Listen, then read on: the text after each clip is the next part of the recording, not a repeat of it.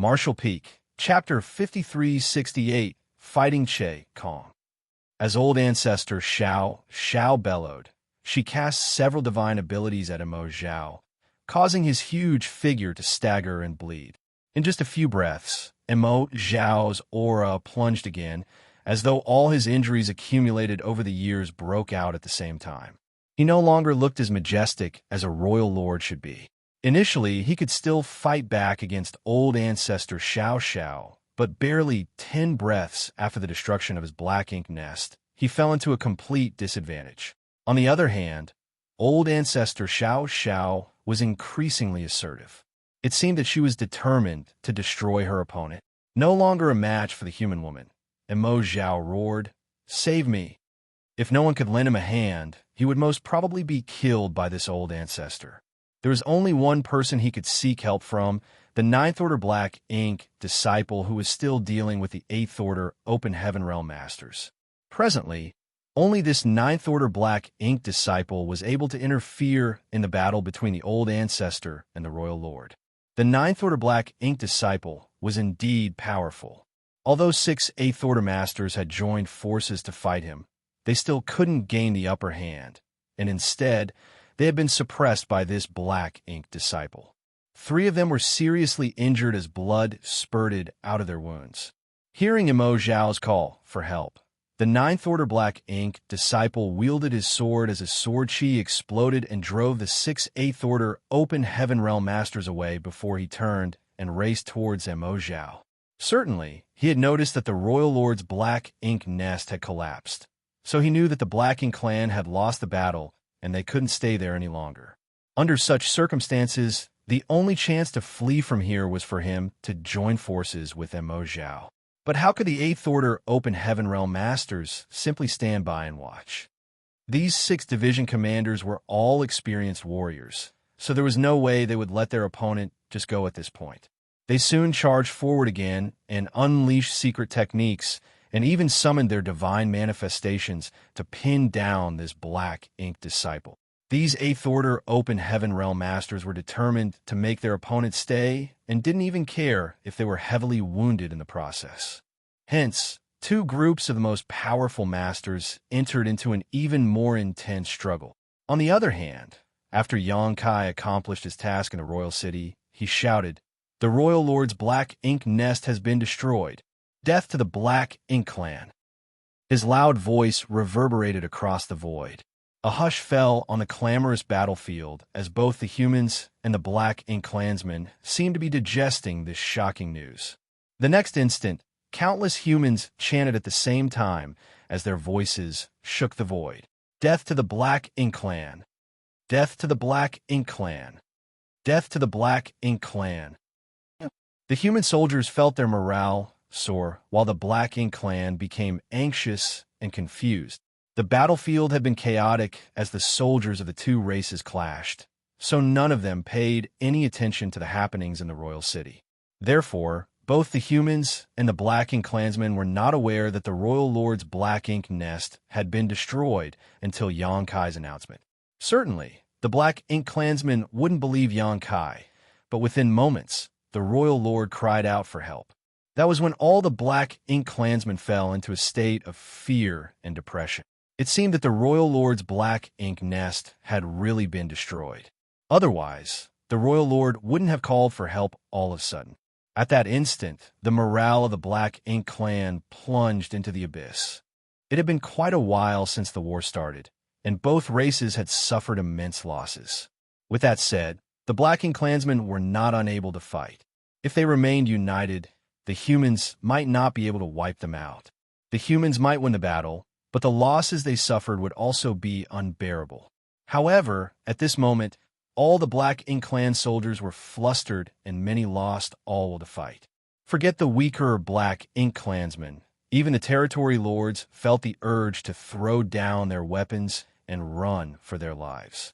Most of the mid-rank Black Ink nests had been destroyed even before the Royal Lord Black Ink nest fell, so the territory lords could no longer draw energy from them. On the battlefield, more and more territory lords were killed in rapid succession. Although some of the Eighth Order Masters had lost their lives as well, the Black Ink clan suffered far more significant casualties. It seemed that the royal lord was no longer able to persevere, and once he was killed, the territory lords would certainly die as well. Both races had been fighting for millennia, and the blood feud between them was irresolvable. The Black Ink clansmen didn't think that the humans would be magnanimous enough to spare them when the war ended. At the thought of this, the surviving territory lords lost the determination to fight on. Nevertheless, it was because of this that they fell into an even more perilous situation. The destruction of the royal lord's Black Ink nest seemed to be a catalyst that propelled the humans to an absolute advantage on the battlefield. The special operations squads, who had been suppressed by the 3 territory lords, finally had a chance to catch their breath. The 3 elite squads, led by the Old Turtles, respectively held up 1 territory lord each. They were initially on the losing side, and their warships had all taken significant damage. They would have to retreat soon. Otherwise, fatalities would soon begin to appear among them. Once their warships were shattered, many, if not all of them, would lose their lives. However, at this moment, these 3 territory lords were no longer determined to kill and instead began focusing on fleeing. Certainly, Chai Fong and the others wouldn't grant their wish. They did everything they could to tie down their opponents, and, as expected, the territory lords were enraged. On the battlefield, the humans fought on while the Black Ink clansmen were routed and attempted to flee. On the other hand, Xianxia was having a hard time in the royal city. Right after he announced the destruction of the royal lord's Black Ink nest, he felt that all his fury accumulated over the years had been vented. However, his thrill was short-lived as Che Kong soon charged at him with a dark expression. This time, Che Kong no longer held back any of his strength. Being one of the top territory lords, his full power was quite intense. Although Xianxia was now a 70,000-meter ancient dragon, his dragon scales were still blasted off by his opponent. His bones cracked, and one of his eyes was almost blinded. The power that Che Kong showcased at this moment was even greater than that of even Xianxia. After just 30 breaths of time, Xianxia knew that he was no match for the other party. If not for the fact that the Tao of Space was abstruse and elusive and his dragon form was incredibly sturdy, he would have been beaten to death by now.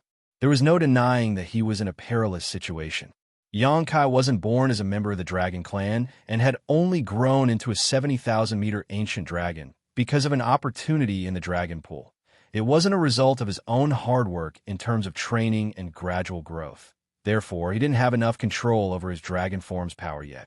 In other words, he wasn't able to fully bring out the strength of his ancient dragon form at this moment. If he had grown into a 70,000-meter ancient dragon through hard work over many millennia, he wouldn't have looked so battered despite not being a match for Che Kong.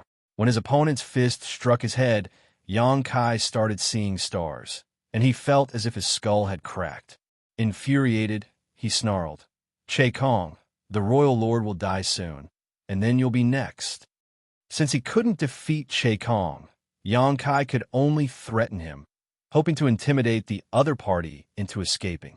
Although letting Che Kong off would be potentially problematic in the future, Xianxia didn't want to be entangled in this life-and-death battle any longer. However, Che Kong was unfazed as he refuted coldly, "Don't worry, I'll make sure to kill you first." He was truly resentful of Xianxia. He was responsible for protecting the royal city, but Xianxia still had the nerve to destroy so many territory lord Black Ink nests in front of him. In the end, Xianxia had even smashed the royal lord's Black Ink nest.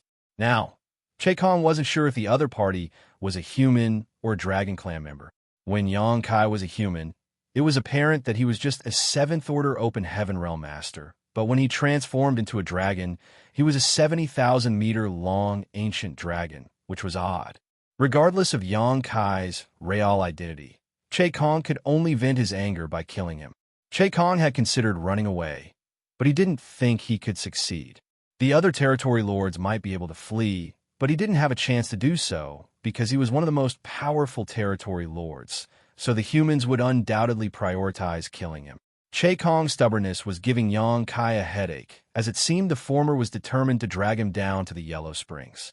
The humans had gone through lots of hardships since the crusade started, and they finally saw hope of victory. Perhaps after this war, they would be able to destroy all the enemies on the Black Ink battlefield once and for all, and then return to the 3,000 worlds. Xianxia's friends and family members were still waiting for him, so he didn't want to lose his life here. It was vexing that he had used up all the soul-rending thorns. If he could cast a second soul-rending thorn at Che Kong at this time, he could significantly weaken him despite not being able to kill him. His black ink nest might still be around. Otherwise, he couldn't possibly remain so powerful. I have to find his black ink nest and destroy it. All of a sudden, Xianxia felt his chest tightening. Wait, what am I thinking? His black ink nest is still around? How could that be? Supposedly, since the Royal Lord's black ink nest had been destroyed, all the mid-rank black ink nests should have started withering as well. After all, those Territory Lord black ink nests were bred from the Royal Lord black ink nest, and they couldn't survive on their own.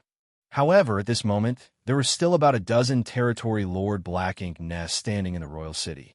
What's going on? A lot of ideas flashed across Xianxia's mind, and he soon took a glance at the Royal Lord's black ink nest and formed a speculation. The Royal Lord black ink nest had been smashed to the ground by his tail sweep earlier, but it hadn't been completely destroyed. In its current state, it had affected the Royal Lord's ability to draw energy from it, which was proven by the fact that the Royal Lord now appeared weak and feeble while fighting against old ancestor Xianxia. However, it wasn't dead yet. Since the Royal Lord's black ink nest hadn't been fully destroyed, it certainly didn't have a huge impact on the surviving Territory Lord black ink nests. Realizing Xianxia's intentions, Che Kong exerted more force with his attacks, giving the opponent no chance to approach the Royal Lord's black ink nest again. I can't drag this out any longer. Xianxia looked around and saw that in different parts of the battlefield, the Eighth Order Masters were locked in intense battles with the Territory Lords. There was no denying that the humans had gained the upper hand. However, if Xianxia lured Che Kong to those Eighth Order Masters, their efforts so far might go down the drain. In that case, there was only one place he could go. Having made up his mind, he braced himself to endure one of Che Kong's blows, which caused his dragon form to stagger before he charged towards Great Evolution Pass while calling out, "Help!" Great Evolution Pass was hovering 5 million kilometers away from the royal city. While it was rotating slowly, the arrays and artifacts installed on the walls continuously shot at the Black Ink Clan soldiers. It had been a while since the war started, and the arrangements around Great Evolution Pass had killed a lot of enemies. Certainly, the soldiers in Great Evolution Pass could see the golden 70,000-meter ancient dragon fleeing in their direction. Hearing Xianxia's call for help, they activated the power of the arrays and artifacts and rained down attacks on the enemy behind him without hesitation. At that instant, countless flashes of light cut across the void and reached for Che Kong. However, Xianxia's figure was colossal, and Che Kong was following behind him, so the attack from Great Evolution Pass couldn't directly strike him. Upon that realization, Xianxia quickly returned to his human form. While spraying out a mouthful of blood, he flew towards Great Evolution Pass. As a result, Che Kong fell into a dangerous situation. Although most of the attacks missed their target, dozens of them rained down on him in a constant barrage. So many of them still hit their mark. Martial Peak, Chapter 5369, Open Your Dog Eyes. Xianxia crossed 1,000,000 kilometers in the blink of an eye. When Che Kong endured the storm of attacks and reached somewhere near Great Evolution Pass, Xianxia was nowhere to be found. While he was on the way earlier, he was faced with the powers of the arrays and artifact from Great Evolution Pass, which disturbed the space around him and caused him to lose track of his enemy. Where is he? Soon, Che Kong detected Xianxia's aura. He was strong, so it was expected that his divine sense wasn't weak either. Unless Xianxia had already left this battlefield, Che Kong would definitely find him if he was determined to do so. When Che Kong found Xianxia, though, his expression turned livid. That was because after Xianxia lured him to this place, he wheeled around and returned to the chaotic battlefield. At this moment, he didn't intend to hide his whereabouts at all. He transformed into his 70,000-meter ancient dragon form again and charged around the battlefield. Now, Essentially, all of the territory lords were occupied with their own battles. So a 70,000-meter ancient dragon like Xianxia was like a tiger barging into a flock of sheep. No one was a match for him. Every time Xianxia let out his dragon breath and wielded his dragon claws, hundreds of black ink clansmen exploded into blood mist. While he was at it, he kept looking in Great Evolution Pass direction. Despite being majestic, he appeared as though he was ready to flee at any moment. Che Kong was enraged as the fury stuck in his chest was like a volcano that was about to erupt. That brat has gone too far. An incensed Che Kong directly turned around and charged towards the battlefield. The attacks from Great Evolution Pass rained down on him from behind, causing his black ink strength to undulate and his figure to shake. Seeing that his opponent was chasing after him again, Xianxia was vexed. Left with no choice, he returned to human form and darted in a particular direction on the battlefield. While on his way, he avoided passing through places where the humans gathered and instead stuck closer to the Black Ink clan forces. Che Kong had apparently gone insane, so Xianxia wouldn't dare to lure him to the human soldiers lest they be implicated. The opponent's powerful aura locked onto him like an anchor, causing his brow to twitch. It was a sign that he was constantly in danger. Given such a situation, Che Kong was still determined to kill Xianxia, which went to show how angered he was. Although Xianxia was a master of the Tao of space, Che Kong was swift as he relentlessly pursued his target. Wherever they went, the Black Ink clan soldiers, who had lost their morale, suffered miserably. They were either killed by Xianxia or lost their lives after getting hit by the fallout of Che Kong's attacks. It had come to a point where Che Kong couldn't be bothered with accidentally killing his own clansmen. To him, Xianxia was the culprit who had destroyed all their Black Ink nests. So even though the Black Ink clan had lost the war, he was determined to end Xianxia's life. As the chase dragged on, the gap between them shortened. All of a sudden, Xianxia turned around and dashed toward the royal city. He hadn't forgotten that there were still a couple dozen Black Ink nests that were still standing. Moreover, the reason Che Kong was still so powerful must have something to do with the fact that his Black Ink nest was still around. To get rid of his pursuer, Xianxia had to destroy Che Kong's Black Ink nest first. Courting death. Che Kong instantly figured out Xianxia's intention. However, he was unable to stop him on his own. Seeing that Xianxia was getting closer to the royal city, Che Kong roared, "Bo Jin, kill him." Somewhere in front of Xianxia, a territory lord was tangled up in a fight against the old turtle squad. Since he started battling against this special operations squad, Bo Jin had managed to injure Chai Fong and the others. While there were 10 7th-order open heaven realm masters in the old turtle squad, none of them was in good shape now. Previously, Bo Jin had drawn energy from his Black Ink nest, allowing him to use a power that exceeded his own limits. However, when Xianxia kicked up a storm in the royal city, his Black Ink nest was among those destroyed. Without the Black Ink nest assistance, Bo Jin's power returned to normal, which was why the old turtles were able to deal with him. Nevertheless, they were all wounded.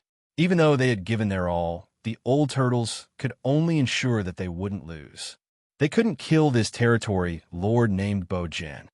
Even if all the 7th-order masters of the old turtle squad were still at peak strength, they couldn't kill a territory lord, not to mention that they were all injured now. Similarly, it was difficult for Bo Jin to destroy them. The old turtle squad's defense was impenetrable, and all the members specifically cultivated defensive secret arts. As such, they all had thick skin and strong flesh. Hearing Che Kong's roar, Bo Jin used a powerful secret technique without hesitation. As his Black Ink strength undulated, he cast this secret technique at the old turtle squad. At the same time, he whirled around and pounced towards Xianxia. Seeing that, Chai Fong, who was leading his team members to deal with the territory lord, bellowed, "Stop him. Activate the sealing array." The moment he finished speaking, the old turtle squad's warship started shining brightly. Something that looked like a tortoise shell expanded rapidly and occupied a large area in the void. Bo Jin, who was trying to leave, was suddenly rooted to the spot. The moment of delay cost him the chance to extricate himself. The gigantic tortoise shell soon folded and entrapped everyone inside. After that, Bo Jin and the old turtle squad's warship were nowhere to be found. It was apparent that they had been trapped inside the tortoise shell, and now a fierce struggle where only one party would survive would ensue. That was a dangerous move for the old turtles. If a territory lord decided to go all out, they might not be able to withstand his attacks. Yongkai skirted past the tortoise shell and roared, "Hang in there, Brother Chai. I'll be back to help you kill the enemy soon." Chai Fong's voice sounded from the shell. "There's no need. I'll kill this territory lord myself." Yongkai fell silent. "Fine. Since you want to act tough, I'll let you be. Let's see if you ask for my help later." While he was distracted by this thought, someone warned him from afar, "Brother Yang, watch out." Instantly, Yongkai was alarmed as he lifted his azure dragon spear and thrust it to the side without hesitation. Struck by an immense force, he was sent flying away while spraying out a mouthful of blood. Another territory lord, who was previously dealing with the Profound Wind Squad, had arrived. On the battlefield, every territory lord had their own opponents, who were mostly 8th Order Division commanders. Those territory lords who were dealing with the 8th Order Masters could naturally not shake off their opponents. Therefore, it was the 3 territory lords who were battling against the Special Operations Squads that were able to help out. The old turtle squad's opponent had been trapped inside a giant tortoise shell, while the one facing Dawn wasn't strong enough, so he was unable to shake off his opponents. Unfortunately, the Profound Wind Squad's enemy escaped from Ma Gao's suppression and launched a sneak attack on Yongkai, causing the latter to suffer a setback.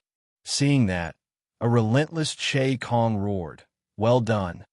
He also seized his chance to push out his palm at Yongkai. Yongkai hadn't stabilized himself when Che Kong's attack arrived. Flustered, he raised his spear to defend himself, but his actions were futile. His arms shook and, as his body cracked, even his chest was indented, and the blood he sprayed out was mixed with pieces of his organs.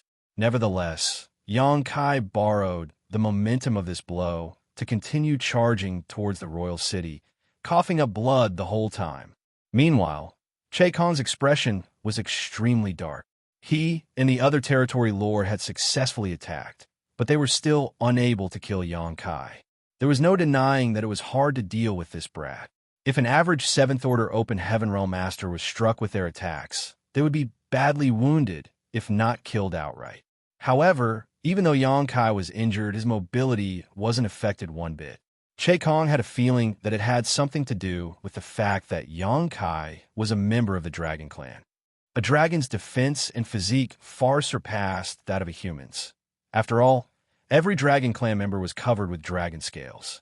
Although their dragon scales were not visible when they were in human form, their defense remained strong. The territory lord's attacks might have been offset by Yongkai's hidden dragon scales. Many ideas flashed across Che Kong's mind, but it didn't slow him down. The other territory lord intended to chase after Yongkai as well, but the Profound Wind Squad pounced on him. Ma Gao was so furious that his face contorted. The illusory phantom of his small universe flashed across his back as he led his squad members to cast a barrage at this territory lord. They blamed themselves for failing in their duty to prevent Yongkai from being ambushed, so they were naturally enraged. The Old Turtle Squad and Dawn Squad had managed to pin down their opponents. Was the Profound Wind Squad any weaker? At that instant, all the Profound Wind Squad members exerted themselves to attack this territory lord. They had mainly been trying to stall for time while defending themselves earlier, but they had given up on that now. They were determined to make sure this territory lord wouldn't shake them off again, even if they had to suffer casualties along the way. On the other hand, Yongkai arrived at the royal city and bolted towards a black ink nest. While on his way, he roared, "Che Kong, open your dog eyes wide and watch." He swept his azure dragon spear across a mid-rank black ink nest, causing it to collapse to the ground. Without stopping, he continued dashing forward. Soon enough, another black ink nest collapsed. A moment later, another black ink nest was destroyed. In the blink of an eye, 3 black ink nests had been shattered. When Yang Kai flew out the other side of the royal city, he felt his face twitching wildly. Che Kong was just too lucky. There were only a couple dozen black ink nests left in the royal city, and he had destroyed 3 of them. However, none of them belonged to Che Kong, as his aura remained powerful. The success rate was neither high nor low, as he had cut 3 out of some 20 black ink nests. Furthermore, he had demolished several black ink nests a while ago, but Che Kong still hadn't been affected one bit. Yang Kai couldn't help but acknowledge that Che Kong was a lucky person. He didn't intend to completely destroy the high-rank black ink nest, as it had already fallen to the ground, and the Royal Lord was no longer able to draw energy from it, which was enough. Since the Royal Lord's black ink nest had survived his attack, Yang Kai decided to let it be for now. The humans possessed a mid-rank black ink nest, and after years of research, they found out a lot of the black ink nest secrets. If they could obtain this half-dead high-rank black ink nest, they might be able to learn even more. Things were looking up in the Great Evolution Theater, causing Yang Kai to wonder how the humans in the other theaters were doing. Therefore, he reckoned that he should keep this high-rank black ink nest. Perhaps it would prove to be useful in the future. 2 figures subsequently left the royal city and darted towards Great Evolution Pass again. While running away, Yang Kai bellowed, "Shoot him!" Soon, innumerable flashes of light shot out from Great Evolution Pass, as if history was repeating itself. However, with his previous experience, Che Kong figured out that Yang Kai wanted to use the attacks from Great Evolution Pass as a screen to shake him off so he could make a fuss on the battlefield again. Therefore, he quickly locked his aura onto Yang Kai, ensuring that the latter wouldn't be able to flee. Martial Peak, Chapter 5370, Too Brutal. The aura was like a needle as well as a lock. While Yang Kai felt a threat behind him, he was also unable to activate instantaneous movement. The instant space principles undulated, Che Kong's aura would flare up and destabilize the void, ensuring that Yang Kai was unable to flee. Over the years, even though Yang Kai had repeatedly made use of space principles to escape opponents, there were distressing moments when he was faced with much stronger enemies. After all, instantaneous movement wasn't invincible. As long as the void around Yang Kai was sufficiently turbulent, he wouldn't be able to teleport away. 2 figures circled around Great Evolution Pass at a great speed. While spitting blood, Yang Kai grinned. "Let's see how much longer you can persevere." This kind of action put Che Kong in a disadvantageous position. There were all sorts of arrangements on the walls of Great Evolution Pass which could be used to rain down a constant stream of attacks on Che Kong, while Yang Kai, who was at the front, was unaffected. They repeatedly circled Great Evolution Pass. During the 3rd round, Che Kong started finding it unbearable. His gigantic figure trembled as he was struck by the attacks from Great Evolution Pass over and over again. Soon, he realized that he couldn't just keep getting hit without counterattacking. Infuriated, he threw out his fist at Great Evolution Pass. Upon impact, the light barrier around the pass shook, but remained undamaged. Seeing that, Yang Kai snorted. Now, 5 8th Order Open Heaven Realm Masters were controlling the core and sustaining the defenses around the Great Pass. There was no way Che Kong could damage the Great Pass on his own. Che Kong was distracted when he made a move earlier. Seizing the chance, Yang Kai activated his power and shook off the aura locked onto his figure. The next instant, he activated space principles and disappeared. Detecting something, Che Kong turned around and saw Yang Kai hovering above an enormous black ink nest in the royal city. A distance of 5 million kilometers was short for a powerful cultivator, especially one skilled in the Tao of space. An unrestrained Yang Kai could cross such a distance in a flash. However, he didn't immediately destroy the black ink nest beneath him. Instead, he eyed Che Kong from a distance and sneered. Che Kong barked, "Don't you dare." Yang Kai scoffed. "Your expression tells me that this is indeed your black ink nest." He had gained some useful information after being tangled up with Che Kong for such a long time. At the very least, he had faintly detected the direction where his opponent drew more black ink strength from. By tracing this trail, he soon found Che Kong's black ink nest. Che Kong was lucky earlier, as he wasn't affected one bit after Yang Kai destroyed 3 out of more than 20 or so remaining black ink nests. Now that his black ink nest had been found, though, it seemed that he had run out of luck. While roaring, Che Kong charged towards the royal city in an attempt to stop Yang Kai. Nevertheless, it was too late. For a master of the Tao of space like Yang Kai, he could move across hundreds of thousands of kilometers in the blink of an eye. So regardless of how fast Che Kong was, it would take him at least a few breaths to reach his enemy. He was unable to stop Yang Kai. Yang Kai raised his hand as world force swirled around his palm. The next moment, he pushed his palm out. Under the influence of an immense force, the black ink nest trembled before being ground to paste. All the black ink strength within the black ink nest formed into a gigantic black ink cloud, shadowing a large area of the royal city. With the previous experience where the royal lord's black ink nest wasn't completely shattered, Yang Kai realized that his move at that time wasn't ruthless enough. Therefore, he made sure to completely vaporize this black ink nest, leaving no trace of it behind. The moment the black ink nest was destroyed, Che Kong's imposing aura plunged, and his figure became sluggish. The destruction of the black ink nest did not only make him lose the source where he could draw energy from, but it also caused some backlash to him. Usually, this kind of impact was negligible, and it wouldn't harm him one bit. However, at this moment, there was a pair of eyes that sensitively caught this momentary weakness. Right after Yang Kai destroyed the black ink nest, and Che Kong's aura plunged, a figure shot out of Great Evolution Pass and launched an attack. He had been waiting for quite a while.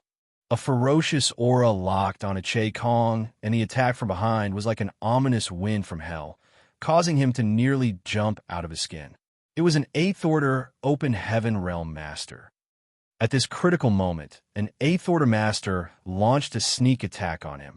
Is it one of the 8th Order Masters who was staying in Great Evolution Pass? Che Kong was unable to figure it out. He chased after Yang Kai to Great Evolution Pass twice, and during the second time, he circled around the pass 3 times. However, those 8th Order Masters didn't seem to have the intention of making a move even then. Che Kong had a feeling that they were unable to make a move for some reason. That was why he had the guts to stick so close to Great Evolution Pass. It never crossed his mind that an 8th Order Open Heaven Realm Master would assault him at this moment. His fury over the destruction of his black ink nest was replaced by extreme fear. At this critical moment, he had to save himself instead of chasing after Yang Kai. He hurriedly turned around and surged his black ink strength before casting a secret technique. The 8th Order Open Heaven Realm Master's World Force and the Territory Lord's black ink strength clashed as their figures trembled. The figure from Great Evolution Pass left just as quick as he came. The moment he came into contact with Che Kong, he was sent flying away and spraying out a mouthful of blood. On the other hand, even though Che Kong was forced backwards, he wasn't as battered as his opponent. There was no denying that Che Kong had gained the upper hand during this exchange. Despite the 8th Order Open Heaven Realm Master's majestic attack, he seemed as frail as a piece of paper. Finally, Che Kong identified the 8th Order Master who launched an attack on him. He was none other than Cha Pu. The weaker Black Ink clansman knew little about the 8th Order Open Heaven Realm Masters, but a territory lord like Che Kong was well aware of the enemy's information. Therefore, he could instantly recognize this 8th Order Master. I see. I'm surprised that it's him. Cha Pu was previously injured when the 9th Order Black Ink disciple revealed himself. If not for the fact that the Black Ink disciple's target was the old ancestor, Cha Pu would have been killed by the surprise attack. Despite that, Cha Pu was still badly wounded in that clash. After that, Yang Kai came over in a hurry and saved him before bringing him back to Great Evolution Pass. In fact, as a veteran 8th Order Master, Cha Pu was fairly strong. However, he had lost the ability to fight after being wounded by the Black Ink disciple. Therefore, he could only recuperate in Great Evolution Pass. Che Kong had almost forgotten about him. Who could have thought that a wounded 8th Order Master would launch a sneak attack on him at that instant? That was the reason Cha Pu was easily driven off after being struck, for the Black Ink disciple had severely wounded him. There was no way he could suppress such a serious injury in such a short time. Although he had made a rash move, the fact that he wasn't killed by Che Kong's all-out counterattack showed the depths of his heritage. Wounded for a second time, Chapu was unable to make a second move. Presently, he was sent flying away towards Great Evolution Pass with a livid expression. Without hesitation, Che Kong chased after the man. Although Yang Kai was despicable, Che Kong had realized it was difficult to deal with him after their brief clash. Yang Kai wasn't powerful in his human form, but he could make use of space principles and the Great Pass to deal with his opponent. Now that Che Kong's black ink nest was destroyed, he might not be able to kill him. On the other hand, Chapu was different, for Che Kong had the confidence to kill him. Ending an 8th Order Open Heaven Realm Master's life was tempting to Che Kong. Since the black ink nests were now all dying, he had to take any chance he could get to weaken the humans' collective power. However, before Che Kong could make a move, a figure appeared in front of him suddenly and almost stood face to face with him. Che Kong widened his eyes in disbelief and roared, "You dare provoke me still?" Yang Kai should consider himself lucky that Che Kong didn't find fault with him. Nevertheless, after he destroyed the black ink nest, he didn't immediately run away. Instead, he had the nerve to get in Che Kong's way. Does he think I'm a pushover? Che Kong was infuriated. He was one of the most powerful territory lords in the Great Evolution Theater. Even some of the 8th Order Open Heaven Realm Masters were no match for him. Even though he was no longer able to draw energy from his black ink nest, there was no way a 7th Order human was a match for him.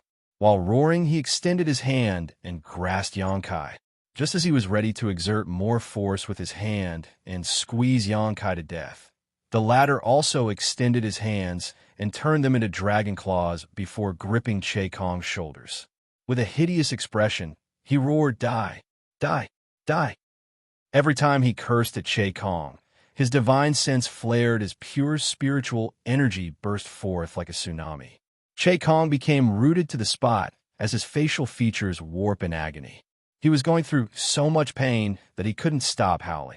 Yang Kai wasn't feeling any better. All his bones cracked as Che Kong tightened his grip. However, he was still laughing like a madman. Their faces were in such close proximity that they almost came into contact with each other, and both of them appeared deranged. Seeing that, the soldiers in Great Evolution Pass felt a crawling sensation on their scalps. Despite the distance between them, they could clearly feel the violent fluctuations of spiritual energy bursting out of Yang Kai. At this moment, he was engaging in a soul battle with Che Kong. This was a fight without any technique, simply a brutal clash that might lead to mutual destruction. It was dangerous for two divine senses to clash, as even if one party was stronger, their soul would inevitably be weakened and damaged by the other party. If there was serious damage to one soul, that person would become a living corpse. He's putting his life in danger. It's too brutal. All the soldiers in Great Evolution Pass widened their eyes in disbelief. They were shocked by Yang Kai's savage move that was akin to mutual suicide, fearful of what might happen to him. On the other hand, Yang Kai was not worried about his safety at all. The higher-ups also knew that he had the soul-warming lotus, and with it, there was no need to worry about this kind of damage to his soul. However, it was a different story for Che Kong. He was previously struck by a soul-rending thorn, so his soul had already suffered a serious injury. Now that he was faced with Yang Kai's all-out spiritual energy attack, he started seeing stars and feeling dizzy. Back when Yang Kai was in Royal Lord Black Ink Nest space, he had used 11 soul-rending thorns and killed and crippled a lot of territory lords and 8th Order Black Ink disciples. Although some of them ultimately survived, they were badly wounded and might not have recovered to this day. This went to show how powerful the soul-rending thorns were. With that said, everyone in the Black Ink Nest space was a soul avatar, which magnified the effectiveness of soul-rending thorns. Although a soul-rending thorn was still extremely powerful in the outside world, it wasn't as fatal as in a Black Ink Nest space where one lacked a physical body to help protect themselves. Despite that, Che Kong couldn't have possibly remained unharmed after getting struck by a soul-rending thorn. Martial Peak, Chapter 5371, Imo Zhao's death. However, after Yang Kai cast the soul-rending thorn earlier, Che Kong was only momentarily affected and soon regained his composure. Yang Kai didn't think the other party was powerful enough to ignore the soul-rending thorn's impact.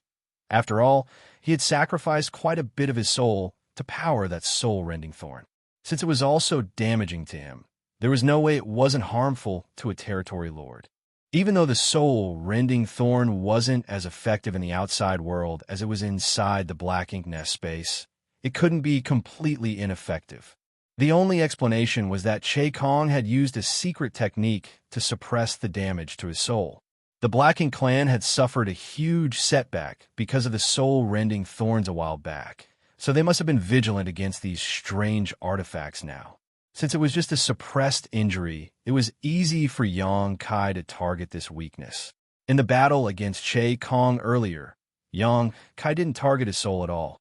He hadn't forgotten about it, but instead wanted to numb the other party's sense of wariness. When they were circling around Great Evolution Pass earlier, Cha Pu had sent a divine sense transmission and said that he could help, but Yang Kai had told him to wait. Cha Pu was badly wounded, so even if he made a move at that point, it wouldn't have been impactful. Only after Yang Kai destroyed Che Kong's black ink nest would there be an opening for Cha Pu to make a move. A sneak attack from a heavily wounded 8th Order Master might not be enough to kill Che Kong, but what about a series of attacks on his soul? At this moment, Yang Kai could clearly feel that Che Kong's soul was being shredded. The soul of a top territory lord was just as powerful as any 8th Order Master. Although Yang Kai's soul was essentially on par with an 8th Order Master's, his current actions would only lead to mutually assured death under normal circumstances. No one could gain the upper hand in such a fight. Nevertheless, it was different now. After their divine senses clashed several times, Che Kong was clearly in a disadvantageous position. He kept roaring in pain while his gigantic body trembled. He could no longer even exert enough force with his hand to hold Yang Kai in place. It was apparent that the damage to his soul that he had been suppressing finally broke out, and the soul-rending thorn was madly digging it. Yang Kai didn't bother to shake off the other party's grasp, as he just continued to pummel Che Kong with his spiritual energy. The invisible force exploded in Che Kong's head, causing his 7 orifices to bleed. Just die already. Yang Kai roared and exerted more force with his dragon claws before pulling Che Kong's arms off, causing blood to spurt out from the fresh wounds. Che Kong howled and staggered backwards. While his vision had turned blurred, he saw Yang Kai charging towards him and was consumed with fear. He didn't panic when the Royal Lord Black Ink nest was destroyed, but now that his life was at risk, he could no longer keep his cool. The instant he felt the murderous intent flooding through him, his mind became a mess, and he couldn't summon his strength at all. He turned around and attempted to flee. The void around Che Kong became viscous all of a sudden as Yang Kai raised his hands and 2 marks appeared. The powers of blue and yellow crystals were drawn from his small universe as they gathered together between his palms and turned into the purest white light. All the surrounding darkness was driven off. Before the war began, all of the 7th Order Masters had received a certain amount of evil, purging divine spears, including those from Dawn. However, Yang Kai received none of those. Evil purging divine spears damaged and killed Black Ink clansmen with purifying light, but Yang Kai was the one who sealed all the purifying light inside the evil purging divine spears, which was why he didn't need any for himself. If he wanted to deal with the Black Ink clan, he could just directly activate purifying light. When he arrived at Blue Sky Pass after escaping from the Black Ink clan's territory back then, he had used purifying light on a wounded territory lord. After that, he had not openly shown the white light in front of any Black Ink clansman again for the past several hundred years. It wasn't that he did not want to, but that he had been warned not to. A long time ago, Zhong Liang had told him not to activate purifying light in public. At that time, Zhong Liang explained that this power was the best weapon against the Black Ink clan. However, Yang Kai was still too weak. If this power was revealed too soon, he would surely be targeted by the Black Ink clan. Zhong Liang even wanted him to stay in Blue Sky Pass and never enter the battlefield, but Yongkai soon snuck out of the Great Pass to join the fight. Now, it seemed that those at the top were already getting prepared for the crusade back then. Purifying Light was a secret weapon that could catch the Black Ink clan off guard during the crusade. Now that the evil, purging divine spears proved to be a great success, Yongkai no longer needed to hide his ability to use Purifying Light. The bright light soon engulfed Che Kong. If he were still at the peak of his power, he could have dodged it easily. However, his soul had been damaged, and he couldn't think straight, so it was too late when he realized he was in danger. The pure white light cast the darkness away and covered a large area in the void, including Che Kong. The thick black ink strength seemed to have come across its arch-nemesis, and as it clashed with the pure light, it was rapidly vaporized. On the other hand, Che Kong seemed to be going through the most horrible torture imaginable as he screamed in agony, his facial features contorting uncontrollably. In the blink of an eye, this powerful territory lord looked like a dilapidated house as a large amount of purifying light entered his body through his pores and 7 orifices and eroded the source of his power. Che Kong had never expected that he would one day be invaded by a corrosive power, just like the humans had suffered for so long. This was no different from the black ink strength's effects on humans. While Che Kong's energy was in a mess, Yongkai reached him and fiercely thrust his spear through his opponent's head. Yongkai had channeled all his strength into the weapon, and, with a clever use of space principles, the spear ignored any form of distance and directly penetrated Che Kong's head. Yongkai's world force exploded, and before Che Kong could even think about defending himself, his head exploded. Swinging his spear down, Yongkai cut the other party's body in half, finally causing the territory lord's aura to dissipate and vanish. He had managed to kill a territory lord. Moreover, Che Kong wasn't just any territory lord. He was one of the most powerful territory lords. The territory lord that Yongkai and Bai he had joined forces to kill all those years back wasn't even comparable. Blood mist spread out as thick black ink strength exploded and turned into a sea of darkness. The undulations were more violent than when Yongkai destroyed those mid-rank black ink nests. However, the sea of darkness was soon wiped away by the purifying light. The bright light contracted soon after and left Yongkai standing in the void, all on his own with the spear in hand. His entire figure was soaked in blood, and his murderous intent still hadn't subsided. All the soldiers in Great Evolution Pass stared intently at him. They had watched the life-and-death battle from start to finish, and although Yongkai had made use of Great Evolution Pass power, and Cha Pu had made a move to shock the enemy, Yongkai still pulled off a stunning feat by killing a powerful territory lord despite being just a 7th Order Master. There was never such a brave and fearless black ink clansman. Only the humans could succeed at defeating enemies stronger than themselves in one-on-one battles. All the soldiers in Great Evolution Pass broke into a fit of cheers, and even more attacks soon sent out to the rest of the battlefield. Che Kong is dead. Initially, Yongkai wanted to loudly announce Che Kong's death to boost the humans' morale, but right after Che Kong's demise, an even more powerful aura swelled up like a final blaze of glory. Following that, the royal lord roared, "You think you've won just by killing this king? The human race will forever be our slaves. That day will surely come. Black ink eternal." On the battlefield, both the humans and the black ink clansmen turned to look at the source of the voice. In fact, they couldn't see anything because the battlefield was too chaotic, especially in the region where old ancestor Xianxia and Mo Zhao had fought. The moment these eyes turned to look at the battle, all they could see was an endless region of darkness explode all of a sudden. At the same time, the royal lord's aura vanished, and Mo Zhao was dead. It wasn't the first time the humans managed to kill a royal lord in history, but Mo Zhao's death had a profound impact on the Great Evolution Theater. It meant the end of an era and the arrival of another. Old ancestor Xiao shot out from the cloud of darkness, and despite her petite figure, she appeared incredibly imposing against the weltering darkness. There were bloodstains on her clothes, and her face was slightly pale. Although she had successfully killed the royal lord, she was also wounded. When the royal lord was still able to draw energy from his black ink nest in the beginning, they could be considered equally matched. The reason she could kill Imo Zhao so quickly was that his black ink nest had been smashed. Imo Zhao was badly wounded to begin with, and without his black ink nest support, his strength instantly plummeted. Even in such a condition, though, he couldn't be considered a weakling. Old ancestor Xiao couldn't kill him without suffering wounds in the process. However, she didn't have time to recuperate at this moment. After killing Imo Zhao, she headed straight towards the Ninth Order Black Ink Disciple. She had not forgotten that there was still a powerful foe on the battlefield. Only by killing him could the humans seize victory in this war.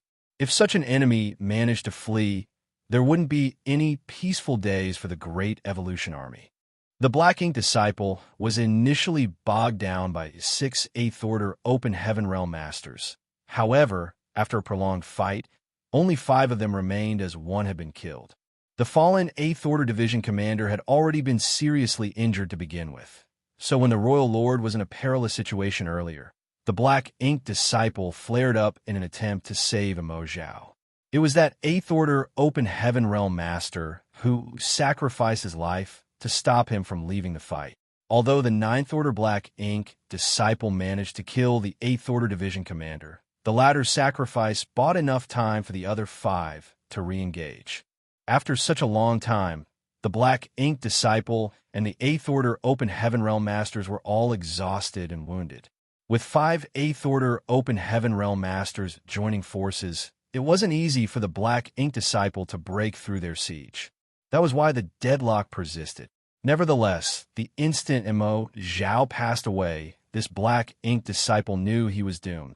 He had just broken through recently, so he was certainly not old ancestor Zhao's match. Although the old ancestor was wounded and exhausted, he wasn't in any better shape. Therefore, the moment Imo Zhao fell, this Black Ink Disciple grit his teeth as a red light radiated from him and his blood essence surged. He started burning his own blood essence, and the ferocity with which he wielded his sword increased sharply. All 5 8th Order Open Heaven Realm Masters were taken aback. However, one of them charged forward instead of backing down. A red light also shone from his body, as it seemed that he was determined to make the enemy remain even at the cost of his life. The Black Ink Disciple wasn't the only one who could burn his blood essence. The 8th Order Open Heaven Realm Master could also do that. Old ancestor Xiao knew that they couldn't let this Black Ink Disciple flee, and the 8th Order Open Heaven Realm Masters were also aware of that. However, there was a huge price to pay to stop a 9th Order Black Ink Disciple who was determined to flee. Although 5 of them had joined forces, 4 of them retreated at this moment while the remaining 1 dashed forward. Those who backed down sported sorrowful expressions. Martial Peak, Chapter 5372, Saving Himself. As the sword light subsided, the 8th Order Open Heaven Realm Master lost his life. Bastard! Old ancestor Xiao roared. The 9th Order Black Ink Disciple killed an 8th Order Master right in front of her, so she had a good reason to be enraged. From a distance, she pushed out her palm and struck the Black Ink Disciple's back, causing him to cough up blood. At the same time, the surviving 4 8th Order Open Heaven Realm Masters surged their world force and charged towards the enemy. As the secret techniques landed, the Black Ink Disciple was tossed about like a rag before exploding into pieces. The 8th Order Open Heaven Realm Masters were startled for a moment, but before they could celebrate their victory, the pieces of flesh all turned into sword waves and penetrated their defense before gathering together in a place that was several 100,000 kilometers away. In the blink of an eye, the sword waves condensed into the Black Ink Disciple's figure. However, his aura was much weaker than before, and his face was pale. Gathering 10,000 sword body, old ancestor Xiao sported a solemn expression as she directly identified the Black Ink Disciple's secret technique. Great Evolution Paradise was destroyed 30,000 years ago, but just like any of the 72 paradises, they had their unique secret techniques. Gathering 10,000 sword body was one such technique.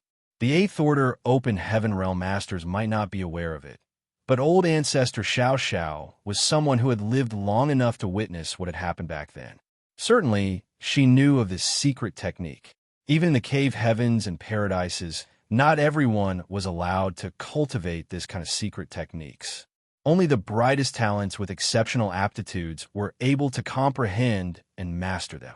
Since this black ink disciple was able to master gathering 10,000 sword body, it showed that he had an outstanding aptitude.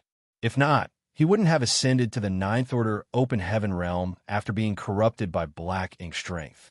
Gathering 10,000 sword body was an extremely powerful secret technique, and it was rumored that when a person had fully mastered it, they could transform themselves into 10,000 swords waves and slash out at the world around them. The reason the black ink disciple had used this secret technique, however, wasn't to kill but to escape. Mo Zhao was killed, so old ancestor Xiao was able to deal with him now. If he did not escape, he would certainly perish as well. After his figure took shape, the black ink disciple turned into a sword light and madly broke through the battlefield with his indestructible sword chi. Wherever the sword light went, the powerless human soldiers directly exploded into blood mists. Even warships were cut in half by the sword light. Although old ancestor Xiao gave chase, she was unable to catch up quickly. As time passed, the black ink disciple's lead would surely shrink and the old ancestor would be able to pin him down, but for the moment, he was unstoppable.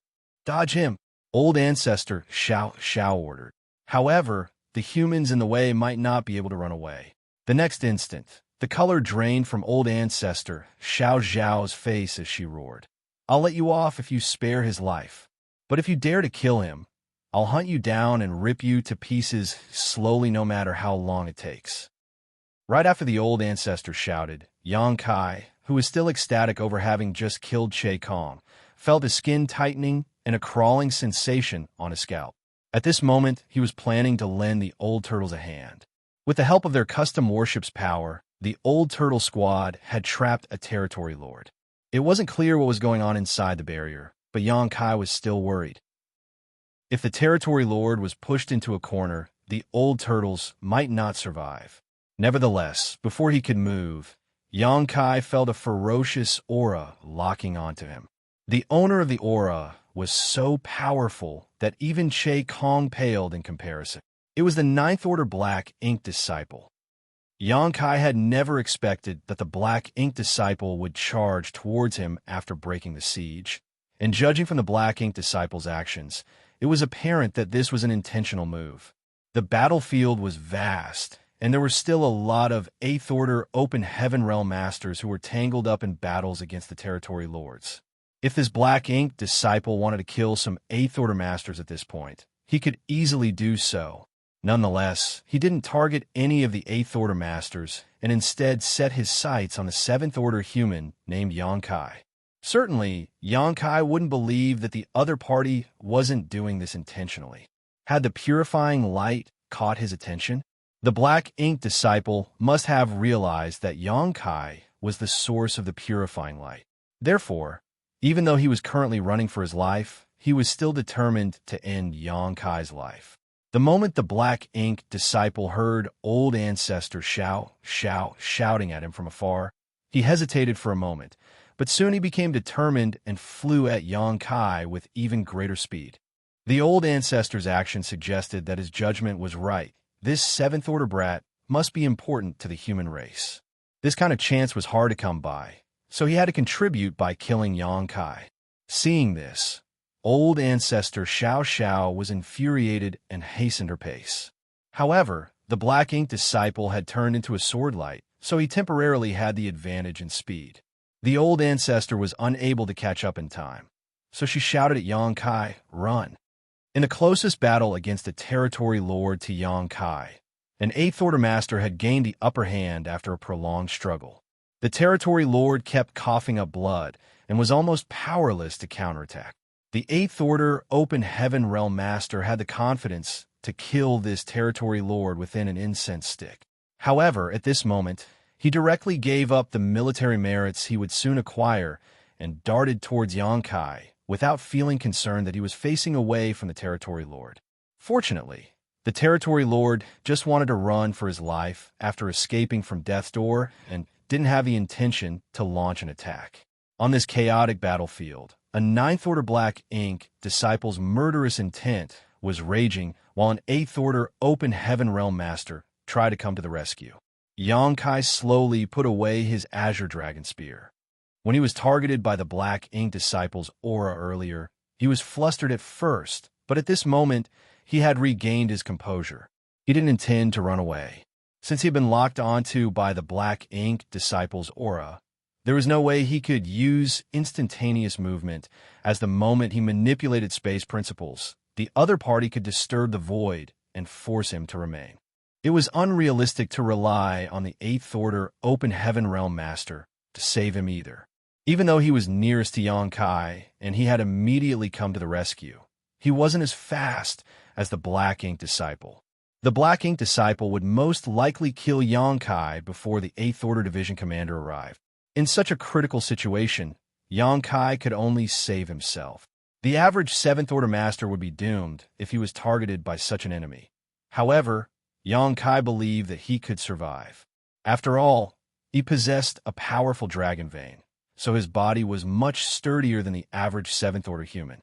The other party might not achieve his goal if he underestimated Xianxia. Seeing that Xianxia didn't move away, old ancestor Xianxia widened her eyes.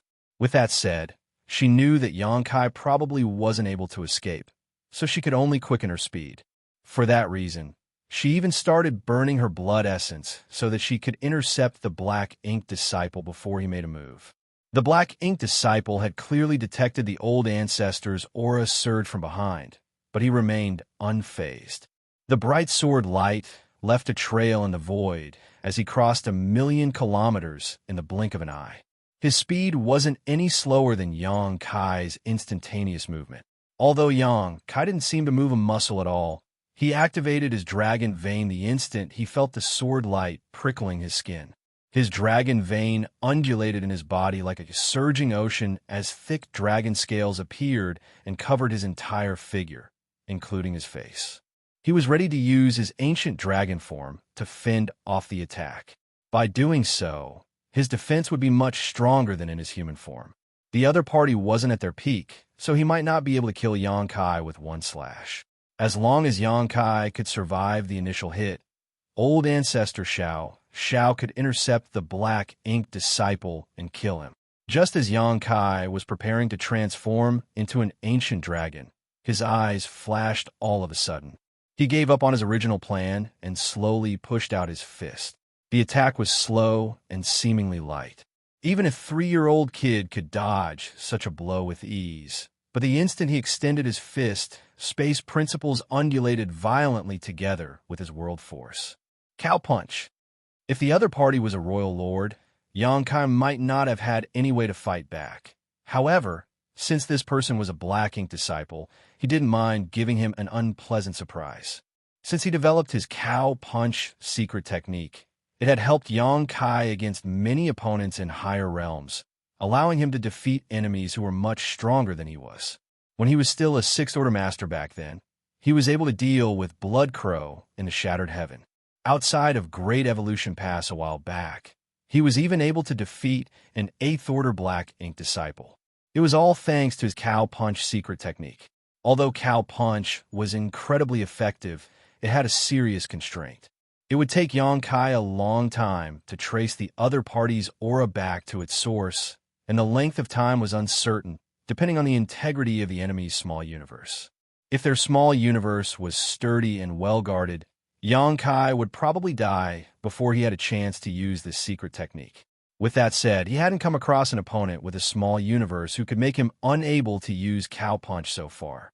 Regardless of how robust an Open Heaven Realm Master small universe was, they had to draw out world force in order to attack, defend, or even move. For that reason, Xianxia would always have a chance to trace the opponent's power back to its source. When the Black Ink disciple made a move just now, Yongkai instantly realized he was able to trace the opponent's world force back to his small universe with ease. This came as a shock to him, and was the reason he gave up on his original plan and decided to use Cow Punch instead. He wasn't sure if the secret technique was effective on a Ninth Order Black Ink Disciple, but he wasn't willing to just wait for death or bet everything on not dying to the other party's attack. It wouldn't have mattered if there wasn't a chance, but since the chance had presented itself, he had to fight back even if he might lose his life. Since time immemorial, countless humans on the Black Ink battlefield had sacrificed their lives to prevent the 3,000 worlds from being destroyed. That was also the reason Yongkai didn't immediately turn into an ancient dragon. Although his defense would be stronger being an ancient dragon, it would be harder for him to use his Cow Punch. Only in his familiar human form could he fully unleash this secret technique's power. The next instant, Yonkai's entire figure shook as all his dragon scales fell apart and half of his body turned numb. Following that, he felt a sharp pain in his knowledge sea. At the same time, his small universe was cut across by an immense force. A huge crack instantly appeared above the sky in his small universe. At that instant, Yongkai's body, soul, and small universe were struck at the same time. There was no denying that the Black Ink Disciple's attack was horrifying. Yongkai really felt like he was dying. His mind was a mess, his vision had turned dark, and he couldn't even support his own weight. He was no longer able to perceive the outside world or even his small universe's condition. This was a terrible feeling he had gone through before. He couldn't help but recall the moment when his body was destroyed by great demon god Immo Shung back in the Star Boundary. That was the exact feeling that he was going through at that moment. Martial Peak, Chapter 5373, Death. Yongkai was killed in the final battle against the great demon god Immo Shung. It was thanks to the immortal tree that he was able to rebuild his body and return from the dead. If he was killed this time, though, there wouldn't be another immortal tree for him to refine. He would be gone for good. Right after he sent out his Cow Punch secret technique, the sword light that had slashed across him started shaking violently, as though it had been struck by an immense force. Following that, the Ninth Order Black Ink Disciple separated from the sword light and collapsed. At this moment, he sported a horrified expression. His world force and his black ink strength had become incredibly unstable. Even the sarcomas on his body started swelling and exploded, causing the black pus to scatter everywhere. His robust restorative power quickly healed the sarcomas, but they soon exploded again, creating a kind of gruesome cycle. The Black Ink Disciple seemed to be going through excruciating pain. A dark, illusory phantom of his small universe appeared behind the Black Ink Disciple. As someone in the Ninth Order Open Heaven realm, there was no denying that his small universe was vast and magnificent. His ample world force suggested that he indeed had the heritage of the Ninth Order Open Heaven realm. However, his small universe seemed to be in chaos right now. The entire small universe seemed to be enduring a violent storm and on the verge of collapse, with the balance of the 7 elements in a complete mess. Seeing that, old ancestor Xianxia and the 8th Order Open Heaven Realm Master, who was rushing over to save Yongkai, became startled. The humans and the Black Ink clansmen around them were perplexed as well.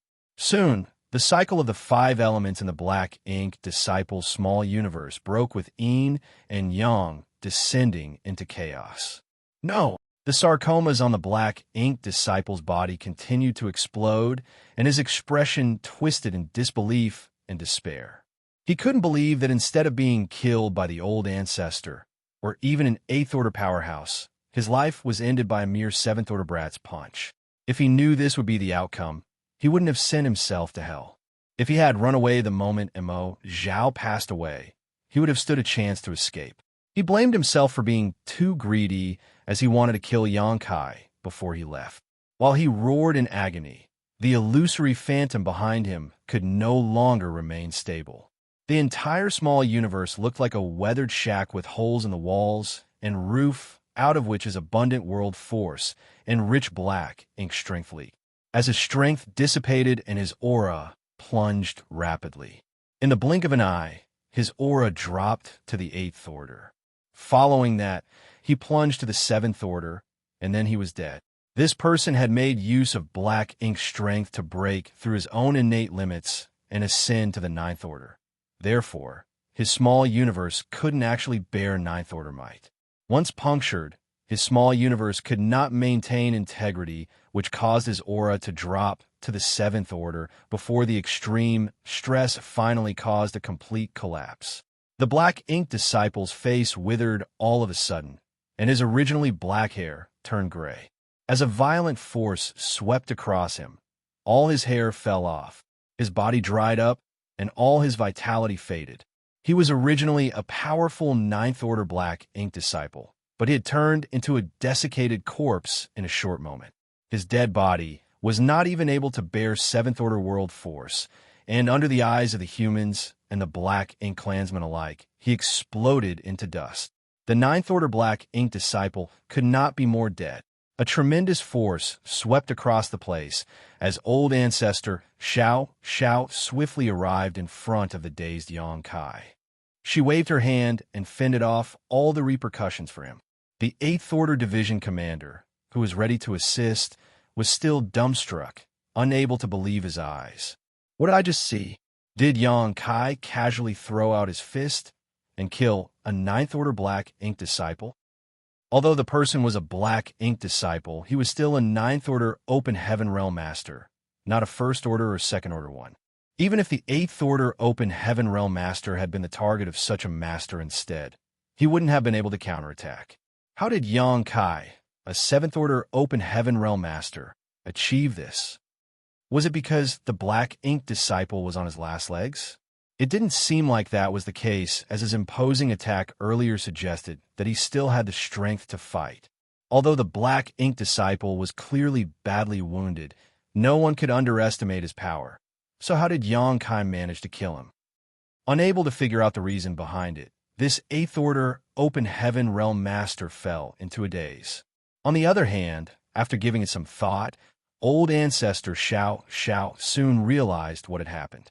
In fact, she too was astonished to see Xianxia killing a 9th order black ink disciple with just a light punch. Nevertheless, she soon understood the whole chain of events. Previously, the black ink disciple made a move to kill some 8th order open heaven realm masters following Mo Zhao's order. Unfortunately, the humans already had some arrangements. 5 8th order masters appeared from their hiding place and joined forces with an injured 8th order division commander to engage in a life and death battle with the black ink disciple. During the intense battle, the black ink disciple managed to kill an 8th order open heaven realm master, and after Mo Zhao's death, he killed another one while attempting to flee. In other words, 2 8th order masters had lost their lives because of him.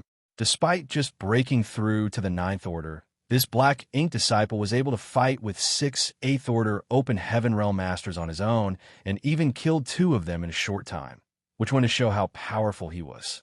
With that said, he had to pay a huge price for these results and was badly wounded during the fight. The 2nd 8th order open heaven realm master who passed away had even burned his blood essence to stop him from fleeing. Even though the black ink disciple killed him on the spot, he was still held down for a moment, which gave old ancestor Xiao a chance to hit him with her palm strike from a distance, causing him to spit blood. That palm strike wasn't just an ordinary attack, though.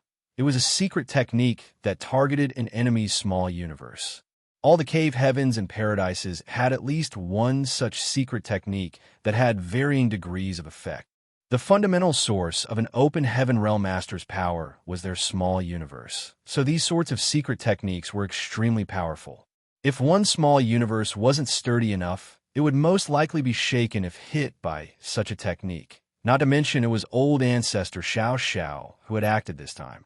This kind of secret technique was useless on Mo Zhao, as the black ink clan physiology was different from that of humans. They didn't have small universes, so the secret technique was harmless to them. However, when dealing with a black ink disciple, this type of secret technique was especially lethal. The old ancestor's attack had caused the black ink disciple's small universe to descend into chaos and brought it to the brink of collapse. While running away, the Black Ink disciple made a move to attack Yang Kai with his sword light, but it never crossed his mind that Yang Kai would seize the chance and use his cow punch. It could be said that without the old ancestors' attack, which broke holes in the Black Ink disciple's small universe, Yang Kai couldn't have immediately found an opening to strike at. It was thanks to the old ancestors' attack from afar that the Black Ink disciple's small universe was exposed. Yang Kai had developed Cow Punch based on his mastery over the Tao of Space, and it was the very pinnacle of secret techniques that targeted an enemy's small universe, superior to any technique the Cave Heavens and Paradises possessed. His all-out attack was just enough to be the last straw that broke the camel's back. Of course, it also had something to do with the fact that the other party was a Black Ink disciple. If the other party had been a true Ninth Order Open Heaven Realm Master, with a firm and robust small universe, Yang Kai wouldn't be able to kill him even if he managed to land his cow punch. It could be said that many reasons and coincidences came together to allow a Seventh Order Master like Yang Kai to kill a Ninth Order Black Ink disciple. However, at this moment, Yang Kai didn't even know what he had done.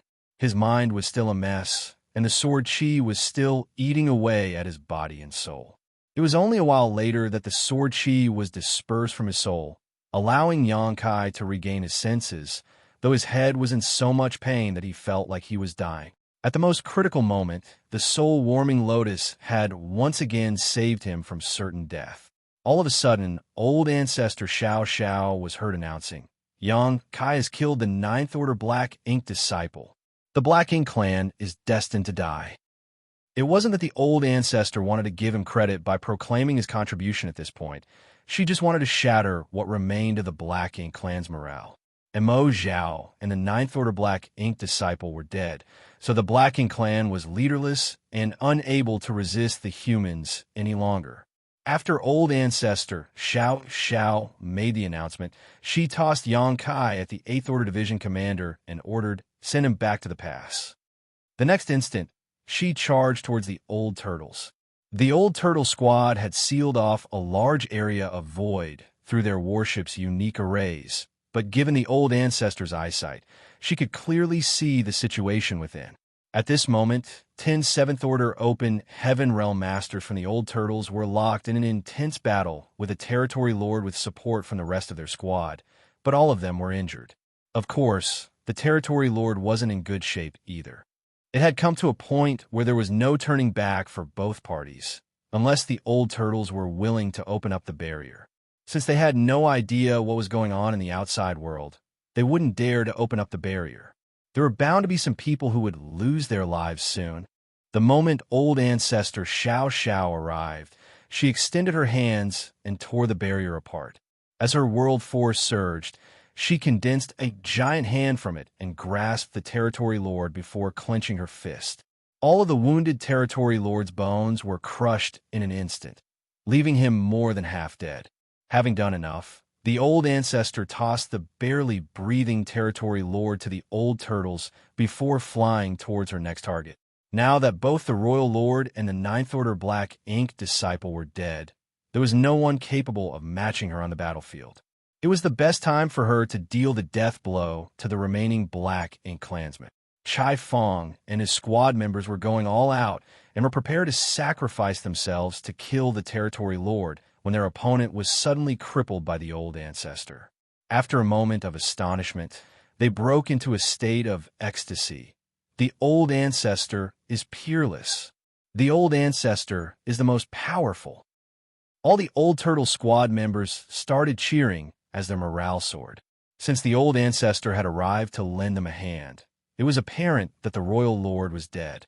Previously, they had been tangled up in a battle with the territory lord within the barrier, so they were unaware of what was going on in the outside world. While they were shouting, Chai Fong pushed out his fist and smashed the territory lord to pieces. The opponent's vitality soon dissipated. He was really dead now. Chai Fong guffawed, for he had also killed a territory lord now. He had been envious of Yang Kai, who had killed territory lords before. However, being less powerful, he was unable to replicate this feat. Therefore, he was ecstatic about having his wish granted now. Although it was largely thanks to the old ancestors' help, He was the one who dealt the final blow. All the old turtles were elated as well.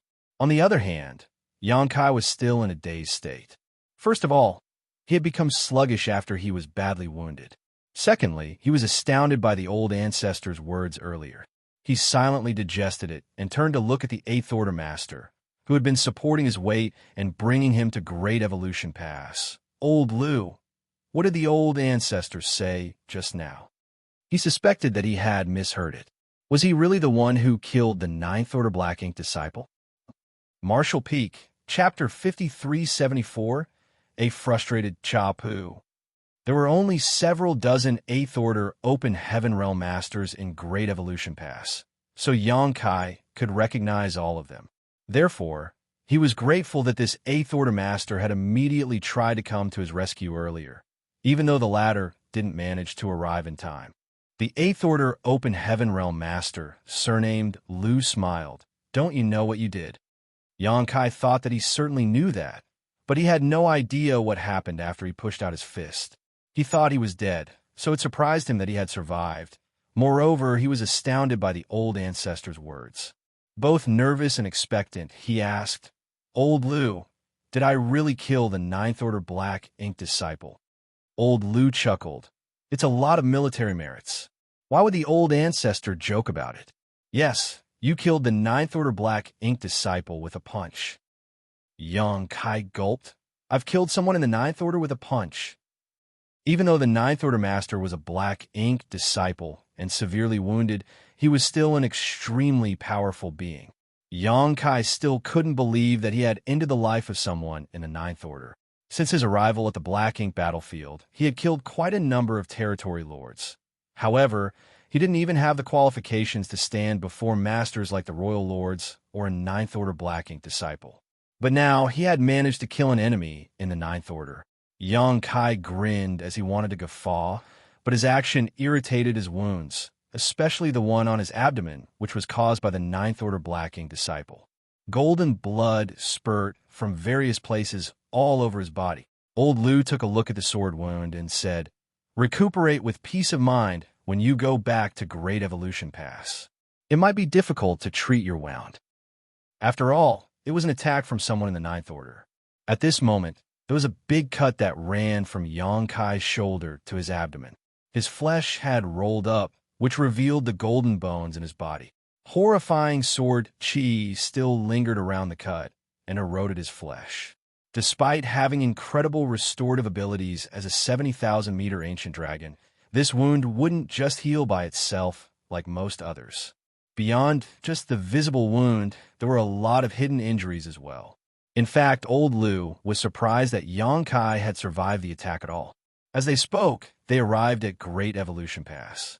The barrier opened up, and Old Lu set him down on the wall as the soldiers in the pass watched them with admiration and respect. Old Lu said with a smile, "Get some rest and watch us kill all those bastards." Young people like Xianxia had done a lot, so the older generation couldn't fall behind on the battlefield. After finishing his words, Old Lu returned to the fight. Xianxia didn't protest. In fact, he had lost all combat strength now and would only be a burden if he insisted on returning to the battlefield. It was a shame that he was unable to fight until the end of the war, but the joy of killing a 9th Order Black Ink disciple soothed his dejectedness. Noticing the admiring stares around him, Xianxia wore a faint smile while warning himself to be low profile instead of showing off.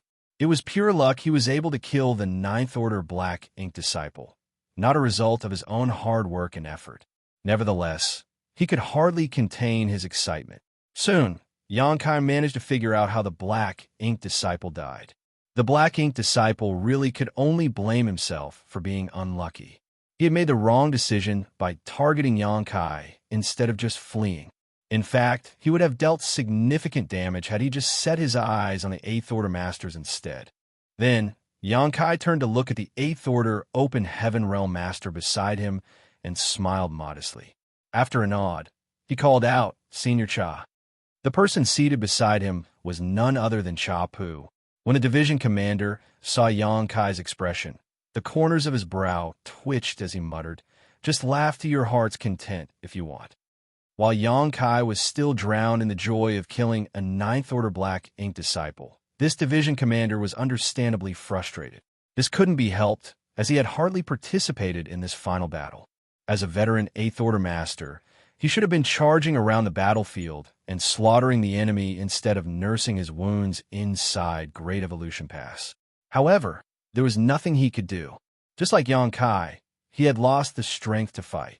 Previously, when the Eighth Order Open Heaven Realm Masters simultaneously used the evil, purging divine spears, he had done the same. However, he didn't manage to achieve anything because his opponent was the Ninth Order Black Ink disciple. At that time, Chapu thought that the other party was unusually powerful as the latter was able to dodge the evil, purging divine spear, but he didn't read too much into it. It wasn't until the other party revealed his Ninth Order aura that Chapu realized why he felt a sense of incongruity. Fortunately, the Black Ink disciple's target was the Old Ancestor, so the moment he flared up, his attack was aimed at the Old Ancestor. Despite that, Chapu was still wounded and almost lost his life. It was thanks to Yang Kai who arrived just in time and saved him from the calamity before sending him back to Great Evolution Pass that he was still alive. After that, to launch a sneak attack on Che Kong, Chapu forcefully suppressed his injuries and made a move. Unfortunately, this exasperated his wounds and he was forced to withdraw. After the enemy was killed by Yang Kai, Chapu could only drag himself back to Great Evolution Pass and recuperate. In other words, he hadn't killed a single territory lord in the entire battle. He was one of the most powerful and experienced Eighth Order Open Heaven Realm Masters who had made tremendous contributions in the previous wars. However, things just didn't go well for him this time. It wouldn't have mattered if there was no comparison, but after Yang Kai made such huge contributions, it was expected that Chapu was frustrated. He would rather have been killed on the battlefield than been forced to sit idly here and watch. Senior Cha, don't. Yang Kai was rendered speechless. It seemed that Chapu was in a terrible mood. Yang Kai initially wanted to ask him about his injury, but he could only keep his mouth shut now. Yang Kai then turned his head and saw that the Black Ink clansmen were thoroughly routed now. All the territory lords and feudal lords were running for their lives, and wherever the Old Ancestor went, she slaughtered all the enemies around her. Even the territory lords were dying at a steady rate. There was no doubt that the humans had won the war. The Old Ancestor was basically peerless, as there were no more powerful enemies on the battlefield.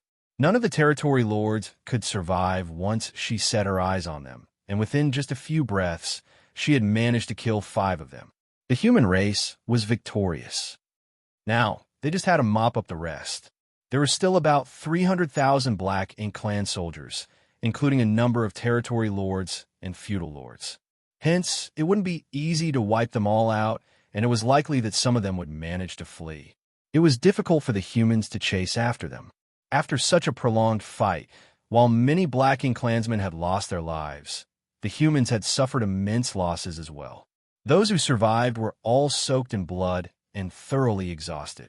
Now, the humans could only seize the chance to kill as many enemies as possible. Yang Kai saw Dawn, the Profound Wind Squad, several powerful army commanders, and a lot of other familiar faces. However, Huang Xinyang was nowhere to be found. The territory lord who had dealt with her was missing as well. It wasn't certain if he had been killed or had run away. Was her soul clone destroyed? Yang Kai couldn't help but feel apologetic. In order to shake off the territory lord a while ago, he summoned Huang Xinyang's soul clone using her feather.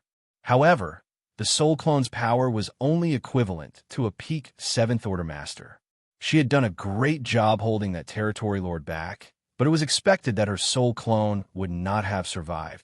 Yang Kai wondered if the destruction of the soul clone would have any impact on Huang Xinyang's true body. It seemed he would have to head to the no-return pass and apologize to her when the dust settled. After letting out a breath, he set himself at ease. It had taken the humans a lot of effort to come to this point. Countless millennia had passed with the humans enduring hardship all this time, devising plans and seeking an opportunity to act. Today, they finally managed to completely uproot the Black Ink clan from an entire theater. After this great war, everything should come to an end on the black ink battlefield. The soldiers from the Great Passes could return to the 3,000 worlds. None of them had returned to their homes for far too long. Perhaps many of them had even forgotten about what the 3,000 worlds looked like. After pulling himself together, Xianxia started examining himself. There was a big cut that ran from his shoulder to his abdomen. Sword chi was seen swirling around the horrifying wound. His soul had been damaged as well. To kill Che Kong, Xianxia clashed with the other party using his divine sense and injured himself. After that, the black ink disciples exacerbated the injury in his soul. His small universe was affected as well. Upon examination, Xianxia realized there was a terrifying crack above the sky in his small universe. Xianxia was horrified at the sight. One had to know that there was a world tree clone, which was more powerful than the 4 universe pillars in his small universe. With the world tree clone's protection, his small universe had always remained impenetrable, with even attacks from territory lords not being able to shake it. If not for the fact that he felt assured with the World Tree clone in possession, he wouldn't have dared to raise so many living creatures in his small universe. Nevertheless, one attack from the Black Ink Disciple left a gash running across the entire length of his small universe, manifesting itself as a huge crack in the sky. It went to show how devastating that slash was. Xianxia reckoned that if not for the World Tree clone's presence, his small universe would have been cleaved in two. The enemy's slash injured Xianxia's body, soul, and small universe all at once. The average cultivator would have died after suffering such an attack. Even an 8th Order Master would have been doomed. However, this kind of injury didn't really matter to Xianxia. There was no denying that his body was horribly wounded, but as long as he could get rid of the sword chi gnashing at his flesh, his dragon vein would eventually restore the rest of the damage. As for his soul, Xianxia didn't even bother thinking about it, for the soul-warming lotus was already beginning to ease his pain and mend the damage. As for the huge crack in the small universe, it was already closing slowly. The World Tree clone was extremely powerful. The reason Xianxia's small universe was broken was that he wasn't strong enough. There was no problem with the clone. With the clone's presence, it was just a matter of time before the crack healed. It could be said that these injuries, which would be fatal to any 8th Order Open Heaven Realm Master, didn't matter to Xianxia. After he was done with the examination, he realized that he just had to get rid of the sword chi and the damage would heal on its own.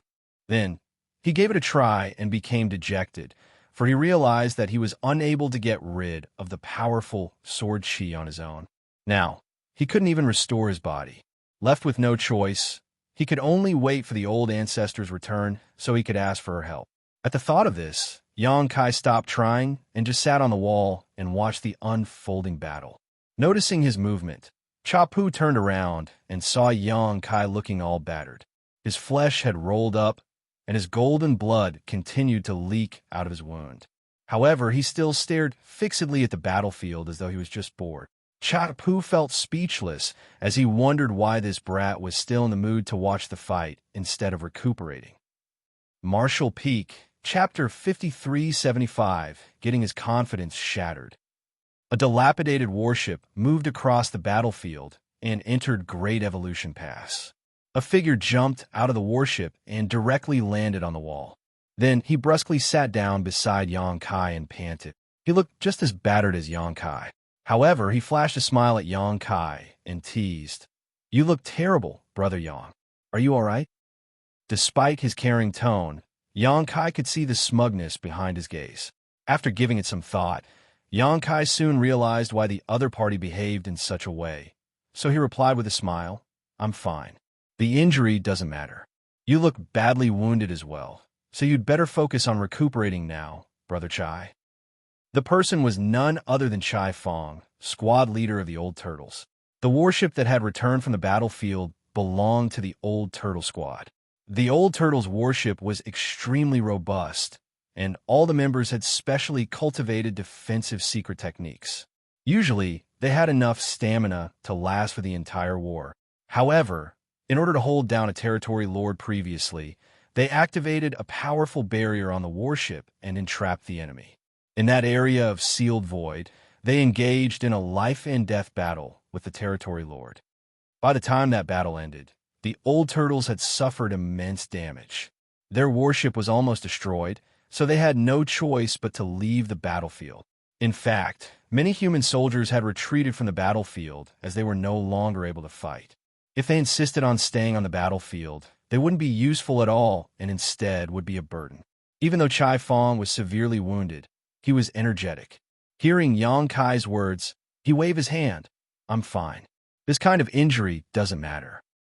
Perhaps his movement had irritated his wounds, though, so blood started leaking out of his wounds again. As a result, his face turned pale and his aura weakened. Yang Kai and Cha Pu glanced at him, speechless. Chai Fong coughed and hurriedly activated his power to seal the wounds. Pretending to be nonchalant, he remarked, "The Territory Lord was indeed powerful.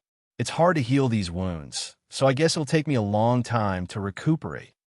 While Yang Kai remained silent, Cha Pu didn't bother to respond to him. Chai Fong went on to say, "There were originally around 80 Territory Lords in Great Evolution Theater, but after this war, only a small number of them will be able to escape alive. I hope the old ancestor and the others can kill them all. If any one of them survives, it will be troublesome for us in the future." Yang Kai grunted, "You have a point." Chai Fong added, "However, the 8th Order Division commanders have to be careful when chasing after them.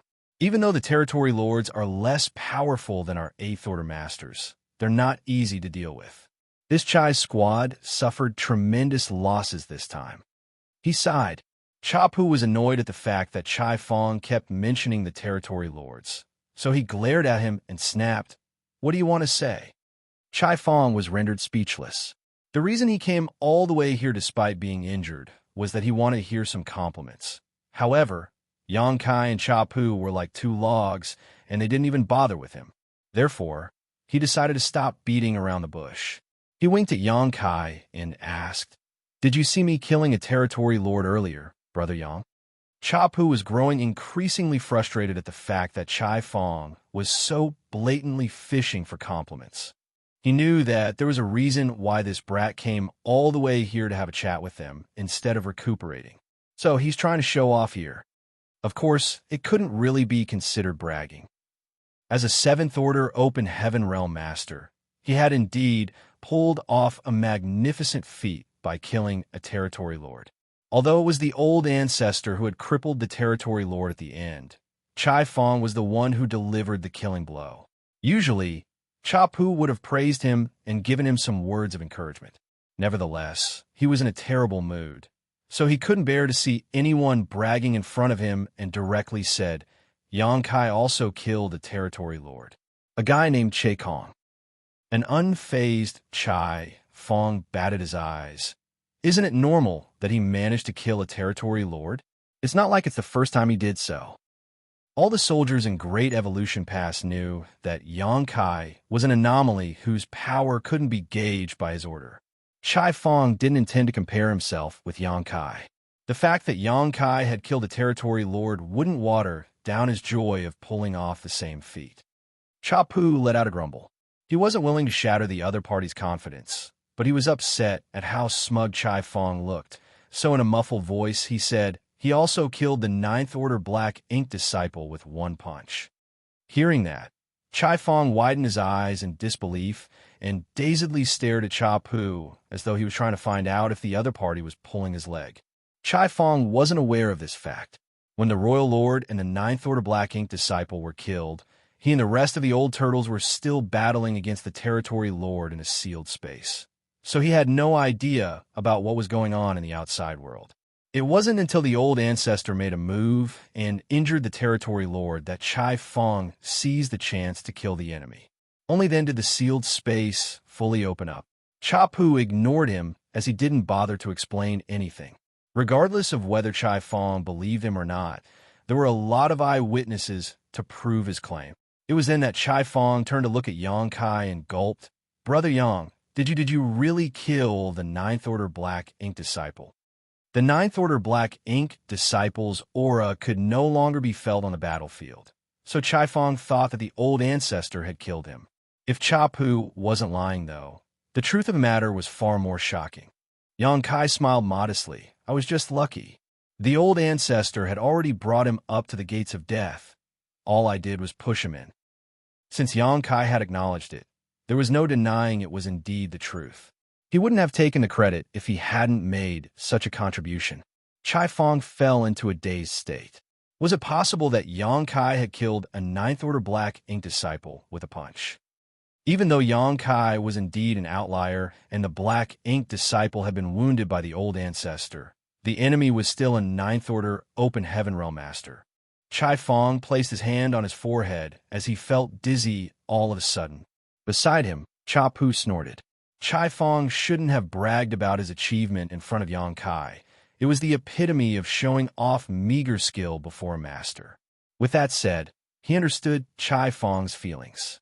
It wasn't news anymore that Xianxia had killed quite a number of territory lords despite being a seventh-order open heaven realm master, so it was pointless for him to brag about such achievements. It seemed that Chai Fong just wanted to get Xianxia to acknowledge his win this time. However, this usually tremendous contribution paled when compared to the fact that Xianxia had managed to punch a ninth-order black ink disciple to death. All of a sudden, Chai Fong turned to look at Cha Pu and asked caringly, "You're badly wounded as well, Senior Cha. How many territory lords did you kill?" He didn't intend to irritate Cha Pu. It was simply meant to be a random question. However, the moment these words were spoken, Cha Pu's eyes went bloodshot as he landed a kick on the braggart and yelled, "Scram!" An unsuspecting Chai Fong was sent flying away. While in midair, he groaned in pain as blood spurted from his wounds. Xianxia almost failed to stifle his laughter. Cha Pu glowered at him before straightening up and turning around. "Damn it, I can't stay in this place anymore. These little brats are just too full of themselves." Both of them had killed territory lords, and Yang Boy even executed a ninth-order black ink disciple. As an eighth-order master, I haven't made any contributions so far. I can't let this stand. The next moment, he roared and charged toward the battlefield, despite being injured while Xianxia watched him leave in shock. While it was peaceful in Great Evolution Pass, the chaos on the battlefield didn't last long. After Mo Zhao and the Ninth Order Black Ink Disciple were killed, all the Black Ink clansmen knew that the war was lost. The humans would soon occupy the entire Great Evolution Theater. The surviving territory lords and feudal lords all attempted to run for their lives. Nevertheless, the Eighth Order Masters and the surviving squads would never let them go. The battlefield, which was already vast to begin with, rapidly expanded. Within just 1 hour, the void around the Royal City and Great Evolution Pass was cleared out. Only debris from warships and the corpses of the humans and Black Ink clansmen floated about, an illustration of how brutal the war had been. It would take the human masters some time to hunt down the remaining Black Ink clansmen, so the matter couldn't be resolved quickly. Xianxia had been recuperating on the wall for the past 2 days, and while the injuries to his soul and small universe were on the mend, his flesh wounds had exacerbated instead of getting better because of the Black Ink Disciple's sword chi. This didn't really bother him as he had a dragon vein, so although he wasn't in peak condition, there were no powerful Black Ink clansmen left, so he wasn't required to fight. Gradually, more and more squads returned. Despite being soaked in blood, they all appeared energetic. It was apparent that they had made a lot of contributions. When Xianxia regained some strength 2 days later, he flew out towards the original battlefield and wandered around the wreckage and corpses. Soon, he found a dim-looking feather which belonged to Xianxia. As he examined the feather, he let out a sigh. Just like what he had expected, Xianxia's soul clone had been destroyed as this feather had lost all spirituality. The feather now looked tattered and had almost broken in half. The power of Xianxia's soul clone was equivalent to a peak 7th Order Open Heaven Realm Master. Although she could exert more power than others in the same relative realm as a divine spirit, this was just a soul clone after all. Holding back a territory lord was already the best she could achieve. Xianxia had no idea what happened to the territory lord who dealt with her soul clone as, at that time, he was focused on fighting with Che Kong, so he couldn't pay attention to other things. After Che Kong was killed, Zhao was subsequently felled. Following that, Xianxia was attacked by the Ninth Order Black Ink Disciple, so he didn't have time to find out what happened to the Soul Clone. Now, the Black Ink clan had lost the war, and the Eighth Order Masters and the Old Ancestors had left to hunt down the surviving enemies.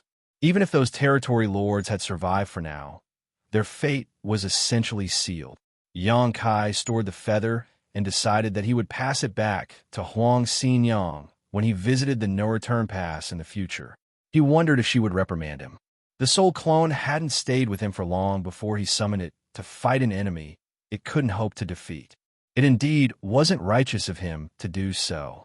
As he recalled Huang Xinyang's temperament, he knew that he would inevitably be given a harsh lecture. As some returned to Great Evolution Pass, others departed. The ones leaving had initially remained in Great Evolution Pass to make use of the emplacements on the walls. Now that the Black Ink clan had fled from the local battlefield, they no longer had to remain here. Therefore, many drove their warships out to hunt down the enemies, leaving only several hundred people behind to guard the Great Pass. Great Evolution Pass still needed to be guarded, so it wasn't like all of them could just leave. After all, many people were still recuperating in the inner sanctum. Many people also silently moved around the battlefield and collected the corpses of their fallen brothers and sisters. Many of the human soldiers who died in the war didn't even leave behind a corpse. So it could be said that other than their names on the Monument of Heroes, there was nothing left to remember them by. It was because of these humans who were willing to sacrifice their lives that the survivors were finally able to occupy the entire Great Evolution Theater. The humans had won this war, and the victory belonged to all the soldiers who had made contributions on the Black Ink battlefield. Xianxia composed himself before sweeping a glance over this vast battlefield and letting out a sigh. He hoped that there would be no more war on the Black Ink battlefield after this, and the 3,000 worlds would finally be able to enjoy eternal peace. Martial Peak, Chapter 5376, Entering the Royal Lord's Black Ink Nest. After wandering around the battlefield for a while, Xianxia arrived somewhere near the Royal City. The Royal City had been around for several hundreds of thousands of years. It could be said to be the foundation of the Black Ink clan in the Great Evolution Theater. But now, the universe world where the Royal City was located had shattered, and the city itself was ruined. The gigantic Black Ink nests had either fallen to the ground or been destroyed. Only a small number of them were intact. There wasn't a hint of vitality in the universe world where the Royal City was located. The Black Ink clan had lost the war, and those who had survived were running for their lives now. The large Royal City was completely empty and desolate. Xianxia didn't even spare a glance at those surviving mid-rank Black Ink nests and instead headed straight to the high-rank Black Ink nest. He initially thought he had smashed this Black Ink nest with his strike, but the truth was that it wasn't completely destroyed. That was because there were still some remaining mid-rank Black Ink nests. If the high-rank Black Ink nest had been completely destroyed, these mid-rank Black Ink nests would have withered as well. Once the higher-rank Black Ink nest was destroyed, the lower-rank Black Ink nest would die as a chain reaction. Although the high-rank Black Ink nest had collapsed to the floor, it was still a magnificent sight to behold. Xianxia stared silently at the damaged Black Ink nest for a while. As an idea flashed across his mind, he stepped forward. Soon, he found the entrance and entered. Following that, he could feel an immense force surging within the flesh walls of the Black Ink nest. It was imaginable that the Royal Lord must have stored a huge amount of power in this Black Ink nest, so that he could draw energy from it at any moment while dealing with old ancestor Xianxia. If not for the fact that Xianxia had damaged this Black Ink nest, it wouldn't have been so easy for old ancestor Xianxia to kill the Royal Lord. Now, the power stored in this Black Ink nest was no longer useful. Since the Royal Lord was dead, who else could make use of it? It certainly was useless to the humans. How wasteful, Xianxia thought. He wondered how many resources had the Black Ink clan wasted to build up the energy reserves in this place. Those resources could have greatly benefited the human soldiers. Since the Black Ink nest had collapsed, it wasn't easy to move around the passageways as many places had been blocked. With that said, it took Xianxia little effort to clear the way forward. Soon, he arrived at the black ink pool. The internal structures of all black ink nests were similar, the only real difference being their size. Xianxia had seen the black ink pools of low-rank and mid-rank black ink nests, but in comparison, the black ink pool within this high-rank black ink nest was undoubtedly larger. If a black ink pool inside the low-rank black ink nest was like a puddle, then a black ink pool inside a mid-rank black ink nest was like a pond. On the other hand, the black ink pool inside the high-rank black ink nest was like a lake. Black ink strength could be felt surging in the black ink pool. Many sarcomas that nurtured new black ink clansmen were squirming on the flesh walls, like they would hatch at any moment. Xianxia wasn't bothered at all. Even if these black ink clansmen were born, they would be extremely weak and pose no threat to the humans. Any open heaven realm master could easily kill them. He wanted to look for the black ink nest center and make use of it to find out what was going on in other theaters. The humans had routed the black ink clan in the Great Evolution Theater, but no one knew what was going on in the other theaters. Although the humans had made a lot of preparations for this final battle, and the evil, purging divine spears were finally revealed, the battlefield was an ever-changing environment. Before there was any verified news, no one could guarantee the humans had gained the upper hand on every battlefield. Certainly, there was transmission of information between the Great Passes, but that was the communication between the humans. Xianxia wanted to find out what the black ink clansmen were talking about, so that he could have a clearer picture of the situations in the different theaters. Perhaps he could gather some useful information by making use of the Royal Lord's black ink nest. At this moment, he was glad that he never decided to completely destroy the black ink nest during the battle. Otherwise, he wouldn't have such an opportunity now. Soon, he found the black ink nest center. As the black ink strength undulated, Xianxia selected a spot and sat down with his legs crossed. Although he had entered the spaces of low-rank and mid-rank black ink nests on several occasions, it was the first time he had done such a thing in a high-rank black ink nest. In fact, there wasn't any difference. He just had to open his small universe and let the black ink nest absorb his world force. With the world force as a bridge, he could connect to the black ink nest consciousness. The next instant, Xianxia found himself inside a huge space. He didn't reveal his soul avatar. He was a human after all, so his soul avatar would be quite conspicuous. In this place where everyone was a black ink clansman, his identity might be exposed. At this moment, his consciousness looked like a kind of cloud. This type of form wasn't peculiar, as many black ink clansmen existed in similar shapes in the space that connected the black ink nests. The instant Xianxia entered this space, he felt the chaotic fluctuations of divine senses all around him. At the same time, he could read a lot of messages. The humans have gone all out this time. They have developed an artifact that emits a very pure light that can restrict black ink strength. The territory lords under Mo-Bu Royal Lord have suffered immense losses. We need help in the Xianyuan Theater. Many of the soldiers are dead. Can any royal lord lend us assistance? The humans have arrived at the royal city. We might lose it at this rate. The humans have gone mad. They've even driven their great pass to this place. The Azure Nether Theater is at risk of falling. As the divine senses communicated in this space, they revealed the fact that the Black Ink clan was in a state of despair. Most of the divine senses were flustered, and it was apparent that the Black Ink clan were in perilous situations in various different theaters. Numerous royal cities even seemed to be on the verge of destruction. Only a small number of divine senses remained calm and collected. However, affected by the atmosphere, they still appeared a little uneasy. The humans had launched an all-out crusade this time. There were over 100 great passes in an equal number of theaters. Several million human soldiers had made a move, so there was no turning back.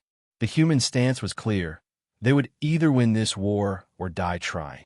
With the help of the great passes and the evil purging divine spears, and coupled with the advantage they had accumulated over the past several hundred years, the humans marched forward in these theaters and rendered the Black Ink clan powerless to counterattack. The evil purging divine spears have been widely employed, causing a large number of feudal lords and territory lords to lose their lives. Without the feudal lords and the territory lords to take charge, the Eighth Order Open Heaven Realm Masters could let loose. As long as they managed to gain the upper hand on the battlefield, they could assist the old ancestors and join forces to deal with other territory lords. They could also try to destroy the high-rank Black Ink Nest to cripple the enemy forces. On the battlefield, one party could gain the upper hand by achieving a breakthrough, and the humans had found a way to do that. Therefore, the Black Ink clan was in danger in every theater. In the weaker theaters, the royal cities were on the brink of being occupied, so they had no choice but to ask for help. However, at this point, none of the theaters could lend a hand to other places, for they couldn't even save themselves. Even if they still had the power to offer help, it was unrealistic to do so, as there was a long distance between the theaters. These pieces of bad news were like music to Xianxia's ears. Even though there was some transmission of information between the Great Passes and the higher-ups in Great Evolution Theater must be aware of what was going on in the other theaters, such information was still restricted for now. Therefore, when Xianxia found out about such information in this Black Ink Nest space, he was thrilled. The humans were on the winning side. These flustered divine senses continued to share distressing news in this space that connected the Black Ink Nests, filling the atmosphere with a sense of despair. Xianxia was secretly pleased. The Black Ink clan had suppressed the humans for millennia and repeatedly invaded their Great Passes. Now, they finally had a taste of their own medicine. It seemed that the humans were bound for victory. However, there was no news of any royal city being conquered or any royal lord being killed so far. It seemed that the progress in Great Evolution Theater was the quickest. It wasn't hard to figure out the reasons behind this. When the Great Evolution Army retook Great Evolution Pass 200 years ago, they had managed to significantly weaken the Black Ink clan. To achieve that goal, they had lost almost 40% of their forces.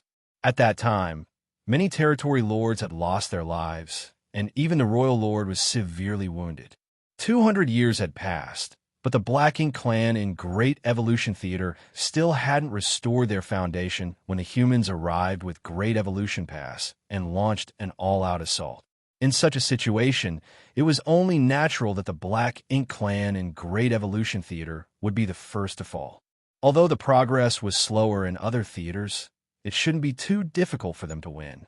Everything depended on their own powers to make contributions that were similar to those in Great Evolution Theater.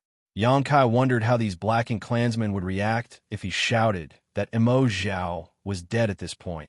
While he was pondering on this, though, he suddenly noticed something and shifted his attention to another place in the vast space. When he entered this space earlier, he was drawn to those chaotic divine senses, so he never paid attention to the silent side. As he looked intently now, an odd feeling rose within him. There were more than 20 soul avatars that remained completely silent over there. They were not flustered or worried at all. These 20-plus soul avatars were so quiet that it was as though they were sleeping, a stark contrast to the soul avatars who were actively exchanging information with their divine senses. It was because of their silence that Xianxia didn't immediately notice them. This Black Ink Nest space seemed to have been divided into two parts. On one side, there were these anxious soul avatars who were spreading information and asking for help. On the other hand, there were those eerily silent soul avatars. The moment Xianxia noticed them, he felt his chest tightening as a feeling of incongruity rose within him. The next instant, he realized why he had this feeling all of a sudden. The number wasn't right. There were 108 cave heavens and paradises in total. Every cave heaven or paradise corresponded to a theater.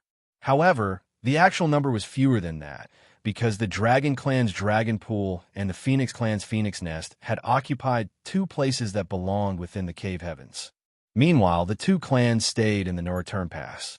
In other words, there should be 106 theaters on the Black Ink battlefield. Although Xianxia hadn't counted, he believed that there were over 100 soul avatars whose divine senses were communicating with each other, that had gathered together. Since these soul avatars were able to enter this space, it meant that they had made use of a high-rank Black Ink Nest in the respective theaters. The number of the soul avatars and the number of theaters should have matched.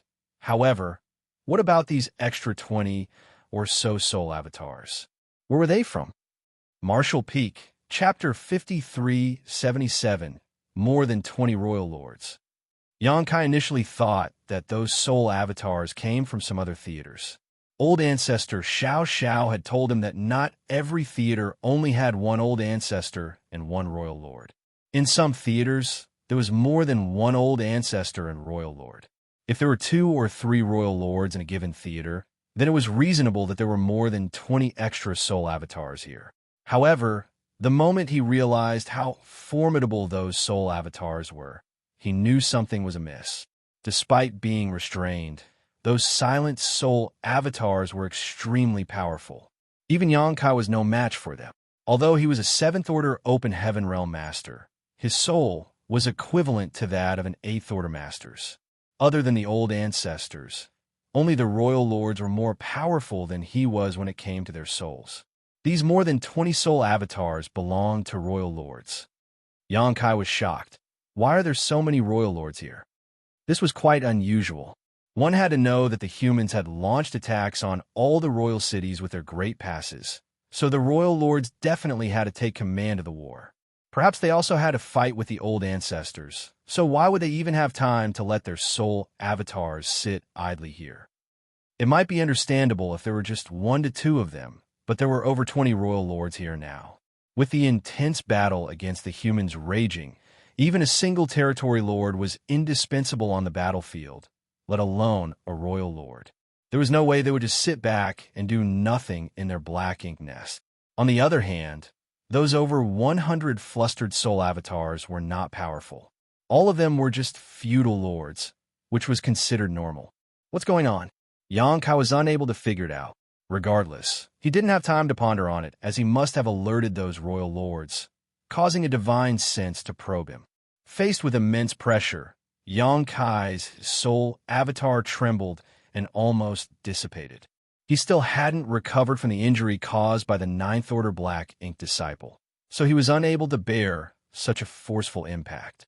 Fortunately, he pulled his soul together at the most critical moment. There was a new message in his divine sense. Which theater are you from? It was apparently a question from the other party. Without hesitation, Xianxia replied, I'm from Great Evolution Theater, sir. What is the situation in Great Evolution Theater? Xianxia lied to him by saying, the situation is dire. Sir Royal Lord is locked in a life and death battle with a human old ancestor, but he's in a disadvantageous position. We need assistance right away. As soon as Xianxia finished speaking, the other party was startled for a moment before asking doubtfully, Isn't Imo Zhao supposed to be dead? Damn it! Xianxia felt his chest tightening. Only then did he realize the information in Great Evolution Theater must have already spread through this space. After giving it some thought, he realized it wasn't so surprising. So many divine senses from different theaters had gathered together in this space and were constantly communicating with one another. One of them had to have been from Great Evolution Theater. It was pretty violent and showy when Imo Zhao was killed, so the Black Ink clansmen in the Royal Lord Black Ink nest at that time must be able to detect it. A territory lord? No, you're a human. The divine sense suddenly realized Xianxia's identity. The next instant, a tremendous force surged in this space. In fact, Xianxia was ready to leave the moment the other party's suspicion was aroused because of what he had said. Since the other party realized he was a human, he definitely couldn't stay in this space any longer. Xianxia successfully left the space the moment the power of the other party's divine sense burst forth, so he was only lightly impacted. Even so, he still felt an excruciating pain in his head when he regained his senses. It seemed that his soul had been damaged. His soul still hadn't recovered from the injury caused by the 9th Order Black Ink Disciple when he was attacked by another Royal Lord. If not for the soul-warming lotus protection, he would have lost his life by now. Ignoring his pain, Xianxia left and shot into the sky in a hurry. As space principles undulated, he arrived at Great Evolution Pass in the blink of an eye and headed straight to the space array. At this moment, It was actually quite busy around the space array. Usually there would only be a few open heaven realm masters in charge of this place, but there were more than 10 of them now. The light of the space array kept flickering, and every time it happened, a jade slip would appear out of thin air, containing reports from another great pass. When Xianxia arrived, he realized that these open heaven realm masters appeared thrilled. This couldn't be helped, as the information they received indicated that the humans had gained the upper hand in every theater. In some of the theaters, the royal cities would be conquered soon. When a seventh order master saw Xianxia rushing over with a worried expression, he quickly greeted him and asked, "What's wrong, junior brother Yang?" Enduring the excruciating pain, Xianxia clenched his teeth and replied, "Quickly inform the other great passes that apart from the royal lords we already know of, there's still over 20 royal lords hiding somewhere in the dark. Please tell the old ancestors to be on guard." Hearing that, the seventh order master was flabbergasted. "Where did you get the information? Is it accurate?" Xianxia explained, "Just now I entered the high-rank black ink nest space and saw over 20 soul avatars that belong to the royal lords there. The reason they haven't participated in the war must be that they're waiting for a chance to deal a fatal blow to the old ancestors." On the battlefield, the threat of hidden royal lords was lethal. The reason Great Evolution Pass was lost 30,000 years ago was that Zhao appeared all of a sudden after hiding in the dark all along. When the old ancestor from Great Evolution Pass was engaged in battle with the veteran royal lord, Zhao suddenly appeared and joined forces with the royal lord to kill the old ancestor. Previously, the Ninth Order Black Ink disciple had wanted to do the same by concealing himself. However, old ancestor Xiao became vigilant after receiving a warning from the Snow Wolf squad before their demise, which is why the Black Ink disciple failed to achieve his goal. It could be said that the message sent from the Snow Wolf squad in their last moments had been critical to the war. If not for their warning, those from Great Evolution Pass wouldn't have been on guard for a second royal lord, and things wouldn't have gone so smoothly for them. Just one hidden royal lord had caused the loss of Great Evolution Pass 30,000 years ago. Now, there were over 20 such royal lords. If the Black Ink clan managed to achieve their goal, many old ancestors would lose their lives. Once some of the old ancestors were dead, the human soldiers would be in danger. Therefore, the expressions of these open heaven realm masters, who were still elated a moment ago, changed drastically when they heard what Xianxia had said. The Seventh Order Open Heaven Realm Master, who spoke to Xianxia just now, yelled, "Quickly spread this information around." Jade slips were soon engraved with such information and sent to the other great passes as the light of the space array repeatedly flickered. It wasn't until 1 hour later that all 105 jade slips were sent out. Everyone in the Grand Hall held their breath. They were no longer as joyful as before, and the atmosphere had instead turned solemn.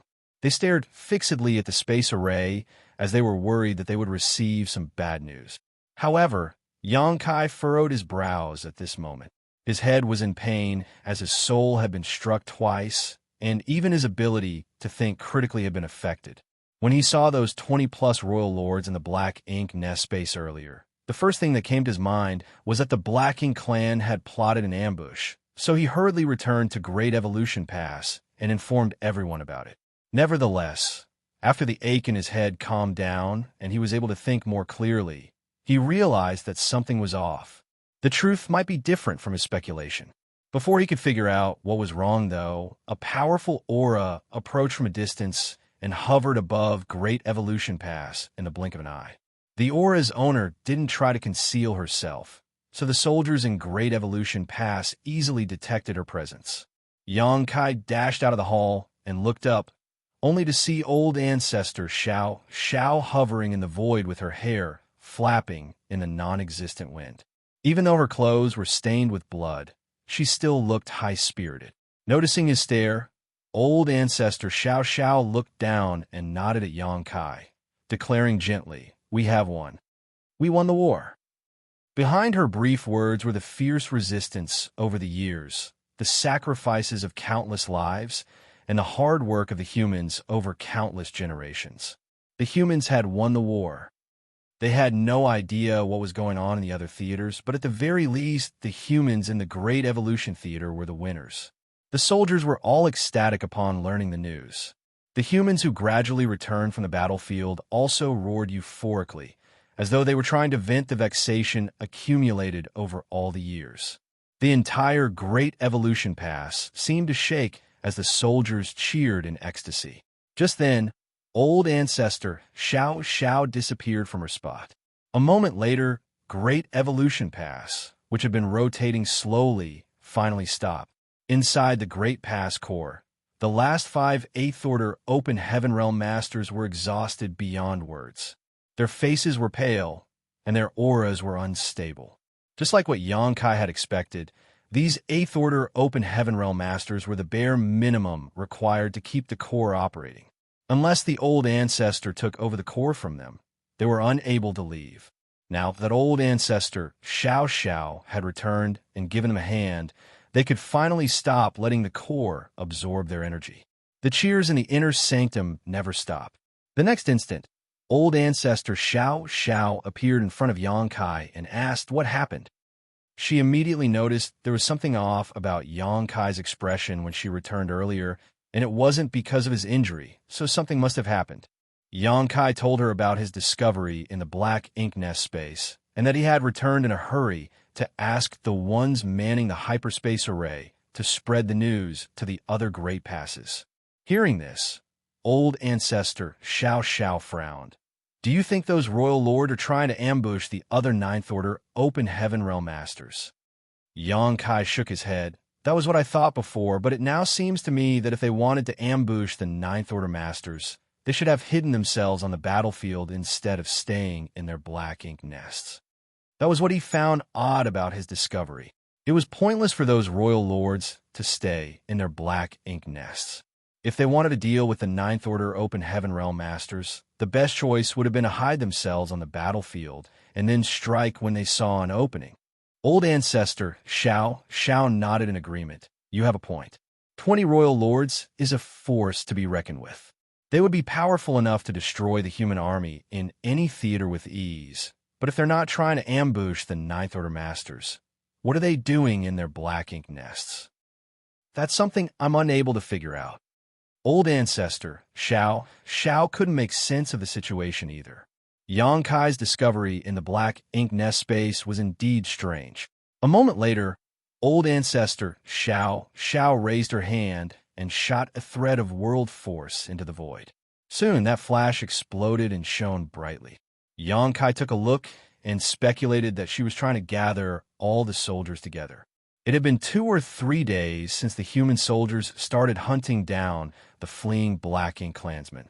They had killed all the Black Ink clansmen that they could kill, so it was pointless to continue chasing after those they were unable to catch. After old ancestor Xiao was done with this, she said, "Let's wait. Since we're not intelligent enough, we'll just wait for Big Head Xiang and Big Head Me to come back and see what they think of this matter." In the Great Evolution Army, Xianxia and Mi Jingluan had the sharpest strategic minds. In such a situation, the best solution would be to wait for their return. Soon, the old ancestor shouted another order. Prepare the space array to send out Eighth Order Masters to different theaters so that they can assist as needed. Yes, all the Open Heaven Realm Masters in the Grand Hall replied at the same time. Marshall Peak, Chapter 5378, like watching a show. Everything was ruined in Great Evolution Pass. When they launched an attack on the Royal City previously, the Great Pass was faced with a counterattack of unprecedented intensity. Even though the old ancestor was in charge of their defense, a lot of cracks still appeared in the shields after the heavy bombardment.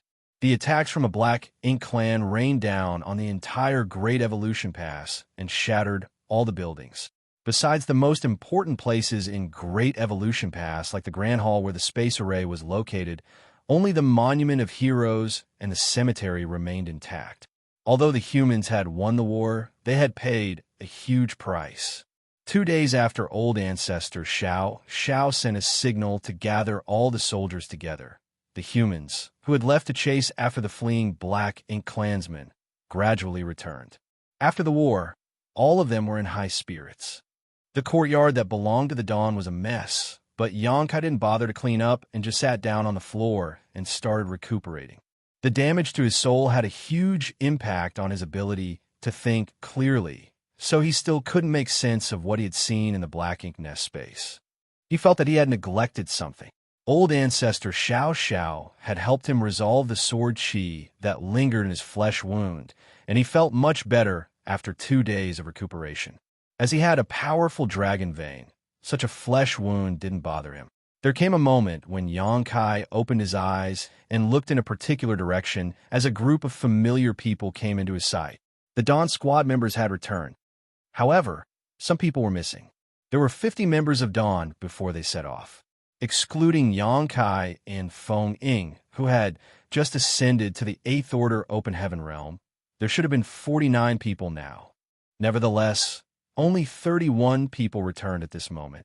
Among the 7th Order Open Heaven Realm Masters, only Xianxia, Yu Ziyu, Bai Yi, Bloodcrow, and Miao Fei Ping survived. Ning Qizhi and Rin Bing Bai were nowhere to be seen. Those who had returned were soaked in blood, with varying degrees of injuries. Xianxia's pupils shrank at this sight. He knew it was impossible that all of the Dawn would come back unscathed because it was the final battle in the Great Evolution Theater. Dawn had to engage a territory lord and pin him down, so it was inevitable that some of them would lose their lives. However, when he saw that so many familiar faces were missing, Xianxia felt a sharp pain in his heart. Ning Qizhi, who was one of the founding members of Dawn, had escaped from Death's Door in the previous war, but he couldn't come back alive this time. Since the founding of Dawn, they had experienced countless battles, but other than the war in the royal city 200 years ago, where Chitai Chu had lost his life, there had never been any other deaths. However, some 30% of Dawn's members were gone for good now. The fact that the Dawn could always come back unscathed in the previous wars had something to do with Xianxia. He was far more powerful than cultivators in the same order. So with him around, the risk that Dawn faced on the battlefield would be minimized. Before they were even hit with a crisis, it would be resolved by Xianxia. Nevertheless, he wasn't by their side during this war, for he had a more important role to play. He was the one who damaged the high-rank black ink nest and destroyed the mid-rank black ink nests. He was also the one who killed Che Kong and the 9th Order Black Ink disciple. Without Xianxia, a pillar of strength in Dawn Squad, their collective power had weakened, and on such a chaotic battlefield, they couldn't ensure everyone's safety. With Xianxia leading the way, over 30 people stood in front of Xianxia and cupped their fists. Xianxia said solemnly, "We've returned, squad leader. Fortunately, we did not fail our mission. We managed to kill 1 territory lord, 34 feudal lords, and about 5,000 mixed black ink clansmen. Just like the territory lord who fought with the old turtles, the one held up by Dawn ended up getting crippled by old ancestor Xianxia. Xianxia and the others took advantage of that opening to kill him on the spot. Then, as the Black Ink clan routed and ran, Dawn pursued them and killed many. It wasn't until they saw the old ancestors signal that they returned. Xianxia nodded gently. "Many thanks for your hard work. The human race has won this war, and peace has come to the Great Evolution Theater. All of you should get some rest and recuperate." Yes, all of them responded and sat down in different places to treat their wounds. None of them mentioned the deceased. It wasn't that they had forgotten about them, but it was unnecessary to bring it up. All the soldiers on the Black Ink battlefield were prepared to sacrifice their lives if need be. As they went through repeated wars, they knew that they might lose their lives at any moment. Death wasn't something to be afraid of for the human soldiers. Dying without making a difference was. It was silent in the courtyard as over 30 people recuperated in silence. However, Xianxia gently let out a sigh. While he had expected it to be a tragic war, it surprised him that so many had lost their lives. Even a special operations squad like Dawn suffered such immense losses. So what about the ordinary squads? How many from the Great Evolution Army had survived this war? The Great Evolution Army was founded over 300 years ago when 2 groups of soldiers departed from Wind and Cloud Pass and Azure Void Pass and headed to Great Evolution Pass. At that time, All of them were equipped with the finest arms and armaments. There were 60,000 soldiers and 128th Order Division commanders in total. 200 years ago, they managed to retake Great Evolution Pass, but they had suffered tremendous losses. Only some 78th Order Masters and 30,000 to 40,000 soldiers remain. How many of them are still alive now? Previously on the battlefield, while the auras of the Territory Lords withered, Xianxia could also detect the deaths of 8th Order Open Heaven Realm Masters. There were bound to be casualties in any war, especially when it was a war that would determine the future of the two races. It was expected that a lot of people would lose their lives. With that said, all the sacrifices were worth it. Their deaths could be traded for peace in the future. The reason the humans had been toiling away over the millennia was to ensure that future generations wouldn't have to trod down the same path. The survivors could cheer for their victory, while the dead would be remembered forever. Xianxia emptied his mind and focused on his recovery. It wasn't until old ancestor Xiao summoned him that he opened his eyes. The main conference hall had been impacted during the war, and it was nothing but ruins now, so a temporary one had been put up on the same spot. When Xianxia arrived, the 4 army commanders had gathered together in the hall, with the old ancestor present as well. Among the 4 army commanders, Xianxia and Mi Jingluan didn't seem to be injured at all. On the other hand, Lu Zhiping's face was pale and her aura was unstable. It was apparent that she was wounded. Ouyang Lai was the most severely wounded among them. He must have gotten into a fierce battle with the Territory Lords as his head had clearly been smashed in. Xianxia could even see several cuts on his forehead and some cracks on his skull. It could be said that he was just a step away from being killed. As Xianxia looked at his injury, he was secretly astounded, thinking that this army commander was really too reckless. Noticing his stare, Ouyang Lai glared at him and snorted, "I killed 2 Territory Lords, so some degree of injury is inevitable." Xianxia didn't know what to say as he saluted all of them. Mi Jingluan cut to the chase, asking, "Did you enter the Royal Lord's black ink nest?"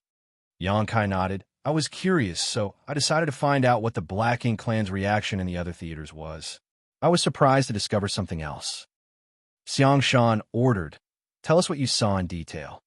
Xianxia quickly narrated his experience in the Black Ink nest space. Upon hearing his story, all of them exchanged solemn glances. Lu Zhiping frowned. "You said there were over 120 soul avatars that had gathered together in that Black Ink nest space." "Yes." Each Royal Lord Black Ink nest corresponded to a soul avatar. In other words, there were at least over 120 high-rank Black Ink nests spread across the entire Black Ink battlefield. "Do you think they're trying to ambush the old ancestors?"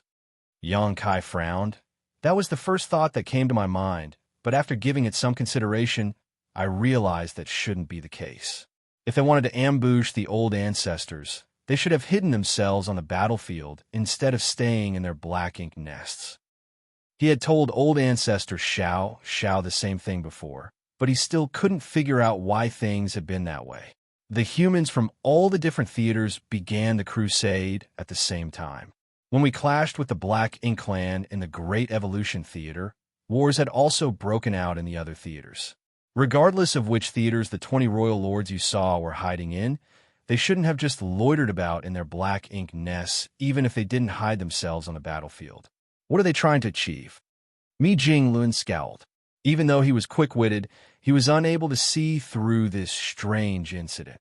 He didn't ask if Xianxia was mistaken, for the latter couldn't be so negligent when it came to such an important matter. Moreover, Xianxia's soul cultivation was basically on par with an 8th Order Master's. If he could have made such a basic error in observation inside the Black Ink nest space, his cultivation over the years would have been in vain. Therefore, they didn't doubt Xianxia's statement. What they were unable to figure out was the intention of those over 20 royal lords and their whereabouts. Furthermore, were there only 20 additional royal lords? That was the number of royal lords that Xianxia could detect. But was that really all? Could there be even more royal lords hiding in the dark? Xianxia was unable to make sense of the situation as well. Just then, old ancestor Xiao spoke up, Regardless, we've shared this piece of information with the other Great Passes so the Ninth Order Masters will keep their guard up. Even if those Royal Lords really want to launch a sneak attack, they might not achieve their goal. All of them nodded in agreement. Suddenly, Xianxia turned to Yang Kai. What else did you see in the black ink nest space? Yang Kai shook his head. There was nothing else that was worth my attention. The soul avatars of those royal lords were silent, so they were different from the rest of the soul avatars that belonged to the feudal lords. As he spoke, he furrowed his brows all of a sudden. While trying to recall what he had seen, he sported an awkward expression. Now that you've mentioned it, I realize that the royal lord's reaction was also odd. What do you mean by that? Old ancestor Xiao asked. The souls of those over 100 or so feudal lords corresponded to the various theaters they were in, and the numbers matched. The territory lords would have all needed to fight, so only feudal lords could be stationed in the black ink nests. It was apparent that they were flustered while communicating with one another. That was understandable, for the crusade came as a surprise to the Black Ink clan, and the humans had even sailed their great passes to the royal cities. Furthermore, they had developed lethal weapons such as the evil purging divine spears. The Black Ink clan had suffered immense losses in different theaters after being caught off guard, so it was expected that they were flustered. At that time, many feudal lords were trying to seek help from other theaters. However, the humans had gone all out for the crusade, and wars broke out in all the theaters. It was pointless for the Black Ink clan to ask for help. Compared to those anxious feudal lords, those royal lords were unusually calm. It almost felt as though they were just watching a show. After 2 days of recuperation, the damage to Yang Kai's soul had healed to a certain degree, which allowed him to think more clearly. As he went through the details he didn't pay attention to at that time, he found some clues. Marshall Peak, Chapter 5379, More and More Good News. It was like they were watching a show. Mi Jingluan was astounded. Yes. Yang Kai nodded solemnly. It was like the war between the two races had nothing to do with them. If I hadn't examined them out of curiosity, they wouldn't have shifted their attention to me. At that time, he felt that something was off, so he examined the place where the royal lords had come together. It was at that moment when he caught the attention of one of the royal lords. His Eighth Order divine sense exposed his identity. Before he even entered the black ink nest space, the fact that Mo Zhao was killed had been spread among the Black Ink clan. If he hadn't run away as soon as possible, he would have been more severely injured if not killed. Xianxia and the others fell silent, for they were unable to figure out the Black Ink clan's intention after hearing what Yang Kai had said. Regardless, this piece of information had been shared with the other Great Passes, so the Ninth Order Masters were on guard. Even if those hidden royal lords really intended to ambush the old ancestors, it would be hard for them to succeed now. It was unrealistic to let Yang Kai enter the black ink nest space again, as his identity had been exposed. If he still entered the space, he would be targeted by those royal lords, and perhaps he would even lose his life. After a moment of silence, Yang Kai said, "There was something else that bothered me." "What was it?" Xianxia asked. "It's the black ink nest space itself." Yang Kai turned solemn. "From what we've gathered, there's a strict hierarchy between black ink nests. The high-rank black ink nests give birth to mid-rank black ink nests, which then give birth to the low-rank black ink nests. The consciousness of a high-rank or mid-rank black ink nest can form into a space which serves as a platform for the lower-rank black ink nest to communicate with each other. In that case, what about the space that I entered through the Royal Lord's black ink nest? Is it formed from a black ink nest consciousness as well? Does that mean that there's a higher-rank black ink nest above the high-rank black ink nests?" As he spoke, he observed the expressions of Xianxia and the others. Realizing something, he asked, "Do you have a speculation, seniors?" He saw that the others remained unfazed. It was apparent that they were not surprised by his hypothesis. Xianxia nodded. "We do have a speculation, but we can't verify it. We have never gathered enough information about the Black Ink nest to make a judgment. It was you who entered the Black Ink clan's territory and found out some useful information. In fact, we had such a speculation a long time ago. The high-rank Black Ink nest can give birth to the mid-rank Black Ink nests, which can then give birth to low-rank black ink nests. Where do the high-rank black ink nests come from, then? It's not like they had appeared out of thin air. There has to be a source. Mi Jingluan then said, the way the Black Ink clan named the Black Ink nests is also interesting, and there's a trail to trace. Since the mid-rank Black Ink nests were born from the high-rank Black Ink nests, they are the latter's subnests.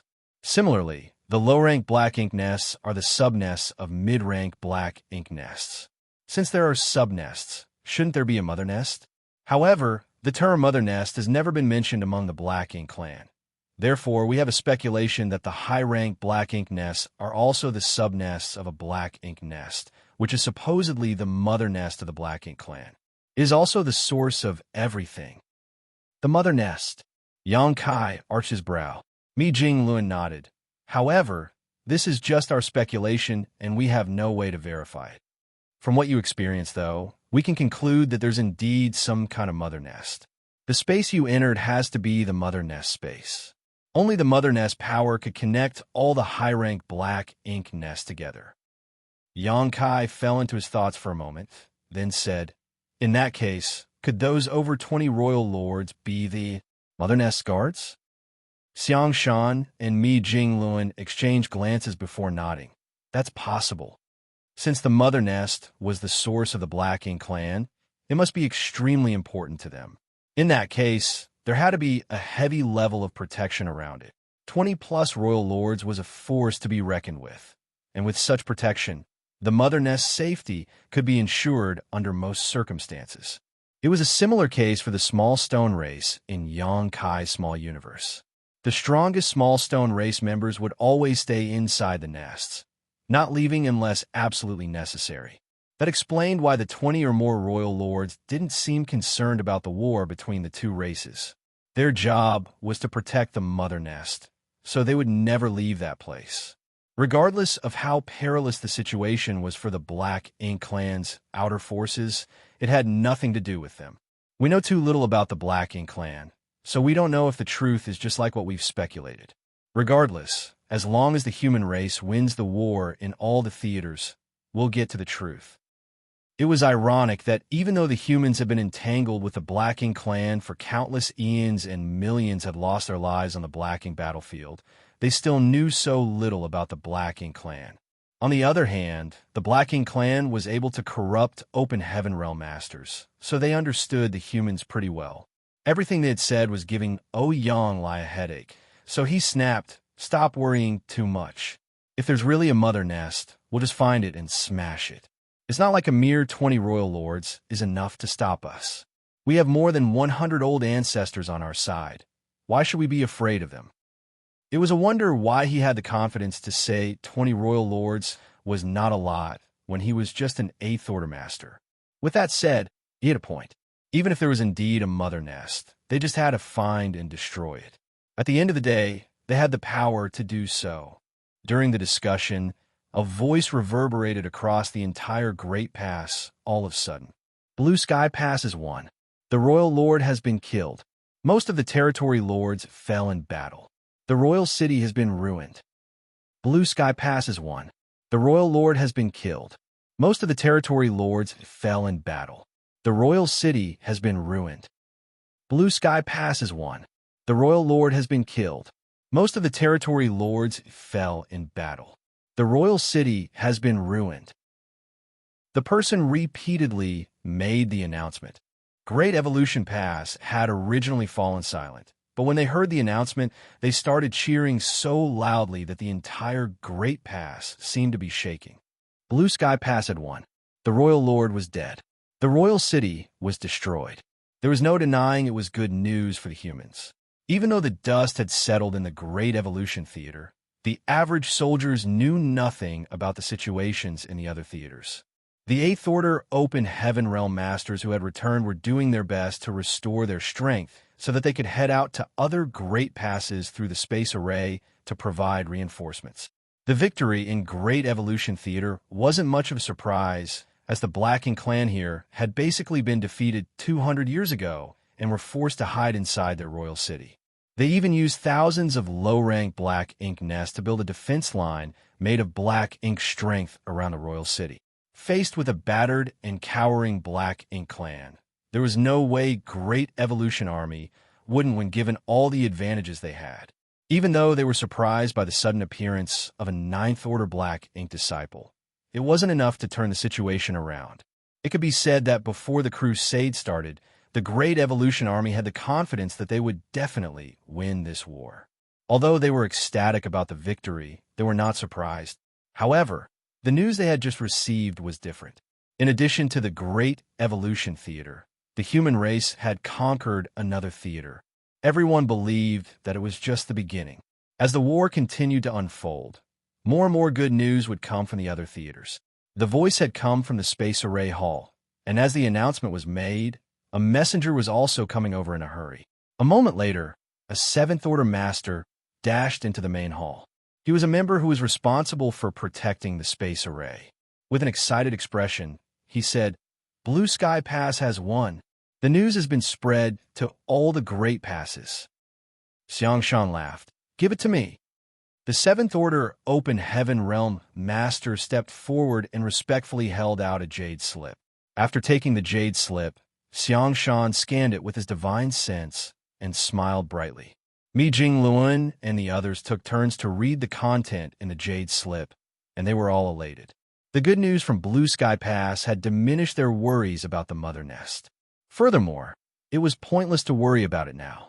If the Black Ink clan really had hidden arrangements, they would be revealed soon enough. 3 days later, more good news arrived. The same Seventh Order Open Heaven Realm Master's voice reverberated across the entire Great Evolution Pass again. Inyang Pass has won. They killed 87 territory lords, and the Black Ink clan survivors are on the run. The royal city has been shattered. A few days later, there was another piece of good news. Azure Void Pass has won. The old ancestor single-handedly beheaded the royal lord with his sword. Wind and Cloud Pass has won. Myriad Demons Pass has won. Over the next half a month, good news arrived almost every single day. Sometimes, there were 2 to 3 announcements in a day. All of the news showed that the humans had managed to destroy the Black Ink clan in those theaters. Many royal lords were killed, and countless territory lords had lost their lives in battle, not to mention the feudal lords.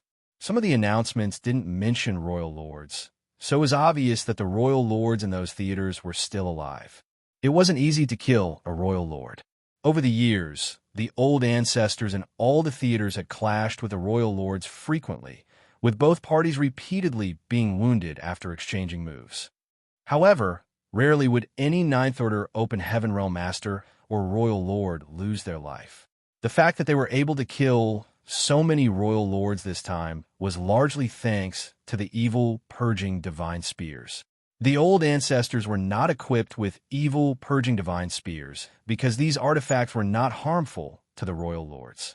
The Ninth Order old ancestors had to depend on their own heritages if they wanted to kill the Royal Lords. Even though the old ancestors didn't have evil purging divine spears, the Eighth Order Open Heaven Realm Masters were all given these weapons. The unsuspecting territory lords were struck by the spears and became easy targets.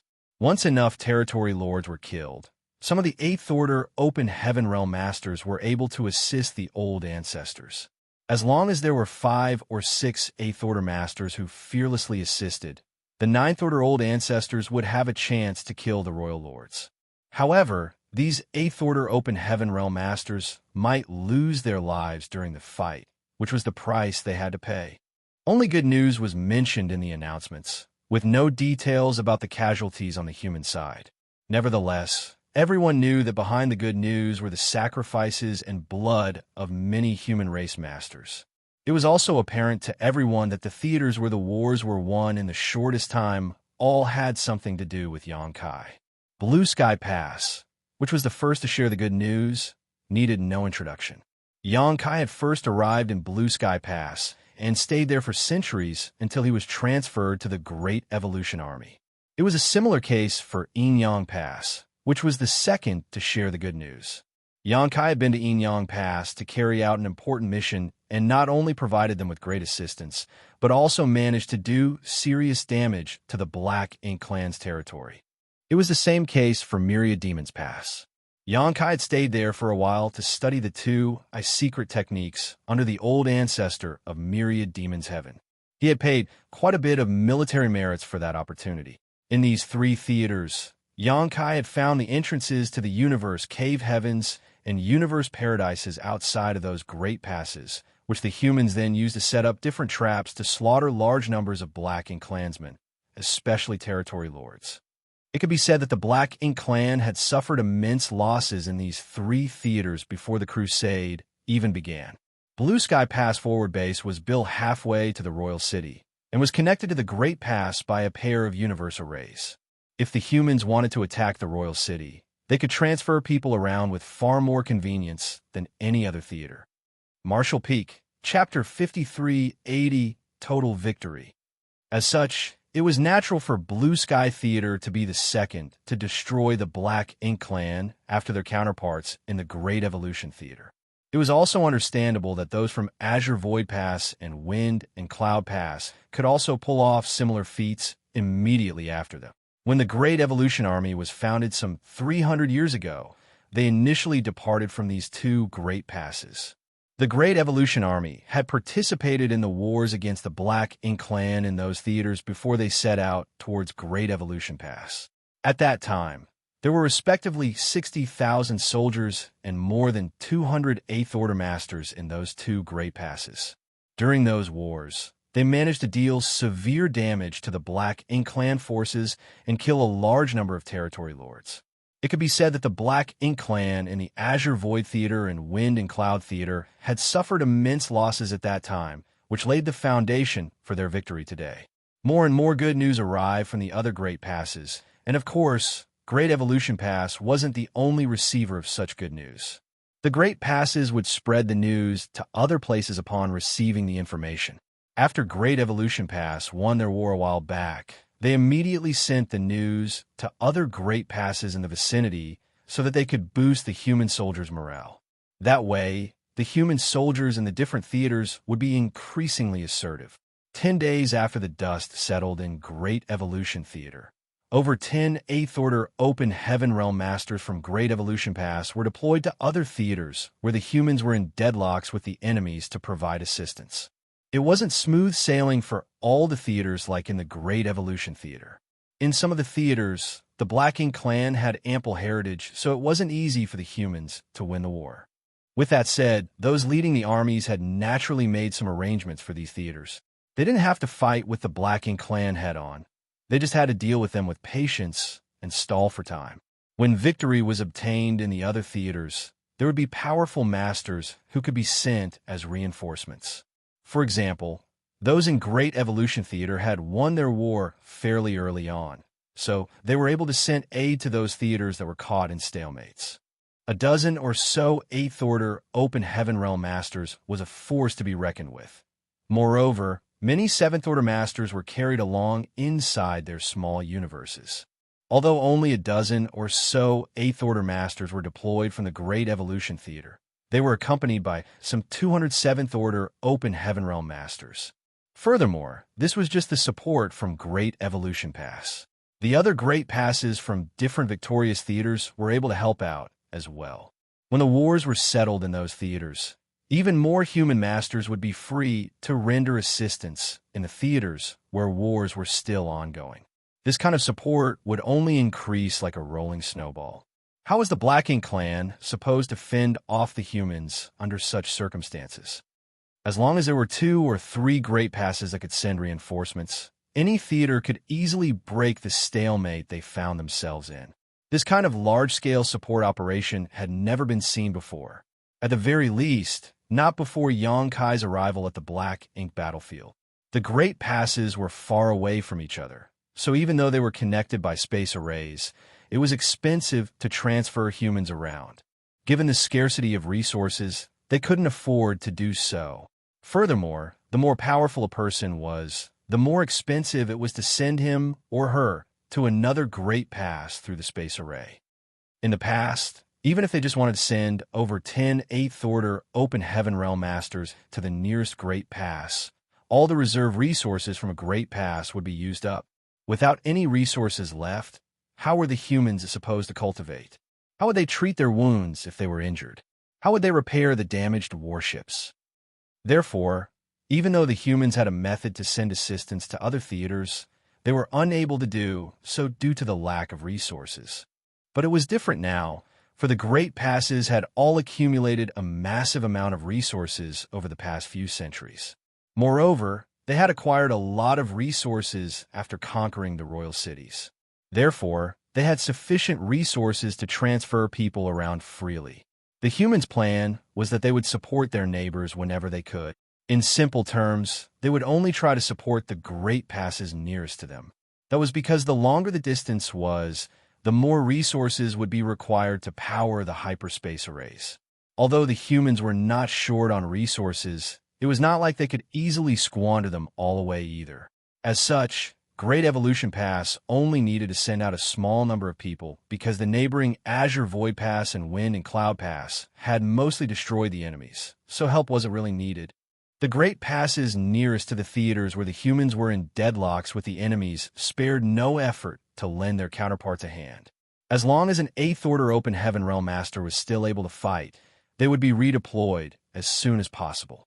Even some of the old ancestors headed to different theaters to help out.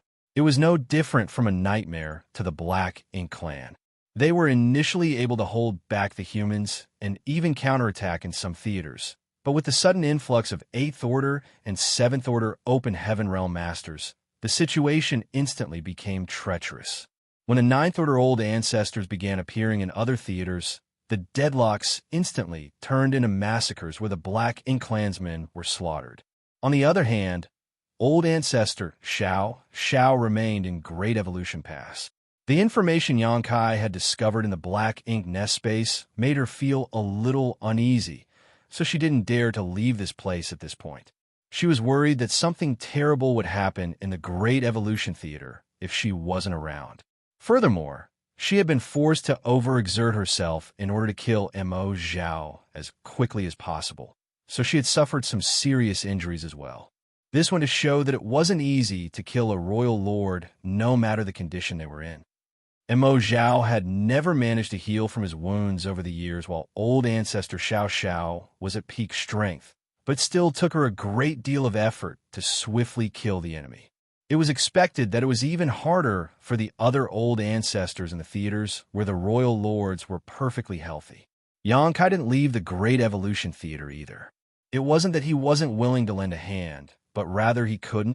When they came up with a list of people that would be sent to other theaters, Xianxia ranked first among the 7th Order Masters because he was far more powerful than those in the same order and was even able to fight with territory lords after transforming into an ancient dragon. No one would neglect him. If he was sent to another theater, he would prove to be just as useful as an 8th Order Master. However, when Xianxia tried to keep him inside his small universe, he realized he was unable to do so. When he tried to forcefully do so, he realized that his small universe was on the brink of bursting. It didn't take long to figure out that because Xianxia was so much more powerful than others in the same order, with a small universe that was significantly bigger and heavier than an ordinary 7th Order Master's, trying to carry him inside another small universe just wasn't feasible. Moreover, the damage to Xianxia's soul hadn't healed, and old ancestor Xiao also needed him to remain so that he could help with her recuperation. The wars in the other theaters were still raging, while it was peaceful in Great Evolution Pass. The injured could finally get some rest and recuperate. Xianxia had spread out his small universe to help with old ancestor Xiao's recuperation while he tended to his own injuries. Good news still kept coming from other Great Passes, and more soldiers headed out to help out. The deadlocks in the theaters were resolved, and the advantage the humans had accumulated continued to increase with time. The 7th Order Open Heaven Realm Masters responsible for guarding the space array meticulously informed everyone about the good news. Initially, everyone was excited upon hearing each piece of good news, but as time passed, it became almost routine. They had been preparing for centuries to deliver a fatal blow to the enemy, so it shouldn't surprise them that they eventually won the war. Along with a certain piece of good news, another piece of information was delivered. A seventh-order master passed it to old ancestor Xianxia without disclosing it to everyone. Xianxia didn't ask her about it, nor did she intend to tell him. He believed that the information contained the number of casualties on the human side. If they talked about Great Evolution Theater alone, the casualty rate was quite shocking. Before the Crusade, there were some 40,000 soldiers and over 70 Eighth-Order Open Heaven Realm Masters in the Great Evolution Army. But now, Xianxia could only detect the auras of about 30,000 soldiers and fewer than 40 Eighth-Order Open Heaven Realm Masters. If he included the dozen or so Eighth-Order Masters who had left to help other Great Passes, that was still only about 50. Where were the rest? After the war, Xianxia had scanned the battlefield and helped retrieve a number of corpses, so he knew the answer. It could be said that the losses that the Great Evolution Army had suffered this time were just as great as what they had experienced 200 years ago. When the Great Evolution Army was founded, there were 60,000 soldiers and 128th Order Division commanders. In just 300 to 400 years, half of them had perished in battle. Even the Great Evolution Army, which had the finest arms and armaments as well as a huge advantage over the enemy, suffered such tremendous losses. The situations in other theaters could only be worse. More and more good news came from the other theaters. The support system they had for each other proved to be useful. 2 months later, there came a moment when a familiar voice reverberated across the entire Great Evolution Pass again. The humans have won the war in the Great Battle Theater. The Royal Lord has fallen, and all the Black Ink Clan soldiers were killed. As he ran around the Great Pass, he loudly announced this piece of good news to everyone. Everyone in Great Evolution Pass started cheering again. All of them danced excitedly as howls of joy spread across the entire place. In the small universe, Xianxia let out a breath. Even though he had already expected this day to come, he still couldn't stop his ecstasy from rising within him when he heard about this particular piece of good news. The reason these soldiers, who had been silent for quite a while, became excited again was that the Great Battle Theater was the last place where the humans were still fighting. In the past 2 months, they had received good news from over 105 theaters, with the latest report coming from the Luo Sheng Theater 3 days ago. 3 days later, good news from the Great Battle Theater arrived. At this point, the humans had gained total victory on the Black Ink battlefield as they had occupied all the theaters. Furthermore, according to the good news, all the Black Ink clansmen had been wiped out. It was a very rare statement, as only 3 out of over 100 reports had used such wording. It wasn't easy to wipe out all the Black Ink clansmen in a given theater. Even Great Evolution Pass was unable to achieve this. The Great Battle Theater was the last place where the humans managed to achieve it. It certainly had something to do with the fact that they had a lot of reinforcements from the other theaters. There was no way the Black Ink clan could fend off hundreds of 8th Order and thousands of 7th Order Open Masters who arrived at the battlefield from different Great Passes. Recalling something, Xianxia turned to look at old ancestor Xiao and asked, "Old ancestor, you told me before that there were 2 9th Order Open Heaven Realm Masters and 2 Royal Lords in the Great Battle Theater." Old ancestor Xiao nodded. It seems that one of them escaped.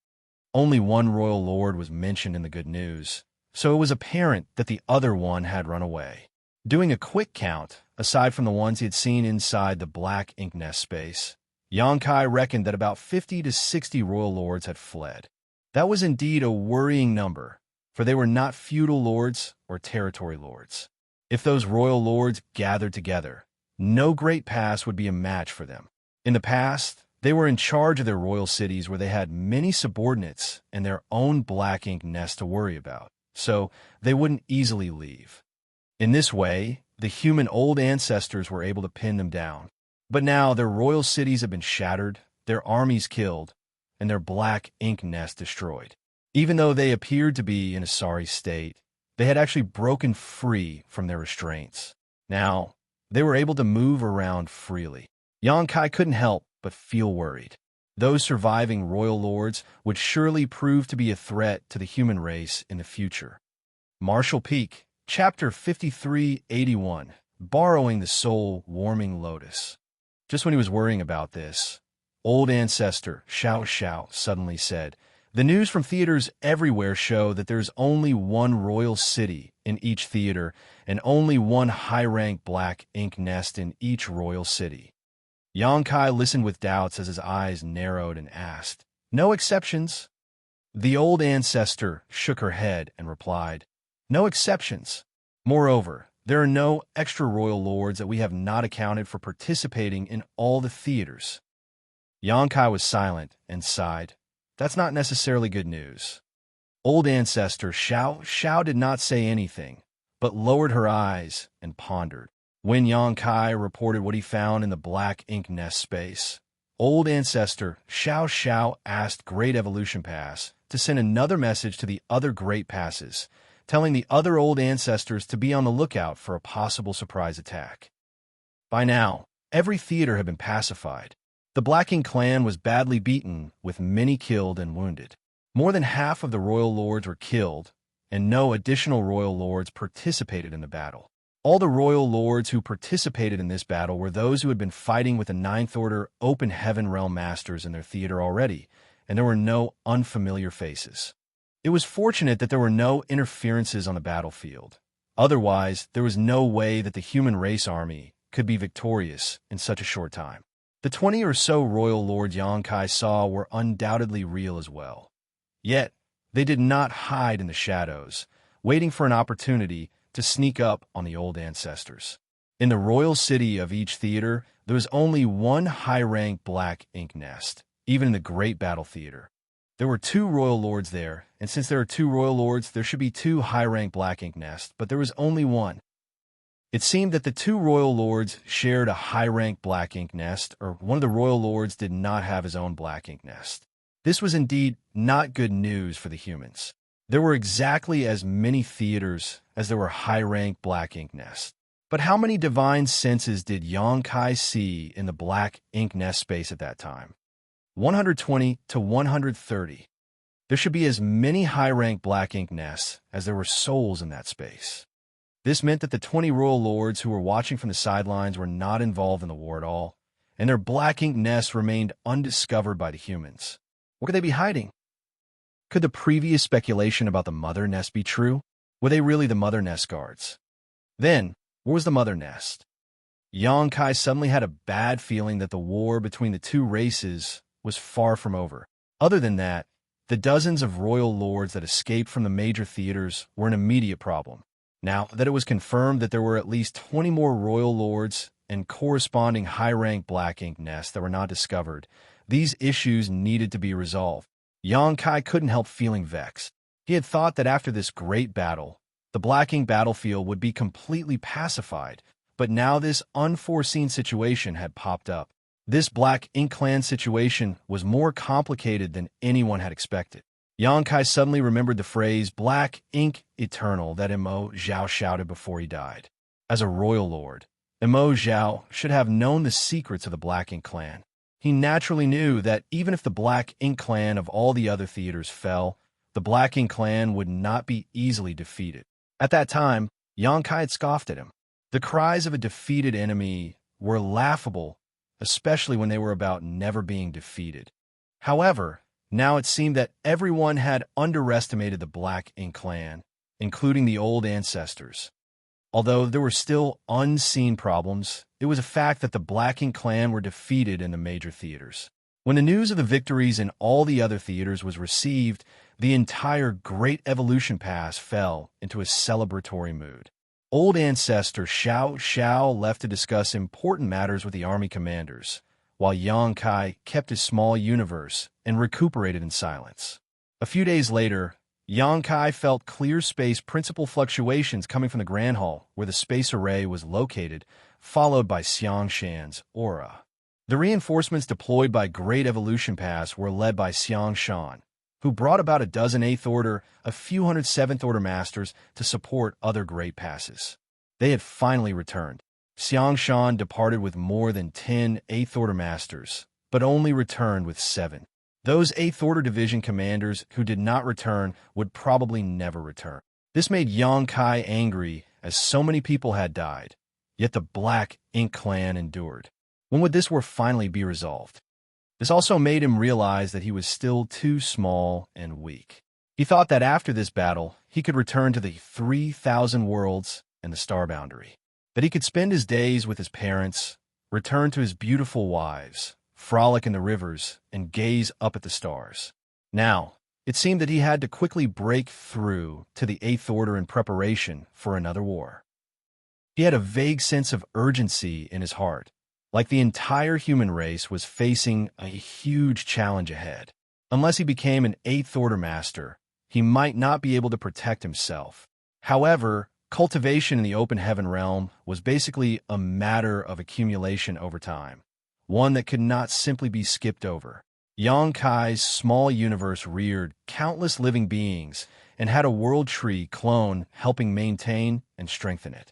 Time even flowed faster in his small universe, allowing his cultivation speed to be much faster than any others. Still, it was not that easy to break through to the Eighth Order open heaven realm for him. In the following days, Xianxia did not engage in the celebrations.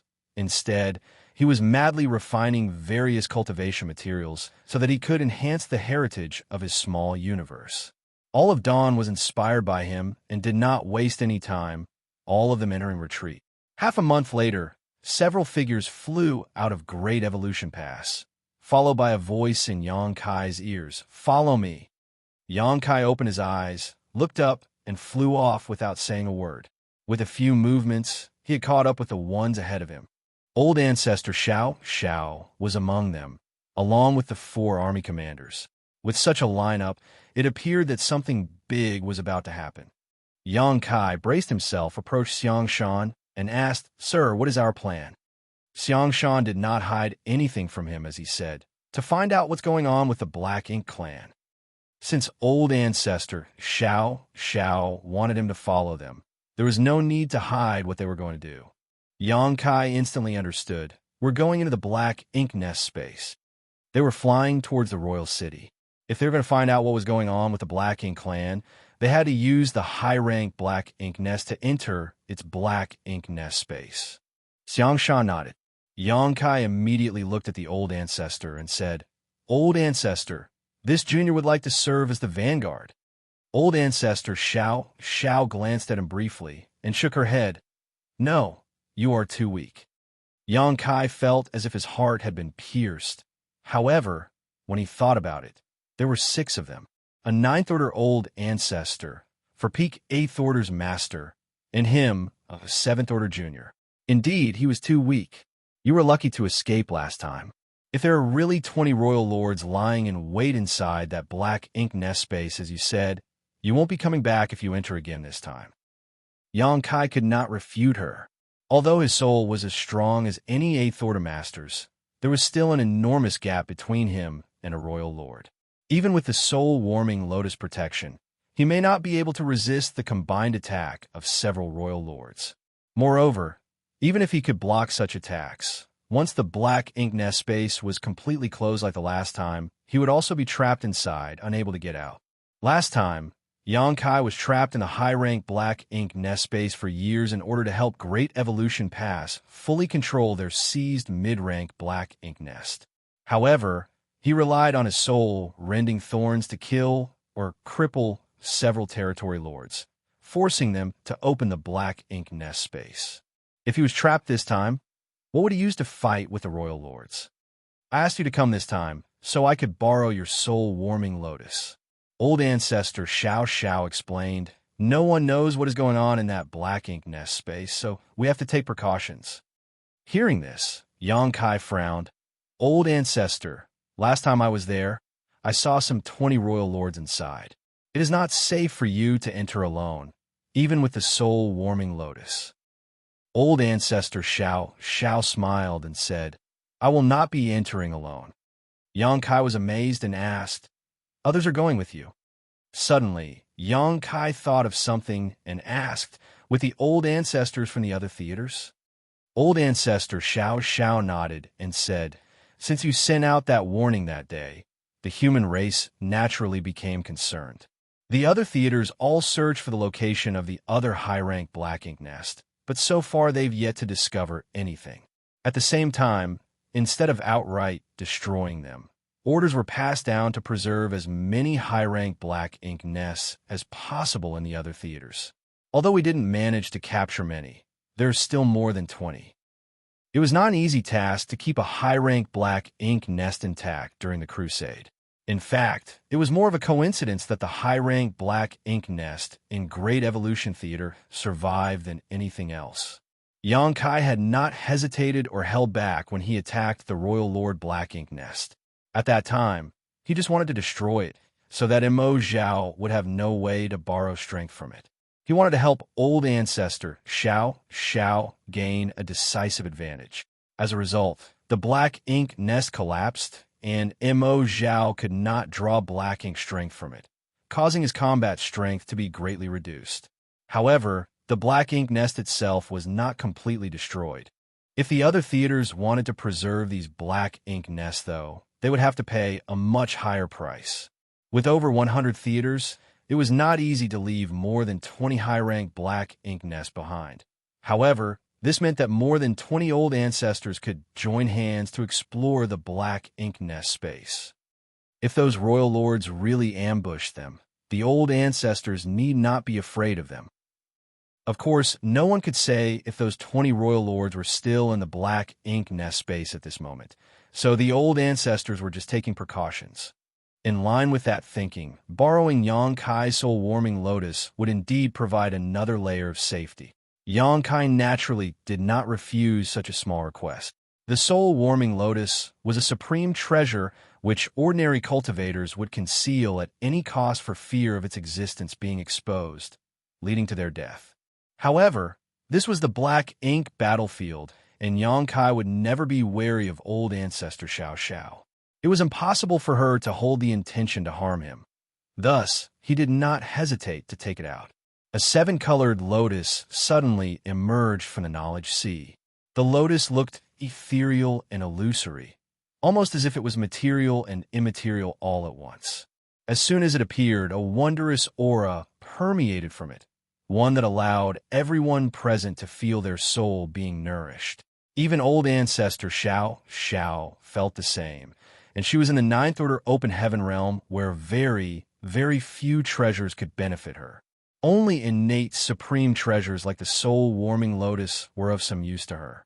Without standing on ceremony, old ancestor Xiao accepted the soul-warming lotus in her body and refined it a little. At the same time, everyone arrived in front of the black ink nest, where several 8th order open heaven realm masters were standing guard in the shadows. When they saw the old ancestor arrive, they only verified her identity, but did not show themselves.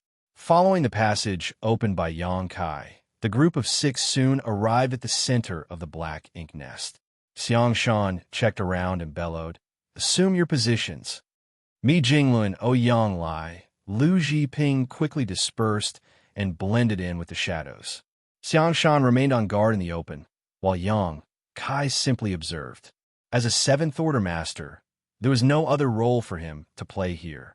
Old ancestor Xiao searched for a place and sat down cross-legged, not interacting with the black ink nest, but just waiting patiently.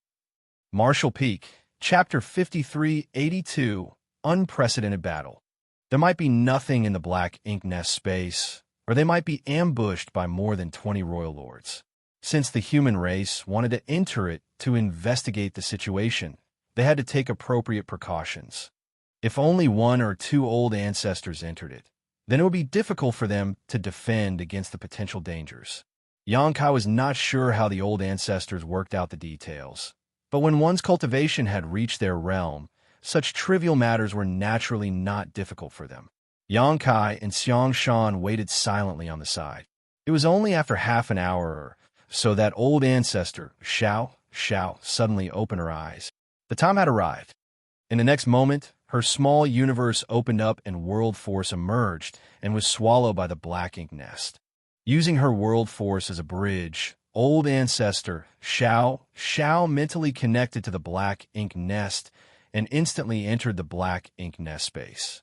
At the same time, at the high-rank black ink nest and 21 other theaters, 21 other old ancestors did the same. In an instant, there were 22 more figures in the black ink nest space. The moment old ancestor Xiao Zhao's soul entered the black ink nest space, both Yang Kai and Xianxia's expressions changed as they gasped. This could not be helped, as at that instant, both of them could not sense old ancestor Xiao Zhao's soul, as if it was completely annihilated. Xianxia immediately coldly snorted. The Black Ink clan was prepared. Yang Kai also realized immediately and remarked, "The Black Ink nest space has been sealed." The last time his soul avatar was sealed in the Black Ink nest space, he was in such a state where his physical body was still alive, but it contained no soul. That frightened Ouyang Lai, who was guarding him, as he thought something had happened to Yang Kai. While he was trapped in that Black Ink nest space, Yang Kai was totally unaware of what happened in the outside world. Now that he had seen what happened to old ancestor Xiao Xiao, he immediately understood it was similar to his situation at that time. Xianxia nodded solemnly. Must be. Yang Kai's expression turned ugly. The old ancestor had just entered, and the Black Ink nest space had been closed off. With more than 20 surviving high-rank Black Ink nest, the Black Ink clan must have noticed and realized that the humans might use those high-rank Black Ink nests to make some moves. Since the Black Ink clan had already anticipated this, it must be dangerous for the old ancestors to enter the Black Ink nest space. However, they had to enter as there were too many uncertainties about the Black Ink clan. If the human race wanted to find out more about the Black Ink clan, they would have to take some risks. Of course, the old ancestors had already deliberated about this before they decided to go in. Otherwise, old ancestor Xiao Xiao would not have borrowed the soul-warming lotus from Yang Kai in preparation. Even though it was dangerous, they had to step forward. Only by entering the Black Ink nest space could they tear off the veil of mystery that hid the Black Ink clan. Yang Kai's brows furrowed. There was no way for others to help in this situation. The old ancestors had to rely on their own strength. Meanwhile, inside the Black Ink nest space, powerful soul avatars were revealed, 22 of them. Naturally, these are the Ninth Order Supreme Masters of the human race, and they revealed themselves almost at the same time. However, before the Ninth Order Open Heaven Realm Masters could investigate the situation, a fierce wave of spiritual energy rushed in from all directions. Immediately after that, violent soul attacks blasted towards the old ancestors like a tidal wave. There was no fancy soul secret techniques. It was just a simple brute force attack, similar to what Yang Kai previous did to Che Kong. This was the simplest, most direct, and brutal kind of soul attack. In an instant, the old ancestors' soul avatars were enveloped by violent storms. Muffled grunts could be heard, and several old ancestors' aura suddenly weakened. This is bad. Just by stepping into this place, several old ancestors' soul avatars were already injured. Soon, each of the old ancestors quickly summoned their defensive artifacts to guard their soul avatars. Soul-type artifacts were rare, and defensive soul-type artifacts were even rarer. Nonetheless, they were all old ancestors and had lived more than long enough to have acquired some rare artifacts. In a flash, various forms of defensive artifacts blossomed with dazzling lights and enveloped the old ancestors' soul avatars. The soul attacks coming from all directions were instantly blocked, causing the light halos to ripple continuously. So many. Only now were the old ancestors able to check the situation here, but with one look, the old ancestors exclaimed, "There are too many." There were 50 royal lords gathered here. That was more than twice the number of human masters. There was a huge mistake in the intelligence report.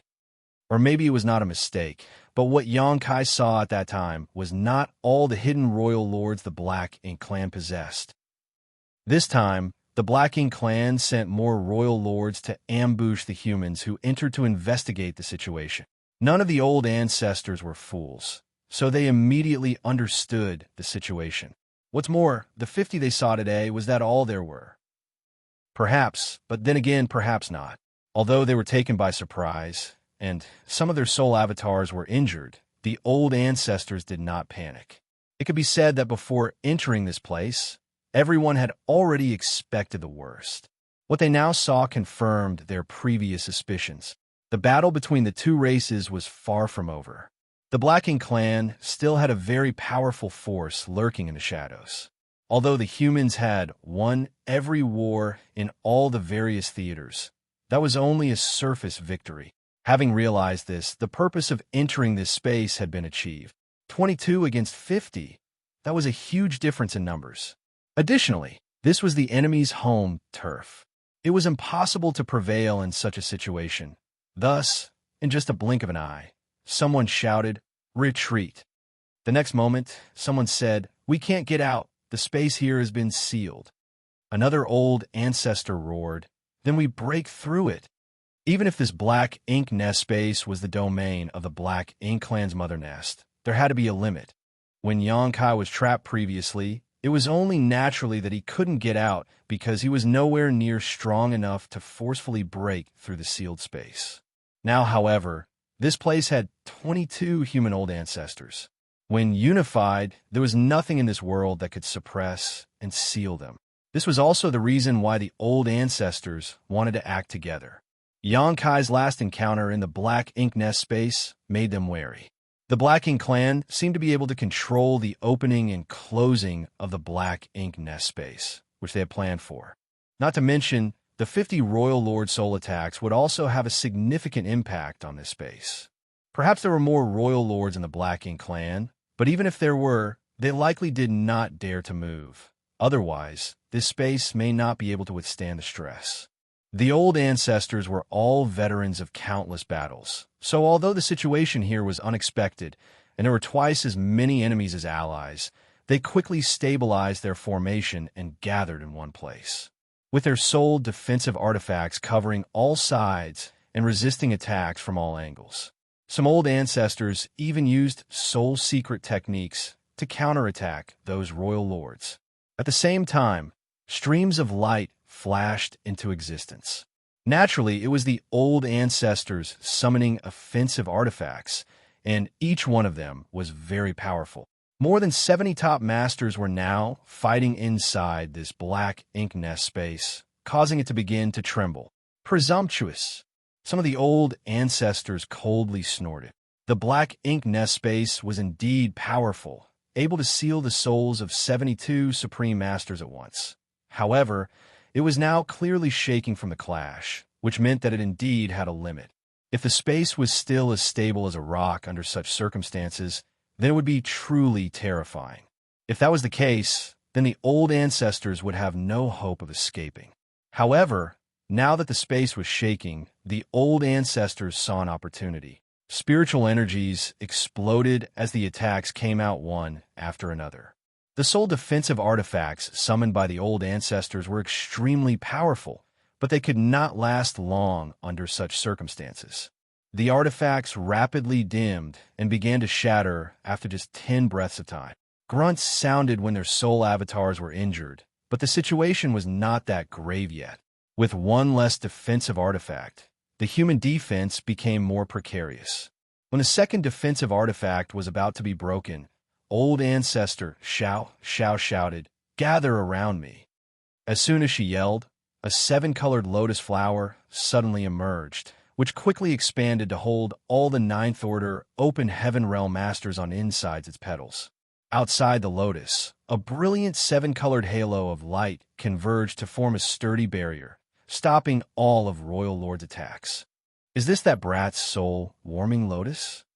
An old ancestor recognized the origin of the lotus and exclaimed, "A supreme treasures of the universe is indeed extraordinary." The defensive artifacts that they summoned could not withstand the barrage of attacks from the Royal Lords for long, but this soul-warming lotus protection was unwavering, which showed how extraordinary it was. Old ancestor Xiao shouted, "Enough nonsense! Hurry up and kill them." What situation were they in for them to be marveling at this lotus? They were all old ancestors, yet they were acting like bumpkins that had not seen and explored the world yet. The old ancestor who spoke smiled awkwardly. Suddenly, a mass of spiritual energy transformed into a fierce beast, leapt out of the lotus heart towards the opposite royal lord, and gave a huge bite. Although it was a quick burst, it managed to viciously tear into the royal lord's soul avatar before it dissipated. Wastes, I dare you to fight one-on-one. An old ancestor shouted with indignation. In a one-on-one fight, the old ancestors were not afraid of these royal lords. Although the might of their souls was basically the same, the old ancestors felt that they were still slightly stronger. The key point, however, was that these royal lords were far too limited in their usage of soul attacks, only able to wield their spiritual energy in a clumsy manner. With how they were attacking, a fair amount of the strength of their souls was simply being wasted. The old ancestors were different, as they had all practiced and polished their secret techniques in thousands of life and death clashes. They all had several handy artifacts as well. Given what power they had, each old ancestor was able to display far more combat efficiency than any of their enemies. Thus, if they fought one-on-one, the old ancestors could certainly defeat these royal lords. However, under such circumstances, why would the royal lord pay attention to that old ancestor roaring at them? They had the absolute numerical advantage, so they would naturally use it. In this battle, the losing side had only one fate, death. With twice the numbers on their side and the geographical advantage, the royal lords were certain of their victory. Since their entry into this space, the humans were forced into the defensive and could only counterattack occasionally with negligible effects. If old ancestor Xianxia had not borrowed Xianxia's soul-warming lotus, the situation would have been even worse. However, the soul-warming lotus was not all-powerful. The seven-colored light enveloping them was continuously weakened by the relentless impacts it faced, and once the protection of the soul-warming lotus was broken, then the humans would no longer have the power to protect themselves. Even so, this was a truly unprecedented battle in terms of scope, scale, and importance. The result of this battle would have a direct impact on the future of the entire human race. Martial Peak, Chapter 5383, Royal Lords Falling. Don't hold back. It's time to go all out. An old ancestor roared furiously as his soul avatar suddenly expanded atop the soul-warming lotus, turning into a giant in the blink of an eye. The giant reached its hand out of the protection of the soul-warming lotus and was quickly cut to pieces by the soul attacks from the royal lords. However, it soon recondensed. The giant made a low roar like a wounded beast. His arm was torn apart, which meant his soul avatar was wounded. Furthermore, any damage to the arm of his soul avatar was also damage to his soul. He remained undaunted, though, and firmly grabbed a royal lord on the periphery. The royal lord went pale and was about to flee when suddenly a mysterious force shot out and caused him to freeze in place. Not only that, he also felt his soul avatar receiving a huge shock, and he was overwhelmed by an indescribable pain. Inside the soul-warming lotus, an old ancestor's soul avatar surged with demon chi, an ominous aura pulsing from his as he smiled treacherously. Such obvious features could only come from Myriad Demons Heaven. In fact, this was the old ancestor of Myriad Demons Cave Heaven that Xianxia had once met and studied the two core secret techniques under for a time. The left eye of the Myriad Demons Pass old ancestor turned into a golden vertical slit that radiated an imposing aura as it reflected the soul avatar of a royal lord. It was his secret technique that made that royal lord freeze. His right eye was pitch black, and wherever its gaze landed, a large area of space was covered in darkness that swept up several royal lords. If Xianxia were here, he would have been amazed by this sight. He had cultivated Myriad Demons Heaven's two secret techniques, and his attainments in them weren't bad. However, he had never used them like this. This showed the differences between Xianxia and the Myriad Demons Pass old ancestor in terms of their attainment in these two secret techniques. Since these two techniques were the core secrets of Myriad Demons Heaven, they naturally had their unique features. With one person's power against several royal lords, the Myriad Demons Pass old ancestor was also a bit overwhelmed, and his soul avatar was violently shaken. It would not take too long for his secret technique to be broken. Still, it was enough. The big hand that reached out and caught the royal lord directly in his palm, clenched fiercely at that moment. A mournful howl sounded as the clutched soul avatar almost directly collapsed. However, at the critical moment, other royal lords intervened and broke the enormous hand, saving the royal lord within.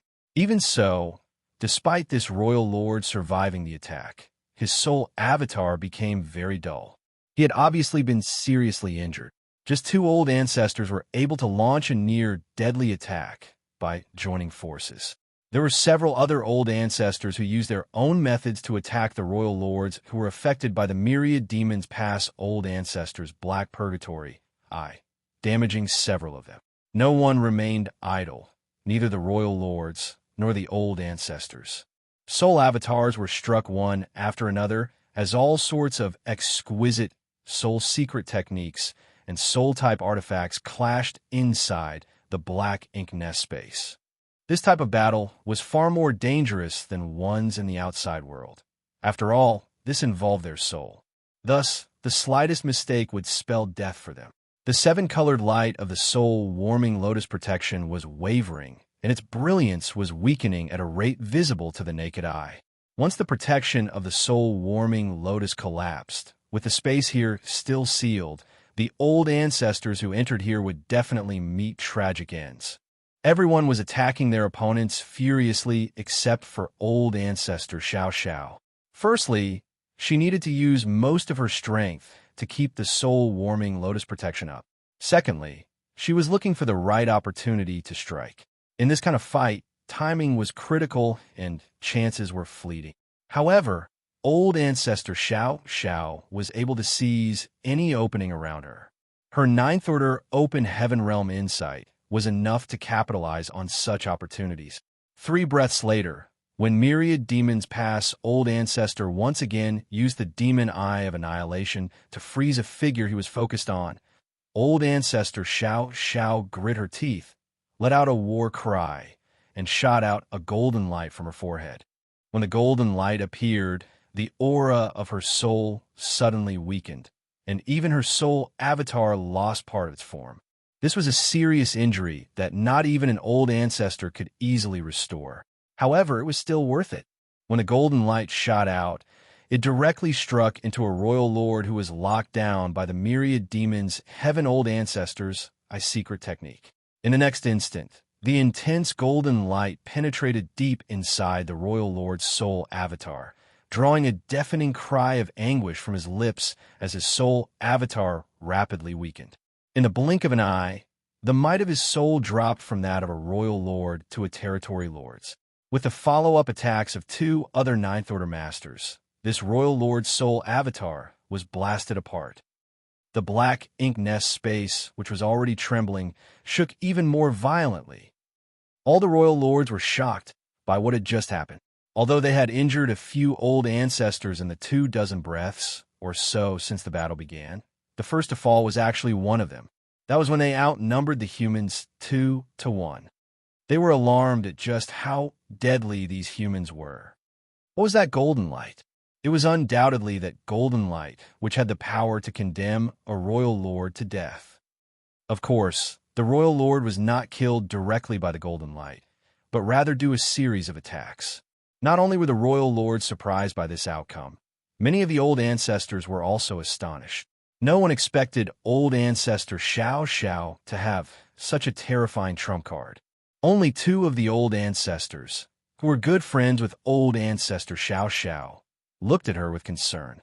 It was as if they had guessed the nature of the golden light, so they were both happy and a little worried. If what they suspected was true, then that golden light, which had a great killing power, also has a considerable impact on its user. It was a soul-rending thorn. If the old ancestor could pass on to Xianxia the method to refine and use soul-rending thorns, then she would naturally be able to use them as well. In order to refine this artifact, one needed to imbue a thread of their soul into it, and in order to activate it, a secret technique which sacrificed a large portion of their soul was required. For tens of thousands of years, old ancestor Xianxia had kept and nourished 3 soul-rending thorns in her knowledge sea. She had never used them, as once these things were used, she would deal significant damage to herself in order to deal critical damage to an enemy. If she was not careful, she might get herself into a bind instead of killing the enemy. The last time she thought of using a soul-rending thorn was when she last fought against Imo Zhao. She would have used it if Xianxia could not cut off Imo Zhao's link to his black ink nest. At that time, there was a great risk of using a soul-rending thorn because there was still the Ninth Order black ink disciple on the battlefield. Fortunately, Xianxia did not disappoint her and destroyed the Royal Lord's black ink nest, thereby cutting off Imo Zhao's source of power. She did not use one of these vicious artifacts to kill Imo Zhao, but she had no choice but to use one now. In fact, before entering this space, old ancestor Xianxia was already prepared to use the soul-rending thorns because the black ink nest space was a battlefield of the soul. The effect of the soul-rending thorns could be fully displayed here. Xianxia did not spend much time nurturing his soul-rending thorns yet at that time. He was able to cripple and even kill several territory lords and Eighth Order Black Ink disciples despite his soul only being roughly on par with an Eighth Order Master's.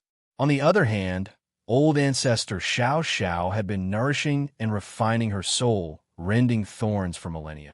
At this point, each of her soul-rending thorns could be regarded as a peerless treasure. When unleashed, just one could deal enough damage to weaken a royal lord's soul to the level of a territory lord's. In the chaotic black ink nest space, the first to suffer a fatality was a numerically superior royal lords, which caused the remaining royal lords to go into a frenzy. At that moment, a second soul-rending thorn was fired. Again, a golden light shot out, and in an instant, it penetrated the body of another royal lord. That royal lord immediately looked terrified. He saw what happened to his companion, so now he knew what was about to happen to him. The soul-rending thorn dug in and began shredding his soul avatar, causing his strength to plummet. Although the remaining royal lords rushed to shelter him, the old ancestors acted faster, raining down secret techniques upon the wounded target. The effects of the attack were devastating and caused the royal lord's soul avatar to shatter. A second royal lord had fallen. The black ink nest space shook wildly. The royal lords were horrified now. The myriad demons cave heaven old ancestor shouted, "Xianxia, I'll trap them, you kill them." After he said that, the demon eye of annihilation reappeared. This time, instead of using the black purgatory eye, the myriad demon's old ancestor used all his efforts to activate this secret technique. Old ancestor Xiao cursed to herself. How old is this great aunt now? How dare you call me Xianxia? Fortunately, we're all Ninth Order Masters, and there are no juniors around. Otherwise, wouldn't those damn brats all die laughing? Though she was snarling to herself, her actions remained swift. The third golden light shot out. All the royal lords tried their best to dodge, but the myriad demon's old ancestor, who had fully committed to using his demon eye of annihilation, proved to be too much. He locked his sights onto one of the fastest retreating royal lords and captured his figure in the vertical golden slit of his eye. In the next moment, the vertical slit actually rotated and turned into a horizontal line. At the same time, the royal lord who was targeted felt that his soul avatar warp and distort, like it was being crushed and torn apart all at once. His whole body began to tremble, and he was barely able to maintain a coherent form. In that brief moment of delay, the third golden light had already plunged into his body. Dying, the myriad demon's old ancestor roared furiously.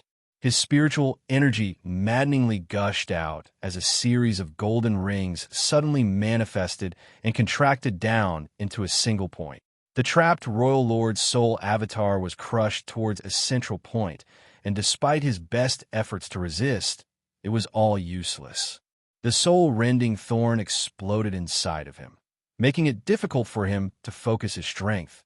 And in the blink of an eye, the royal lord's soul avatar was crushed under tremendous pressure before exploding into pieces. The third royal lord had perished. The two previous royal lords who fell had their auras regress to the level of territory lords before they were blasted apart. However, this time, The royal lord's aura did not even have the time to fall, as he was directly killed by old ancestor Xianxia and the myriad demons, Cave Heaven Old Ancestor. Martial Peak, Chapter 5384 Song. The entire black ink nest space was now filled with the spiritual energy that escaped from the death of these souls and shaking violently. When Old Ancestor Xiao and the myriad demons Old Ancestor were unleashing their powers, the other Old Ancestors did not remain idle either. Just after the third royal lord fell, a fourth perished in quick succession. Although none of the humans had died yet, all were wounded and their soul avatars' luster were not as before. This battle had only raged for 30 breaths. Yet in such a short duration, all of the 22 old ancestors had been injured in one form or another, while 4 royal lords had died. It was not an exaggeration to say this was the most dangerous and fiercest battle in history. Although the humans had achieved huge successes so far, the situation was deteriorating quickly. Apart from their individual injuries, it was clear that the protection of the soul-warming lotus would not last long. In fact, the protection provided by this supreme treasure had already been vastly exceeded everyone's expectations. No one would be surprised if it were to collapse in the next breath.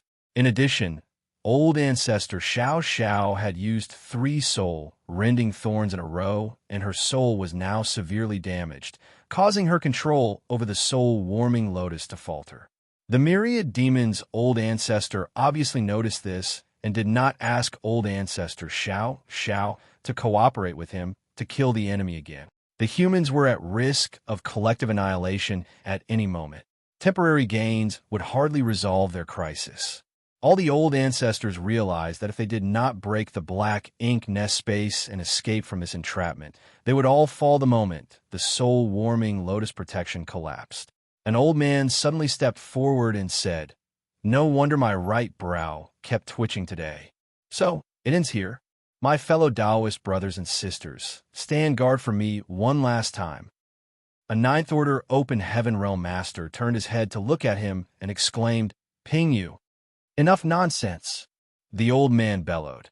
"I am from Bright King, Cave Heaven, and soul attacks are not this old master's strength. I'm not much use here, but if I can open a way for my fellow Taoist brothers and sisters, then I would not have lived in vain." As this old ancestor called Ping Yu said, he was from Bright King, Cave Heaven, and although his soul cultivation was indeed in the Ninth Order, he was less powerful than the others, and his methods of attacking were very limited. Simply put, the role he could play on this kind of battlefield was minimal, and he felt that he was not of much use to the rest of his brothers and sisters. Everyone immediately understood what his intentions were, and many old ancestors looked grim, but they were powerless to stop him. The old ancestor who tried to object earlier immediately clenched his fists and bellowed, "Push them back."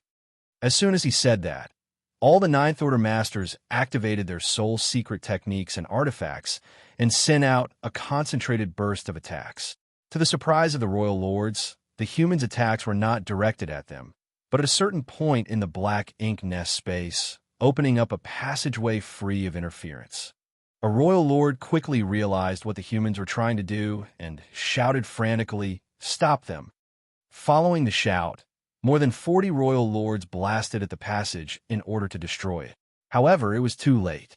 The Bright King, Cave Heaven Old Ancestor laughed heartily and charged out of the protection of a lotus. He dashed into the passage and in an instant reached towards the edge of the space. His spiritual energy maddeningly surged as he roared, "Break!" Hong! As his Ninth Order aura was annihilated, a tsunami of spiritual energy burst forth and opened a visible crack in the void.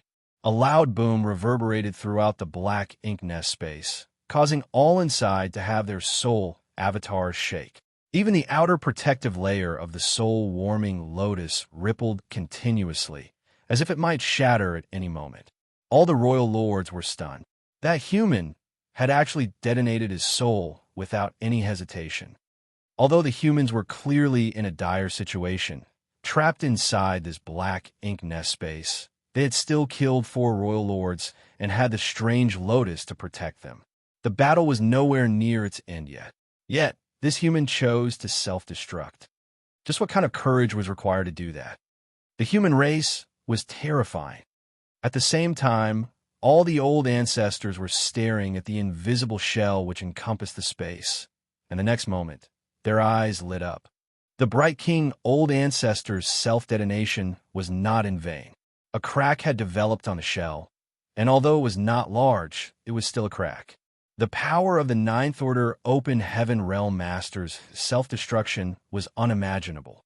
When the four royal lords fell earlier, it only caused this space to shake violently, but Bright King Cave Heaven's old ancestors' targeted sacrifice immediately tore the space open. Go! Some old ancestors roared. If there was a break in the sealed space, then there was a way out. So, why hesitate to leave? However, before they could make a move, the royal lords frantically counterattacked. They were no fools and immediately understood what the humans were trying to do. If they let these Ninth Order Masters escape, their entire ambush would become a joke. They had the humans trapped and outnumbered 2-1, yet 4 royal lords had perished, and although one of the humans also fell, that was due to him sacrificing himself, not their own efforts to kill him. All of a sudden, soul-warming lotus protection started to waver, and the old ancestors found themselves stalled in place. During this momentary delay, the crack on the shell was filled with a powerful force and was quickly closing up. All old ancestors seethed with anger when they saw this happen. No one expected that this space could repair itself so quickly. Now their hopes of escape had evaporated. The protective glow of the soul-warming lotus had already faded to almost nothing, and it would surely be gone in less than 5 breaths. Once that happened, while they could probably take some of the royal lords down with them, the entire group of old ancestors would surely perish as well. When the Bright King Cave Heaven old ancestors self-destructed, a gap tore through the black ink nest space. Far away in the depths of the void, in an unknown place where the human race had not set foot for countless eons, a surge of energy fluctuations disturbed the countless years of silence.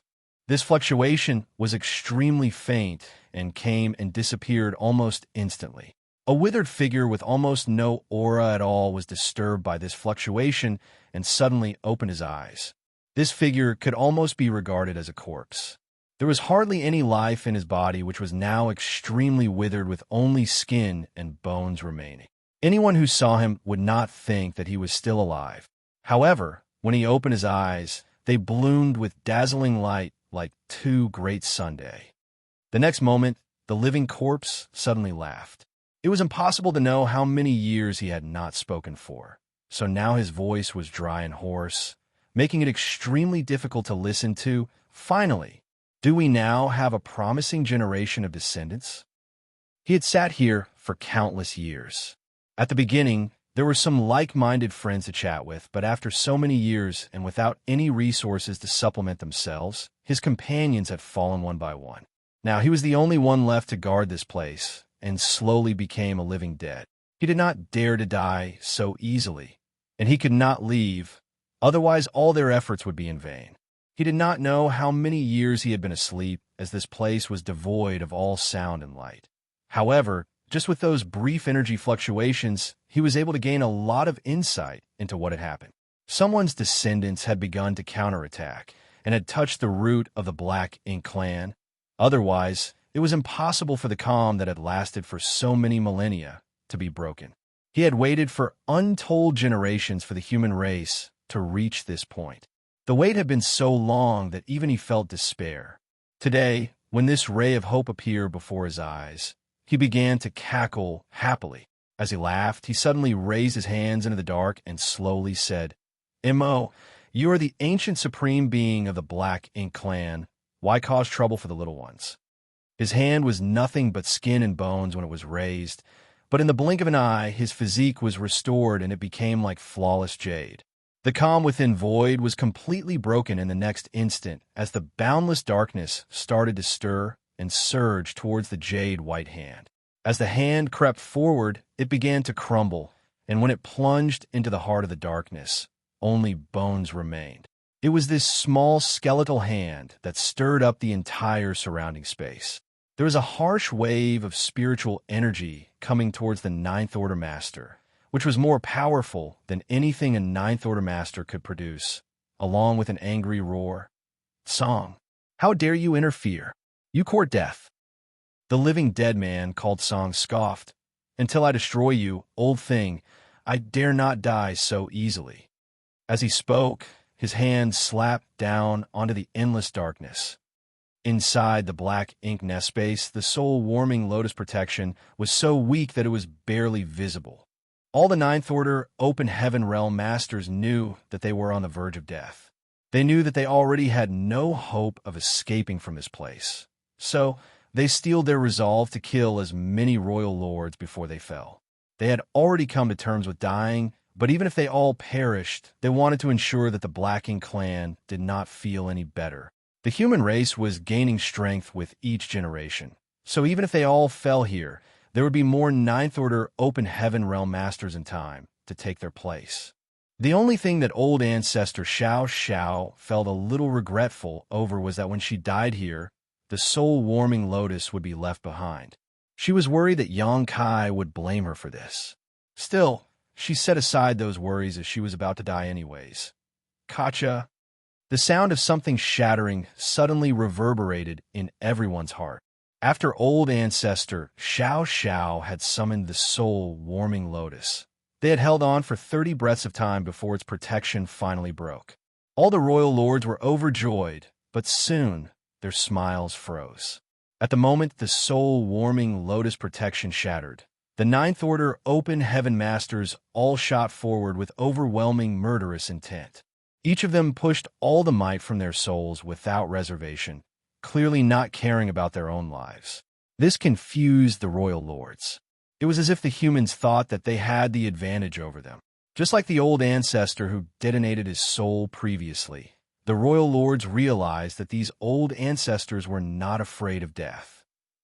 Kill! Roared the royal lords.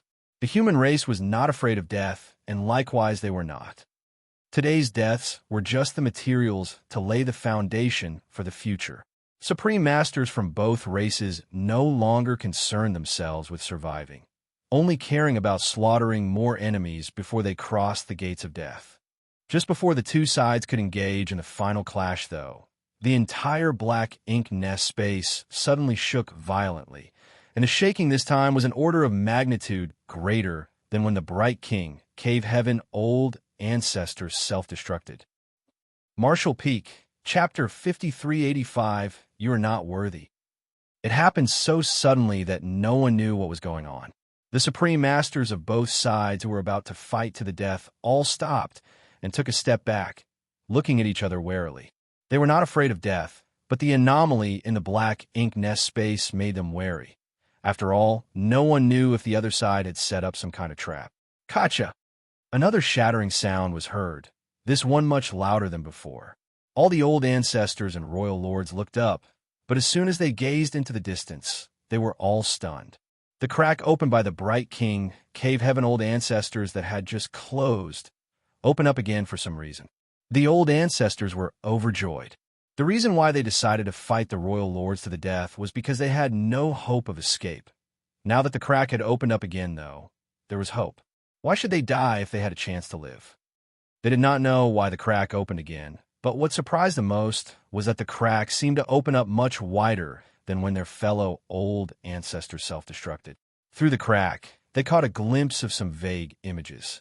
There was no time to hesitate, so the myriad demons old ancestor bellowed, "Let's go." As soon as he shouted, blood flowed from his right eye. He was currently a soul avatar, so it shouldn't be possible for him to bleed. What flowed from his eyes was his own forceful burned soul essence. This moment he was going all out. Blackness suddenly filled the space and wrapped up a number of royal lords who were in the way.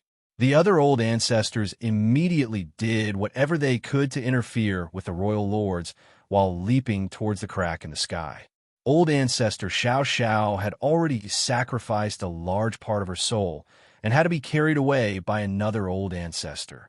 Many of the royal lords saw this and were extremely unwilling to let the humans escape. They turned their raging spiritual energy into a boundless onslaught to cut off the old ancestors' escape route. Without the protection of the soul-warming lotus, the Ninth Order Open Heaven Realm Masters' soul avatars were faltering, and some of them may not be able to escape at this rate. Realizing this, one of the old ancestors turned towards the royal lords instead of heading to the crack, and a violent and fierce power burst from his soul. He decided to stay behind and follow in the path of the Bright King, Cave Heaven Old Ancestor. By detonating his soul in the faces of the royal lords, he could buy a moment of time that the others would be able to use to escape. Just as he did so, though, an even more powerful soul was already rushing towards those royal lords. Halfway there, his soul avatar ignited, making him look like a raging ball of flames. Great Battle Pass has 2 old ancestors. It can afford to lose one. Get out of here, all of you. The one that had rushed out was an old ancestor from Great Battle Cave Heaven. He was now burning his soul using some kind of sacrificial secret technique. There was no turning back for him now. As he roared, he was hit with a continuous stream of spiritual energy blasts from the royal lords, blowing holes in his soul avatar. However, this Great Battle Heaven Old Ancestor did not flinch in the slightest. In the blink of an eye, he had already rushed to the place where the royal lords had gathered, and his soul avatar flashed a fierce smile as he roared, "Burn!" As soon as he roared, a dazzling light erupted from his soul avatar, and his already burning soul avatar suddenly turned into a sea of fire that engulfed the royal lords. The first few royal lords caught by this soul fire howled in agony, while the others tried to dodge in a fluster. However, they were too late. Their spiritual energy was like fuel for this soul fire, and the more they tried to extinguish it, the more intensely the flame burned. The flames did not discriminate and were rapidly catching up to the 20 surviving old ancestors who were fleeing towards the crack. Seeing that the soul fire was about to reach them, old ancestor Xianxia, whose soul avatar was almost transparent, forced whatever power she had left into the soul-warming lotus and formed a thin barrier, covering the many old ancestors. The next instant, everyone rushed out of the crack and disappeared. The black ink nest space was left in shambles. A sea of fire covered the entire black ink nest space, engulfing everything in flames. The royal lords did not dare to remain any longer and rushed towards the crack, dragging their injured comrades along with them. Within a breath, this black ink nest space went from an intense battlefield to suddenly being devoid of anyone, leaving only raging flames behind. These flames were the product of a Ninth Order master sacrificing his soul. There was no telling how long it would take to extinguish. Darkness shrouded the unknown place, as harsh hissing sounds transmitted through the void, mixed with endless pain. Old Man Song chuckled as he casually commented, "This generation's descendants are all so courageous. It's no wonder they were the ones who managed to break through. Emo, your end is near." A voice filled with hatred echoed back from the darkness. "Your people will forever be slaves." Song faintly snorted, "You are not worthy." He turned his head and looked into the depths of the void. After countless years of waiting, the day had finally arrived. Great Evolution Royal City, in front of the collapsed high-rank black ink nest. Xianxia and Xianxia both wore solemn expressions. Although old ancestor Xiao had only entered the black ink nest for several dozen breaths of time, the two of them felt like years had gone by. They could no longer feel the old ancestor's soul, which meant that the black ink nest space was sealed. That also meant that the Black Ink clan was prepared. They did not know what would happen to the old ancestor inside. Although they were worried, the two of them could not do anything to help at this point. They could only wait. They thought it would take some time, but who would have thought that just several dozen breaths later, the two of them once again sensed old ancestor Xiao's soul. They quickly looked over, and the old ancestor also rapidly opened her eyes. Xianxia and Xianxia's faces changed dramatically. Old ancestor was injured, extremely seriously injured. Her face was as white as paper, and she winced painfully as the aura of her soul fluctuated unsteadily. Yangkai and Xianxia could not even imagine that in just a short duration of several dozen breaths, an epic battle must have been fought in the black ink nest space. It was a battle between 22 old ancestors and 50 royal lords. In this short battle, 4 royal lords and 2 old ancestors had fallen. The black ink nest space also had a strange crack opened in it. Old ancestor Xiao obviously did not intend to explain anything, but quickly took some spirit pills and stuffed them in her mouth before weakly saying, "During the time I enter retreat to recuperate, Commander Xianxia, heed by words, the war is not over." The Black Ink clan still has very strong forces hidden in the shadows. Xianxian's face changed slightly before he cupped his fist and bowed. Understood. If the old ancestor was so afraid, then the Black Ink clan's hidden forces must be extremely dangerous. Old ancestor Xiao then turned to Yangkai and said, "You come with me." Upon saying this, she shot towards Great Evolution Pass, followed by Yangkai. The old ancestor was so badly wounded that she had to use the power of his small universe to heal her wounds. Naturally, Yangkai was used to this. After following her back to Great Evolution Pass, Yangkai immediately spread out his small universe and let the old ancestor enter to recover. He could feel that old ancestor Xiao Zhao's soul was badly injured. He just did not know what had happened to her in that black ink nest space. Fortunately, there was no need to worry about her life. The soul-warming lotus was still with the old ancestor, and with it, no matter the damage, her soul would quickly recover. Furthermore, there was the difference in how fast time flowed in Yangkai's small universe, so it should not take long for old ancestor Xiao to fully heal. If old ancestor Xiao was in such a state, though, then what about the other Ninth Order Open Heaven Realm Masters? After all, old ancestor Xiao was not the only one who entered the black ink nest space this time. It seemed this time some of them must have fallen. Yangkai's heart sank when he thought of this. When a human race launched their crusade across the 106 theaters, dozens of royal lords were killed without any losses among the Ninth Order Open Heaven Realm Masters. Of course, it was inevitable that some of them were injured.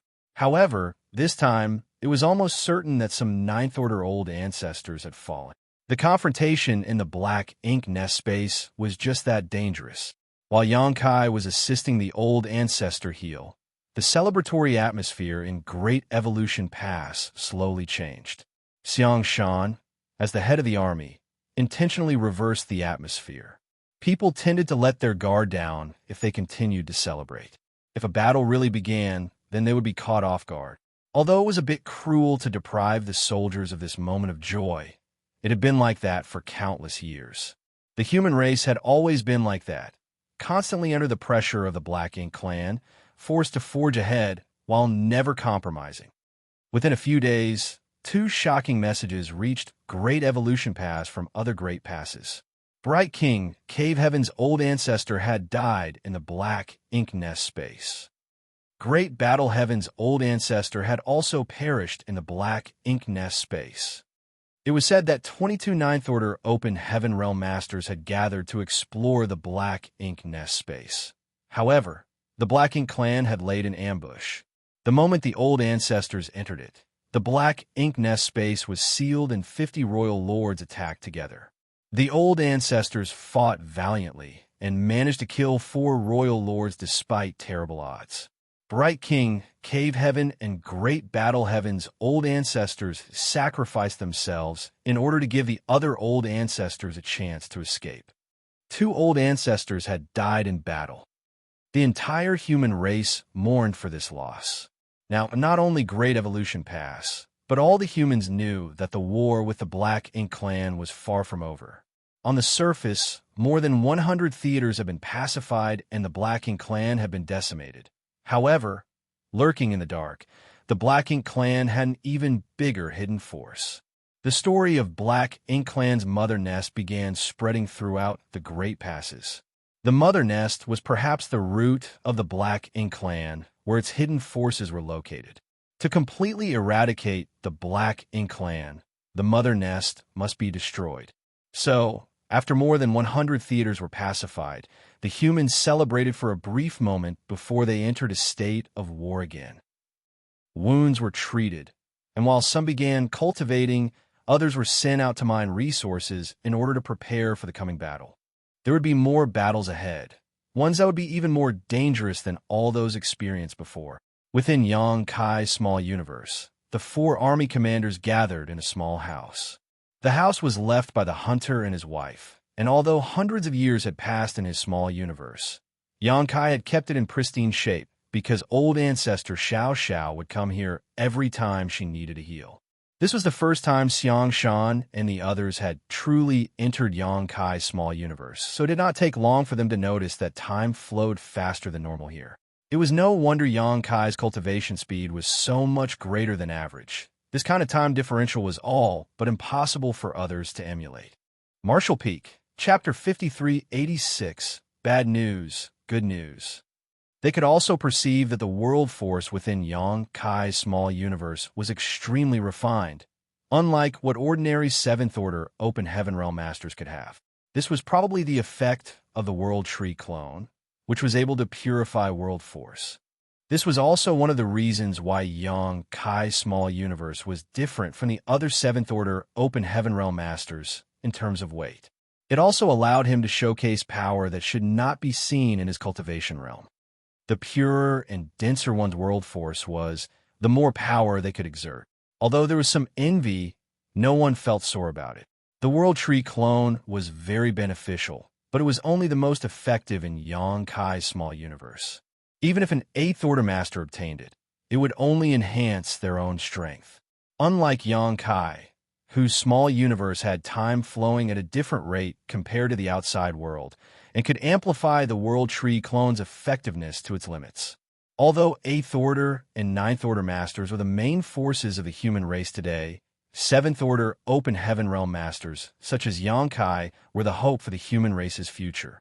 That was why when Yang Kai obtained the World Tree clone in the Blue Sky Theater, Ding Yao and others did not take it, but rather allowed him to keep it. Old ancestor Xiao still looked pale. Her injuries were so severe that even though she had the soul-warming lotus and was using Yang Kai's small universe to recuperate, the wounds did not heal so easily. However, her condition was much better compared to when she just returned from the Black Ink Nest space. At this moment, old ancestor Xiao was telling Xianxia and the others about what happened in Black Ink Nest space. The 4 army commanders all listened solemnly.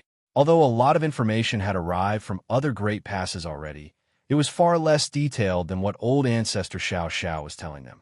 22 old ancestors collaborated to probe the Black Ink Nest space, but they were ambushed by 50 royal lords as soon as they entered. The ensuing battle was so intense that neither the old ancestors nor the royal lords could hold anything back. In the end, the old ancestors managed to kill 4 royal lords while 2 of their own sacrificed themselves to allow the rest to escape.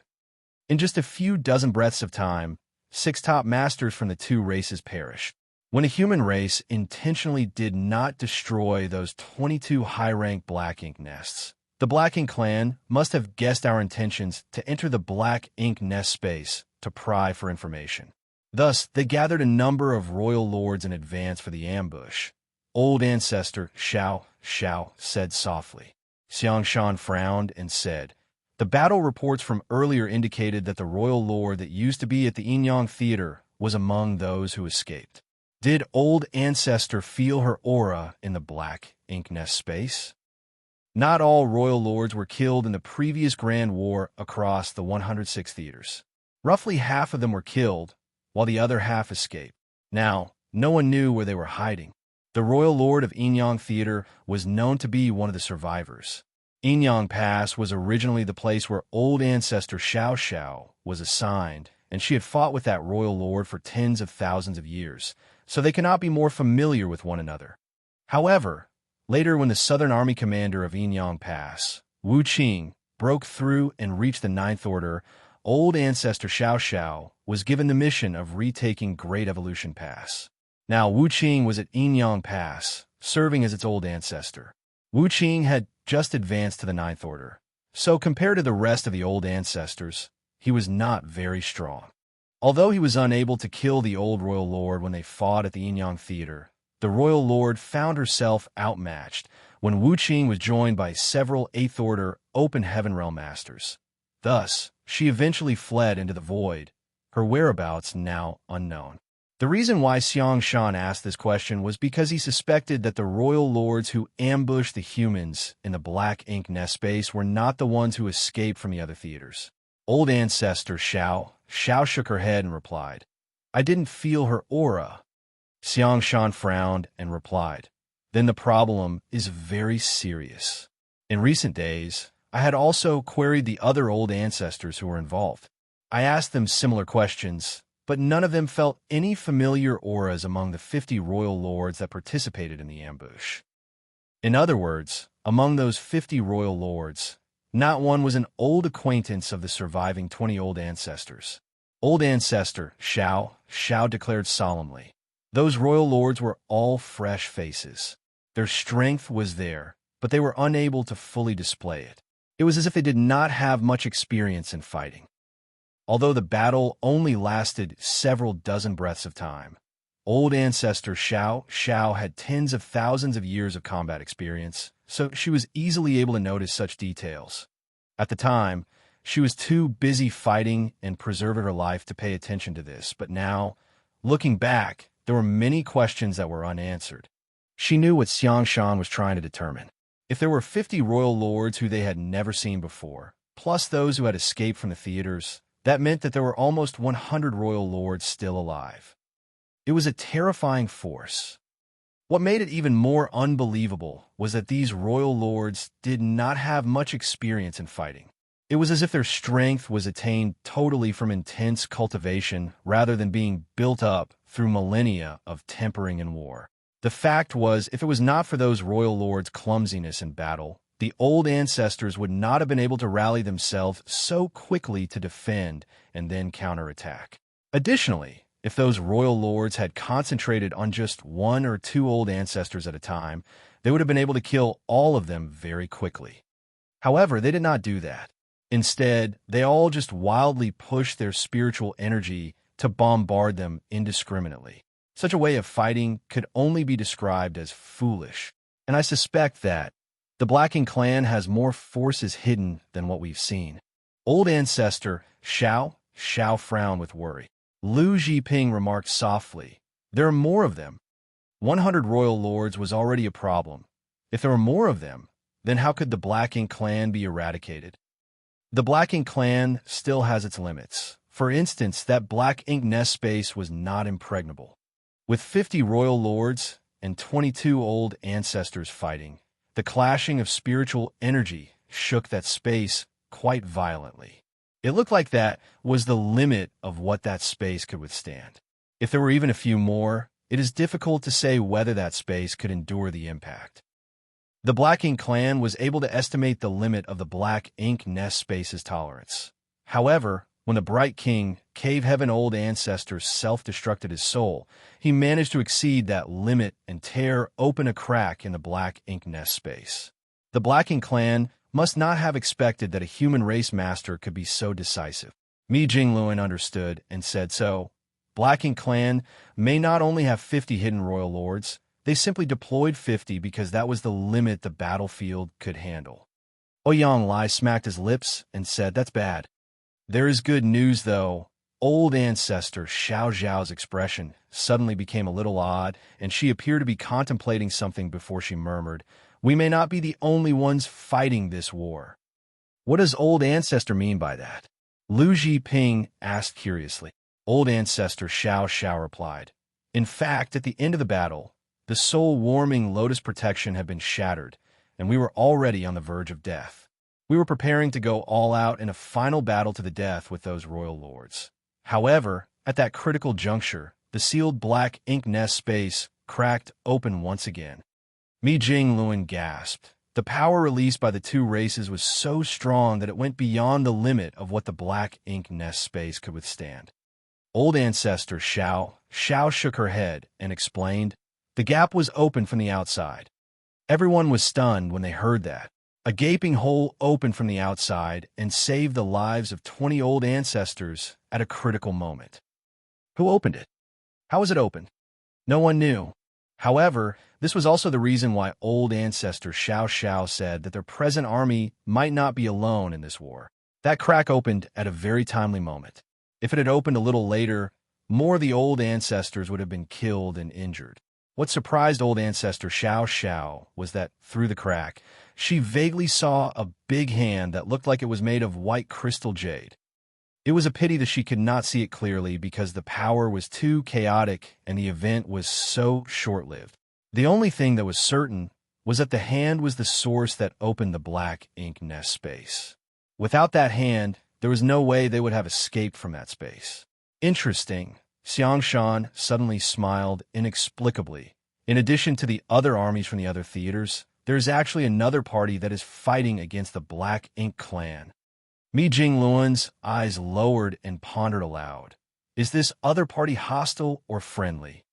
Oyanglai looked at him as if he was a fool and said with disdain, if that power helped the old ancestors get out of trouble, isn't that obvious as to whether it was hostile or friendly? Mi Jingluan shook his head with a light smile and said, who knows? If it was that obvious, then why didn't they contact us before? Why did they have to wait till the very last moment before revealing themselves? Was something restricting them from showcasing their power, or was it all intentional? Oyanglai raised his eyebrows and said, aren't you overthinking this? He seemed annoyed with Big Head Me, who always made issues more complicated than they were. Was it not better to keep things simple? Mi Jingluan shook his head solemnly and said, it's not that I want to overthink things, I just can't help worrying. According to what the old ancestor said, a lone party was able to break open the black ink nest space from the outside, which means this person or party must be more powerful than all the old ancestors combined. Oyanglai was dumbfounded. The old ancestors were Ninth Order masters, the strongest warriors in existence. Who could be more powerful than them? If this unknown party was friendly to the human race, then it would be a blessing. However, if it was hostile, then it would be far more difficult to deal with compared to the Black Ink clan. At the very least, the humans knew the Black Ink clan quite well today. They did not know anything about this hidden party. It was easy to dodge a spear in the light, but difficult to avoid an arrow in the dark. Xianxia looked at old ancestor Xianxia and asked respectfully, old ancestor, is the Ninth Order really the limit of cultivation? Is it possible to go further? When he asked this question, even Yang Kai, who had been uninvolved so far, listened eagerly. No one other than the old ancestors, who had reached the Ninth Order, had any insights into whether there was a higher realm than the Ninth Order Open Heaven realm. It was said that there was no peak to the martial Dao, but was there really no limit? However, according to the current situation on the human side, the Ninth Order appeared to be the peak of martial Dao. Old ancestor Xianxia was silent for a moment before replying, the cultivation of the open heaven realm is mainly related to one small universe. As the volume of the small universe increases, their order rises. The first order is the lowest while the Ninth Order is the limit. We have been exploring if there is anything higher beyond the Ninth Order. I don't know about the others, but personally, with my level of cultivation, the volume of my small universe has reached its limit, and there is no way to improve any further. In other words, the Ninth Order Open Heaven realm was old ancestor Xiao Zhao's limit. She could not say if that was the same situation for the other Ninth Order Open Heaven realm masters. In all these years, no one had ever gone beyond the Ninth Order. No one had ever seen any power beyond the Ninth Order. Old ancestor Xiao then added, moreover, in regards to that party that helped us escape, we do not know how powerful or what realm they were in. The situation was too chaotic, and there was no way to perceive it accurately. Even if the other party is stronger than us, perhaps they have not transcended the Ninth Order. After a lifetime of cultivation, the concept of Ninth Order being the peak was deeply rooted in their psyches. When someone suggested the possibility of a higher realm than the Ninth Order in this world, it was difficult for old ancestor Xiao to believe it. After all, she had made this judgment based on thousands of years of her own experience. Martial Peak, Chapter 5387, A Grander Crusade. No matter what realm the other party has reached, or whether they're friend or foe, at least, in terms of dealing with the Black Ink clan, their stance is the same as ours, old ancestor Xianxia continued. Furthermore, this other party should be under some kind of restriction. Otherwise, it makes no sense why they have not contacted the human race after all these years. I even suspect that there's some ancient force or a remnant of a force from a distant era. Before this, no one had thought that there was another force in the world that stood against the Black Ink clan. Before coming to Great Evolution Pass, old ancestor Xiao guarded Inyang Pass for tens of thousands of years, but even she had never heard anything about another force before. Neither had the other old ancestors. If the other party had not taken the initiative to help them out this time, they would still be ignorant of their existence. There is only one possibility now, that the power was a remnant from a very distant era, so long that even the old ancestors had never heard of it. Mi Jinglun nodded slightly and said, "Since the other party has a similar stance to ours, we can ally with them. The question is, where are they, and who made that move?" Old ancestor Xiao narrowed her eyes and said, "If I am not mistaken, their location should be where the Black Ink clan mother nest is." All the army commanders' pupils contracted, but after a moment of reflection, they understood why the old ancestor had made such a judgment. The Black Ink nest space that old ancestor Xiao and the other old ancestors entered this time should be the creation of the Black Ink clan mother nest. Since the unknown master was able to break open the space from the outside, it meant that they could not be too far away from the mother nest. They must have directly attacked the mother nest. Otherwise, it was impossible to accomplish this. In other words, if they found the mother nest, they should be able to find the person behind that mysterious attack. But where was the mother nest? Although they might be able to find some clues in the high-rank Black Ink nest, who would dare to enter that place again, considering what just happened? The Black Ink clan's ambush must still be there, so going back would be suicidal. Even so, the humans had some suspicions as to where the mother nest was. Since ancient times, those in the Great Passes had never conquered a royal city, not to mention the void beyond the royal cities. The war is not yet over, and the crusade will continue. For now, let the soldiers in the inner sanctum recuperate some more. I have a feeling that the next battle may be more dangerous. Old ancestor Xiao finally commanded. Xianxia and the others listened gloomily. As a Ninth Order Open Heaven Realm Master, she had an extremely keen perception for danger, even danger that had yet to manifest. Old ancestor Xiao would not have said such words for no reason. Soon, Xianxia and the others left so that old ancestor Xiao could continue to recuperate. The theaters everywhere were pacified and the Black Ink clan was defeated. However, the human soldiers only enjoyed a few days of peace and quiet before they entered a state of intense war preparation again. Alchemists and artifact refiners at every Great Pass became busy. Information was passed back and forth between the Great Passes. The term crusade was used by the top brass of the human race when attacks were launched against the royal cities in the theaters. However, now the human race's army was preparing for an even grander crusade. A crusade to the Black Ink clan mother nest. Xianxia also could not help but feel a sense of urgency. In the previous battles, he played an indispensable role on the battlefield. He was able to kill a powerful territory lord like Che Kong and even destroyed a lot of mid-rank Black Ink nests. He was also the one who killed a Ninth Order Black Ink disciple with a punch. However, all those achievements had many coincidental elements. In the end, he was still just a Seventh Order Open Heaven Realm Master. When old ancestor Xiao said that the future battle was going to be more dangerous than ever, how could he protect himself and the others around him unless he was at least in the Eighth Order Open Heaven Realm? But the Eighth Order, Xianxia estimated that even with his current rate of cultivation, he would require at least 1,000 years to reach the Eighth Order Open Heaven Realm Master. By the time he managed to get to the Eighth Order, the wars would be over. Time was not on his side. In fact, he took only a few hundred years to advance to the seventh order open heaven realm. So even if he took another 1,000 years to break through once more, his rate of advancement was already extremely terrifying. Which 8th Order Division commanders had not taken several thousand years to break through from the 7th Order to the 8th Order. Just look at Fengying. She was one of the most talented cultivators of her generation, but she spent 3,500 years in the 7th Order before just recently achieving a breakthrough and advancing to the 8th Order open heaven realm. And that was already considered faster than usual. On average, it took 7th Order Masters 5,000 years to break through. As for the advancement from the 8th Order to the 9th Order, that was a 10,000-year endeavor at best. The growth of a human was simply too slow.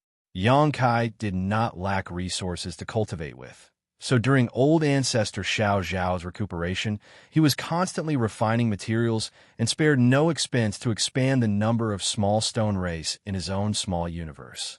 Although there was no way for him to break through and enter the 8th Order open heaven realm in a short period of time, he could still increase his strength. Xianxia would from time to time come over to pass on some messages to old ancestor Xiao and to seek her opinion on certain matters. He did not keep anything from Xianxia either. Thus, Xianxia was able to hear some confidential information. 3 months after the old ancestors returned from the Black Ink Nest space, the Great Evolution Army, which had been resting outside of the royal city, began to buzz again. It started to move beyond the royal city towards the depths of the void. It was the same for all the major theaters and the great passes. Another crusade had begun. According to the old ancestors, it was vital for them to eliminate the remaining enemy.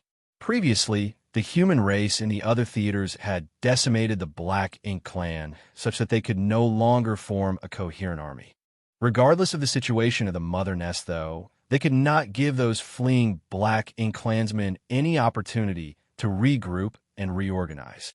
There were dozens of royal lords who had escaped, and several times more territory lords and feudal lords who, though wounded, still breathed.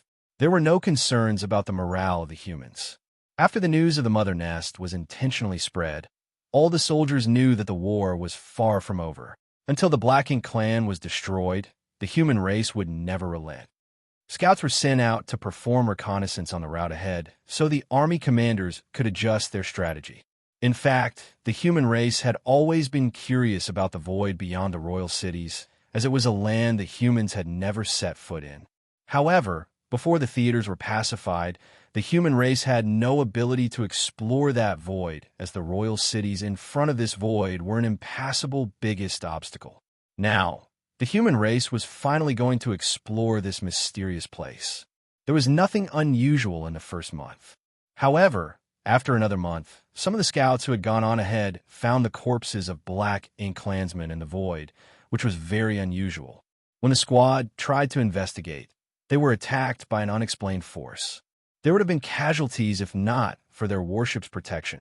When the encounter was reported to the Great Evolution Army, Xianxia took it very seriously and went to check the situation personally. He came back soon after.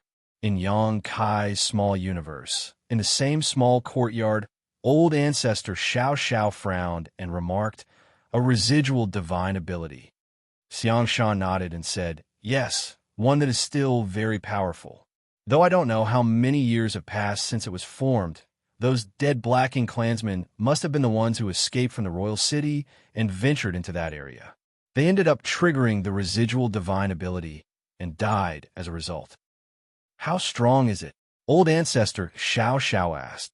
"The one I touched was almost equivalent to the full-powered strike of a 7th Order Master." "That is indeed strong." Old ancestor Xiao appeared grave and asked, "Are there many such divine abilities left?" Xianxia replied with a grave expression, "There was no way to investigate. I sensed some divine abilities as they were obvious and could be detected at a glance, but there were others that were extremely well hidden. Some are completely unnoticeable unless they are triggered. I suspect that there are not only residual divine abilities, but many other arrays as well." Old ancestor Xiao frowned as she muttered, "Residual divine abilities and arrays."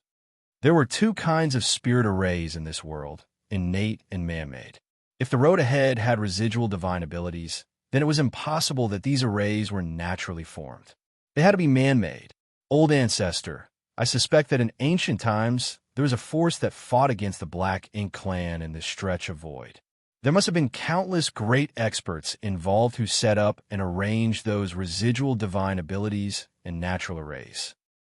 Xianxia suddenly interjected, "A divine ability, see." Xianxia looked at him in confusion.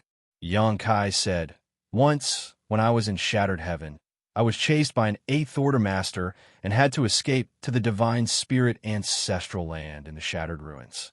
That Divine Spirit Ancestral Land was surrounded by a massive divine ability sea, which concealed innumerable divine abilities and spirit arrays. It was almost certain death for any trespassers, even 8th Order Masters. At that time, I did not know why the Divine Spirit Ancestral Land was surrounded by such a dangerous layer of traps and arrays, so I ventured in unaware. I originally thought that those divine abilities were left by the Divine Spirit themselves, but later I learned that it must have been arranged by some great experts in ancient times who were trying to seal in a Black Ink giant spirit god. Of course, those arrangements became unnecessary as the Black Ink giant spirit god was eventually eroded by the ancestral land's ancestral strength, and his vitality was completely worn down before he could get that far. From ancient times to the present, even after countless years, the divine ability, set up by those great experts of the past, is still extremely powerful. While it must have weakened after so much time, its effectiveness is still quite shocking. In fact, if the Black Ink giant spirit god was able to get out of the trap, it would still be greatly hindered by that divine ability C. The situation in the void ahead is somewhat similar to the divine ability C outside of Divine Spirit Ancestral Land, only that it's not as obvious. Old ancestor Xiao nodded and said, "Now that you mention it, I do have some memory of that. Rumor has it that there is indeed a vast field of divine abilities outside the Divine Spirit Ancestral Land, though I have not seen it before." She had been on the Black Ink battlefield for so long that if Xianxia did not mention about this divine ability C, she would not have thought about it. So, it seems that the source of the divine abilities and arrays up ahead and the divine ability C outside of the Divine Spirit Ancestral Land should be from the same era. Let's call them the Ancients. They may have had a great battle against the Black Ink clan here, so there are many residual divine abilities, as well as many restrictions and arrays. Old ancestor Xiao said, and then her eyes lit up. If the divine ability C outside of the Divine Spirit Ancestral Land was to protect against the sealed Black Ink giant spirit god, then who is this divine ability C set up to guard against? Xianxia and Xianxia looked at each other, and almost without thinking, immediately said, "The Mother Nest." Old ancestor Xiao nodded. That's the only possibility. The Mother Nest must be located at an even deeper location, and many methods were used to guard against it. Marshall Peak, Chapter 5388, Giant Spirit God on a Rampage. But from the perspective of the later generations, that meant that the Ancients had failed as the Black Ink clan managed to break out from the Mother Nest and built one royal city after another, harvested the nearby resources, hatched their Black Ink nests, bred more soldiers, and expanded the scale of the Black Ink battlefield. Old ancestor Xiao Zhao's eyes flashed as she speculated on the vital events of the ancient times. In order to fight against the Black Ink clan, the Ancients must have built the Great Passes.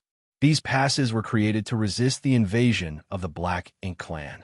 Yes, the appearance of the cave heavens and paradises must also be connected to them.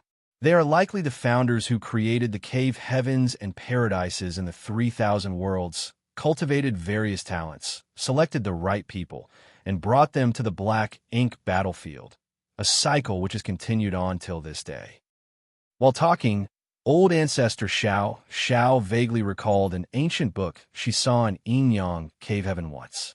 It was very old, and unlike the other secret arts or secret books, it was more akin to a journal of sorts, which she came across by accident.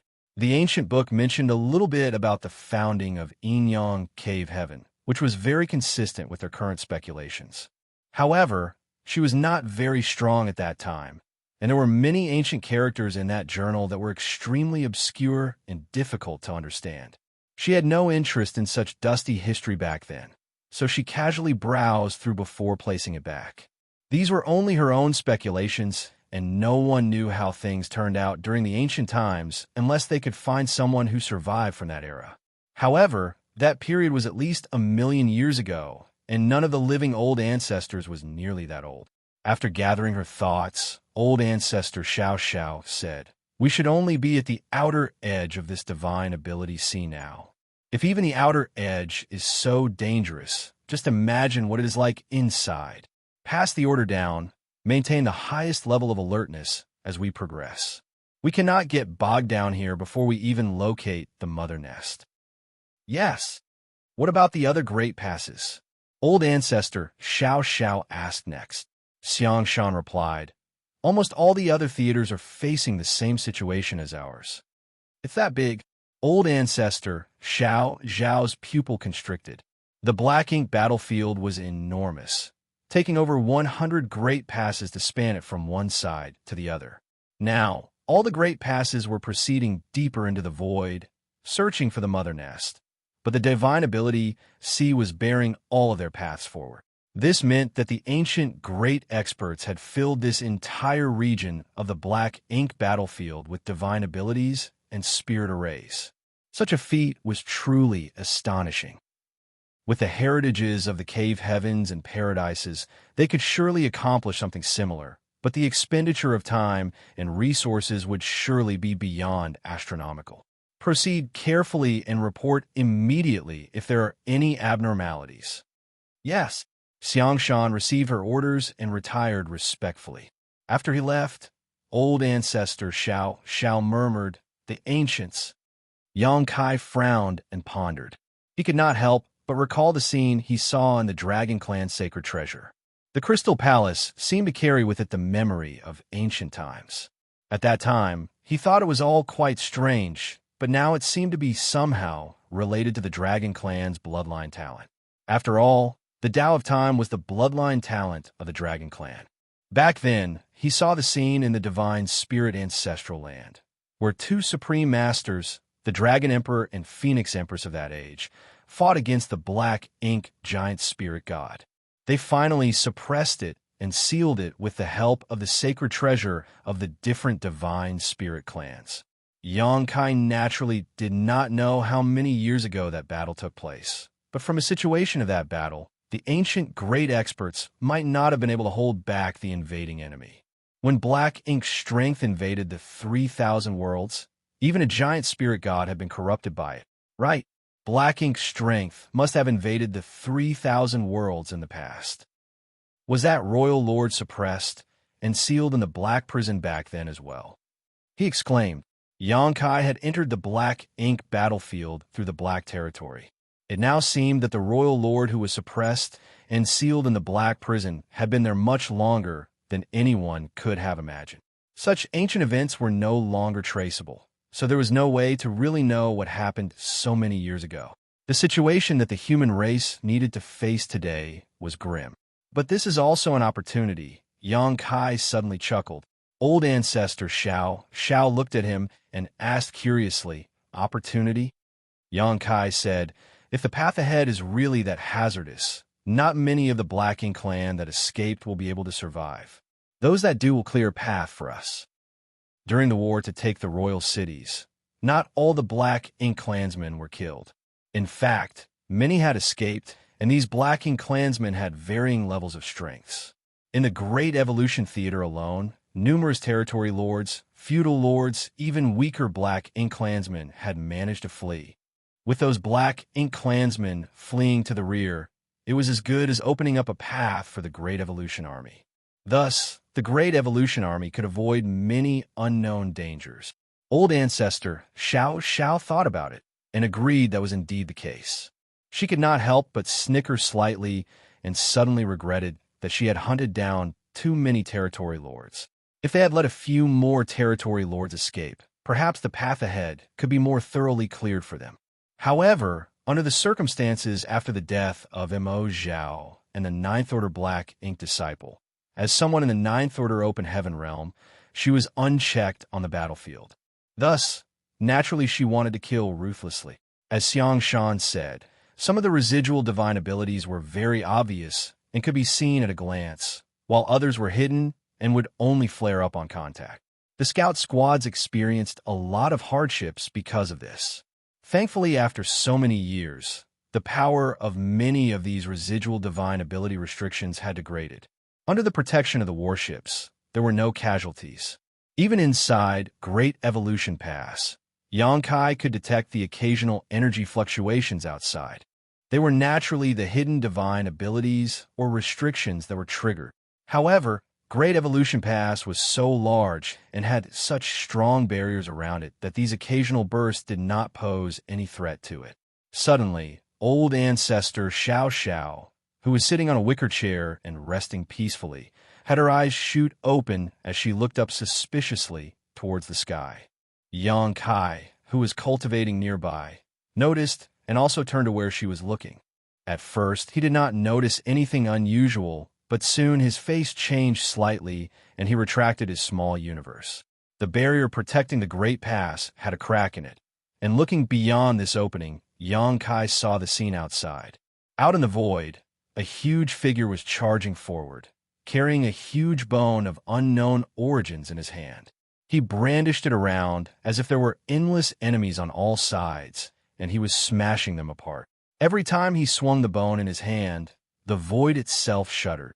The huge figure shot past Great Evolution Pass, causing it to tremble noticeably.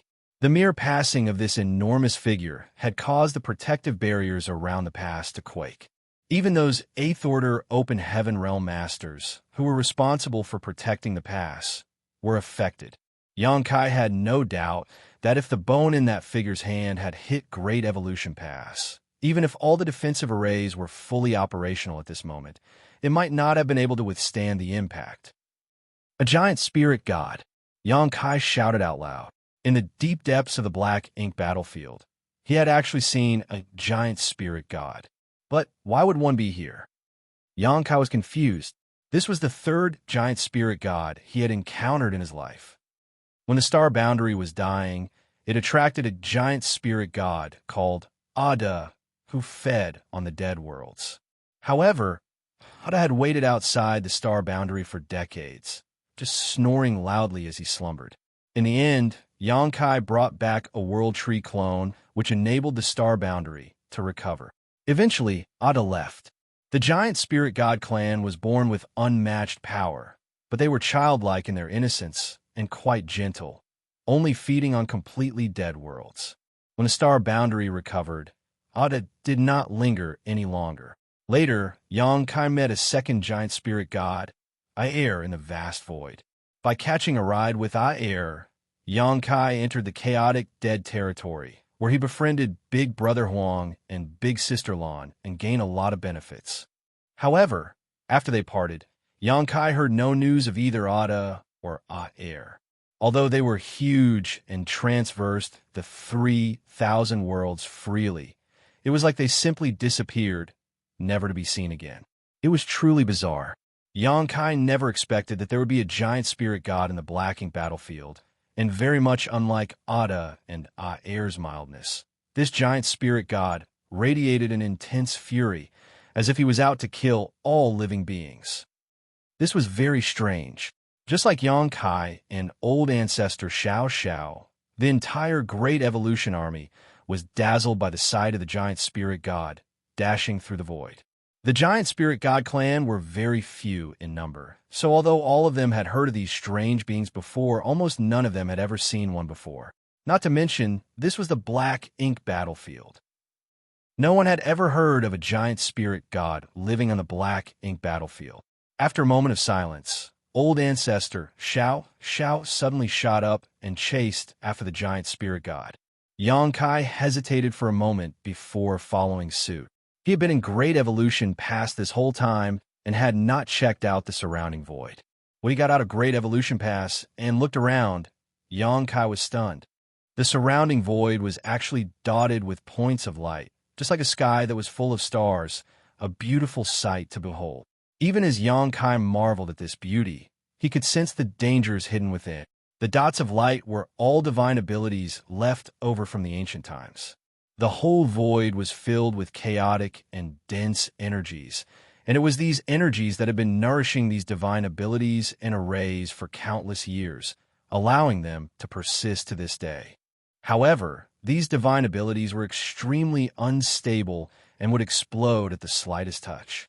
As Great Evolution Pass advanced, it inevitably touched a lot of these things. All the bursts of energy were blocked off by the shields of Great Evolution Pass, so the soldiers inside were not affected at all. Without dallying any further, Xianxia followed after the old ancestor. Although he was proficient in the Tao of Space, he still could not keep up with old ancestor Xianxia, who was in the Ninth Order. Thus, was steadily falling behind her. Soon, though, he perceived the old ancestor's aura rapidly coming towards him. In the blink of an eye, the old ancestor appeared in front of him, looking somewhat frantic, as if there was some great danger behind her. Xianxia still did not understand why the old ancestor came back all of a sudden, but she did not give him time to ponder on it, as she simply grabbed his hand and shouted, "Run." After she said that, she dragged Xianxia away. In the blink of an eye, they were hundreds of thousands of kilometers away. Along the way, they inadvertently touched a hidden restriction which was blown apart by her fist.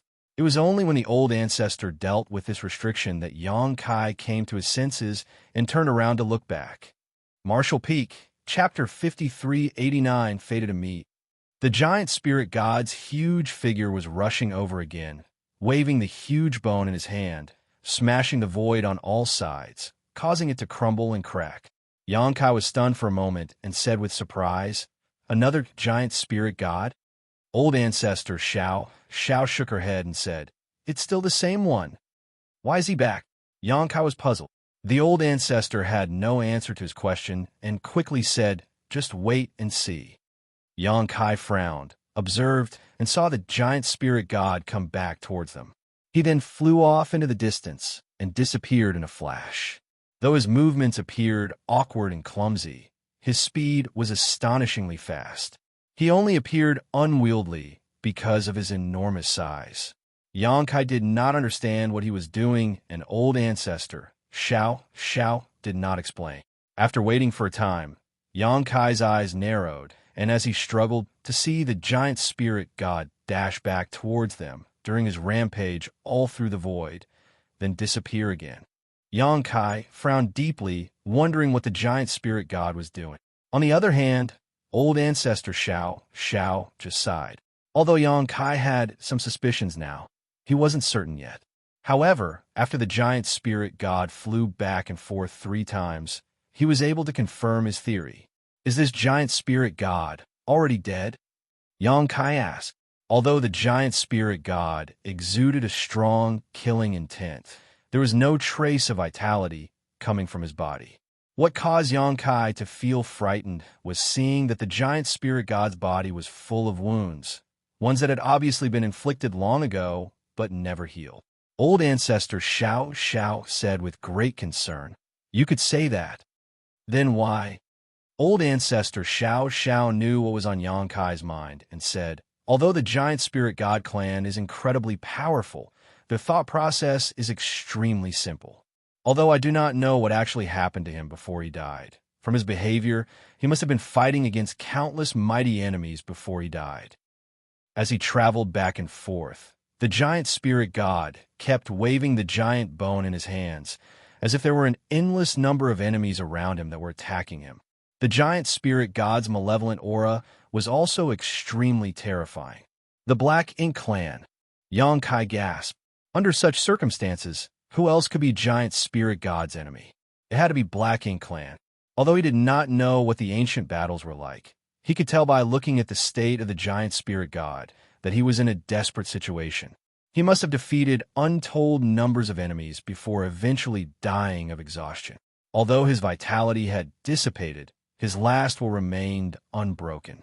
Endless eons had passed by, yet he was still charging around this battlefield, tirelessly trying to kill the invisible enemy, never once ceasing. Perhaps only when his physical body eventually collapsed would he stop. Yang Kai's heart inexplicably sank. Although he did not have any previous contact with this giant spirit god, both Ada and Aer were incredibly friendly and good to him. They were truly gentle and innocent, never using their great strength to bully others. However, in ancient times, even a race as peace-loving as the giant spirit god were drawn into the war and eventually fell on the battlefield, which showed how dire the situation was at that time. The Black Ink clan was not only the greatest enemy of the human race, but also the greatest enemy of all living beings in the vast universe. Let's go. Old ancestor, Xiao muttered solemnly. The giant spirit god was not alive. He was just repeating the actions of when he was alive, running back and forth on the battlefield, smashing those enemies that no longer existed. It was truly sad, but also worthy of respect. As Yang Kai followed old ancestor Xiao towards Great Evolution Pass, the giant spirit god once again charged forward from behind. Yang Kai suddenly looked back and thought that this giant spirit god might not simply be killing the enemy. Perhaps he was saving some humans or holding back the advance of the enemy. With the strength of a giant spirit god, it was obvious he could have escaped if he was defeated, but he persisted and remained rampaging on the battlefield. That meant that someone or something caused him to remain and fight, something more important to him than his own life. Perhaps in that ancient battlefield, the ancient humans were fighting side by side with the giant spirit god right here, blocking the Black Ink clan army. They had no means to uncover such ancient events. Those who came after them could only retrace the journey of their forefathers. As for how it ended, that was anyone's guess. The deeper they traveled into the Black Ink battlefield, the more dangerous it became. It was hard to imagine the far past and the amazing battle that must have happened between the ancients and the Black Ink clan. It was a war destined to end only in the total destruction of one side. The void was full of chaotic energy, with black ink clouds and seas of black ink strength scattered about. Where the chaotic energy and black ink strength entwined after countless years, they evolved to form endless dangers through the ages. 6 months after Great Evolution Pass departed from the royal city, old ancestor Xiao could no longer heal in peace. There were so many dangers around that it was sometimes impossible for the 8th Order Division commanders to handle on their own. For instance, when a certain massive spirit array was triggered and the entire Great Evolution Pass defensive barrier nearly shattered, and old ancestor Xiao had to personally go out to protect the pass. At this point, the hidden dangers in the void had become strong enough to threaten 8th Order Open Heaven Realm Masters. This situation was true for all the human race armies. Many great passes had lost contact with each other already due to these chaotic energy outbursts. Yang Kai began to wonder if the royal lords who had escaped from the humans in each theater would even be able to make it back to the mother nest safely. After fighting the 9th Order Open Heaven Realm Masters, those royal lords would surely be seriously wounded, and in this kind of environment, if they were not careful, they might die. At this time, Yang Kai was leading Dawn to scout ahead of Great Evolution Pass to check for possible dangers. Old ancestor Xiao sat inside the pass as she monitored the 4 directions in case something happened, ready to respond if she needed to. Dawn was a special operations squad and was adept at dangerous scouting missions. However, just in case of trouble, Dawn had an extra 8th Order with them. She was none other than Feng Ying. In the last battle in the royal city, Feng Ying rushed out at the critical moment and held back a territory lord who was pursuing Yang Kai. As a newly promoted 8th Order Master, Feng Ying was naturally no match for that territory lord and was injured during the battle. Later, there was a breakthrough in the situation. Che Kong, Mo Zhao, and the 9th Order Black Ink Disciple each died one after another. Feng Ying's territory lord opponent realized that the situation was not in the Black Ink clan's favor and attempted to escape. Feng Ying went all out to pin her opponent down, and with the help of other 8th Order Open Heaven Realm Masters, she eventually managed to kill that territory lord. Now, that Feng Ying was in the 8th Order Open Heaven Realm. She was supposed to have left Dawn to assume greater responsibilities. In fact, the army was reorganized just before Great Evolution Pass left the royal city. This was the third time the Great Evolution Army went through a mass reorganization. The first time was when the Great Evolution Army was first established. The second time was when they retook Great Evolution Pass. Now was the third and probably the last time. Feng Ying was now a division commander of the Western Army. Dawn also had some new faces. Yang Kai stood on the deck at the bow of the warship, using his divine sense to monitor in all directions, checking for possible hidden dangers. Apart from Dawn, there were dozens of other squads that were fanning out on the path ahead of the Great Pass. The reconnaissance teams would quickly map the route ahead and send their findings back to Great Evolution Pass so that they could avoid any impending dangers. If there was a strong restriction or divine ability detected in front, the scouts would be responsible for triggering it. However, if it was too strong, then the 8th Order Division commanders who had gone along with the scouts would have to take action. If even the 8th Order Masters could not handle the threat, then they could only call the Old Ancestor to come forward to deal with it. The road ahead was known to be dangerous, so no one bothered to contact the Old Ancestor unless the threat was so great that even Great Evolution Pass shields would be unable to withstand the impact. So far, Old Ancestor Xiao had intervened twice. The restrictions that were neutralized by the Old Ancestor were truly terrifying. If one was accidentally triggered by the scouting squads, there was a high possibility that they would be wiped out. On this day, Yang Kai was checking out the possible dangers ahead when a divine sense transmission reached his ear. "Brother Yang, come and take a look. There's something interesting here." Yang Kai turned his head to look over there, and without hesitation, he called out to Feng Ying to take command and dashed off. A short while later, when he reached the area that another squad was exploring, he took a look at the situation and was stunned by what he saw. He saw a figure standing in the void in front of him, his body covered in black blood. It was a Black Ink clansman. He was not just any Black Ink clansman, though. From his aura, he was clearly a territory lord. Yang Kai even recognized this individual, smiled, and said, "It's really fate that we meet again after so long. How should I address you?" This couldn't be helped. This territory lord was the one who chased after Yang Kai in the previous battle. Yang Kai did not know his opponent's name, but in the end, he had summoned Huang, Xianxia's soul clone, to block him. This territory lord had obviously defeated Huang, Xianxia's soul clone, which now remained as a lifeless feather.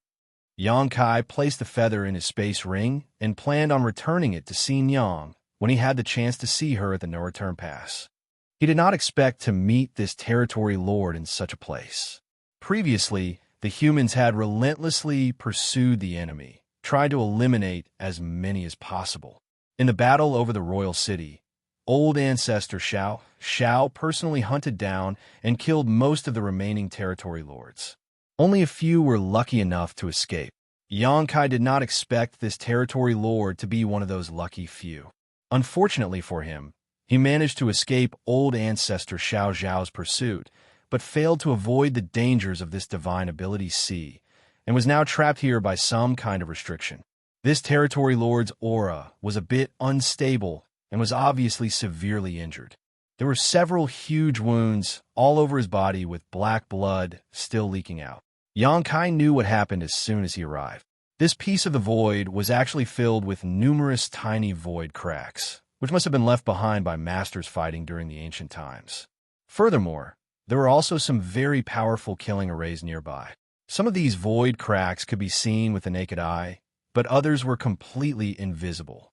When the territory lord fled to this place, he must have run headlong into this fractured region of the void, resulting in many fresh wounds. Now he was trapped and dared not move.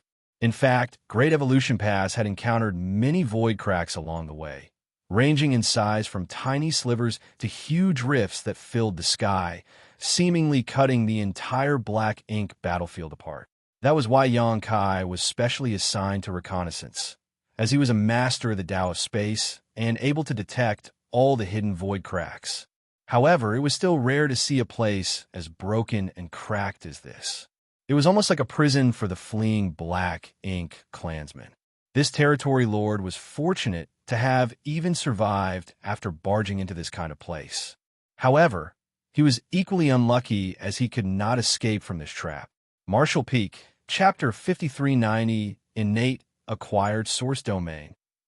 Xianxia was in a good mood when he saw this territory lord, not only because he could avenge Huang Xinyang's soul clone, but also because if he was trapped here, that meant that the Great Evolution Army was going in the right direction.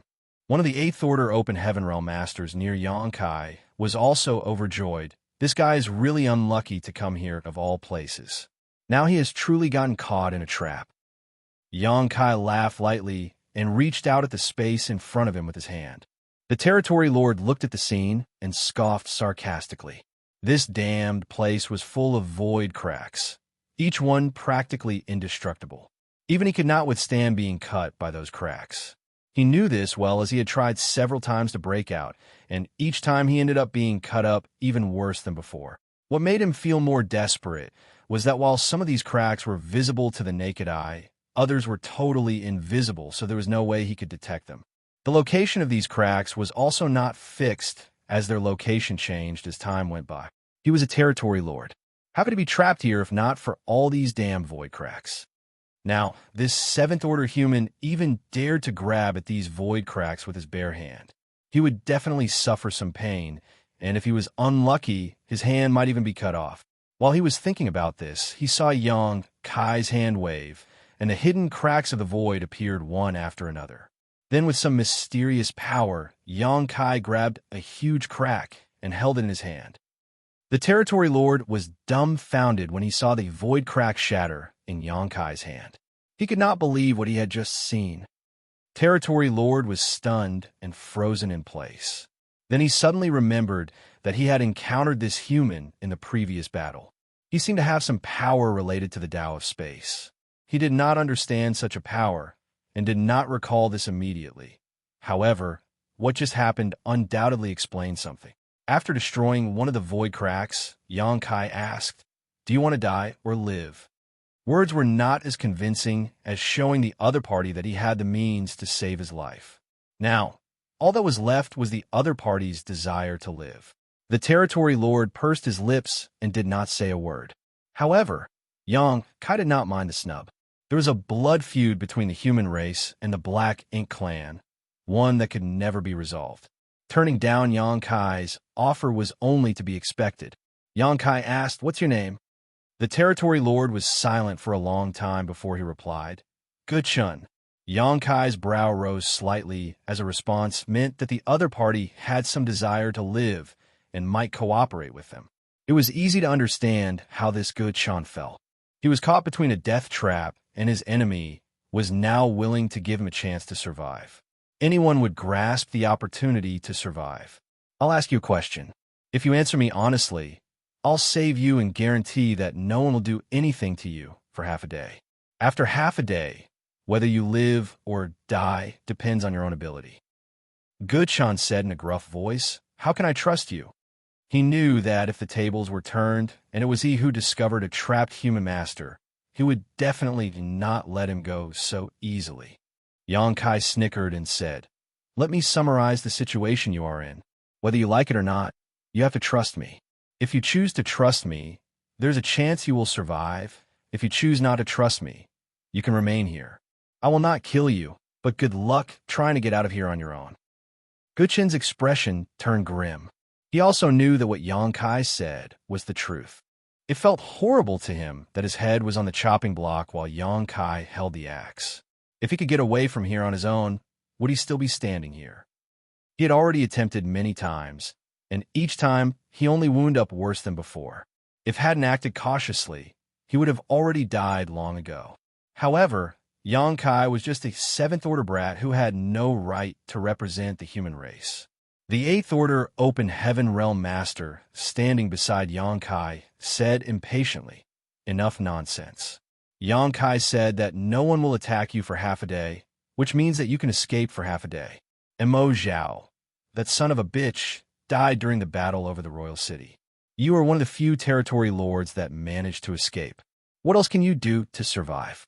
Yet, you still dare to question us? The humans did not know much about the situation in the Black Ink clan, especially about the previously speculated mother nest. Although it was certain that there was a higher-rank Black Ink nest above the high-rank Black Ink nests, they still did not really know what exactly the mother nest was. What was there to lose from letting a territory lord live if he could tell them something about the mother nest? This 8th Order Open Heaven Master was definitely aware of Xianxia's intentions, which was why he said this. Guchan shook his head, looked past the two of them, and said, "If it's the old ancestor who guarantees to spare my life, I will tell you anything you want." Impudence! The 8th Order Master sternly shouted. After the 8th Order Master roared, though, the old ancestor suddenly appeared behind them. Apparently, she also found out about the situation somehow and rushed over long ago but hid from sight. When the territory lord saw old ancestor Xianxia, he obviously looked a bit nervous. This was the supreme human master who killed Royal Lord Mo Zhao. Every Black Ink clansman would be terrified of her. "Upon my name, I swear I will not kill you as long as you answer a few questions." Old ancestor Xiao looked at Guchan and said flatly, "You can choose not to answer, but if you dare to lie, I have ways to make you beg for death." Guchan looked conflicted for a while, but soon resigned himself to his fate and nodded. "Good." Old ancestor replied, "Regarding your high-rank Black Ink nests, is there a higher Black Ink nest that is the source of the Black Ink clan?" Guchan frowned and answered, "I'm not sure. Maybe." Old ancestor Xiao stared at him with narrowed eyes and asked, "Do you have a death wish?" Guchan quickly said, "I'm really not sure about this. I'm not lying." The old ancestor narrowed her eyes and asked, "How could you not know such a simple matter as a territory lord?" Guchan explained, "There are differences between territory lords. These things may be known to innate territory lords, but I am an acquired territory lord and don't know much about the secrets of the clan." Old ancestor Xiao was puzzled and asked, "Innate? Acquired? What are the differences between an innate territory lord and an acquired territory lord?" Even Xianxia, who had lived amongst the Black Ink clan for years, never knew that there were any differences between the territory lords. After a high-rank Black Ink nest is fully grown, the earliest territory lords spawned from it are considered innate territory lords. After that, they're all acquired territory lords. As he said that, he glanced at Xianxia. Sir Che Kong, the one this boy killed, was an innate territory lord. Old ancestor Xiao glanced at Xianxia, but he just shrugged and smiled awkwardly. He was in a life-or-death situation, so who would care about whether a territory lord was innate or acquired? Furthermore, he had never heard of such a difference. What's the difference? Old ancestor Xiao asked. She had a hunch that this time she might be able to get a lot of extremely confidential information about Black Ink clan from Guchan. Guchan thought for a moment before answering. There are definitely big differences. Innate territory lords existed long before acquired territory lords and are generally much more powerful. However, the biggest difference is that they were directly born from the high-rank Black Ink nests. Thus, when they are born, they immediately have the strength and status of a territory lord. Old ancestor Xiao's eyes constricted, and Xianxia was even more surprised as he exclaimed, "A Royal Lord Black Ink nest can directly spawn territory lords." If that was the case, how come there were so few territory lords? Although there were more territory lords compared to 8th Order Open Heaven Realm Masters, if what Guchan said was true, then there should be many more territory lords. Why did the Black Ink clan not simply create more territory lords and overwhelm the human race? Is there some kind of limit? Old ancestor Xiao asked curiously. Guchan nodded. Yes, there is a limit. I have heard other territory lords say that the birth of an innate territory lord is inseparable from the source domain. In the ancient times, the royal lords emerged from the source domain with their own high-rank Black Ink nests. Those Black Ink nests carried some of the source domain's power in them, and only by relying on that power could innate territory lords be born. Source domain. Old ancestor Xiao and Xianxia were both in awe. It was the first time they had heard the term source domain. The term alone caused their imaginations to run wild. This was revealed by Wuxia of his own accord, so they did not know if he did it intentionally. It now was clear that he did not want to die. Otherwise, why would he reveal such secrets so easily? Old ancestor Xianxia wanted to urge him to reveal more and said, in that case, the power of the source domain, as you call it, is what allowed the high-rank black ink nest to directly birth the territory lords. But by doing so, that power is drained and cannot be replenished. That's right, Wuxia said bitterly. We acquired territory lords climb up slowly through hard work and cultivation. Yet when compared to the innate territory lords, we are much worse in terms of status and strength. Then you guys must really be miserable, Xianxia snickered. Wuxia shook his head and said, there is a saying among your people, the heavens are fair in all things. Although innate territory lords are born extremely powerful, they will forever be territory lords for the rest of their lives. On the contrary, acquired territory lords who achieved our status through cultivation have a chance to one day become royal lords. Why is that? Xianxia was puzzled. According to reason, the innate territory lords should be more privileged. Why was it different when it came to the Black Ink clan? I don't know. Wuxia shook his head. Surimo Zhao was once an acquired territory lord too. Old ancestor Xiao fell silent. It was a short conversation, but the information gathered was enormous. Innate territory lords, acquired territory lords, source domain. There were also royal lords who came out of the source domain with their own black ink nests. Immortal Ballad, who had advanced to become a royal lord through his own efforts, was not one of them. The high-rank black ink nest that they found at Great Evolution Pass was left behind by a royal lord 30,000 years ago. Immortal Ballad simply took over the nest. Without dwelling too much on it, old ancestor Xiao asked, back to my question, is the mother nest in your so-called source domain? Wuxia shook his head and replied, I have never heard of a mother nest, so I don't know if it is in the source domain. None of U.S. acquired territory lords have ever been in contact with the source domain. However, some of us had some guesses about the existence of a greater black ink nest. If there really is a mother nest, as you call it in this world, then it can only be in the source domain. Marshall Peak, Chapter 5391. You trust the word of a woman? In the Black Ink clan, hierarchy was extremely strict in all things. The higher-ranking black ink nests birthed the lower-ranking ones, and there was a one-way symbiotic relationship between them. If the humans had some suspicions about this, then Black Ink clan themselves naturally had them too. However, Wuxia, an acquired territory lord, had never come in contact with the mother nest. Thus, he really knew nothing about it. Furthermore, the mother nest was a term that was coined by the human race. Even if it did exist, who knew what the Black Ink clan called it? Those innate territory lords, such as Xianxia, may know more about these matters because they themselves were bred directly from the high-rank black ink nests. Thus, they had a connection to the source domain where the mother nest was suspected to exist. It was a pity that Xianxia was already dead. Otherwise, there was still a chance to find out something from him. Now, Xianxia understood why some of the territory lords were so much more powerful. Under normal circumstances, a territory lord's strength was less than that of an 8th Order Open Heaven Realm Masters. However, in every theater, there were always some exceptions. For example, Xianxia's strength was at least on par with an 8th Order Division Commander. In fact, in a one-on-one fight, there were hardly any 8th Order Open Heaven Masters in the Great Evolution Army who were his match. Only and a few other top elites could take him on.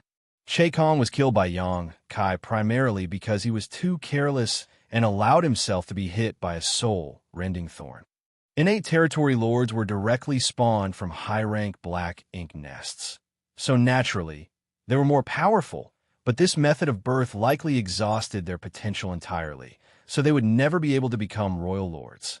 On the contrary, Wuxia, who was comparatively weaker, had room to grow and a chance of becoming a royal lord. Of course, it was still incredibly difficult for a Black Ink clan territory lord to advance to become a royal lord, no less so than for a human to reach the 9th Order Open Heaven realm.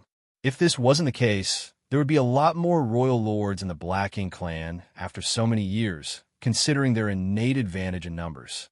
There were surely a lot more innate territory lords such as Che Kong long ago, but after countless years of war with the humans, most of these innate territory lords must have died. Only a few survive. A rough estimate would say that before the latest war, the top 3 territory lords in all the theaters were innate territory lords. Now, tell me about the source domain. How much do you know? Old ancestor Xianxia asked.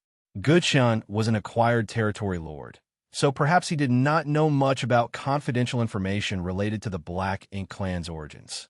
From the conversation so far, it appeared that the innate territory lords seemed to ostracize the acquired territory lords. However, they should know more than the humans. Guqian thought about it and said, "The source domain is something I only heard about from other territory lords. The source domain should be the source of the Black Ink clan." Old ancestor Xiao waited for a moment, but when he did not say anything else, she frowned and asked, "That's it?" Guqian said helplessly, "No." Old ancestor Xiao almost laughed. The source domain was the source of the Black Ink clan? That could be inferred from the name alone. Was there a need for him to state the obvious? The Black Ink clansmen who survived are all escaping in this direction. Could it be that you all are heading towards the source domain? I think so. Guqian nodded and said, "I don't know where the source domain is, but since I became a territory lord, I have become able to faintly sense something that I believe is the source domain. Thus, the source domain should be in this direction." It was because the source domain was in this direction that he fled this way. Only by fleeing this way could he hope to survive, but little did he expect that, even as a territory lord, he would end up being trapped here. Xianxia could not help but raise his brow. The Black Ink clan situation was somewhat similar to his dragon source. On Dragon Clan's side, if an individual's dragon vein and dragon bloodline reached a certain degree of purity, they would be able to vaguely sense where Dragon Pool was because the Dragon Pool was the origin of the Dragon Clan. Since the source domain was the source of the Black Ink clan, it was not surprising that Guqian would be able to sense it. If the source domain is the origin of Black Ink clan, there should be a lot of territory lords and also many royal lords there. Why don't they come out? What is preventing them from doing so? It was now certain that the 50 royal lords encountered in the Black Ink nest space previously were all from the source domain, or at least somewhere nearby. Otherwise, there was no way to explain their origin. They appear to be trapped in or around the source domain. Thus, even though the battles in the theaters were raging, they were indifferent to them. It was not that they did not care about the battles, but rather that they simply could not intervene. Guqian shook his head and said, "I don't know. You said that the royal lords came out of the source domain and brought their own Black Ink nest with them. How did they leave the source domain?" "I don't know. How far is this place from the source domain?" The old ancestor asked. "I don't know. What was your Black Ink clan fighting against in the olden days? How did this stretch of void behind the royal cities form?" This time, after the old ancestor finished her question, she mercilessly warned, "If you dare to say you don't know, you will die." Guqian's expression became more and more bitter. He did not know the answers to these questions. Although he was a territory lord, he was just an acquired territory lord and a low-ranked one in the Great Evolution Theater at that. So, how could he know anything too confidential? Whatever Mo Zhao discussed with the innate territory lords was never shared with him. That was why he was willing to answer old ancestor Zhao's questions. For so many years, acquired territory lords like him had felt excluded from the core of the Black Ink clan. He knew very little about the inner workings of the clan, and he did not want to die unnecessarily. Although it is not clear, it should be related to you humans. The feud between the human race and the Black Ink clans goes back to ancient times. This void should be the original battlefield left behind by the human race masters during that war. This point was the same as what they had speculated. It was not surprising to think that the only ones in this world who could compete with the Black Ink clan was the human race. The divine spirit, although strong, were too small in number, so it was difficult for them to wage a war across such a wide battlefield. Old ancestor Xiao nodded and asked a few more questions, all of which were answered honestly by Guchun. Is there anything else you feel that you should tell us? Old ancestor Xiao finally asked. Guchun's expression suddenly tensed up, shook his head guiltily, and said, I don't know much. In that case, she turned her head to look at Yang Kai and said coldly, Kill him. Guchun's expression changed dramatically as he protested. We had an agreement. You swore to let me go if I answer your questions truthfully. Old ancestor Xiao looked at him and asked mercilessly, You trust the word of a woman? She never planned to let Guchun go. Although a territory lord was not a threat to her, he must have killed many human soldiers over the years. How could she let an enemy like him live? Yang Kai grinned and extended his hand. Old ancestor indeed swore she would not kill you, but I never did. Space principles surged, stirring the void, and in a flash, countless void cracks appeared. They then surged towards Guchun as Yang Kai manipulated them. Guchun grit his teeth and rushed out with determination against the countless cracks. His black ink strength surging as he roared. You will die a horrible death. The void cracks sliced through him and black blood splattered everywhere. Just before the cracks hit Guchun, he managed to launch an intense blow towards Yang Kai, which hit him and flung him a distance back. By the time Yang Kai steadied himself, Guchun had already been sliced into countless pieces by the void cracks. Yang Kai looked at old ancestor Xiao and the 8th Order Division commander in disbelief and asked, You just stood there, watching. He thought that these two would act at the critical moment, which was why he did not defend himself at all. Due to their inaction, he almost suffered serious injuries. That 8th Order Open Heaven Realm master grinned and said, Well, aren't you still fine? Wouldn't it be too late to ask if I wasn't? Yang Kai was indignant, but he knew in his heart that the old ancestor would ensure that he would not be hurt. Most likely, she did not intercede because she knew that the blow from Guchun would not hurt him. The source domain, the old ancestor murmured, it seems that there's a reason why there's only one high-rank black ink nest in each theater.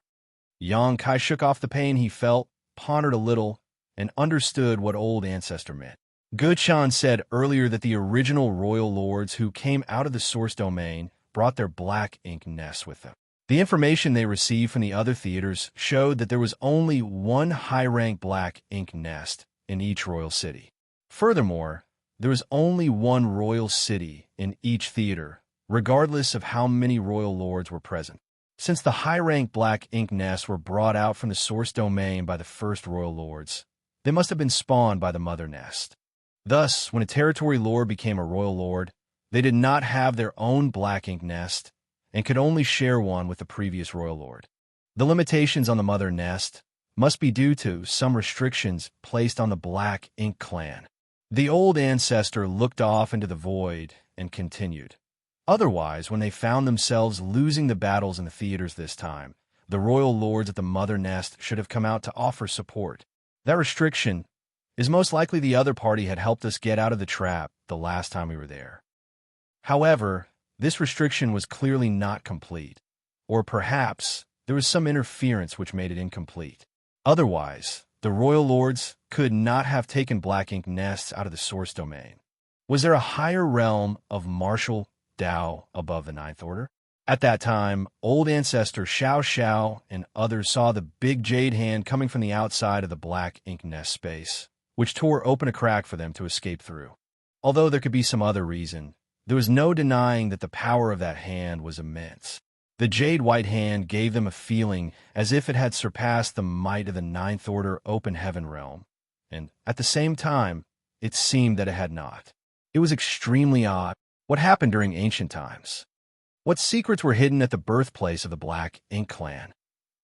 No one knew, so no one could give them an answer. However, the crusade by the human race continued.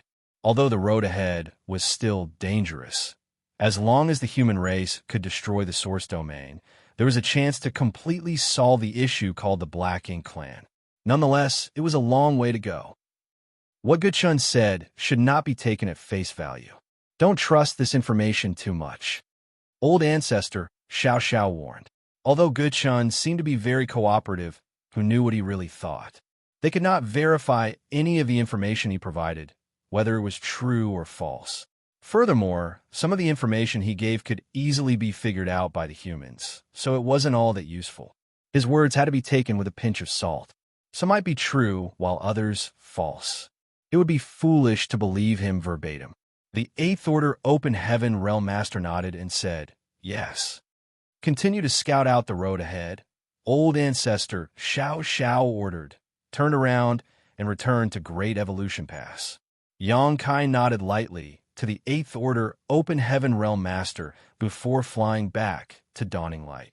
He did not say anything more to Feng Ying and the others, but the urgency in his heart became increasingly obvious. Martial Peak, Chapter 5392, The Distance is Shortening. All the theaters and the great passes set off from the royal cities without a clear goal, but today they had a destination. The Source Domain. The Source Domain was the source of the Black Ink clan, where the mother nest was, along with a gathering of many royal lords. Not only were there royal lords, there must be many territory lords and soldiers as well. Furthermore, there were not just acquired territory lords like Wuxia. Many of the territory lords there were probably innate territory lords.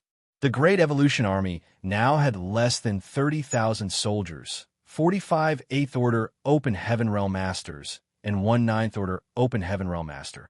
Such an army was considerable in size and strength. The other Great Passes likely had fewer forces than Great Evolution Pass, but there were 106 of them on this crusade. When all the armies converge into one, by then, the human army would exceed 2 million. This was a full 2 million masters at or above the Fifth Order. It was also the heritage accumulated over the ages by the cave heavens and paradises. Such a force was extremely powerful, but could it defeat the Black Ink clan in the Source Domain? Xianxia was not sure, and neither were the old ancestors. Even though the human race was strong now, who could guarantee that they would win this battle? What if they lost? Also, what was the power that limited the Black Ink clan in the Source Domain? Who did that jade white hand that old ancestor Xianxia and the others saw previously belong to? Would this unknown force aid them in battle? The road ahead was full of uncertainty, but they had to forge ahead. The Great Evolution Army continued to march forward.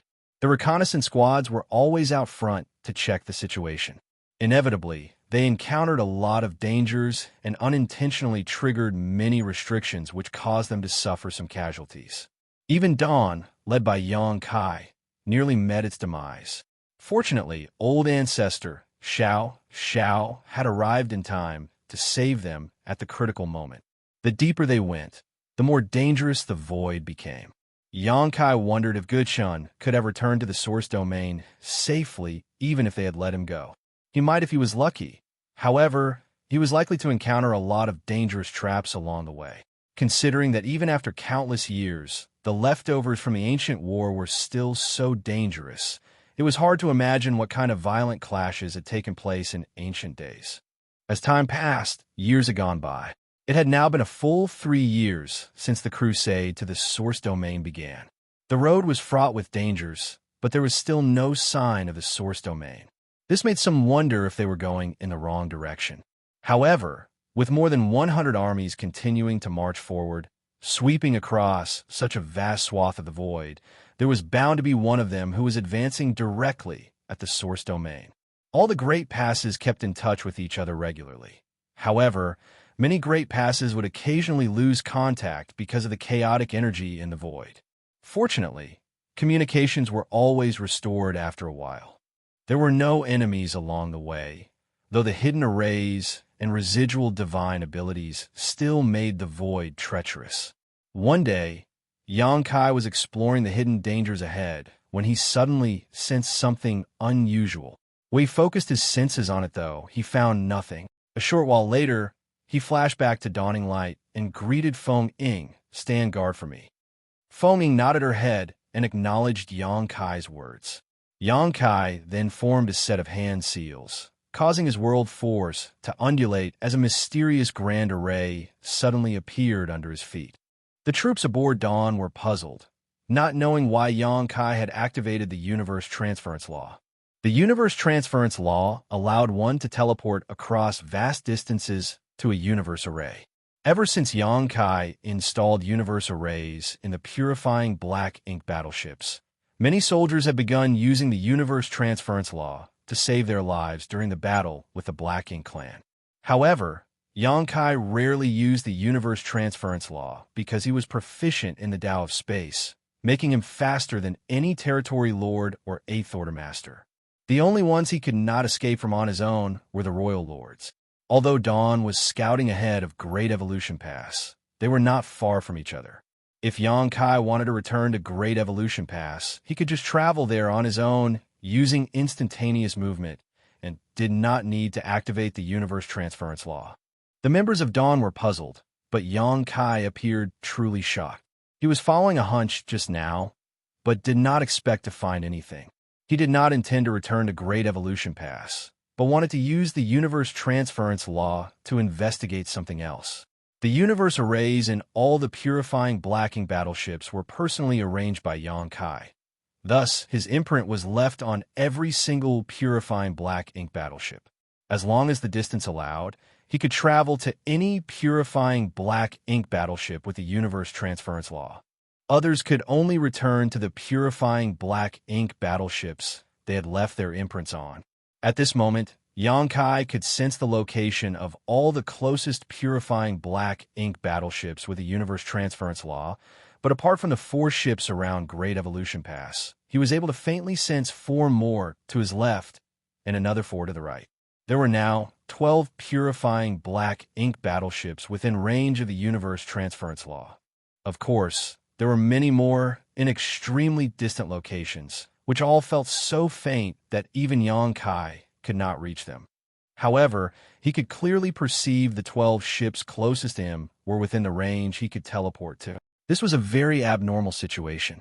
The distance between each great pass was at least a year's journey for the average warship. When the Great Evolution East-West Army set off from Wind and Cloud Pass, indeed took them a year to reach Great Evolution Pass.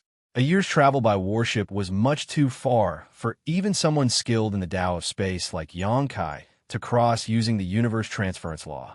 However, he can now. What did this mean? It meant that the distance between the great passes had shortened to the point where he could use the universe transference law. How could this have happened? Xianxia was at a loss, so he hurriedly dispersed the universe transference law and shot towards the pass, yelling from afar, "Continue to explore the path ahead." Soon, Xianxia arrived at the middle of Great Evolution Pass, where old ancestor Xianxia sat with her legs crossed. Opening her eyes, she looked up at him curiously and asked, "What happened?" Over the past 3 years, Xianxia had been out leading Dawn to scout the road ahead, never once returning to Great Evolution Pass until today. Xianxia quickly explained, "We are getting closer to Wind and Cloud Pass and Azure Void Pass. We're now just 3 months away by warship." The 2 great passes closest to Great Evolution Pass were Wind and Cloud Pass and Azure Void Pass. Xianxia could sense the other 8 purifying black ink battleships that belonged to these 2 great passes were now a 3-month journey away, which was the extreme limit that he could traverse via the universe transference law. Ordinary 7th Order masters could not travel such a large distance using the universe transference law, not to mention a 3-month journey. Even a single month's distance would undoubtedly be fatal for them, as transferring that far was basically the limit of an 8th Order master via the universe transference law. Old ancestor Xianxia was stunned by what he said and asked, "How can you tell?" Xianxia explained what he had just experienced. She pondered deeply for a moment before saying, "Come with me." Dashing off, the 2 of them quickly arrived at the hyperspace array. The 7th Order Open Heaven Master, who was guarding this place, saw old ancestor Xianxia and rushed to greet her. Old ancestor Xianxia waved her hand and asked, "Is there anything unusual on this side of the space array?" The 7th Order Open Heaven Realm Master did not know what the old ancestor was referring to and replied honestly, "There is nothing unusual. Nothing has changed from before." The 7th Order thought about it and replied, "If we talk about changes, I'm not sure if it's anything noteworthy, But recently, when we sent out some jade slips to the other great passes, the energy required seemed to have decreased, but the reduction was not obvious. It was because the reduction in consumption was not obvious that he did not report it. After all, the transmission of a jade slip did not consume much energy in the first place, much unlike the transfer of a cultivator, which required an enormous amount of resources. When old ancestor Xianxia heard his response, she immediately determined that what Yangkai said was likely true. Other great passes may not have detected anything yet, but with Yangkai's unique circumstances, he was able to notice this anomaly. Great Evolution Pass was indeed getting closer to Azure Void Pass and Wind and Cloud Pass. Much closer, in fact. The distance between the Great Passes was originally about a year's journey. However, they were now just 3 months apart. This resulted in the reduced consumption for the transmission of jade slips through the space arrays. Activate the array, old ancestor Xianxia ordered. Whether the distance was truly shortened, they would know once they tried it. That 7th Order Open Heaven Realm Master hastily told his many co-workers, and they began to work. Head to Wind and Cloud Pass, old ancestor Xianxia said to Yang Kai, who nodded and replied understood. Soon after, the Grand Array was ready. Wind and Cloud Pass was set as the target destination, and Yang Kai stepped onto the space array. The array buzzed, and when the light dissipated, Yang Kai was gone. After Yang Kai disappeared, several 7th Order Open Heaven Realm Masters immediately checked the consumption of energy and were all flabbergasted. How does it compare to before? Old ancestor Xianxia asked. Yang Kai had been to Wind and Cloud Pass before through the hyperspace array. Since those assigned to watch and operate the space array had been here for years, they should know the usual consumption required. The 7th Order Open Heaven Realm Master replied, the consumption is much less than before, less than 30% of the last time. The ones on duty here were thoroughly shocked. The consumption required to teleport through the hyperspace array increased according to distance. Thus, teleportation was only done between neighboring great passes. If the destination was too far, they would have to transit through several great passes to arrive there, as that was the most economical method. Now, the consumption of teleportation was less than 30% of the last time. Since Yang Kai's strength had not changed significantly, and the hyperspace array had not been enhanced, the only factor that could be different was the distance between the destinations. Was the distance between Great Evolution Pass and Wind and Cloud Pass getting shorter? This thought came to the 7th Order Open Heaven Realm Master's mind. Old ancestor Xiao narrowed her eyes slightly. It seemed that what Yang Kai said was true. Although she also did not doubt him, what happened before her eyes served as firm proof of his words. Great Evolution Pass was only just 3 months away from Wind and Cloud Pass now. Why was this? All the great passes were advancing in tandem towards the depths of the black ink battlefield. So logically speaking, the distance separating them should not change much. Now, however, they were somehow approaching one another. This was true for Great Evolution Pass and Wind and Cloud Pass, as well as Azure Void Pass. So what about the other great passes? Were they all getting closer? If that was true, then in time, more than 100 great passes would converge in one place. What was the mysterious place that they were converging to? Was it the source domain of the Black Ink Clan? Old ancestor Xiao's expression changed a bit. The distances between the great passes were getting shorter, which was actually good news for the human race. The 9th Order Open Heaven Realm Master had considered that if any great passes found the Black Ink Clan source domain, the other great passes would have to rush over to support them. However, if they all gathered in one place at the same time, it would save them a lot of trouble. When the human race gathered all their might, they were confident they could decimate even the Black Ink Clan's source domain, no matter how powerful it was. Meanwhile, Yang Kai appeared above Wind and Cloud Pass space array. The 7th Order Open Heaven Realm Master, there was an old acquaintance, and was surprised to see Yang Kai. So he asked, Brother Yang, why are you here? Is there some urgent information from the Great Evolution Army? These days, there was basically no direct interaction between the great passes. All information was passed in the form of jade slips. For Yangkai to suddenly appear in person, something important must have happened. Marshall Peak, Chapter 5393, Old Ancestor sets out. There's nothing urgent. This is just an experiment, Yangkai said. He then turned his head towards the space array that had not completely closed and disappeared. The few open heaven realm masters were bewildered. Did someone teleport here? Wind and Cloud Pass Eastern Army Commander Yuan Xinggu stepped into the hall and asked. He obviously noticed the commotion and came over to check the situation. However, he was a step too late. The 7th Order Open Heaven Realm Master on guard duty rushed forward to report. Yangkai from Great Evolution Pass just came by, but went back almost immediately. He said that he was conducting an experiment. An experiment? Yuan Xinggu frowned and barked. What is he trying to do? Each time a teleportation was conducted, it required a large amount of resources.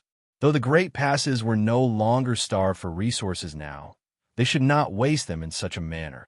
When the Grand Array lit up once again, the fluctuations generated were much subtler than before.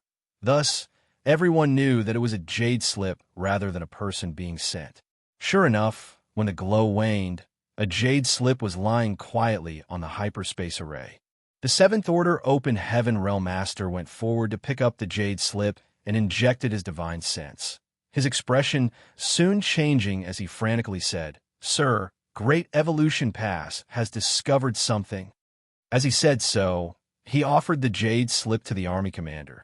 Yuan Xinggu took it, and, after checking it out, his expression also changed. Great Evolution Pass and Wind and Cloud Pass are now only 3 months apart. This was very surprising news. How could there be only a 3 months journey separating them? The jade slip that was transmitted from Great Evolution Pass also speculated that not only had the distance between Great Evolution Pass and Wind and Cloud Pass been reduced, the distances between all other Great Passes had also been shortened. The jade slip instructed them to spread the news and at the same time seek confirmation of this. Yuan Xinggu did not dare to delay. He quickly continued to spread the word while arranging men to go to the neighboring Great Passes through the space arrays. In less than half a day, jade slips from all the Great Passes were collected in Great Evolution Pass's space array hall. Old Ancestor Xiao checked the jade slips before tossing them to Yangkai. Nodding at him as she said, It's confirmed. The distances between all the Great Passes have shrunk. Yangkai took a look at the messages, frowned, and asked, What is causing this? Old Ancestor Xiao shook her head and said, I don't know. Whatever the case, it means that all the human Great Passes will eventually converge in one place. This was a good thing for the human race. If all the Great Passes gathered in one place, then their power would not be scattered and they would not need to fight separately as before. With more than 2 million open heaven realm masters, more than 109th Order Old Ancestors and thousands of 8th Order masters, such a force would be enough to take on any enemy. Even if the source domain was really that dangerous, the human army could still overcome it. You have an advantage in your ability to sense the purifying black ink battleships. Pay more attention to the position of the other Great Passes purifying black ink battleships and judge the distances between them. Old Ancestor Xiao instructed. Yes. As they ventured deeper in a void, they not only encountered remnants of war between the Ancients and the Black Ink clan, but also a number of vivid celestial phenomenon, naturally formed by the universe itself. Each of the celestial phenomenon was extremely magnificent, occupying massive regions of the void, hiding unimaginable dangers beneath their beautiful appearances. Even the 9th Order Old Ancestors could feel a sense of danger coming from these celestial phenomenon, making them aware that falling into them would be disastrous. According to Feng Ying, there were many similar celestial phenomenon in the 3,000 worlds during ancient times. However, as the number of human race masters increased and their activities became more frequent, the celestial phenomenon in the 3,000 worlds gradually faded away. However, in the depths of the Black Ink battlefield, these celestial phenomenon remained unchanged throughout the ages. Technically speaking, the chaotic dead territory was also a type of celestial phenomenon. However, it was not naturally formed, but rather the result of the collision of Big Brother Huang and Big Sister Land's powers. The chaotic, dead territory was so dangerous that even the 8th Order Open Heaven Realm Masters could not enter for long. Only the 9th Order Open Heaven Realm Masters could move about for a short period in such a place. Xianxia had experienced the dangers of the chaotic, dead territory firsthand. If giant spirit god Air had not protected him at that time, he would never have survived. Many of the celestial phenomena in the depths of the black ink battlefield felt even more dangerous than the chaotic dead territory. The celestial phenomena were so dangerous that even Great Evolution Pass needed to go around them. A year later, Wind and Cloud Pass and Azure Void Pass were now less than a month's journey away from Great Evolution Pass, and this distance continued to shrink. This was the same for all the other Great Passes as well, with the two furthest Great Passes now only 2 months apart. If this persisted, the Great Passes would converge in another year's time. Even though Xianxia was scouting ahead of the army, he could clearly sense the tense atmosphere within Great Evolution Pass. The Great Evolution Army had begun to sharpen its swords.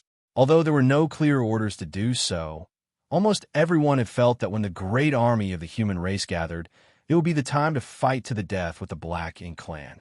Furthermore, the human race had always anticipated this battle. 6 months later, Great Evolution Pass and Wind and Cloud Pass were only 10 days apart from each other. If this was an ordinary stretch of void, Xianxia would already be able to see Wind and Cloud Pass. However, the energy in the depths of the black ink battlefield was too violent and chaotic. There were countless restrictions and dangers all over the place.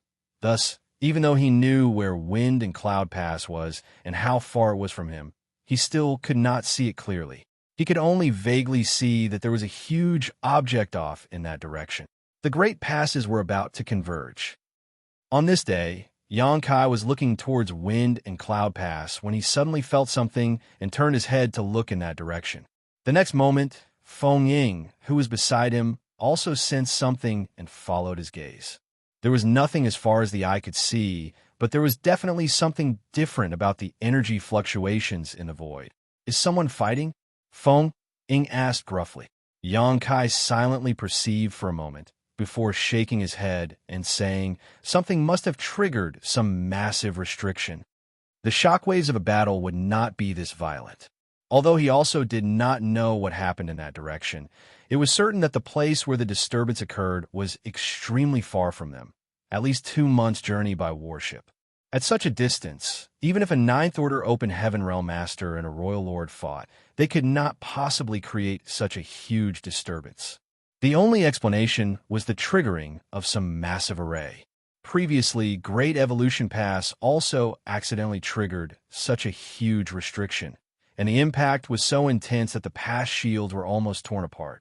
As they were talking, a surge of power suddenly came from inside Great Evolution Pass, followed by a pillar of light that shot out into the void.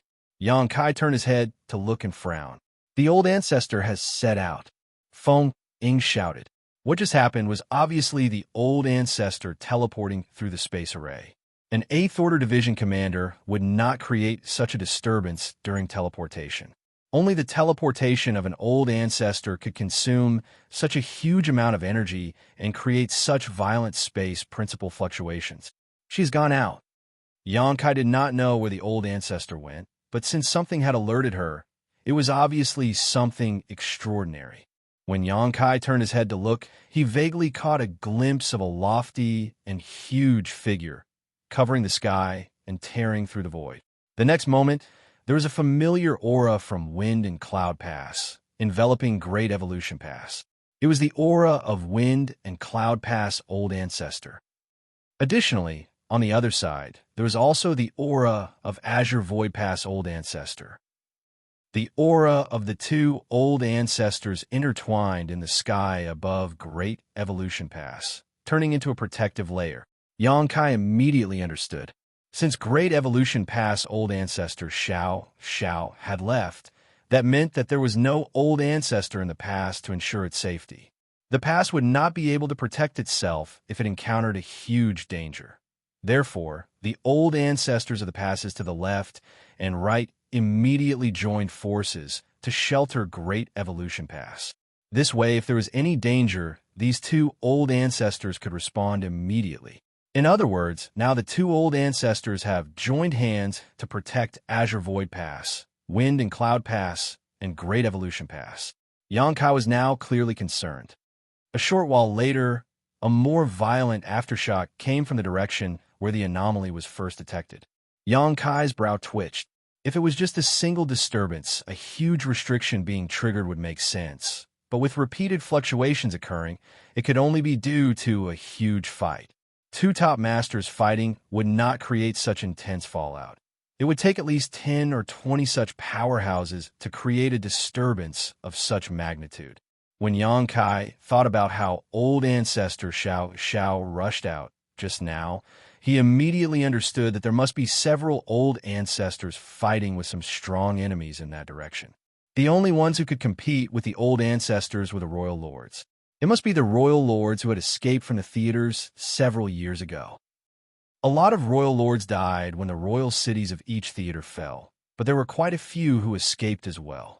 It was not that the old ancestors did not want to kill them, but rather that they couldn't as long as the royal lords were determined to escape. Those royal lords that fled that day all went towards the depths of the black ink battlefield. Xianxia had been thinking about this since he found out that the Great Passes were converging and would eventually meet up at some point. If the Great Passes converged, then what about the royal lords who escaped from the other theaters? Would they converge in one place as well? There wasn't just one or two royal lords, but dozens. If all those royal lords joined forces to target a single Great Pass, that Great Pass would be able to resist. It would soon be destroyed, along with all the human soldiers inside. He had mentioned this previously with old ancestor Xiao. However, she just told him that preparations had been made. Thus, Xianxia did not ask any more questions. After all, he was only a 7th Order Master and should just focus on what he could do, rather than things he had no ability to interfere with. Now, it seemed that the old ancestors did have an arrangement for such a situation. From looking at what just happened, when there was movement nearby, old ancestor Xiao was the first to go provide support, while the old ancestors of Wind and Cloud Pass and Azure Void Pass quickly took Great Evolution Pass into their protection. This was the safest arrangement. Old ancestor Xiao was definitely not the only old ancestor who had set out. There were dozens of royal lords. So many 9th Order Open Heaven Realm Masters would have to be deployed to face them. Perhaps some old ancestors would fall in this battle, but the royal lords would surely suffer even more. At that moment, a strange fluctuation appeared from another direction. Xianxia frowned and quickly looked in that direction. The royal lords had split up their forces. They did not all converge in one place, but instead divided into two groups to attack the human Great Passes in two locations. However, were their attacks going to be limited to only two locations? After all, with dozens of royal lords, they could attack at multiple places at the same time without any difficulty. Martial Peak, Chapter 5394, Deadly Flaws. If Xianxia was in the position of the royal lords, he would also divide his forces to hit the humans before the Great Passes fully converged. What he was concerned about turned out to be reality, as the Blacking clan did exactly what he feared. "Brother, I'll leave this to you," said the old ancestor of Azure Void Pass. The next moment, his aura faded and a pillar of light shot up into the sky from Azure Void Pass. The Azure Void Pass old ancestor also went to support the second Great Pass that was attacked by the royal lords. The void trembled and the sky shook from an ox's bellow as a master's aura approached rapidly. Xianxia turned his head and saw the Wind and Cloud old ancestor riding a mighty bull, charging over from the direction of Wind and Cloud Pass.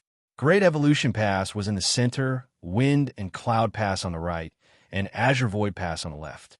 Now that old ancestors of Great Evolution Pass and Azure Void Pass have left, the old ancestor of Wind and Cloud Pass had to shelter the three Great Passes all on his own. Thus, it was only natural that he came to Great Evolution Pass, so that he could be positioned at the center and monitor the left and right passes.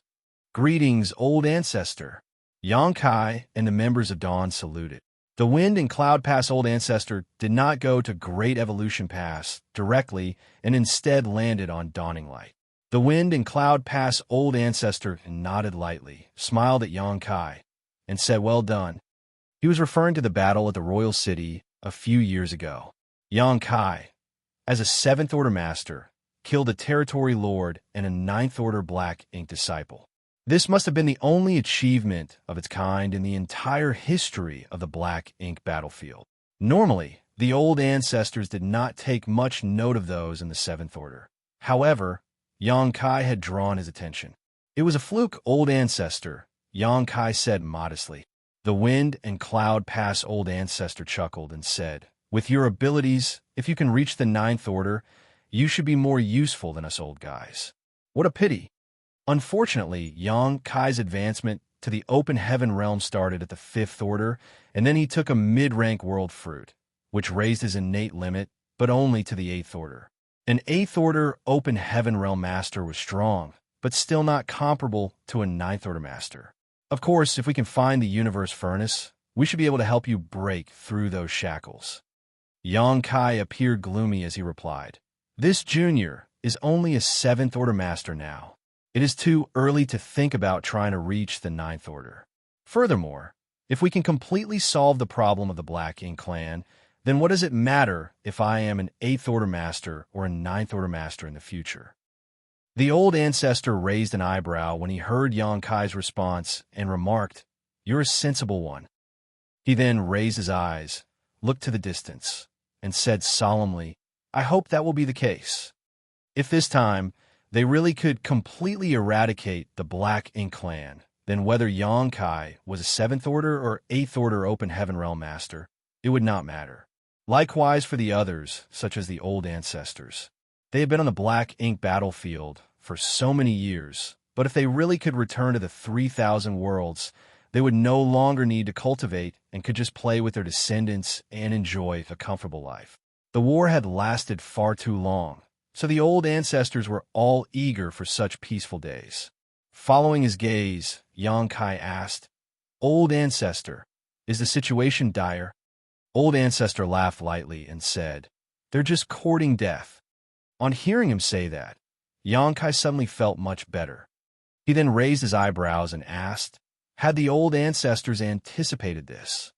Not really, it was just a precaution.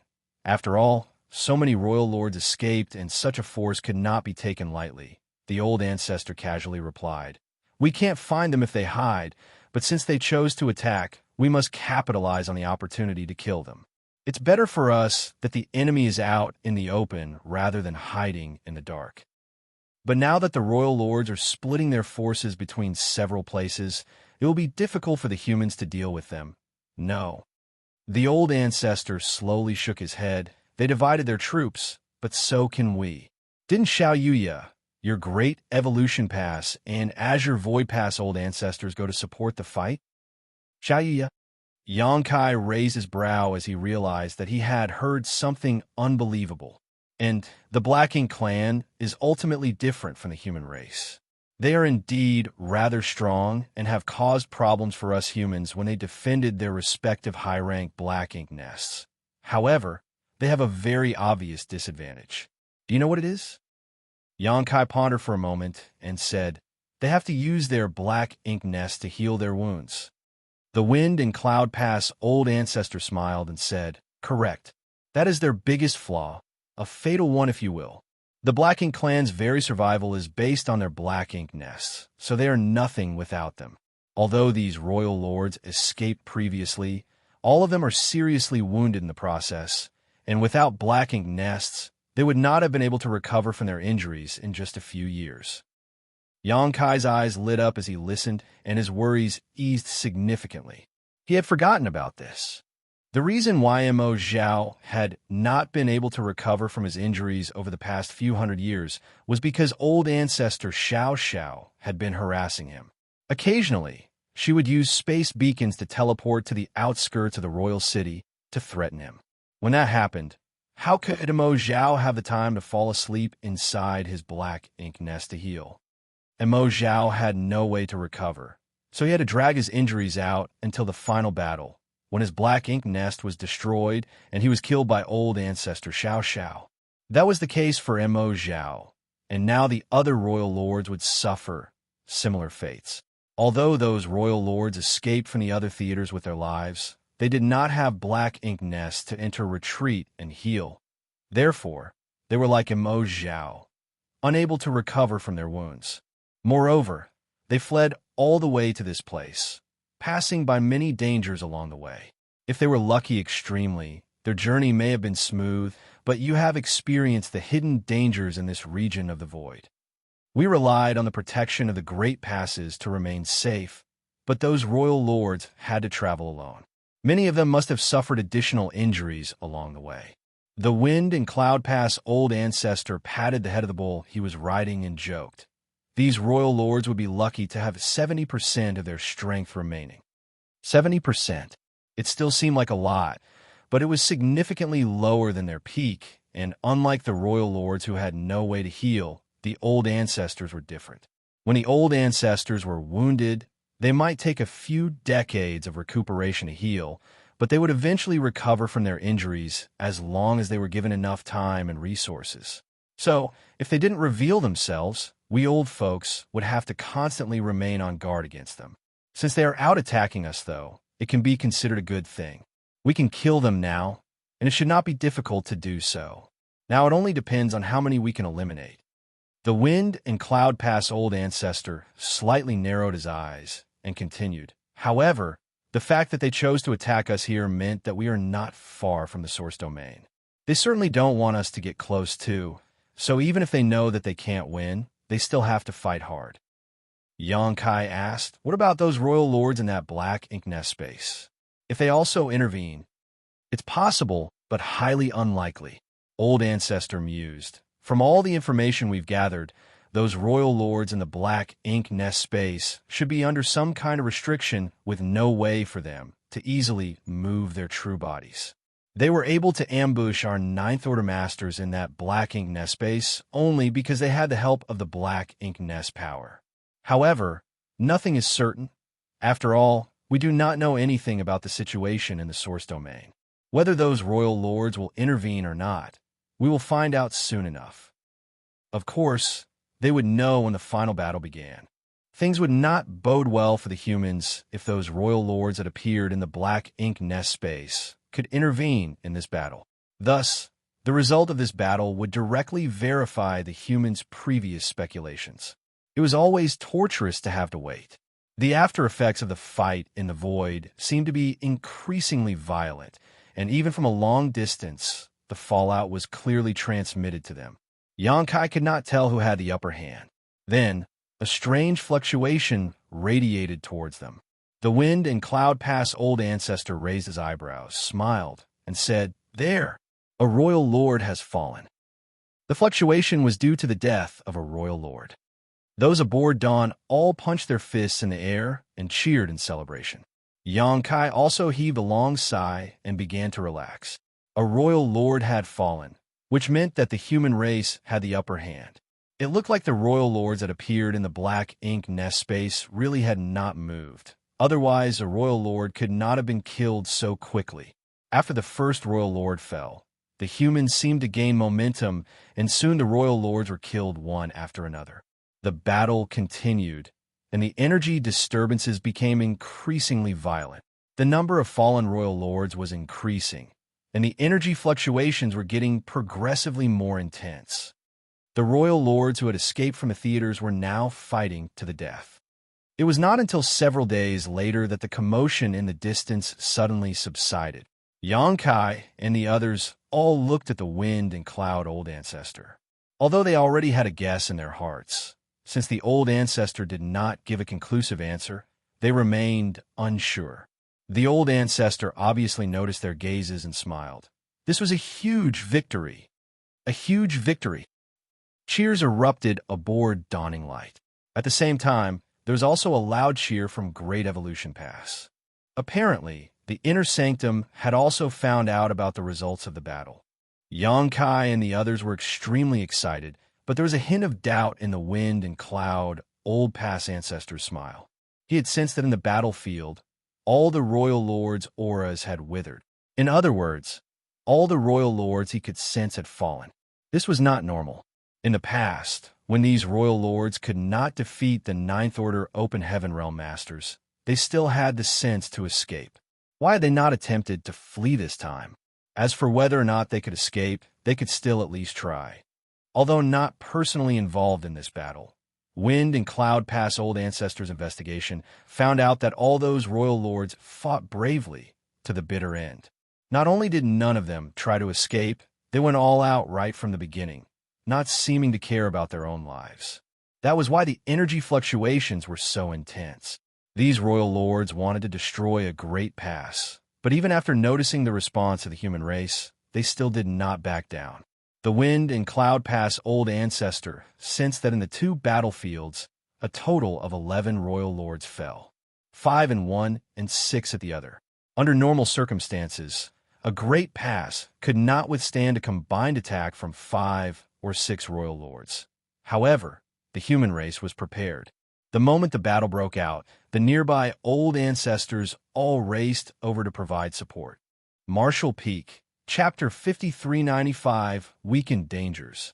At the beginning, there were some losses at the two great passes targeted by the royal lords. However, when the other old ancestors rushed over to provide support, the royal lords could no longer attack with impunity. The Wind and Cloud Pass Old Ancestor could only sense 2 battlefields, but there could be farther battlefields that even he was unable to detect, as there were enough royal lords for them to split into more than 2 groups.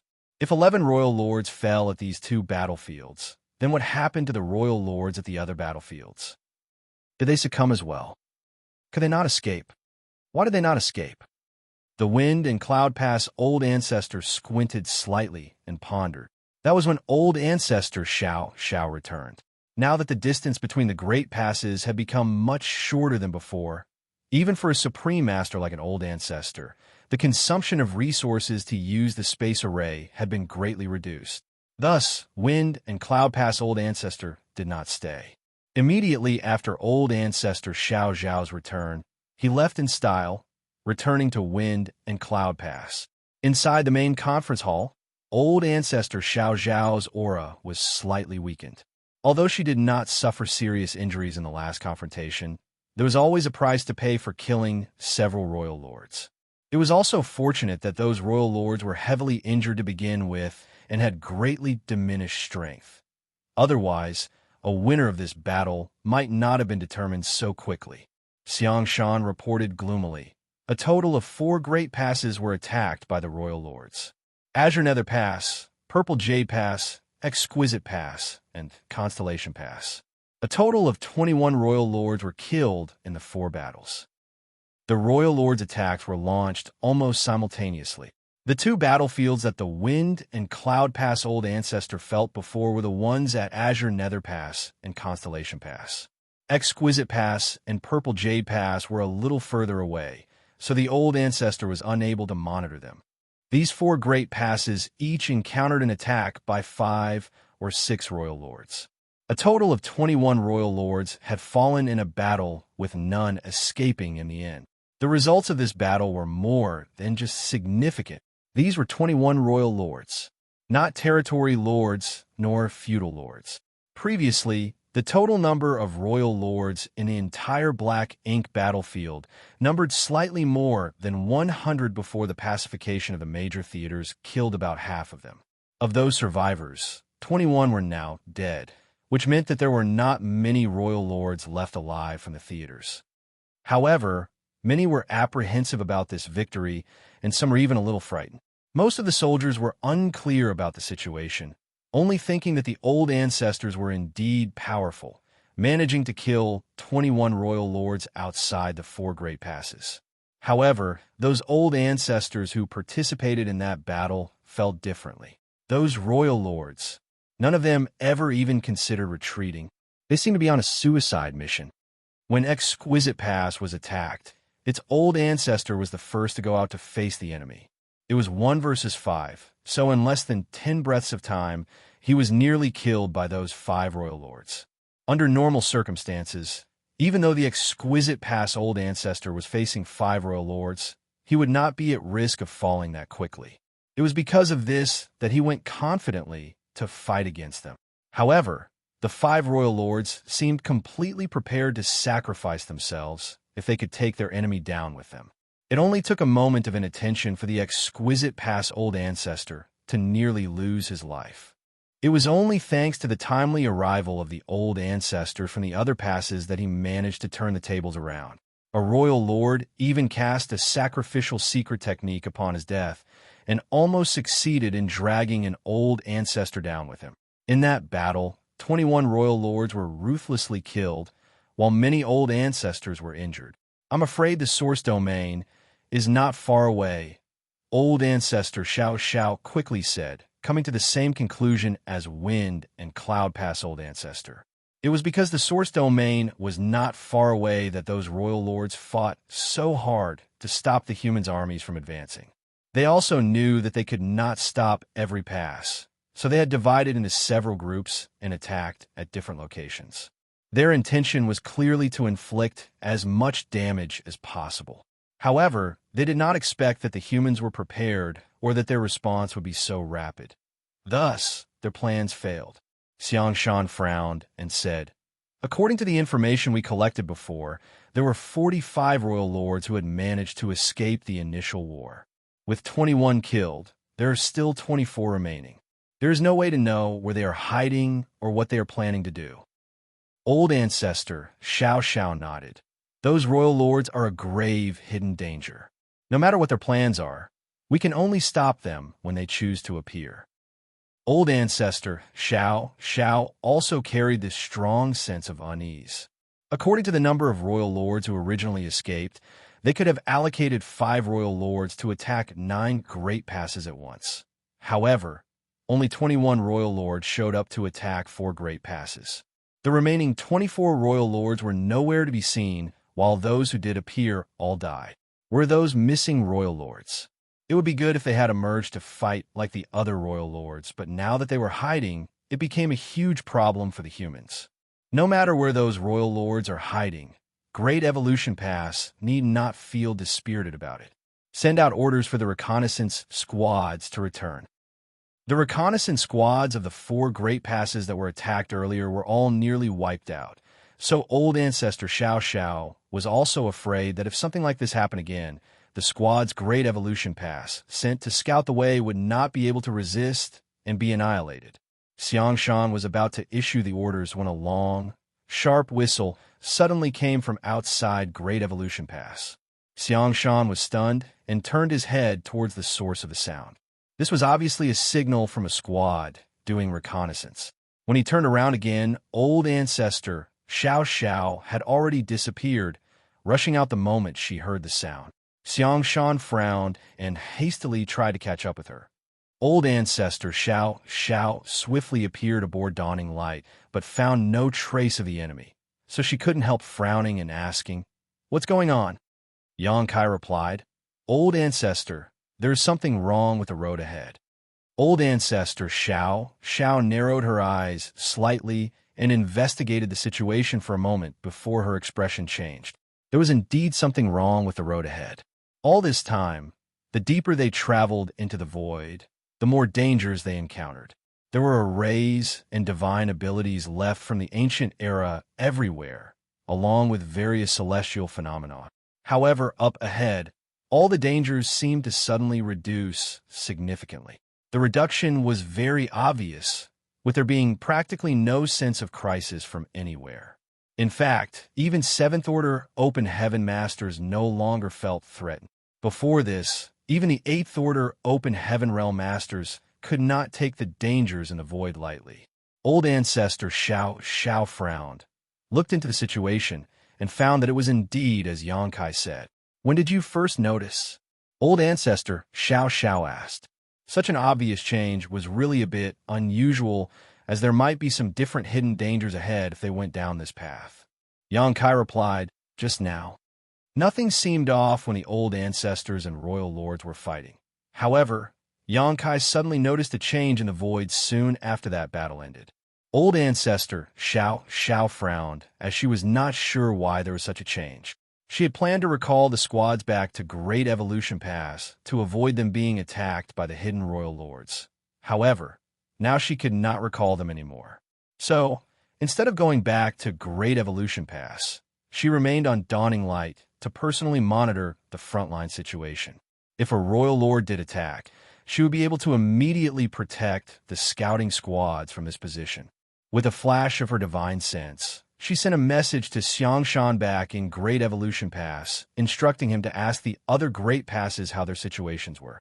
Soon, it was reported that almost all the Great Passes had encountered such changes, and the dangers of the road ahead had been significantly reduced. At the same moment, deep in the void, an unknown place, there was a violent surge of black ink strength. The energy rampage involved 24 figures, each possessing a strong aura. These 24 figures were the surviving royal lords who had previously escaped from the theaters. Old ancestor Xianxia was worried that these unseen royal lords were hiding in the shadows, preparing to ambush the Great Passes. However, the truth was they had long returned to this unknown land. The other 21 who did not come back here were mainly trying to delay the advance of the human race. The original 21 royal lord strength was strong, as even if they were wounded, they were still royal lords. They split into 4 teams, and as long as they were fast enough, they had a good chance of destroying a few Great Passes. They did not need to inflict widespread damage. Even if they destroyed 1 or 2 Great Passes, the humans would have their momentum blunted and be forced to delay their follow-up actions while focusing on defense.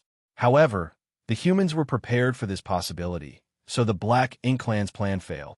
The 21 royal lords were all killed, while the human race's crusade was not affected in any way. Of course, these 24 royal lords had no way to perceive the fall of their companions, nor any time to worry about them, as they had their own mission. At this moment, these royal lords had gathered together in a certain place and were each using their own means and black ink strength to bombard a certain place in the void. When 24 royal lords made a move together, they could unleash a fearsome power that was enough to shake the heavens and earth. At the place where their raging attack struck, a skinny figure that was basically just dried up flesh and bones sat. This figure had no aura, and to any outside observer was as good as dead. Only his eyes remained bright and full of life. He was Song. His location was not hidden in any way, so anyone who could reach this place would be able to find him as long as they were determined enough. The 24 royal lords were currently attacking him. However, the fierce attacks, which was enough to tear apart space itself, failed to even injure Song in the slightest. All the attacks were stopped by an inexplicable energy field just one step away from Song. This energy field seemed to be a kind of restriction that resisted all outside interference and simply distributed all impacts out across an enormous area. Although the royal lords had been attacking for a long time, they showed no signs of giving up, but there was also no hint of progress being made. Meanwhile, surrounding Song, there was now rich black ink strength that filled the void. Though the royal lords were attacking, Song did not consider it to be a crisis. It was as if he was certain that these royal lords could not do anything to him. Not only did he not try to stop them, he even tried to chat with them. "Did you guys come back from out there? Look what a mess you are in. Were you beaten up before you came running here?" Seems to be the case. All of you are quite injured. Must have been a significant defeat. And the current generation have finally made their mark. Looks like this old master has not wasted his effort in sitting here for so many years. Can you tell me about the situation outside? I've been here for so many years, and I don't know anything about the outside world. What's more, there's no one to talk to here. Hey, don't be like your great aunt. She was like a boring bottle gourd or a woman. Even when beaten, she never made a sound. Marshall Peak. Chapter 5396. Who else is there to fool but you? Hey, seriously? What is the situation in the outside world today? You lowlifes have actually been driven back all the way here. Has my human race flourished so much that you are no longer their match? There are not many innate royal lords anymore. HM? Most of you are acquired and have advanced from below. It looks like a lot of those who went out from here died already. Look, don't waste your energy. Do you think that this old master will be easy for you to defeat? Save your energy and take a break. Isn't it better for us to have a chat? Hello. Hey you. Yes, the one with the horns on your head. Yes, you tell me how things are out there? In exchange, I can give you a gift. The black ink strength surged as they madly attacked. However, even with the combined efforts of 24 royal lords, they couldn't even scratch Song. The more he nagged, the fiercer the royal lords attacked. It was as if they were determined to shut him up. At one point, a voice from the dark depths exclaimed in surprise, "You can control Shi's power? The power to devour?" Although Tsong's movements were extremely subtle, they were still detectable, so he usually concealed them extremely well. However, this time, he accidentally revealed something. Tsong laughed and said, "Oh, you found out." The voice said coldly, "So that's why? Old thing, no wonder you survived for so many years. You can control Shi's power." Tsong sighed and said, "Not like I can help it. This damned place has been turned into a soulless, spiritless land by your underlings. So if this old master wants to live, the only way is to secretly steal from you from time to time." For countless years, he had relied on the manipulation of Shi's power to occasionally devour some energy from the darkness in order to survive. Otherwise, he would have died many years ago. The voice in the darkness sneered and said, "You're really good at hiding. You managed to hide your flaws for so many years that even I was unaware of it. It was unbecoming of me to keep it from you, the master of this domain. Now that you've found out, should I be ashamed of it? I'm afraid that you've forgotten how Shi died. I can't help it. This is the only way if I want to live." How could Song not know how Shi died? It was because Shi had devoured too much black ink strength and was at risk of being corrupted by it that he had to integrate himself into the restriction at the last moment. Even an existence as powerful as him could not completely resist the corruption of black ink strength. The voice in the darkness laughed coldly and said, "Very well. You want it, don't you? If you want it so badly, then I'll give it to you." As the voice spoke, the calm darkness suddenly rumbled. It was as if there was a violent energy surging in it, boiling from the inner depths and impacting the invisible restriction. Song frowned and called out hastily, "Mo, do not be rash. Let's talk about this." The voice in the darkness kept silent, and the power rumbled more and more fiercely. Song was originally withered to skin and bones, but now he visibly swelled up. In the blink of an eye, he turned into a plump old man. This transformation was not done, though, as his body continued to expand and soon bulged up like a blown-up ball. "Stop, stop," Song shouted, appearing terrified as he yelled. "Mo, stop. If you keep doing this, this old master will burst." Mo naturally would not stop. He wanted nothing more than to make this noisy old man explode. The 24 royal lords saw this scene from outside the restriction and smiled happily. They felt reinvigorated and increased the intensity of their attacks. After a few moments, Song's whole body was swollen into a ball. He was so puffed up that no one could see his facial features. He seemed like he could burst at any moment. He shouted with difficulty, I can't hold on anymore." After he said so, he lifted his chubby palm and thrusted it forward. The royal lords, who were bombarding him indiscriminately, instantly froze as if death itself had enveloped them. In the darkness, Mo suddenly roared, "Dodge!" But it was too late. When Song thrust his fat palm out, the vast void trembled and the restriction, which covered the darkness, visibly rippled. The 5 closest royal lords were swept up by the violent burst of power and instantly exploded in a blood mist. More royal lords behind them were hit hard and began to bleed. The whole world suddenly fell silent with just one blow. Song's swollen body, which was like a round ball, now began to deflate and shrink rapidly.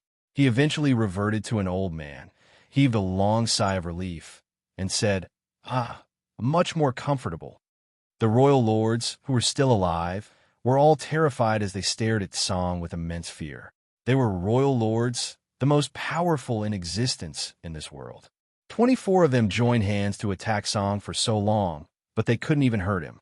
However, with just one counterattack, 5 royal lords perished, and more than 10 of them were seriously injured. The ones who weren't further injured were simply lucky to have avoided the blow. The power of that palm just now had surpassed their understanding. There should not be such a force in this world. In the darkness sealed by the restriction, the black ink-colored ocean no longer had ripples on it. A while later, Mo angrily scolded, "You tricked me." Just now, when Song pleaded for him to stop, he really thought that this old thing was about to burst, so he spared no effort to funnel more power into him. In reality, Song was borrowing his power to fight. Thus, once Song unleashed the accumulated power, it violently blasted out, resulting in casualties among the royal lords. It could be said that the power of that blow was not his real strength, but is combined with Mo's. The royal lords were unaware of what happened, but Mo understood. He knew that Song's attack was done with the help of his power and also the power of the entire restriction. That was why the damage it inflicted was so terrifying. It was impossible for Song to do this with his strength alone. If he really had such strength, he would not have been trapped here so close to the restriction for so long. "How dare you lie to me?" Mo roared hysterically, as if he was a jilted woman. Song shuddered a little as his body was covered in goosebumps. "Settle down, Mo, don't make frivolous accusations as if this old master has taken advantage of you. Furthermore, isn't it expected that I would fool you? You're such an idiot and deserve to be fooled. You lied to me back then, too." Mo hissed, "You led me here and laid this restriction, imprisoning me for millions of years. You all deserve to die." Song sighed slightly and said, "It really couldn't be helped, Mo. Your power is just too overbearing. If you weren't imprisoned here, the 3,000 worlds would have been destroyed long ago. Haven't we old guys been accompanying you? Now, there's only one old man left, while everyone else is dead." Mo coldly laughed. "There's no way for you to live any longer." It was a huge restriction that required someone to be here to make sure Mo remained trapped. Thus, those Song mentioned had to remain here at all times. Unfortunately, Mo's life and known natural end, while those people who guarded this place were not immortals. Regardless of how strong they would eventually pass away. So be it. The past is the past. Let's not mention it anymore. Song waved his hand with a look of despair and continued, "This old master will not last long. When this old master dies, you will no longer be trapped. Then whatever you do in this vast universe is none of my concern." There was a long silence in the darkness before Mo muttered, "I await that day." Song raised his eyebrows and asked, "Do you want to do it yourself? Just like earlier, perhaps if we do it a few more times, this old master will really burst." Mo coldly snorted, fell silent, and ignored him. Song looked at the 19 royal lords who were still alive, waved to them casually, and asked, "Shall we continue?" The royal lords looked terrified, and none of them dared to move. Since they knew that this man could devour black ink strength and turn it into his own power, why would they still want to fight against him? They just witnessed him vaporize 5 royal lords with a simple thrust of his palm. If he did it a few more times, they would all die meaninglessly. The next moment, the royal lords seemed to have received some instructions. All of them bowed towards the darkness where Mo was sealed, turned around, and dashed off. Soon, they were nowhere to be seen. Song secretly heaved a sigh of relief at this sight. Although Mo's intelligence had grown considerably compared to back then, and he was much more mature, making it not as easy to deal with him, he was still rather naive. If he really pumped up Song a few more times with his power, Song was certain that he would not be able to survive. After all, there were originally 10 guardians of this huge restriction. However, he was now the only one remaining. He could still make use of the restriction, but he was now all alone. He sighed in his heart as he looked in the direction of where the royal lords departed. "Sure, if you do not return soon, this old master really won't be able to hold up much longer. Will I be able to last until that day?" He had guarded this place for so many eons, in this barren place with no means of restoring his strength or increasing his lifespan. One by one, his old friends exhausted their powers and died. Before they died, all of them integrated themselves into the restriction to reinforce it. The last one to leave was Sure. Before integrating his body into the restriction, Sure told Song a plan that he would retain a trace of his soul, which would cross the void and return to the 3,000 worlds. Doing so, he might have a chance to live again. He wanted to find a complete solution to the problem in his next life. Needless to say, this was an extremely bold plan because even Shi himself did not know whether it would work. But there was always hope. Now, more than 100,000 years had passed, yet Shi still had not returned. Song did not know whether his plan had worked or not. Perhaps Shi's soul never made it back to the 3,000 worlds. After all, the road was very dangerous, with plenty of traps. An empty spirituality did not have the slightest self-preservation power and might be destroyed if it encountered any dangers. Even if Shi managed to return to the 3,000 worlds, there was very little chance that he could resurrect. Song was mentally prepared for this. The reason why he agreed to this plan was also because there was really no other way. A sliver of hope was better than sitting on the sidelines and waiting to die. However, after waiting for so many years, Shi's plan must have failed. Otherwise, he should have heard something from him in these 100,000 years. The good thing was, now the descendants of the human race had finally struck back. They actually were able to drive back the royal lords from the outside, allowing Song to see a glimmer of hope again. Marshall Peak, Chapter 5397, Spiritless Land. However, Song was trapped here and unable to move. There was no way for him to provide any help to the human race. Now he could only wait. The 19 royal lords who left earlier were obviously moving to intercept the humans. In this regard, Song was not worried. Since the human race could drive them back, then they would not have any problems dealing with these remnants. The real problem now was how to handle Mo. This was the source of all the problems. Without resolving him, all other efforts were ultimately futile. When they discovered this problem millions of years ago, they also tried to eliminate Mo. Unfortunately, they failed and could only create a cage here to seal Mo inside. For millions of years, Mo could not get out of this trap. It was as much of an imprisonment for them as it was for Mo. Song gazed far away, hoping that this generation of humans could give him a pleasant surprise. In the void, both Xianxia and old ancestor Xianxia had an ominous feeling as they stood on Dawning Light's deck. It had been a month since the royal lords attacked, and the void ahead had changed dramatically. The further they went, the fewer dangers they encountered. Then, at a certain point, Xianxia suddenly felt as if Dawning Light had entered a different world, one without a trace of energy at all.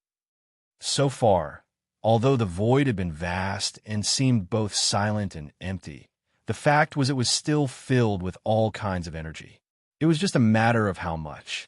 The most common energy in the void was the various starlight strengths. The 9 heavenly layers grand array that was placed in Voidland was able to draw in starlight strength to replenish itself. Thus, as time passed, the more powerful the 9 heavenly layers of grand array would become. The Black Ink battlefield also had starlight strength, as well as many other strange powers in it. Although these powers could not be absorbed by humans directly, they were real, and many mobile palace artifacts and warships had the ability to draw on such energies to power themselves. This way, the reliance on cultivators to power warships was reduced. It could be said that these kinds of chaotic powers filled all of space in the void. However, this place was a complete vacuum. There were no restrictions, no residual divine abilities, no colorful and diverse celestial phenomenon, not even the power of the void itself. This was a place where there was literally nothing, only endless space. Being in such a place, one could not help but feel surreal. Even being in it, Xianxia could not help but wonder if there really was such a place in this world. A spiritless land. Old ancestor Xiao murmured and frowned slightly. Xianxia had previously heard of spiritless lands. However, this was the first time he had actually seen one. Is it man-made or naturally formed? Xianxia asked. The old ancestor shook her head. I don't know. It was fine if it was naturally formed, but if it was artificially created, then it was a big deal. Does this place have anything to do with the Black Ink clan's source domain? Is the source domain hidden here? But if this is a spiritless land, why would the source domain be hidden here? Was this done by the great experts of ancient times for some reason? Nothing was known. At that moment, an energy fluctuation flickered from the depths of the void. Although it was fleeting, both Xianxia and old ancestor Xiao sensed it. Xianxia immediately turned his head to look in that direction, while old ancestor Xiao frowned and narrowed her eyes. Not only did they sense it, all humans in the Great Passes sensed it. Be it ninth-order old ancestors or fifth-order soldiers, all clearly sensed that energy fluctuation. In all the Great Passes, all eyes and divine senses focused in that direction. Some even rose into the sky, hoping to get a better look. Strong. Old ancestor Xiao exclaimed softly. Although the place where the fluctuation came from was still incredibly far away, she clearly perceived that whatever caused it was so powerful that she could not hope to replicate it. In other words, the one who caused this fluctuation was a master beyond her. Old ancestor Xiao could not help but feel intimidated. She was instantly reminded of the jade white hand that she saw in the black ink nest space previously. At that time, she sensed that the master of that hand seemed to be more powerful than a ninth-order open heaven realm masters. With a single strike, he actually managed to tear apart the black ink nest space, which had sealed 22 ninth orders open heaven realm masters and 50 royal lords inside of it. This showed that the jade white hand's master and the mother nest were very close to each other, and that the master who attacked had unfathomable strength. Was it intense energy fluctuation made by the owner of that jade white hand? If not, who is this master that is fighting in the depths of the void? This crusade was increasingly puzzling and incomprehensible. After a month passed, the distances between the Great Passes had become extremely close to each other. Wind and Cloud Pass and Azure Void Pass were now just an hour or so away from Great Evolution Pass. In fact, Xianxia could clearly see the two Great Passes on his left and right. It could also be said that the human race had effectively become a single army. Any one of the Great Passes could support the other Great Passes in a timely manner. The power of more than 100 Great Passes had gathered.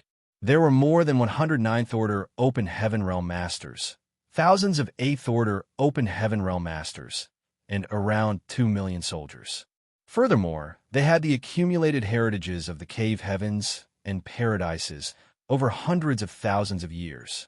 With such a powerful force, the human race had the confidence to deal with the Black Ink clan, regardless of how strong its hidden forces were. In this battle, the Black Ink clan would be eradicated once and for all.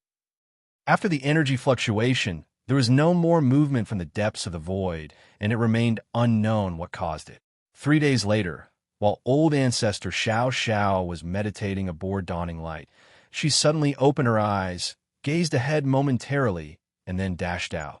A long continuous whistling sound followed. At the same time, from a number of Great Passes, Ninth Order Open Heaven Masters flew out like long bolts of lightning towards the depths of the void. Enemy attack! Xianxia shouted, "Take your stations." He clearly perceived that as many as 30 old ancestors had rushed out from the Great Passes. The only enemy who could make so many old ancestors move was the Royal Lords. Last time, 21 Royal Lords divided their 4 groups to launch an attack, which eventually resulted in their annihilation. Not much time had passed since then, but now another wave of Royal Lords was attacking. These had to be the Royal Lords who did not show themselves previously. Xianxia wondered why they did not attack together, and instead split into 2 separate waves. Were they not aware that splitting their forces and attacking at different times would be less effective? That couldn't be. There had to be some reason why they had to do so. After all, the Royal Lords were not fools. Shortly after Xianxia shouted, a battle broke out in the depths of the void ahead, a very fierce battle. Previously, when old ancestor Xiao went to another Great Pass to support them, the distance was too far for Xianxia and the others to perceive anything. However, this time it was different. The location of this battle was not far from Great Evolution Pass, about half a day's journey by warship. Divine abilities and secret techniques began to erupt, and extremely dazzling and gorgeous lights bloomed at that distant location. Underneath that glorious glow was nothing but violence and death. The battle was extremely ferocious. This was the rawest feeling this battle gave to Xianxia. There were no probing attacks or measuring of the enemy, just an immediate life-or-death struggle. 1.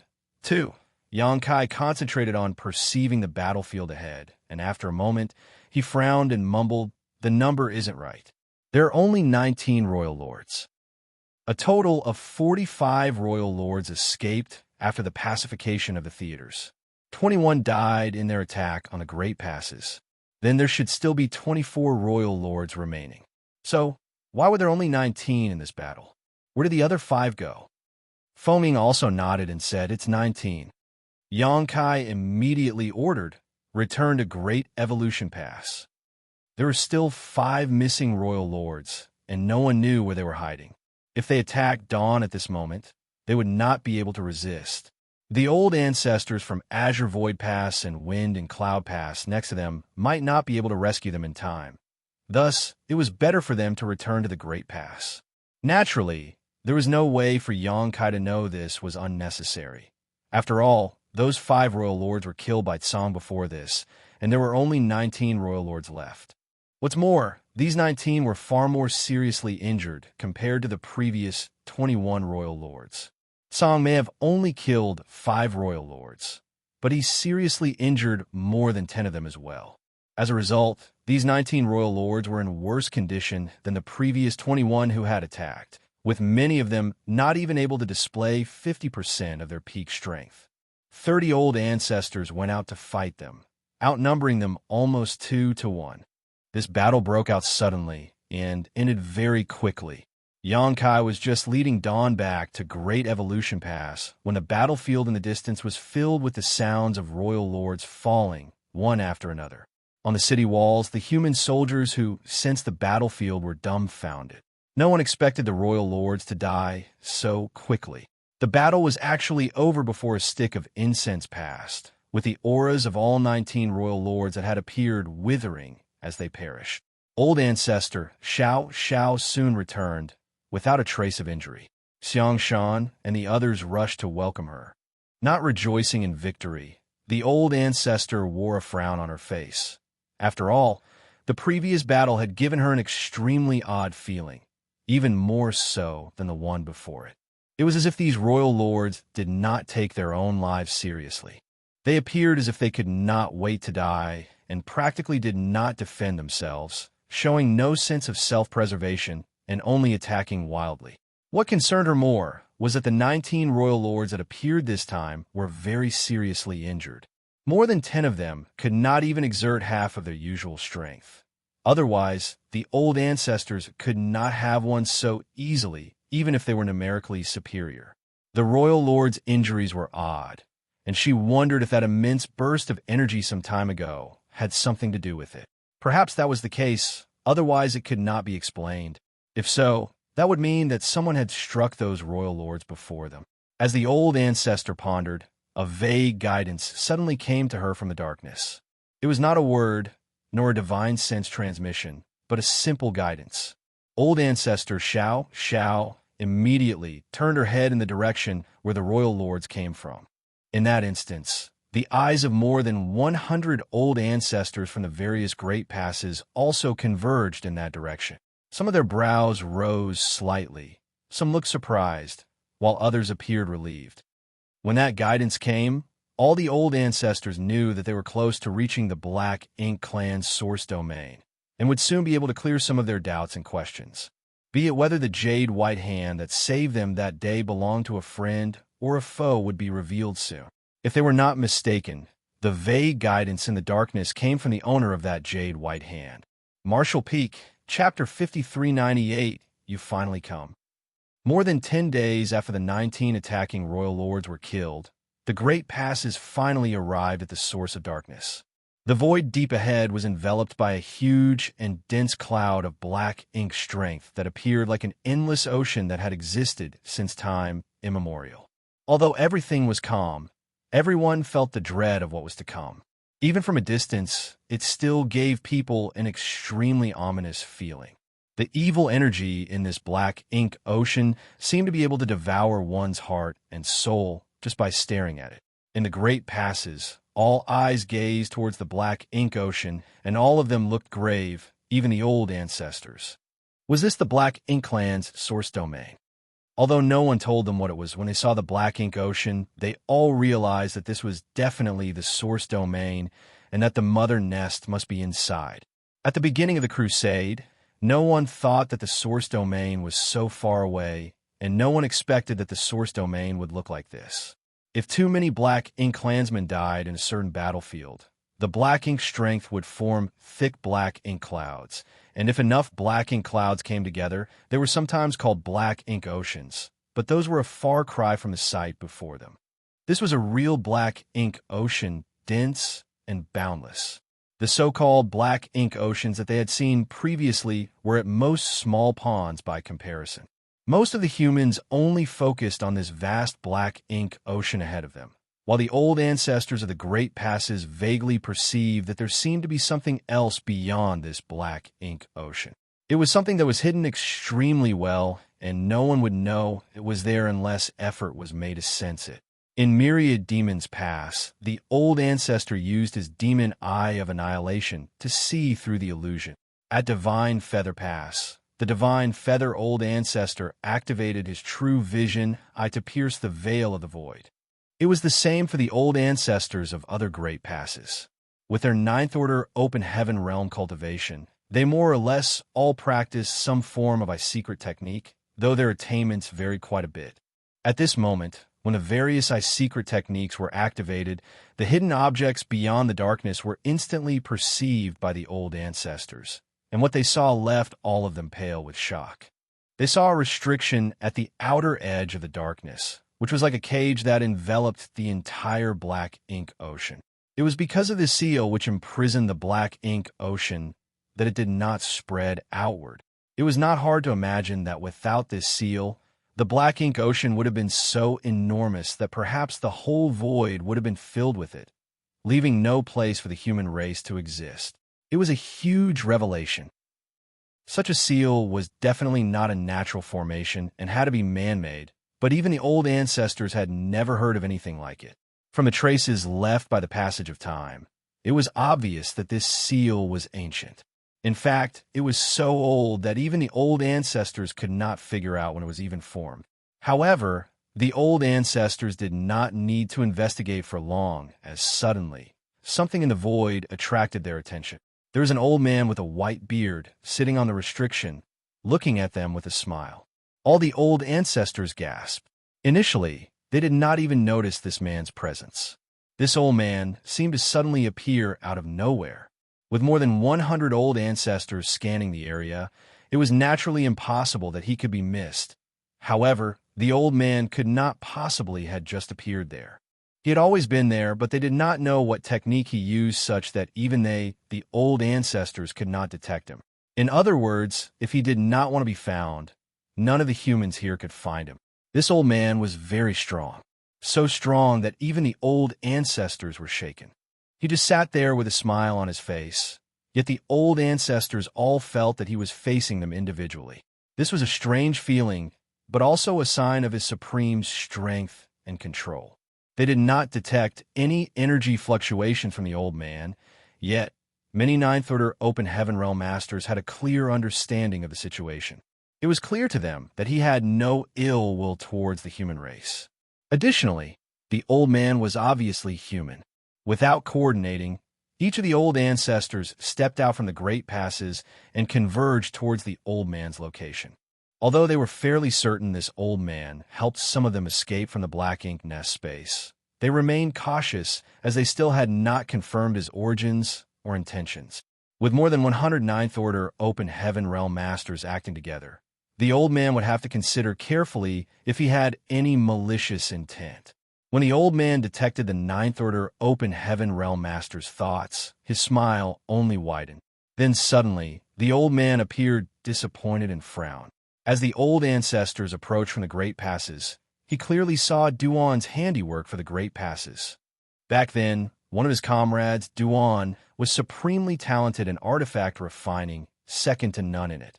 In fact, the cage where Imo was imprisoned was created by Duan with the help of the 9 others. Of course, Duan died after he created this cage, along with all the others except him. It was naturally impossible for Duan to have personally built these great passes. However, Song remembered that Duan had taken a few disciples during his life and passed down his knowledge to them. Thus, it seemed that the Great Pass was created by Duan's disciples. But rather than that, what Song was disappointed about was that he could not find the familiar aura he was searching for among these people. That could only mean that Shi's plan had failed. He must have failed to cross the void and return to the 3,000 worlds. Otherwise, he surely would have come here today. Aboard all of the Great Passes, all were confused when they saw the old ancestors walking towards the darkness. The old ancestors were able to see Tsong's figure only because Tsong willingly allowed them to see him, but not the others. Only Yang Kai stood on the walls of Great Evolution Pass and stared at them with wide eyes. He appeared shocked, as if he had seen a ghost in the daytime. There's someone here. There's actually someone in this accursed place. He had heard from old ancestor Xianxia that there was a force fighting against the Black Ink clan, and she even speculated that the force was near the Mother Nest. However, he still could not believe it until he really saw this old man. This was a spiritless land at the deepest part of the Black Ink battlefield. It was where the source domain of Black Ink clan. As far as Yang Kai knew, for the past several 100,000 years, no human had ever set foot in this place. But there was actually someone here. Did this mean that this person had been here for at least hundreds of thousands of years? In the absence of the presence of any energy, how did he survive? Even if this old man was extremely strong, he must have depleted all his reserves after so many years. Could it be that this old man's small universe was like his own? One that could raise living beings, allowing him to be self-sufficient. While Yang Kai was stunned, so was Song. After noticing another gaze upon him, Song turned to look towards the source and found a little 7th Order junior staring at him. Those in the 9th Order Open Heaven realm could see him because he took the initiative to reveal himself to them, but he did not allow anyone else to see him. Even the top 8th Order Masters at the Great Passes were confused as they did not know where all the old ancestors were going. So what was so special about this 7th Order boy? Song's eyes flashed. Yang Kai immediately shuddered as he felt like he was being examined from the inside out. It was a very uncomfortable feeling that sent chills down his spine. Yang Kai frowned as he cursed himself. Regardless of who this old man was, he should not pry into others' secrets. He felt that this old man was up to no good. On the other hand, Song now understood why Yang Kai could see him. When he peered into Yang Kai's small universe, he saw a World Tree clone. Strictly speaking, Song had a close relationship with the World Tree, and it was with the power of the World Tree clone that Yang Kai was able to sense the old man's existence even before the old ancestors. Song did not bother with Yang Kai and just smiled at the 9th Order Masters who came to him and gathered in a semicircle. Unconcerned about their vigilance, he said with a mellow tone, "You've finally come. I've been waiting for this day for more than 1,000,000 years." On the wall, Yang Kai became curious and restless. Although he resented the old man for prying into his personal details, what was happening was clearly an opportunity to learn the secrets of the ages. The old man, who had lived here for hundreds of thousands of years, was a character from an era so ancient there were no records of it. He must know more about Black Ink clan than any of the humans today. He could be revealing something about the secrets of the Black Ink clan right now. Thus, Yang Kai also wanted to hear about it. However, he was not strong enough, and he was unqualified to participate in such a discussion. Seemingly noticing something, Xianxia frowned and asked, "Brat, what's the situation over there? You look like an ant on a hot metal walk. What's happening?" Yang Kai said, "Sir, if you don't know what's going on, then how could I know what's happening over there?" He then continued, "Sir, why don't we utilize our divine sense to hear what the old ancestors are saying to that old sir?" When he said this, Xianxia, Mi Jingluan, and all the others looked strangely at him. What old sir? There is no such thing as an old sir over there. They only saw the old ancestors of all the great passes leaving the passes in unison and converging in one place. Without orders from the old ancestors, they did not dare to do anything rash. None of them saw any old sir. Yang Kai said, "It's that old senior." He pointed his hand to where the old ancestors were gathered. Xianxia stared over there, but still could not see anything. He then slapped the back of Yang Kai's head and snarled, "What nonsense! How can there be anyone there other than the old ancestors?" Yang Kai fumed. Why did he have to slap my head? Could he not have just used his words? However, after seeing Mi Jingluan and others' expressions, Yang Kai suddenly understood. None of you can see him. Xianxia growled. If you keep talking nonsense, I will split your head in two. Yang Kai turned his head to look at Feng Ying and asked, Senior sister, you also cannot see that old sir? Marshall Peak, Chapter 5399, I'm here to serve tea to Senior. Feng Ying shook her head. No, there is no old sir over there. Yang Kai did not know what to say. Why could he see the old man when the others could not? The old ancestors all converged in that direction. So obviously the old ancestors had seen him as well. Xianxia and the others now realized that Yang Kai did not look like he was joking. They also did not understand why the old ancestors had suddenly left. There really is an old man over there? Xianxia asked with a deep voice. Yes. Yang Kai nodded confidently. Mi Jingluan and the others frowned. Could it be the one with the white jade hand? Xianxia remarked as he thought of what old ancestor Xiao had said the other day. I don't know if it's the man with the white jade hand, but he seems human, Yang Kai replied casually. Mi Jingluan said solemnly, if there is someone there, yet we can't detect him, then his strength is simply unfathomable. Mi Jingluan glanced at Xianxia before suddenly smiling as they both patted Yang Kai's shoulder. You want to know what he is telling the old ancestors? Earlier on, Mi Jingluan did not know why Yang Kai looked so frustrated and curious, but now he understood. How could Yang Kai be the only one who was curious? Although the old ancestors would certainly reveal some key information to them later, they might not necessarily tell them everything. It was certainly better if they could hear it for themselves. However, none of them dared to do anything rash. Since the old ancestors did not call for them, who would dare to go forward on their own? None of them was able to shoulder the responsibility if something went wrong. Yang Kai had learnt long ago not to get involved in Big Head Mi's schemes and shook his head decisively. No. Old ancestor Xiao once commented that Mi Jingluan was quite petty and vindictive. Thus, Yang Kai knew he should not try to best him in an argument. In fact, if Yang Kai had the necessary strength, he would have resorted to fists first and asked questions later. After all, the best way to deal with anyone petty was to beat them into submission. Likewise, this same reasoning applied to Xianxia. Unfortunately for him, the two big heads were too similar in their thinking. Yang Kai was alerted as soon as Mi Jingluan spoke, but it was too late. No, you certainly want... Mi Jingluan said firmly, taking out a tea set and shoving it directly into Yang Kai's hand before casually suggesting, that old senior must have grown lonely after so many years and long forgotten the taste of tea. Go and brew the old senior a pot of tea. Upon saying so, both Mi Jingluan and Xianxia directly used their hands, which were still on Yang Kai's shoulders, to throw him out.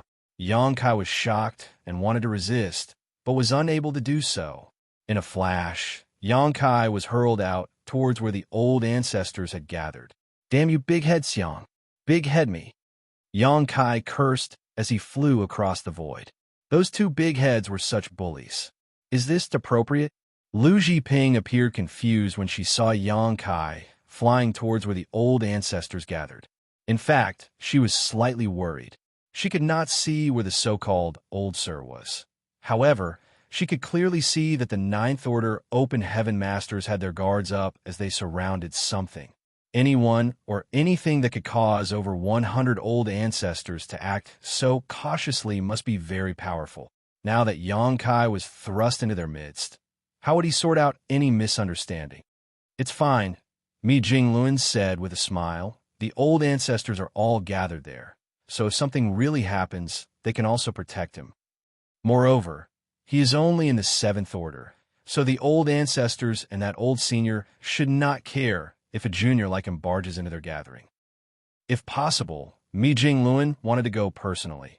However, as a peak 8th Order Master, it was less appropriate or believable for him to act like a naive junior rather than a real youngster like Yang Kai. But, look, we can't see that old sir, but Yang Kai can. Maybe there is something unique about him? Xianxia continued along with Mi Jingluan's reasoning. Since he is unique, he should receive preferential treatment as well. After saying that, Mi Jingluan and Xianxia looked at each other and grinned. Ouyang Lai's face twitched repeatedly as he stared at these two with narrowed eyes. They managed to think up so much sophistry in so little time. How can they live with themselves if they do this every day, all day long? Ouyang Lai cursed in his heart and then walked away, feeling ashamed just standing with them. Yang Kai also cursed and swore at the two big heads. However, they just smiled back at him encouragingly, which irked him even more. He had already been thrown towards the old ancestors and was halfway there before he managed to steady himself, so it was far too late to turn back, as that would only be more embarrassing. Thus, he emboldened himself to hold the tea set with both hands, keep his head up, and strode forward. The old ancestors obviously saw him and appeared puzzled at his sudden intrusion. With a bull-headed boldness he had cultivated his whole life, Yang Kai ignored them outright and directly flew to the old sir and said with a smile, "Old sir, you must be thirsty. Please have some tea." Upon saying this, regardless of whether he caused the old ancestors to be upset, Yang Kai placed the tea set on the old man's side and got busy. Yang Kai naturally broke out into a cold sweat as Tsang curiously observed him. He came to serve tea and was only in the 7th Order Open Heaven realm. So regardless of whether this old sir was a friend or foe, he would not make a move against a junior thousands of times younger than him, right?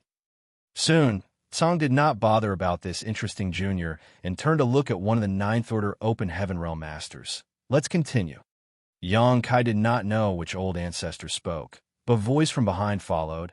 According to the ancient records, the cave heavens and paradises seem to have appeared overnight in the 3,000 worlds.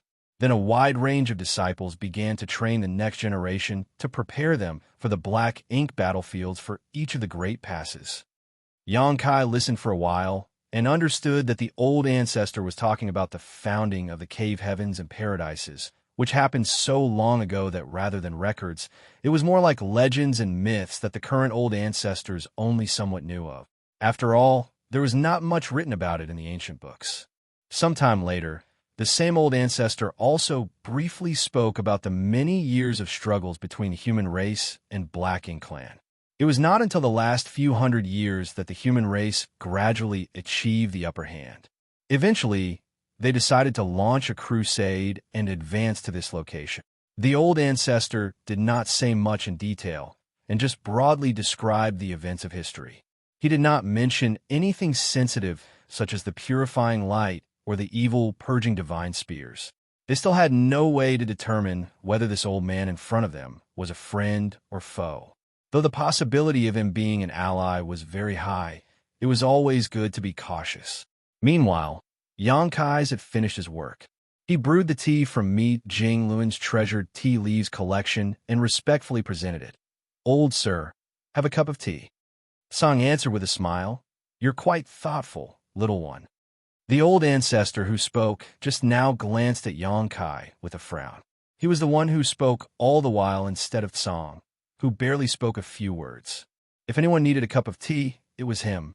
Tsang drank the tea, and Yang Kai took back the cup and refilled it. Yang Kai ignored the glare of the many old ancestors. There were more than 100 of them here, so surely they did not expect him to serve every one of them, right? How could he serve so much tea? It was better for him to serve one person. After drinking 3 cups in a row, Tsang smacked his lips and exclaimed, "I haven't tasted this for years. I've almost forgotten what tea tasted like." The myriad demons' heaven old ancestor softly said, "If Senior wants to drink tea, this brat can stay here to serve Senior as long as you like." Yang Kai suddenly shot a glare towards him. "What is the meaning of this? Why are you so quick to abandon me? Are you all in agreement to isolate me?" Don't think that you can do whatever you want just because you taught me some of my secret techniques. He thought. Unfortunately for Yang Kai, he soon realized that none of these old ancestors who had lived for so long cared about niceties with Amir Jr. The myriad demon's old ancestor did not even glance at Yang Kai as he continued. Senior, while drinking tea is a small matter, we have many doubts and hope that Senior can answer them. Song nodded and said, This old master knows, but there is so much to cover. I don't even know where to start. How about this? Ask me what you want to know, and I will answer accordingly. The old ancestors were surprised that he was so quick to offer up his knowledge. The old ancestors exchanged glances for a moment before one of them asked, How should we address Senior? In fact, since they arrived, they had been telling him about the history of the 3,000 worlds and had not asked him anything. The old man said with a smile, Song. Song? As in a song from the sky. The old ancestor raised his eyebrows slightly. Song slowly shook his head. That song, from common people. Although the words were nearly the same, they had very different meanings. The old ancestors were noticeably less wary. Old ancestor Xianxia then asked, A few years ago, when I and several others were trapped in the black ink nest space, was it Senior who rescued us? Song nodded and replied, And it was me. Although they had speculated that it was him, this was not confirmed until now. Old ancestor Xiao immediately cupped her fists. Many thanks, Senior. If Song had not broken the black ink nest space trap from the outside, the old ancestors would have died inside. He was their savior. No need to thank me. It could be considered as you having saved yourselves. If not for the leaking of the aura from your battle, I would not have thought to strike at that moment. Old ancestor Xiao pondered for a moment before understanding what Song meant. On that day, the Bright King Cave Heaven old ancestor detonated his soul at the border of the black ink nest space, opening a crack in it in an attempt to open a way out for other old ancestors. It was the Bright King old ancestor's efforts that allowed the aura of that great battle to leak out. Otherwise, even if the battle was intense in that enclosed space, how could Song have noticed it? How then could he have saved them in time? Regardless, I will never forget this life-saving kindness. If I don't die in a battle ahead, I will certainly do whatever is within my ability to assist Senior when you require it. Song smiled and replied, We can discuss the future in the future. In truth, regardless of the result of the war, Song did not expect to live much longer. It was already pushing the limits of his endurance to live till today, and he was missing his old friends and felt he should reunite with them soon. His old friends must have been waiting impatiently for him. Another old ancestor asked, So, is the Black Ink Clan's mother nest really here? As he spoke, he looked towards the vast darkness before them. When the old ancestors broke out of the black ink nest space with the help of an outside force, they had determined that the person who had aided them must be very close to the mother nest. Otherwise, there should have been no way to break through the black ink nest space from the outside. Marshall Peak, Chapter 5400 Prisoners. Mother Nest. Song laughed heartily. Is that what you call it? Well, that's apartment. Yes, the mother nest is indeed here, in the darkness, within this restriction. And this is where Black Ink Clan originated from. Yes. Blue Sky Pass old ancestor pondered for a moment before asking, What does Senior call the mother nest? Mother nest was a term that was introduced by the humans of today, but it seemed like it had another name from Song's reaction. M.O., Song replied. It calls itself M.O., the black ink itself. Many Ninth Order, Open Heaven Realm Masters frowned when they heard Song's answer. Even Yang Kai, who was still brewing tea, looked at Song in surprise. There was nothing wrong with calling the Black Ink Clan's mother nest M.O. What was disturbing was the way Song phrased his statement. It calls itself? The Blue Sky old ancestor looked grim as he asked, Senior, what do you mean by that? Is it possible that the mother nest is sentient? So far, the human race had destroyed many low-rank to high-rank black ink nests. Thus, the human race now had some understanding of black ink nests.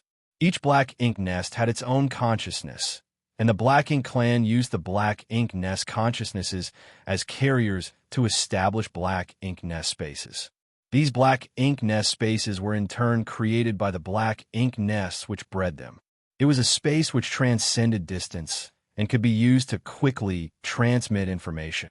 However, whether it was the low-rank, mid-rank, or high-rank Black Ink nests, their consciousnesses were all blank. Simply put, they had consciousnesses but weren't sentient. From what Song just said, the mother nest seemed to be different from the other Black Ink nests. Song nodded and said, "It naturally has sentience. In the early years, this old master would chat with it when I was bored, but as time passed, it became angry with this old master and disliked how noisy I was, so it stopped responding." The Ninth Order Open Heaven Realm Masters were horrified that the mother nest was actually a Black Ink nest with its own sentience. This was truly shocking. Previously, they had speculated that the Black Ink nest, having its own consciousness, might one day develop its own sentience, thus becoming a true living being. However, the Black Ink nests on the Black Ink battlefield had existed for at least a few hundreds of thousands of years with no precedent of any of them becoming sentient. That led them to believe that the Black Ink nest could never become fully self-aware. Now, they knew that the Black Ink nest was truly capable of independent thought, but only the mother nest. However, on second thought, this was the source of the Black Ink clan, so it was not strange that it was sentient. Old ancestor Xiao then asked, "If it has a will, then why didn't it attack us when we were trapped in its Black Ink nest space?" As the source of the Black Ink clan, Moswell was definitely extraordinarily powerful. If it had attacked the trapped Ninth Order Open Heaven Realm Masters at that time, they would surely have suffered heavy losses. After asking the question, old ancestor Xiao herself also said, "Is it wary of Senior?" Song smiled faintly and said, "In a sense, yes, it is. If it secretly makes some small moves, this old master wouldn't notice. However, once it makes a big move, I will surely notice and make it suffer." Previously, when the Bright King Cave Heaven Old Ancestor self-destructed and ruptured the Black Ink nest space, it enabled some aura of the great battle inside to leak out. That was when Song took action to tear open the Black Ink nest space. If Emote took the initiative to attack, it would only have been exposed sooner. It wanted to silently finish off the Ninth Order Masters, which was why it did not take the initiative and only had 50 Royal Lords under its command ambush them in the Black Ink nest space. What cultivation realm is Senior at now? Have you surpassed the Ninth Order Open Heaven realm? Is there a higher realm above the Ninth Order? An old ancestor finally asked one of the questions that everyone really wanted to know. From the aura revealed by the Jade White Hand alone, it was inferred that the strike had exceeded the power that a Ninth Order Open Heaven Realm Master could exert. If not, there would have been no way to tear the Black Ink nest space open from the outside. The Bright King Cave Heaven Old Ancestor had to detonate his soul to simply crack open the space slightly. The Ninth Order Masters speculated that the person with the Jade White Hand might have exceeded the Ninth Order Open Heaven realm. Hearing this, Song smiled, shook his head, and said, "The Ninth Order Open Heaven realm is not so easily transcended. Strictly speaking, this old Master's cultivation realm is still in the Ninth Order, just a little further along than you. As for whether there is a higher realm above the Ninth Order, maybe there is, maybe not. Who would know until one reached that point?" So, Song was also a Ninth Order Open Heaven Realm Master. This was beyond everyone's expectations. Even though he said that he was in the Ninth Order, but a little further along than the others, that was not enough to explain the immense power of his last strike. Song seemed to notice the crowd's doubts and explained, "The strike you sensed was not done by me alone. This old master did it with the help of the restriction here. This was the condensation of the power of his other 9 old friends. Each of them was as powerful as he was, and when the restriction, which contained their strength, was guided by him, even if Song could not exert all their might, it was still enough to tear open the Black Ink nest space." Restriction. Song had more than once mentioned the restriction here. In fact, the old ancestors were all aware of this enormous restriction. It was the cage that kept the ocean of darkness sealed up. It was hard to imagine what would happen if the mother nest was not shackled by this restriction. Setting all other issues aside, there must be numerous royal lords here in the mother nest. Going on the incident in the black ink nest space alone, there should be at least 50 royal lords here, and who could guarantee that there were not multiple times more royal lords? Once an army of royal lords escaped from this restriction, they could have struck any theater at will, and the human race would not have been able to resist. Song had been here, imprisoning Mo for millions of years. All the people in the 3,000 worlds owed him their thanks for his sacrifice. Did Senior set up this restriction? Song laughed and shook his head. I just played a hand in it. This restriction to seal Mo was actually set up by this old master and my 9 old friends. Then what happened to the other 9 seniors? They have long since passed away, leaving this old master alone to guard this place. Song sighed. Senior, please have some tea. Xianxia offered another cup of freshly brewed tea. He did not know how many years this senior had been guarding this place, but from the various inferences he could draw, Xianxia speculated Song had been here for at least 2 or 3 million years, perhaps longer. Over such a vast length of time, the human race had lost all knowledge of what had happened here. It was impossible to imagine the loneliness that Song had endured. Also, the human race could live on. He imprisoned Mo, but had to become a prisoner himself. Xianxia admired him for his righteousness and sacrifice. This alone was enough to explain Song's position on the human race. At this point in the conversation, the old ancestor's vigilance against Song was reduced significantly. After finishing his cup of tea, Song smacked his lips again as if he was savoring it. When Xianxia saw this, he suddenly put away the tea set in front of him and instead took out a bottle of wine before handing it over. Senior, it looks like tea is not enough to quench your thirst. How about drinking some wine? Normally, people would sip on tea, but Song drank it in gulps. From his mannerisms, it looked like he was more used to draining bottles of wine and feasting. When Song saw the wine battle, his expression lit up and he laughed heartily. That's more like it, kid.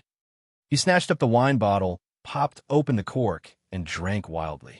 After draining 10 bottles, Song wiped his mouth and laughed. I'm an uncouth fellow, but I figured I had to act a bit sage-like in front of you juniors. Damn it, you're all killing me here. The 9th Order old ancestors were amused to see this kind of reaction. It turned out that the old man's stately and wise behavior was all just a pretense. Old ancestor Xiao smiled, reached out, and with a flick of her hand, hundreds of bottles and jars of wine flew towards Song as she said, Since Senior likes wine, these are some of the spirits this junior has brewed over the years. Please have them if you don't mind. Song laughed, guided the wine with his hand, and stacked them beside him. Another old ancestor followed up. I also have some good wine here. Please accept it. As he said so, he took out a type of gourd bottle and threw it towards Song. Although the gourd bottle was small, it was obviously a kind of storage artifact with a vast internal space. This one gourd bottle seemed to contain an endless amount of wine. Many of the old ancestors were connoisseurs of wine themselves, and like old ancestor Xiao had homebrewed wine or had wine collections that they could not bear to drink. But now all of them took them out to offer it at Song. This was not just to please Song, though. It was more so them empathizing with his plight. He had been alone, standing guard here over the source domain for uncountable years. This wine was just a token of their appreciation for all he had done. How can you drink wine without meat? One old ancestor laughed, reaching out and taking out a large piece of monster beast meat, which had been his treasure for many years. It still looked extremely fresh and dripping with blood. The monster chi was also quite compelling, so it was obviously not from any ordinary monster beast. Xianxia even felt a hint of dragon aura from it. This monster beast had dragon blood in it. Perhaps it was a flood dragon or other dragon descendant. Another old ancestor said, Now we have wine and meat. Some fruit is a necessity. He reached out a hand, and a plate of crystal-clear spirit fruits appeared. One by one, the old ancestors took out their collections which they had accumulated over the millennia, and within a few moments, Song had all kinds of delicious delicacies set out in front of him. Even in the void, The aroma was overflowing and the atmosphere was joyous. Song laughed continuously. All the Eighth Order Open Heaven Realm Masters from every great pass were shocked to see that the place where the old ancestors gathered had somehow turned into a banquet. They remained dumbfounded and completely did not understand what had happened. Xianxia was also dumbfounded that his simple swapping of tea for alcohol had triggered this change. Unfortunately for him, everyone here was in a Ninth Order Old Ancestor, while he was the only Seventh Order Junior. Thus, it was only expected that he did the hard work of pouring wine for each Old Ancestor, serving fruit plates, and roasting the beast meat.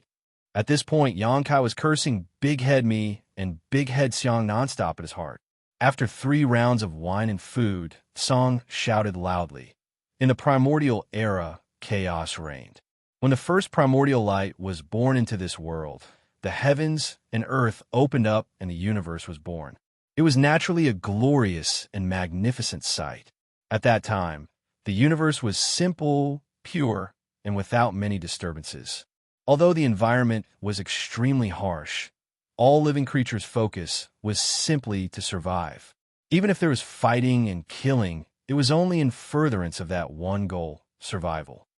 Martial Peak, Chapter 5401, Primordial Era, Early Ancient Era, Late Ancient Era. The divine spirits were the first to rule the universe. They were born powerful and had almost no natural enemies except themselves. They were kings in those days, and the vast world bowed at their feet. Song began to orate, and the Ninth Order Masters listened carefully. Although they were all top masters who lived for many tens of thousands of years and stood at the pinnacle of the human race, they were considered juniors when compared to Song. They knew this, so as soon as they found out about Song, they treated him as their honorable senior. The old ancestors never knew these secrets of the primordial era and early ancient era. No one had ever told them these, while the ancient books did not have much in terms of details. Everyone realized that today they would be learning from Song things that they never knew before. The divine spirits were proud and undefeatable, but they had innate arrogance that they needed to prove to others. So, the divine spirits fought amongst themselves, and all divine spirits were enemies to all but their own. Such a war soon swept across the 3,000 worlds. As the battle raged on, it shattered the heavens and earth. Countless living beings perished, while even the divine spirits themselves were not spared, as many were killed. The battle of the divine spirits of the primordial era was almost a battle of complete extinction. It was not until millions of years later, when most of the divine spirits were exterminated and those that survived could barely sustain their clans, that the era of the divine spirits dominating all lives came to an end. That also marked the beginning of the early ancient era. When the divine spirits fought, they created many servants and descendants. As the divine spirits declined, these servants and descendants, who were all essentially soldiers themselves, grew stronger. Their strength may not have been on par with the divine spirits, but they reproduced much faster than their predecessors, and if they grew to the very limits of their strength, they may not be worse off compared to the divine spirits themselves. Those servants and descendants were the monster race. The early ancient era was a period where the monster race ruled the universe.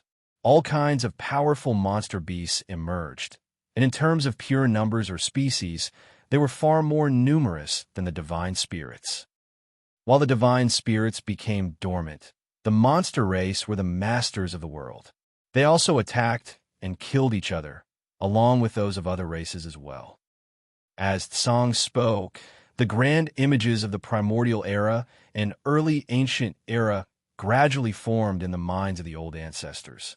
The Ninth Order Open Heaven Realm Masters were in awe as they listened while Xianxia stood still, stopped pouring wine, and listened carefully to Song's narration. No one would have thought that the primordial era and early ancient era would be such periods where divine spirits and the monster race dominated the world. Senior, what about humans? When was the human race born, and who created it? An old ancestor asked. The monster race was created by the divine spirits, but what about the human race? Everyone was curious who created the humans.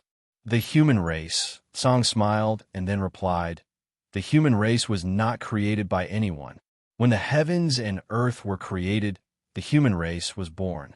The human race has existed throughout all the ages, even when the divine spirits ruled the primordial era and the monster race ruled the early ancient era.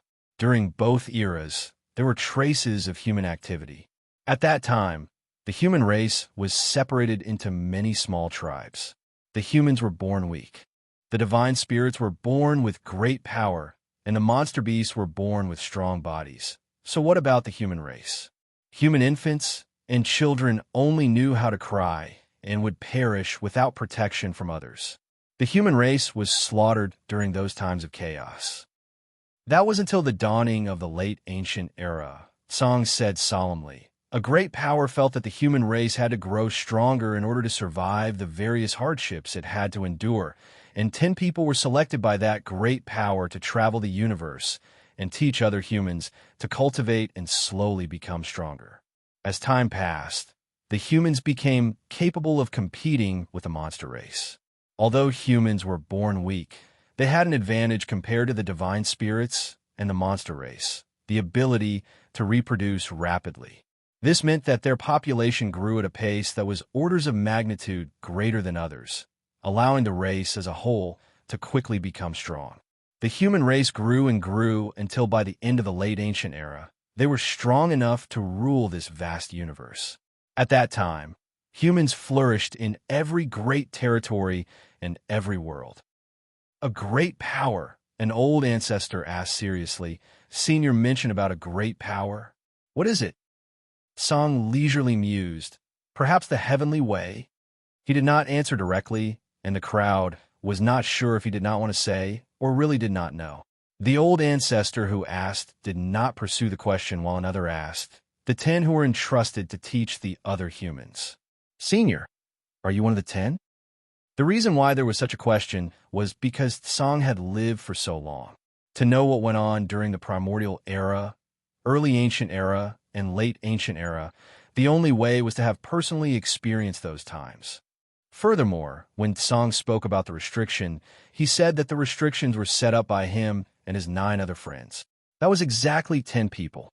Song smiled faintly and said, sort of, the 9th Order Open Heaven Realm Masters were in awe.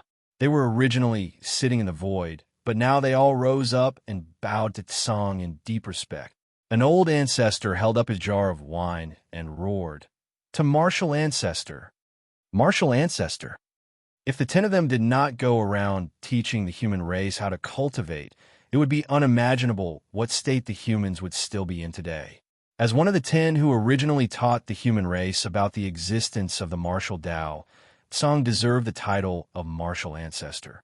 To Martial Ancestor, all the old ancestors proclaimed with utmost respect. The crowd shouted in unison, tilting their heads and drinking the wine in the cups. Song reached out and cupped his fist humbly. Back then, when I taught with my 9 old friends, I was only abiding by the will of the heavens. It was the only way the human race could continue to survive, so I do not deserve the title of Martial Ancestor. Yang Kai diligently poured wine for him and chuckled. The people in front of you are the top masters of the human race. When they say that you are the Martial Ancestor, then you are our Martial Ancestor. If not for you and the other 9 Martial Ancestors, the human race would not be here today. A true Martial Ancestor. Yang Kai never dreamed he would one day meet such a mythical figure, one of the founders who taught the human race about the great martial Tao. Although this was only a one-sided revelation from Song, no one doubted it. Who could have known so much if they had not experienced the events themselves? What about Imo? When did it appear? An old ancestor asked. Regardless of what happened during the primordial era, early ancient era, and late ancient era, the only thing that everyone was now more concerned with was Imo. Only when it was resolved would this crusade of the human race be considered a success. It would only be then that there would be no more conflicts to resolve. Imo, Song sighed.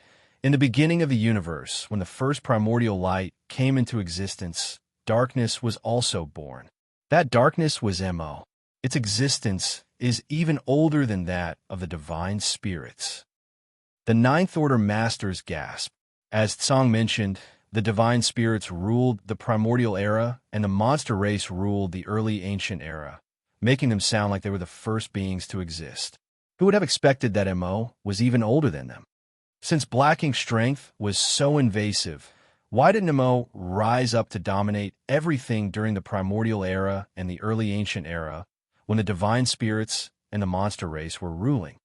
If MO rose up during that time, neither the divine spirits nor the monster race would have had a chance to rule over the universe. No matter if it was in the primordial era or early ancient era, it would have been the Black Ink clan that ruled the world. Song shook his head and explained, although it existed since the beginning of the universe, its sentience formed much later. It lay dormant during the primordial era and early ancient era, and even during the late ancient era, before the human race became dominant, it still remained unaware. It was not until a long time later that it became sentient and began to leave this place on its own accord. This place. The Ninth Order Masters paid close attention to Tsang's choice of words. Senior, does it mean that it was born here as well? Tsang nodded and said, this is where the heavens and earth began, and it is also the birthplace of MO. It can also be considered the end point of the universe. That is why we laid the restrictions here, deceived it here, and sealed it. Deceived, the old ancestors murmured to each other. Tsang said solemnly, in fact, its sentience is not too developed, at least before it was imprisoned. In fact, most sentience was only equivalent to that of a child. It was a little naughty, but it was not bad in nature. Unfortunately, its existence itself is evil. The old ancestors were surprised to hear his comment. On the other hand, Xianxia was suddenly reminded of Big Brother Huang and Big Sister Lan, whom he met in the chaotic dead territory. Both of them were also extremely powerful, but their personalities were just like that of children. The old ancestors may not be able to understand San's comment on MO, but since Xianxia could associate what he said with his experience with Big Brother Huang and Big Sister Lan, he could understand the situation better. Upon that realization, Xianxia suddenly wondered, perhaps, in this world, once their strength reaches beyond a certain level, their sentience becomes limited. The late ancient era ended as most sentience began to take form, slowly assuming a form that then left this place. At that time, the human race had already dominated the 3,000 worlds, so you can imagine what it would be like for a child who suddenly arrived in an extremely prosperous world. Someone who grew up in deathly silence, was always alone, and had never had any companions. The old ancestors fell silent, leaving Xianxia to respond. It must have been very happy and wanted to be part of it. And Tsang nodded. MO did not intend to harm anyone. It just wanted to immerse itself and enjoy its prosperity, to get to know others and feel the bustling world around it. However, it did not know that its power was too overbearing for the mundane world. Thus, everywhere MO went, all the people were corrupted. Everyone honored it, saw it with reverence, and fulfilled all of its demands. Everywhere that was occupied by MO became tainted in its color. Every great territory was corrupted by MO, and its power grew rapidly. Everywhere MO went became its territory. World Force was its favorite food, and the noisy cities became its favorite places. In less than a few hundred years, hundreds of great territories fell, all the world force was consumed, and the lands naturally died. The people living in these dead lands became corrupted by Black Ink strength. This old master and my 9 old friends came to investigate immediately after we became aware of the news and learned about the strangeness of Black Ink strength. We knew that if we could not solve this problem, the 3,000 worlds would one day be completely consumed by MO, and by that time, there would be no one else in this world. Marshall Peak, Chapter 5402, Primordial Light. This old master and my friends came with hostile intentions, but MO did not realize it at all. Instead, it welcomed us and showed us the beauty of its territory and its achievements with great delight. Looking back, MO truly behaved like a child. It had something that it was proud of, but there was no one to share it with. It was a rare occasion that others could be its guest. Thus, it happily tried to show off to Tsang and the 9 other martial ancestors. The reason why Mo liked Tsang and his friends was because they could resist its black ink strength, unlike the others who became subservient to it and obeyed its orders after being corrupted. For Mo, what it needed was not a servant, but a friend whom it could share joy and happiness with. Initially, Mo considered us friends with completely pure intentions.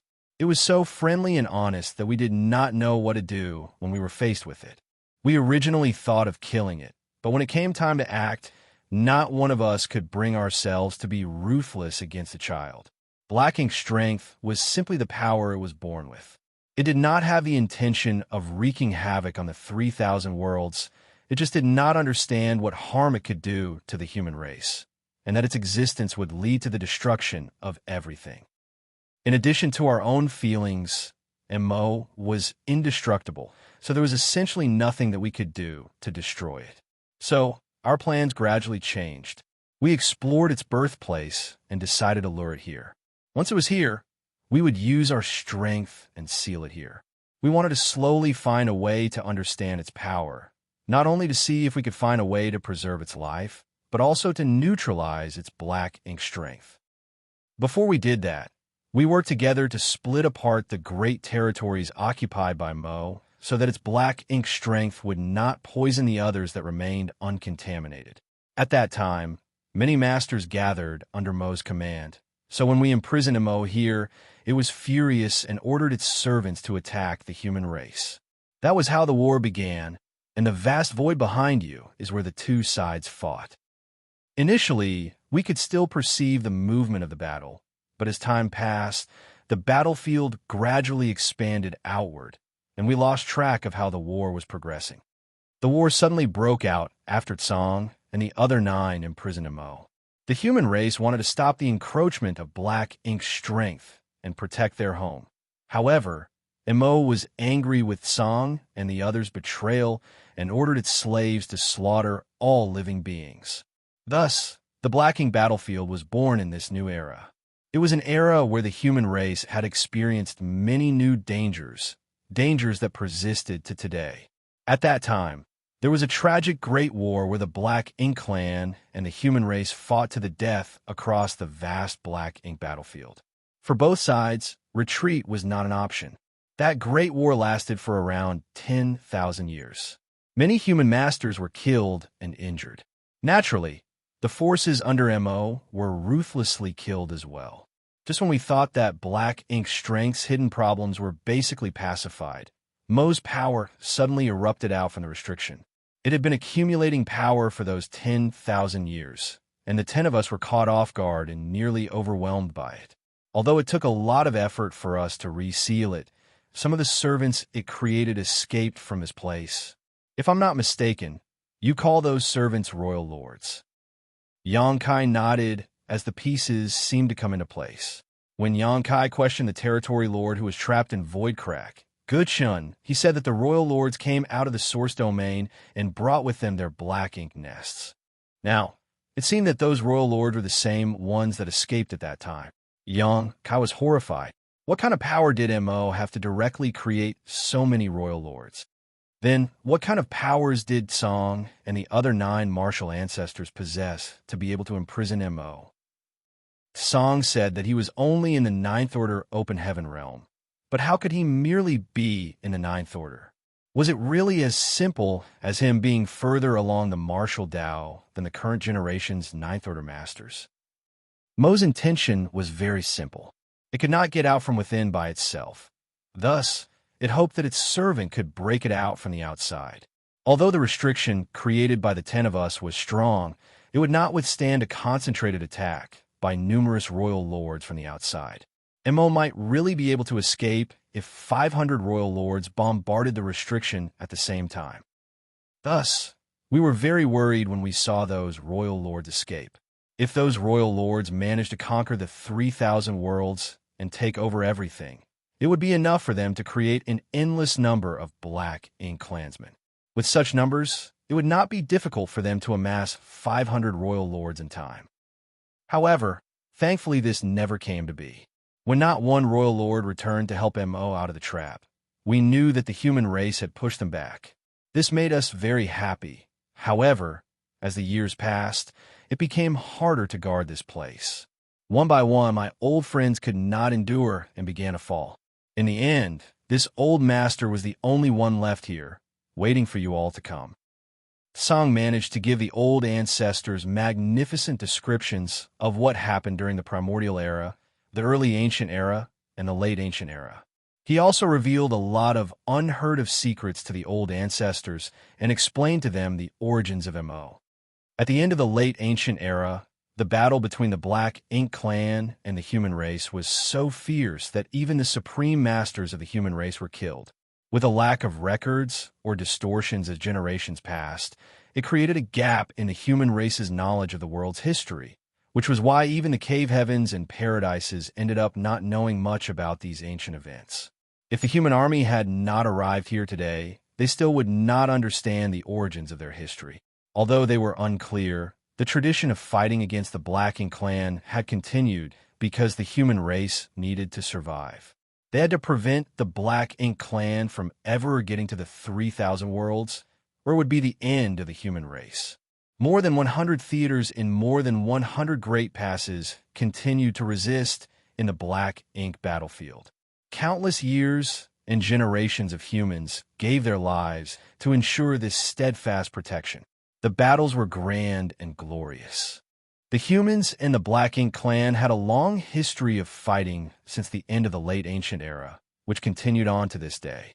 The reason why the Black Ink clan invaded was because they needed to use the resources to breed more royal lords so that they could return to this place to free Mo. The old ancestors were silent after Tsong finished speaking. What they heard today was beyond their imagination, and they needed some time to process all the new and alarming information.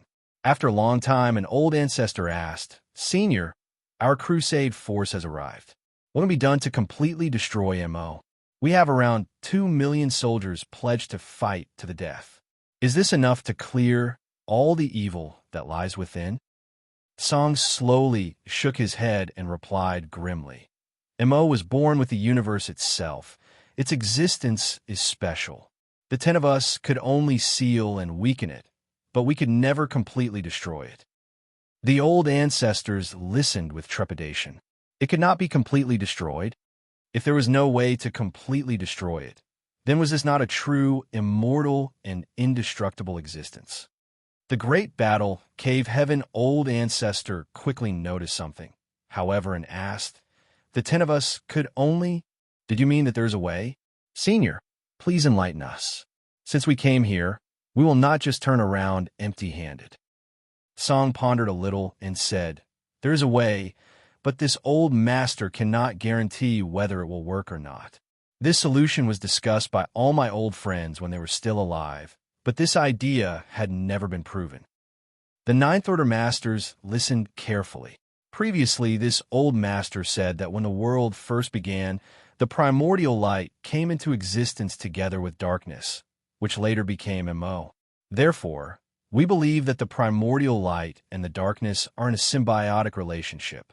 If we want to completely eliminate the darkness, perhaps we need to find the primordial light in this world. Perhaps, with the power of the primordial light, we can eliminate Black Ink's strength once and for all. The primordial light. The Ninth Order Master's jaws dropped, while Xianxia was dumbfounded. How were they supposed to find that? When the world was created, light was born. How could they know how to find the first light in existence? How did they find the primordial light that existed since the dawn of time? It was totally unimaginable. Song noticed what they were wondering and said, "There may be a way. Since Mo was born when the darkness achieved sentience, then when the primordial light achieved sentience, someone or something must have been born from it. This entity must be somewhere in the 3,000 worlds.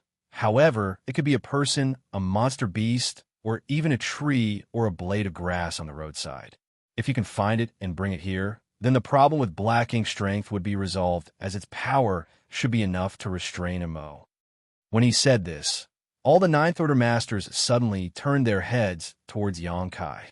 Xianxia's eyes lit up as he suddenly remembered the two supreme beings he was acquainted with, Big Brother Huang and Big Sister Lan.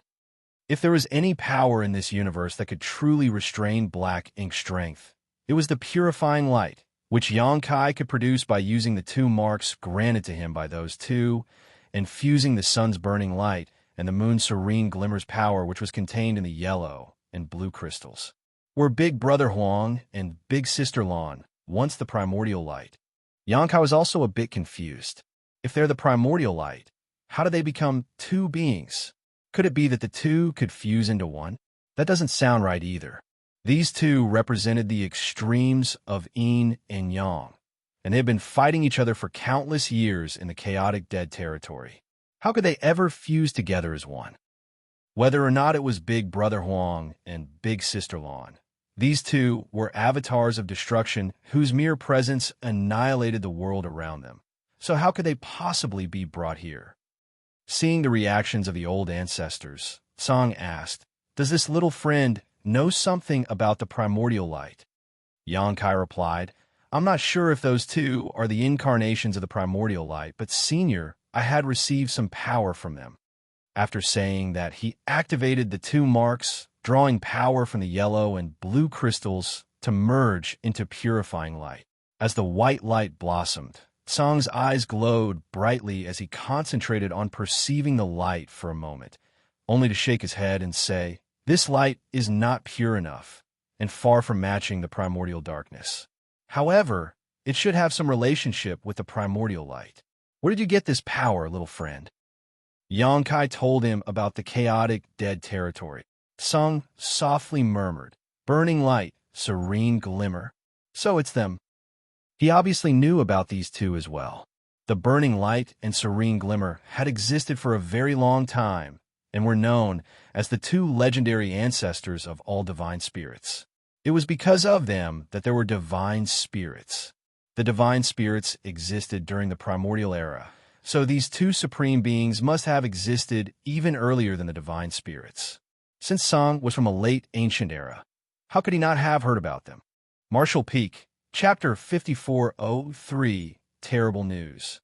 Song didn't know that the powers of those two could be combined. The human race of the late ancient era did not have a very good opinion of the divine spirits and rarely wanted to come into contact with them, let alone the burning light and serene glimmer, who were the supposed progenitors of the divine spirits. Furthermore, the chaotic dead territory was a forbidden zone for the human race. Although Tsong and other 9 martial ancestors were from that era, they had never set foot in the chaotic dead territory and did not know much about Big Brother Huang and Big Sister Lan. Even if they did come into contact, they might not be able to consider the two being able to help. After all, it was only thousands of years after Tsong and other 9 martial ancestors got locked up here to guard Mo that they considered how they could completely defeat Mo. That was when they first thought of the primordial light. Now, it seems that Big Brother Huang and Big Sister Lan most likely had something to do with the primordial light. It might really be the case that those two could really merge, but who could bring them here? Considering that the primordial light might also be eliminated when Mo was destroyed, who could force those two to sacrifice themselves if they were unwilling to? The old ancestors were faced with a conundrum. Although they had learned from Tsong that there was a possible solution, it was still too difficult to implement. Senior, in that case, is our human race's crusade here pointless? An old ancestor asked gravely. Without a way to completely eliminate Mo, the war between the human race and the Blacking clan would never end. Did the 2 million soldiers of this mighty army brave through all those dangers for nothing? Tsong shook his head and solemnly said, "It's not useless. To tell you the truth, you came just at the right time." "Senior, please elaborate." Tsong sighed and said, "Back then, when we laid the primordial heaven's source grand restriction here, it was because it was Mo's birthplace. As the years passed, Mo's servants turned this huge void into a spiritless land. So, we simply had no way to replenish our own strength. Even my old friends passed away one by one, until this old master was the only one left. If you came even 1,000 years later, this old master would have followed in the footsteps of my friends. Even if this old master doesn't die, though, Mo would still be able to get out of this trap on its own one day. During the countless years of being trapped in the primordial heaven's source grand restriction, Mo was not just waiting for death. It was secretly building up its strength and testing the restriction from the inside. In its first real attempt, it almost succeeded, but in the end, it was once again resealed by the 10 martial ancestors. That incident had led to more than 100 royal lords escaping with their black ink nests. Those 100 or so royal lords who escaped were the root of the major theaters. Today, even if Tsang did not know how powerful Mo had become, after suffering a few losses, it undoubtedly became smarter and more patient. Although Tsang had tried several times to dig up information from it, Mo would never reveal how powerful the force it was amassing had become. It was lying dormant, waiting patiently for the moment when Tsang became weak enough for it to attempt to break out again.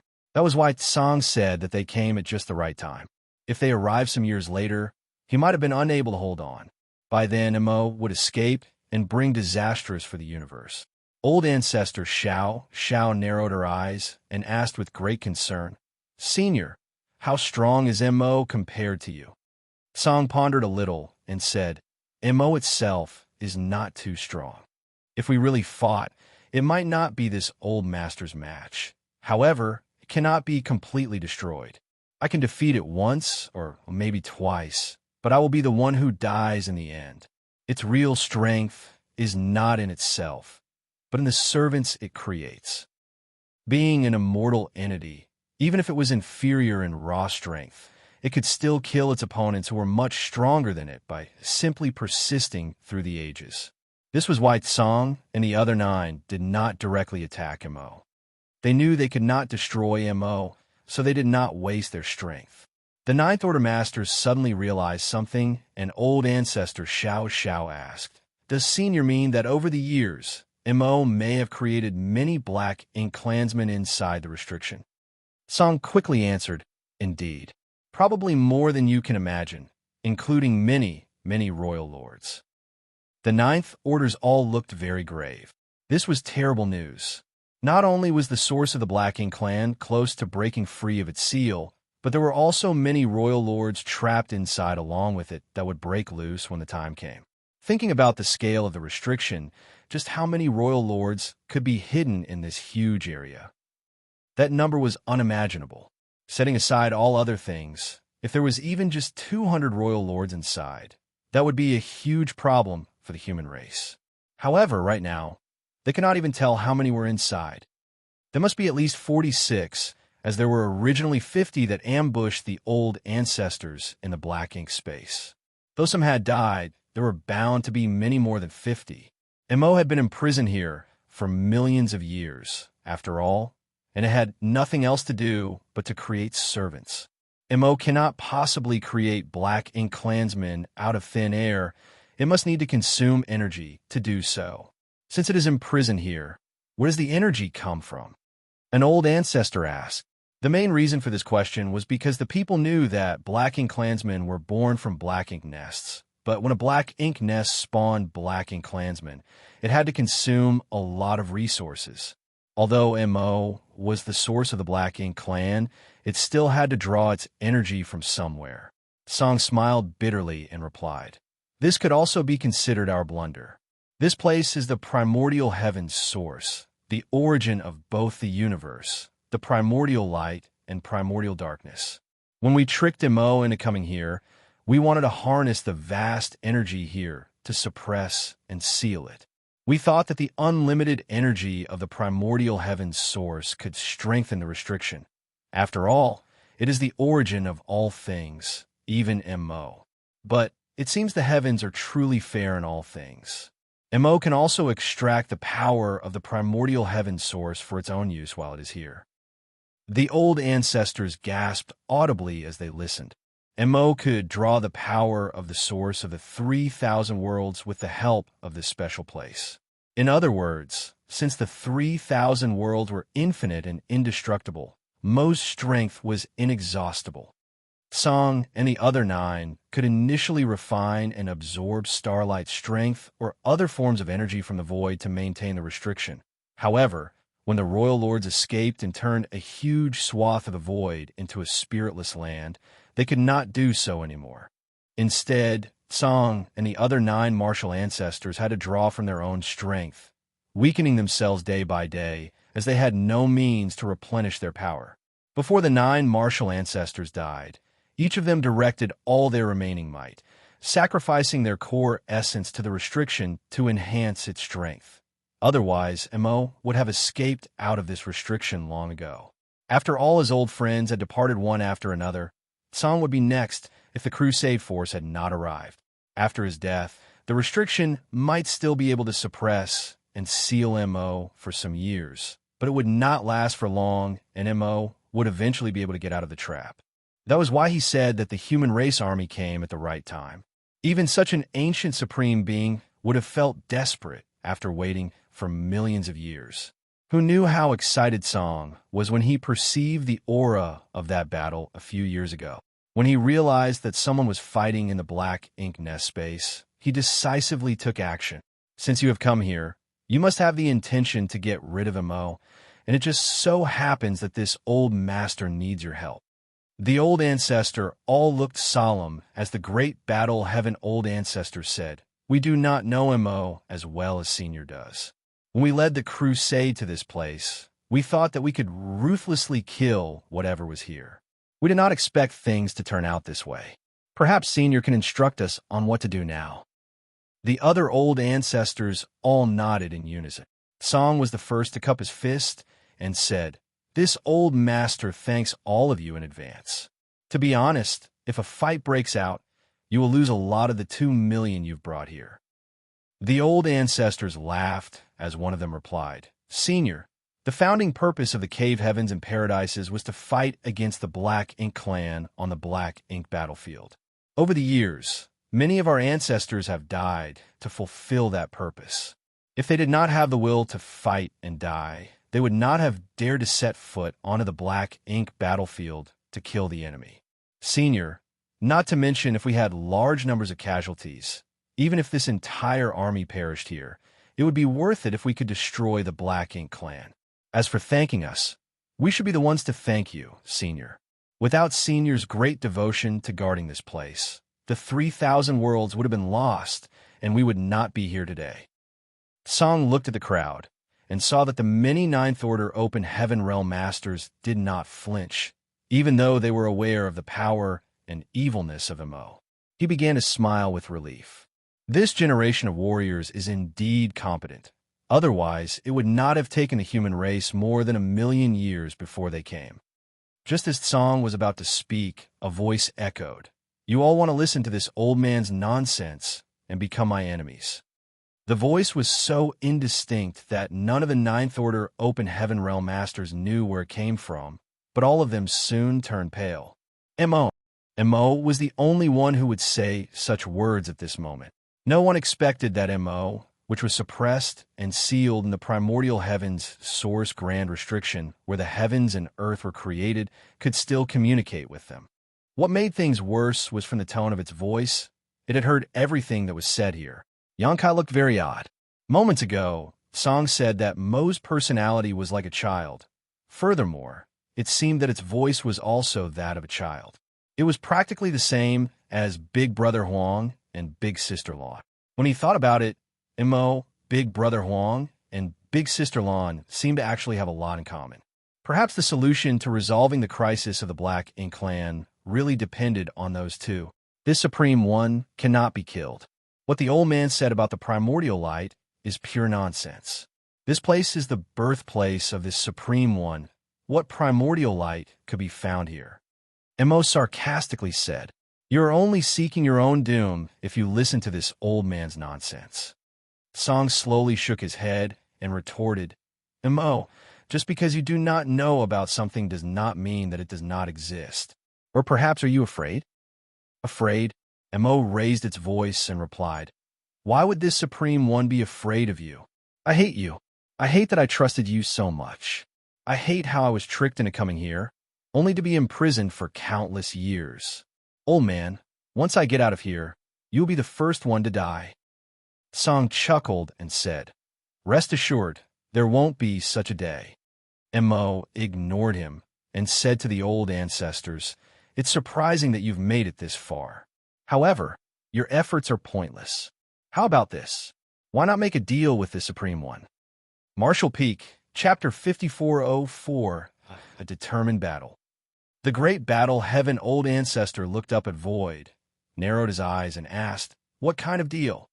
Mo replied, If you help me kill this old man, this Supreme One will promise you that after I get out of this cage, I will rule alongside your human race. Blacking Battlefield is what you call the stretch of Void. The Blacking clan and I will never set foot outside of Blacking Battlefield or bring harm to your lands. Unlike Song, Mo knew a lot about the humans of today. The bizarre nature of the Black Ink Nest allowed Mo to monitor every theater at all times. The great battle heaven old ancestor snickered. How could we possibly sleep in peace? There was no guarantee that Mo would keep this agreement. Even if it did, how could the human race be at ease? Who knew if Mo changed its mind? After all, it was the source of the Black Ink clan. The human race and the Black Ink clan had fought with each other for countless years. The countless dead soldiers had forged an eternal blood feud. This was not a matter that could be so easily resolved. All the old ancestors wanted to hear was Mo's proposal, but they had no plans to take it seriously. Even Song knew that the human race would not accept this proposal, which was why he chose to remain quiet and not interfere. Mo sighed and said, You humans keep saying that you want to kill this Supreme One for your own survival, but you have not achieved this even after so many years. You have lost a lot of people, just as I have lost a lot of my servants. No one has the upper hand. Didn't that old man say that this Supreme One was born when the heavens and earth began? If the heavens and earth were destroyed, how can this Supreme One live on? I would be alone. When I first became sentient, I didn't know anything and could not control my own power. That is why I caused such a great disaster. Now that I know the seriousness of what happened, I will not let it happen again. I promise. If this Supreme One says that the Black Ink clan will never step out of the Blacking battlefield, this Supreme One will definitely not go back on my word. This Supreme One swears by its soul that if I lie, may the heavens smite my soul and end my life. Song was slightly moved and remarked, Looks like you are determined. An old ancestor looked at Song and asked, Senior means that this guy can be trusted? Song nodded and said, The most important thing to Mo's existence is its own soul, or in other words, its sentience. Since it swore by its soul, it should be true.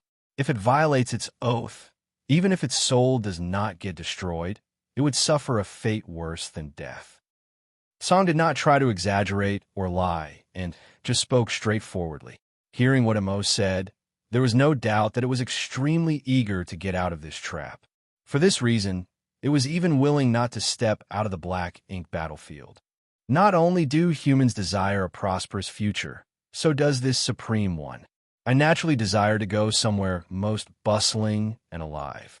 The disaster that happened eons ago was unintentional, and for it I've been trapped here for so many years. Isn't that punishment enough? Song sighed slightly and said, It is not a question of if it is enough. Mo, you should know that yourself. Mo replied indignantly, Then you want to ruthlessly kill me simply because I was born with this power? Song remained silent. Was Mo wrong? Its power was simply what it was, and what happened back then was not intentional.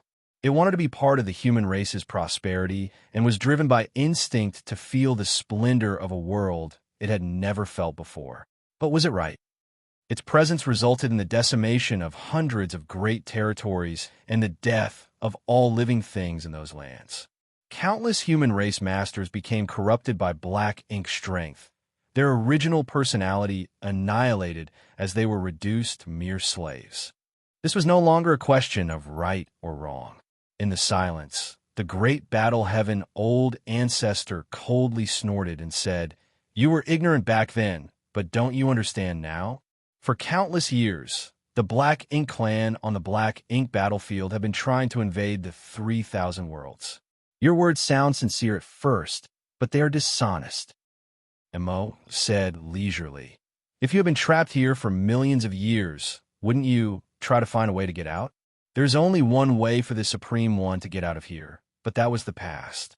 Now, as long as you are willing to help me, this Supreme One naturally does not need to do that again. This Supreme One can even promise you that after I get out of this trap, this Supreme One can retract all my Black Ink strength. Then, there would not be any Black Ink clansmen in this world except for this Supreme One. That certainly sounds tempting. An old ancestor chuckled. If Mo was true to its word, it would remain in the Black Ink battlefield and take back all its Black Ink strength. This was undoubtedly a good outcome. However, could it keep its word?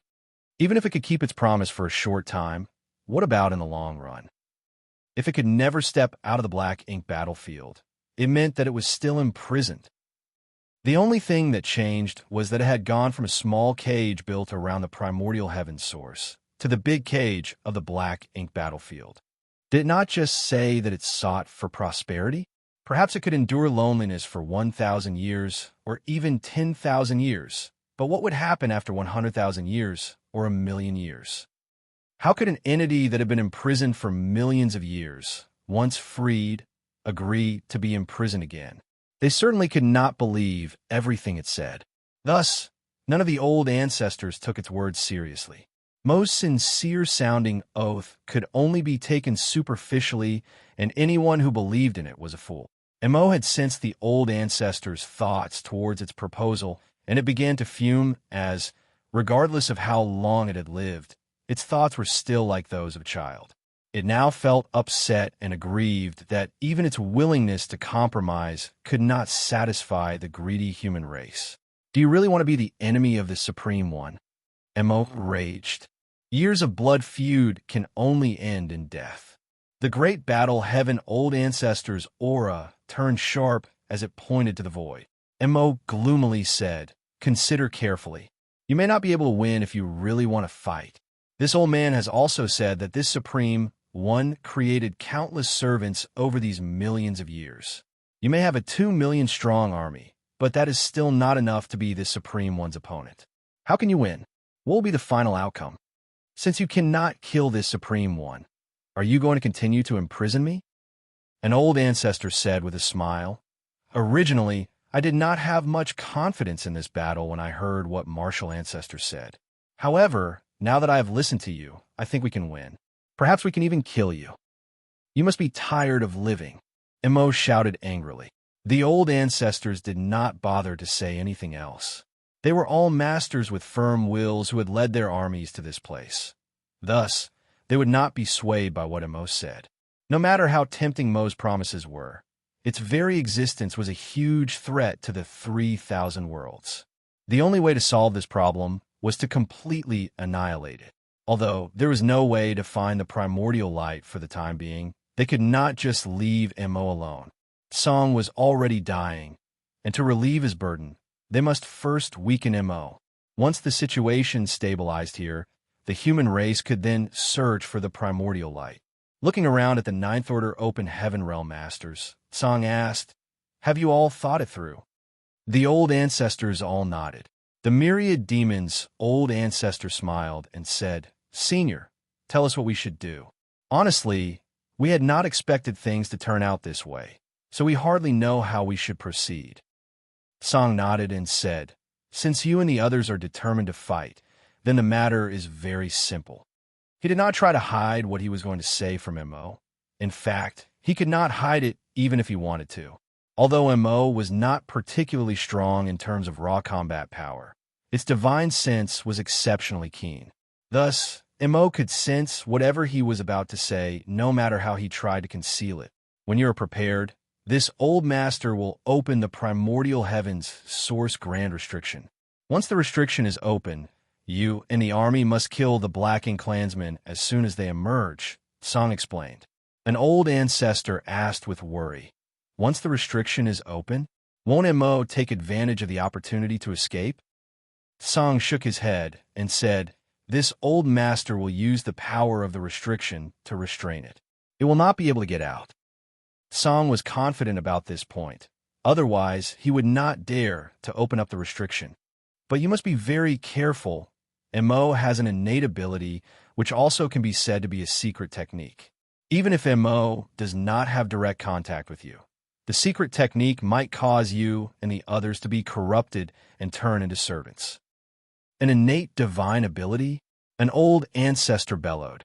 Song nodded and said, so to speak. So, be sure to protect your souls. This old master will try not to let it have the opportunity to strike you, but you should also protect yourselves. We understand. The human race was no stranger to such abilities of the Black Ink clan. In fact, the royal lords had such an innate divine ability, which the humans simply called the royal lord's secret technique.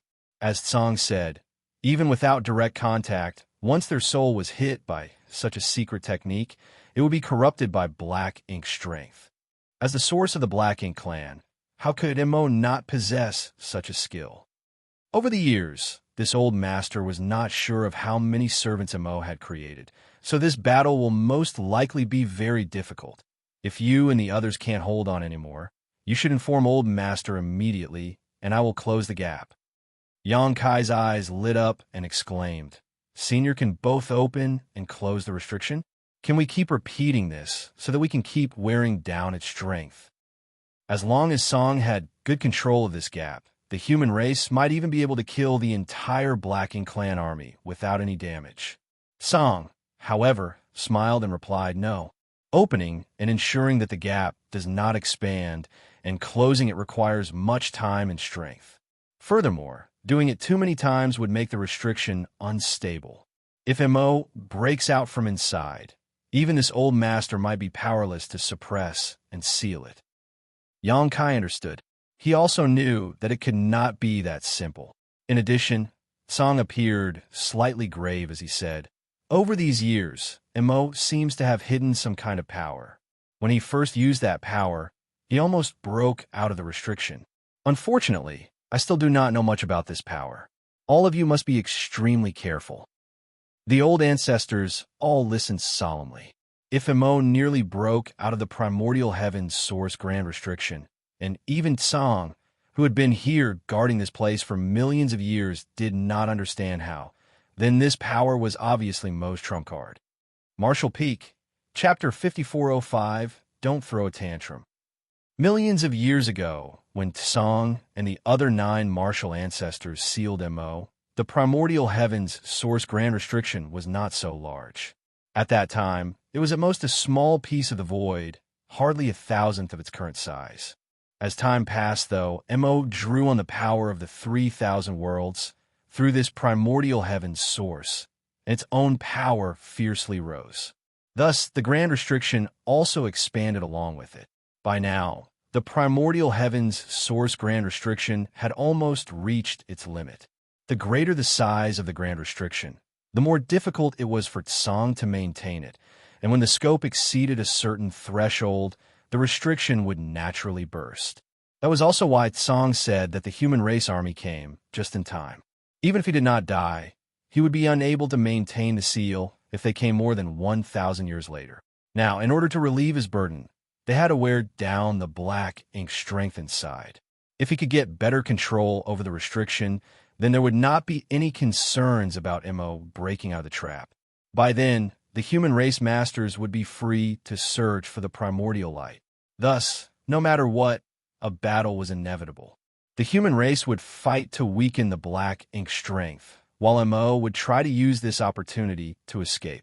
Mo had been suppressed and sealed here all this time, but even Song did not know what the situation inside the primordial heaven's source grand restriction was.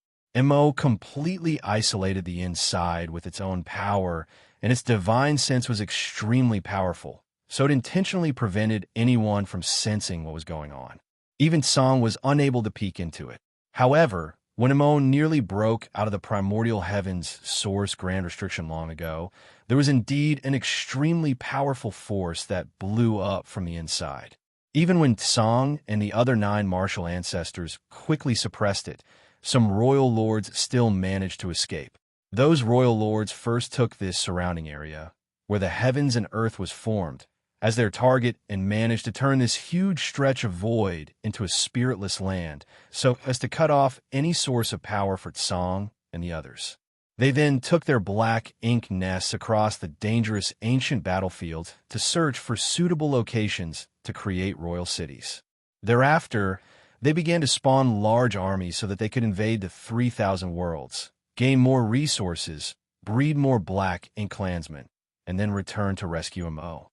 In fact, back then, more than 200 royal lords had escaped the primordial heavens source grand restriction. But in that era, the restrictions and residual divine abilities that remained on the ancient battlefields were far more powerful than the ones the human crusade experienced along their way here. Thus, many royal lords fell, leaving just over 100 survivors. Those restrictions and residual divine abilities were from the First Great War between most servants and the great experts of the late ancient era. Song had mentioned that the battle raged for 10,000 years. The royal lords who moved to create their royal cities did so too far away for Tsang and the other 9 martial ancestors to monitor their movements. At that time, the human race and the dragon and phoenix clans of the divine spirit ancestral land joined forces to guard the only path that connected the black ink battlefield to the 3,000 worlds. After all, when the royal cities first appeared, it naturally alarmed the human race. In order to cope with the future black ink clan invasion, the human race also built their great passes, one for each royal city, forming the basis for the various war theaters. The human race masters then returned to the 3,000 worlds to prepare. They chose cultivation paradises with abundant resources and world energy to foster new talents. It was these cultivation holy lands that later became the cave heavens and paradises. From there, they recruited disciples widely and trained elite masters for the coming war. Hence, the layout of the black ink battlefield was formed step by step. However, Tsang and the 9 martial ancestors did not know these details. After all, they had long joined forces to imprison Mo and were trapped alongside it to maintain the grand restriction. It was because they managed to suppress and seal Mo that the late ancient era's shocking war between most servants and the human race could even occur. The ancestors of those who created the cave heavens and paradises only knew to fight against the Black Ink clan. They did not even know where they originated from. The great experts who knew the full story had all been killed by the end of the late ancient era in the battle of extinction against most servants.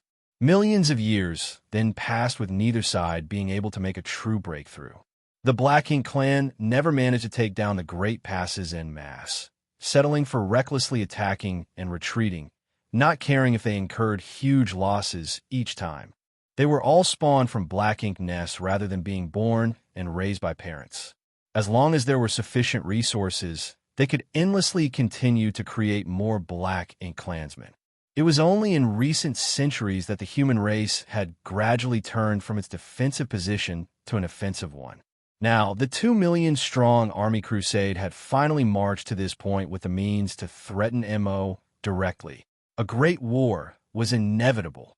This old master needs some things to restore himself, Song requested. Although he had used Shi's power to steal some of Mo's power from time to time over the years, Black Ink's strength was still corrupted by nature, and he did not dare to use it indiscriminately. Even Shi was at risk of being corrupted by Black Ink's strength because he devoured too much of it. He eventually could not sustain himself and had to sacrifice himself to the restriction. Thus, over the years, Song had always been in a state of malnutrition and was barely able to maintain the primordial heaven source grand restriction. That was why he became skin and bones, much like a living dead. The only reason why he now had a somewhat normal physique was because he did not want to frighten these juniors. It was naturally not an issue to help provide Song with some resources, as while most of the old ancestors only carried a few on them, Xianxia had plenty. Xianxia immediately took out a space ring, filled it with all kinds of resources, and handed it to Song. Senior, see if this is enough. If not, Junior still has some more. Song took the ring and looked before smiling lightly. It's enough.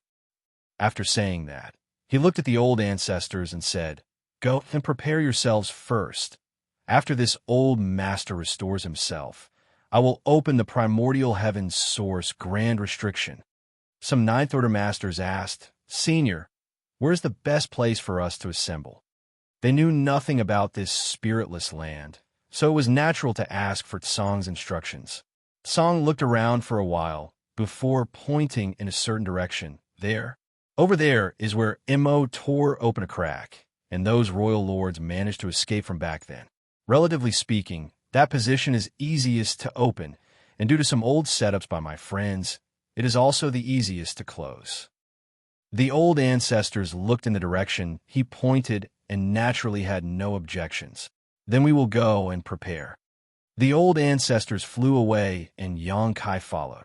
Soon, all the army commanders of the great passes quickly understood the situation after receiving instructions from the old ancestors. Orders were given, and all the soldiers began to make preparations for battle. For so many years, the human race had mostly been in a passive and defensive state, repeatedly invaded by the Black Ink clan while forced to repel them. Countless Black Ink clansmen were killed when the royal cities were pacified. Thereafter, the great passes crossed the late ancient era battlefield, which had many residual dangers, and finally arrived here. It was only today that they could finally take the fight to Mo. Such an opportunity was scarce. As Tsong said, the objective here was for the human race to kill as many of the Black Ink clansmen who tried to escape the gap as possible after he opened the restriction. Who could withstand a combined attack of more than 100 great passes and a 2 million strong army? Even royal lords would be annihilated in an instant before such power. The human race was completely confident in this battle, which aimed at weakening the Black Ink strength. Another good thing was that the battlefield was in the void. If it was a flat land, it would be impossible to properly arrange the 106 great passes. Even so, it still took the humans a full month of work before battle lines were formed. More than 100 great passes were divided into layers, with each layer consisting of some 30 great passes. Inside each of the great passes, the soldiers were all busy preparing and repeatedly checking their artifacts, formations, and warships. Various pills were also distributed. It took them about 1.5 months before everything was ready. Tsong had consumed a large number of resources by now and was close to being fully restored. Mo angrily snapped, Tsong, do you really want to do this? What happened back then was unintentional. I've already been imprisoned for millions of years. I've suffered a lot. Can't you let me live?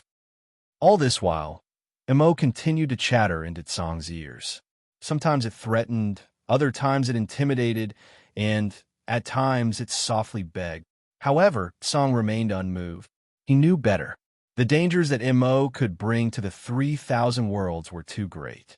What happened during the late ancient era was still fresh in his mind, so how could he allow history to repeat itself? All his old friends had already perished to suppress and seal Mo, leaving him alone to stand guard here. How would he allow his friends' sacrifice to be for nothing? This had nothing to do with whether Mo did anything wrong. Its existence itself was harmful, so it could not be allowed to live. Mo was indestructible, so if he was released, this vast world would never have peace again. Old man, do you think that what you do now will really wear me down? You can't weaken me unless I allow it. Mo angrily scolded. Although it was venting, it was also telling the truth. Even if Tsong opened a gap in the primordial heavens' source grand restriction, if Mo did not command its servants to fight, the humans could not do anything about it. Tsong finally responded with a light chuckle. Mo, you have existed for so long, and you're no longer a child. So please don't throw a tantrum. Don't you want to get out of here after so many years in captivity? When this old master opens a gap, it will be both a crisis and an opportunity for you. Don't you want to take advantage of this chance to get out of this seal? As long as you can kill all these people and then let your servants kill this old master, no one else will be able to stop you. You liar, liar, liar, liar. Mo screamed angrily. You even told them before that you could close the gap at any time. Do you think that I didn't hear you? Tsong laughed but did not say anything. Mo said again, You've been lying to me all this time. You bully. What have I done wrong for you to treat me like this? Song, old man, let's not fight, okay? You let them leave, and I will withdraw all my black ink strength. You can then seal the black ink strength within this grand restriction. As long as this restriction does not break, my black ink strength will not escape. So, it will not endanger the others. Song said softly but seriously, Mo, stop pretending. This might be possible if you had cooperated back then, but it is too late now. You have chosen this path, and you must bear the consequences of your actions. What's more, you know that Mu proposed to make the primordial heavens source grand restriction to seal off your black ink strength, but even she could not be sure of whether it would work or what risks it would carry. Mo's memory must have been evoked, and it angrily cried out, she died. Right in front of me. You killed her. Marshall Peak, Chapter 5406, Black Ink Torrent. When Mo became friends with Song and the others back then, it was completely sincere with them. Among the 10, it was most fond of Mu, who was always gentle and amiable. Compared to the others, Mu was also more friendly to Mo. When the primordial heavens source grand restrictions started taking effect, Mu suggested planting the restriction inside Mo's body so that it could internally suppress its black ink strength. That way, they didn't have to restrict Mo's freedom. As long as the restriction wasn't broken, its black ink strength wouldn't leak out, and Mo wouldn't have to bear the suffering of being imprisoned. By then, they could bring Mo with them and monitor it at all times. However, no one could guarantee that the idea was feasible. Everyone would be happy if it worked, but if it didn't, Mo wouldn't let them suppress it again when it was aware of their intentions. In the end, Song and the others didn't dare to take the risk. Mu passed away pretty early on when Mo flared up for the first time after it was suppressed. To appease Mo, she ignored the others' dissuasion and entered the primordial heavens source grand restriction on her own. No one knew what happened to her while she was inside, but when she returned, she was horribly wounded. Before her death, she blended all her power and her body into the restriction to strengthen it. That day, Song and the others were heartbroken while Mo's wails reverberated across the entire universe. Among the 10 of them, the gentle and compassionate woman was the most talented. It could be said that the others were not comparable to her. She was the one who came up with the idea of the primordial heavens source grand restriction, and Duan personally crafted it while the rest assisted from the side. Mu was also the most powerful among them. Song even suspected that she had found the path that led beyond the Ninth Order open heaven realm. Unfortunately, she passed away when she was still fairly young. Given her aptitude, she could have ascended to a realm that was beyond the Ninth Order. Song turned solemn when he heard Mo mention Mu and grimly said, "You're fully aware of how Mu was killed, Mo." A furious Mo roared, "Do you think I killed her? It wasn't me. I'd never kill her. Why would I do that to her?" Song snorted. She passed away after returning from inside the restriction. Why had she fallen into such a state if not for you? It really wasn't me. Mo refuted. Enough. Whether or not it was your doing no longer matters. Now that 2 million human race soldiers had arrived, they had to weaken Mo's power, even if they couldn't destroy it. Song couldn't persevere any longer. Like a child who had been wrongly accused, Mo cried, "It really wasn't me." When Mu entered the restriction, Mo indeed ordered his servants to attack her because it was mad at her betrayal. However, Mu was extremely powerful, so how were his servants supposed to be a match for her? While they were able to slightly injure her, killing her was simply impossible. Nevertheless, it was a fact that Mu passed away after leaving the restriction. Even after all these years, Mo had never been able to explain why.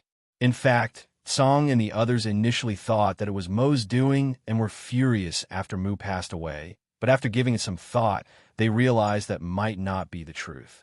Mu was just that strong. Even though the servants that Mo had created were formidable, they couldn't possibly cause enough injury to her for her to fall. Moreover, Mu was the one who came up with the primordial heavens source grand restriction.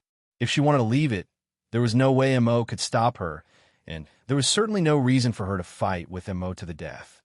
As they recalled the scenes from back then, they realized that Mu's injuries were not a result of fighting against someone. There was some other reason for them. At that time, she was critically injured and on her last breath. Before her death, she passed them a piece of jade and left for the next world without saying anything more. Now, that jade was in Song's hands. He had examined the jade over and over again, but was never able to figure out what it was for. He just felt that the jade had something to do with the primordial heaven's source grand restriction. Therefore, he wouldn't dare to try it out lest the restriction was affected. The incident in the past remained a mystery. Perhaps Immo knew something about it. However, it might also know nothing. Everything is prepared, Senior. The great battle heaven old ancestor landed beside Song, causing him to snap back to the present. Song looked up and saw over 100 great passes hovering in the void. On the great passes, the determined humans were filled with murderous intent. He pulled himself together and nodded gently. Let's begin, then. The great battle cave heaven old ancestor turned around and nodded at the people in the distance. Prepare for war. A roar reverberated across the entire void as world forces started exuding from the great passes. The arrays and the artifacts all lit up. They were ready to strike. Seeing that, Song shouted, "Open!" In the next instant, his figure expanded rapidly. He soon became enormous as a powerful aura exuded from his frail body. The Ninth Order Open Heaven Realm Masters' eyes brightened when they felt that aura. Previously, when they asked Song what realm he was in, he only told them that he was still in the Ninth Order, just further beyond the old ancestors. The old ancestors asked nothing more. However, at this moment, they could clearly feel that this old man, who had been guarding the primordial heaven's source grand restriction for millions of years, had an aura that none of them could match. The entire void seemed to be trembling as his aura spread out. It was apparent that he wasn't just further ahead of them in the Ninth Order Open Heaven realm. These Ninth Order Open Heaven realm masters couldn't help but think that Song might have broken through the Ninth Order and reached a realm that they were not aware of. As such, these Ninth Order masters were thrilled. It had come to a point where they had reached the end of their cultivation journey, and they still hadn't managed to find any new path forward. However, as they observed Song's aura now, they realized the Ninth Order Open Heaven realm was not the peak of the martial Tao. There was still a higher summit to reach. They were just incapable of discovering it. As Song's aura undulated, ripples started spreading across the primordial heavens' source grand restriction and began gathering at a particular spot. In front of that spot stood the human formations. It was also where Immo formed a crack with its strength back then. As the ripples spread, a gap appeared in the originally flawless restriction. In the beginning, it was just a small gap, but it soon expanded rapidly. Song roared and surged his power to control the size of the gap. Soon, the gap became as large as a lake, with space itself seemingly having been torn apart. An extremely malevolent aura exuded from the opening, and despite having the protection of many grand arrays, those on the great passes could still clearly feel that chilling aura. As they stared intently, they could see impossibly thick darkness sweltering in the gap. They could also faintly hear growls coming from within. Seeing that, the humans quickly put their guard up. A long time later, the darkness still never spilled out of the gap, nor did any black ink clansmen appear. But eventually, there came a moment when Mo's roar sounded. It really wasn't me. You old fart. You're all pompous people who never listen to me explain. Why? It wasn't my fault. Since you don't even care to listen to what I have to say, I'll destroy everything and kill everyone. Following Mo's howl, darkness gushed out of the gap like a flood bursting through a dam. It wasn't really darkness, though. It was a torrent made from countless black ink clansmen. Kill! Following the army commander's order, arrays on the great passes thrummed, and the powers of the secret techniques and artifacts shot forth. The first batch of the black ink clansmen who stormed out of the gap hadn't even managed to see what the outside world looked like before they were vaporized. The place where the attacks from over 100 great passes landed instantly turned into a living hell. More and more black ink clansmen were destroyed. However, since their first appearance, the Black Ink clansmen had never stopped flooding out of the darkness. They stepped on the corpses of their clansmen and fearlessly charged forward. Just a moment later, they were struck by the secret techniques and artifacts and killed. Their Black Ink strength burst forth, and their corpses were then stepped on by the ones behind them. This stretch of void, which had remained silent for millions of years, suddenly erupted with light and sound. The humans never stopped firing at the enemy, while the Black Ink clansmen marched forward without pause. Regardless of the danger ahead, they didn't even hesitate. The gap was soon shrouded with Black Ink strength. Above the wall of Great Evolution Pass, Xianxia was hovering in the void as he stared coldly at the front and remained still. It wasn't the right time for him to make a move yet. This was a war that was unlike anything the humans had experienced before, a fight that would be remembered by all future generations. If the humans won, they could ensure some peaceful days for the 3,000 worlds, but if they lost, the 3,000 worlds would descend into chaos as Mo had threatened to destroy everything. Even though there were a lot of soldiers and countless masters on the human side, they didn't dare to make rash moves. Those that were attacking the enemies were the cultivators who were in charge of the arrays on the walls of the great passes. The rest were conserving their strength. It would take a long time before the war ended. Therefore, they needed to ration their energy. 3 rotations of soldiers were arranged to control and activate the arrays to ensure that they would be able to fire continuously. The artifact refiners and array masters were also on standby to repair the artifacts and arrays at any moment. Meanwhile, Xianxia sported a solemn expression. Although the war had just started and he hadn't participated in the fight, he could feel immense pressure washing over him from afar. Even though the humans managed to destroy these Black Ink clansmen without getting hurt, the enemies who gushed out of the gap were all very weak. According to the Black Ink clan's own classification, those enemies were just serfs, even weaker than low-rank clansmen. As long as there were enough resources and a Black Ink nest, they could produce an infinite number of such Black Ink clansmen. Although Mo appeared infuriated, it didn't let its fury get the better of it. It knew it had to use these weak soldiers to drain the human strength first. In fact, it wasn't so surprising. The Black Ink clan and the human race had been fighting against each other on the Black Ink battlefield for countless years, and as the source of the Black Ink clan, Mo was able to monitor what was going on in every theater. Therefore, it was familiar with the strengths and weaknesses of the human race. Its way of dealing with the humans now was the best solution available.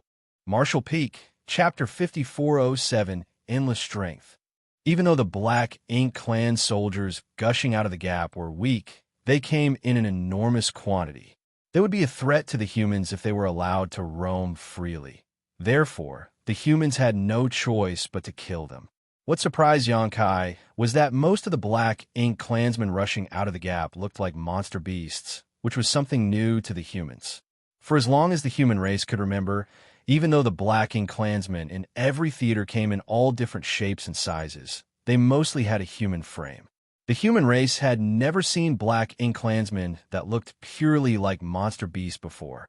Now, however, there were a large number of such creatures. They were apparently created by Mo using Black Ink strength after it was confined in the primordial heaven's source grand restriction. Even though these monster beast-like creatures were weak, they came in a larger number than even ordinary Black Ink clansmen. And after they were killed, the Black Ink strength in their bodies gushed out and filled a vast swatch of space. The war unfolded just like the humans had expected, as Tsang was able to control the size of the opening in the primordial heaven's source grand restriction. Therefore, there wouldn't be too many Black Ink clansmen who could dash out through the gap. As over 100 great passes joined forces, they could ensure they killed all the enemies who emerged. As long as they never stopped attacking, they wouldn't have to worry about the Black Ink clansmen breaking through their defense. 100,000, 200,000, 300,000, 500,000. Although they were unable to get an accurate count, it was roughly estimated that over 1 million Black Ink clansmen had rushed through the gap in just half a day. All the Black Ink clansmen and Black Ink beasts were killed the moment they left the gap, so they were unable to move any further. Regardless, A torrent of these creatures still continuously gushed out from the darkness. Seeing that, Xianxia felt a crawling sensation on his scalp. 1,000,000 black ink clansmen and black ink beasts was about how many casualties there would be in a major war, but only half a day had passed so far. How many black ink clansmen and black ink beasts were still hiding in the primordial heavens, source grand restriction? How many servants had Mo created over the past several million years? No one knew the answer. Perhaps only Mo was aware of the exact number. Half a day later, another 1,000,000 of black ink clan soldiers were killed, and after another half a day, the same thing happened. A few days later, over 10,000,000 black ink clansmen and black ink beasts have been slaughtered, but other than the fact that some of their artifacts and arrays were damaged from overuse, the humans hadn't suffered any kind of damage. Despite being in an advantageous position, none of them were happy. Mo didn't seem concerned about losing over 10,000,000 soldiers. The subordinates it had been summoning were still the weakest black ink serfs and black ink beasts.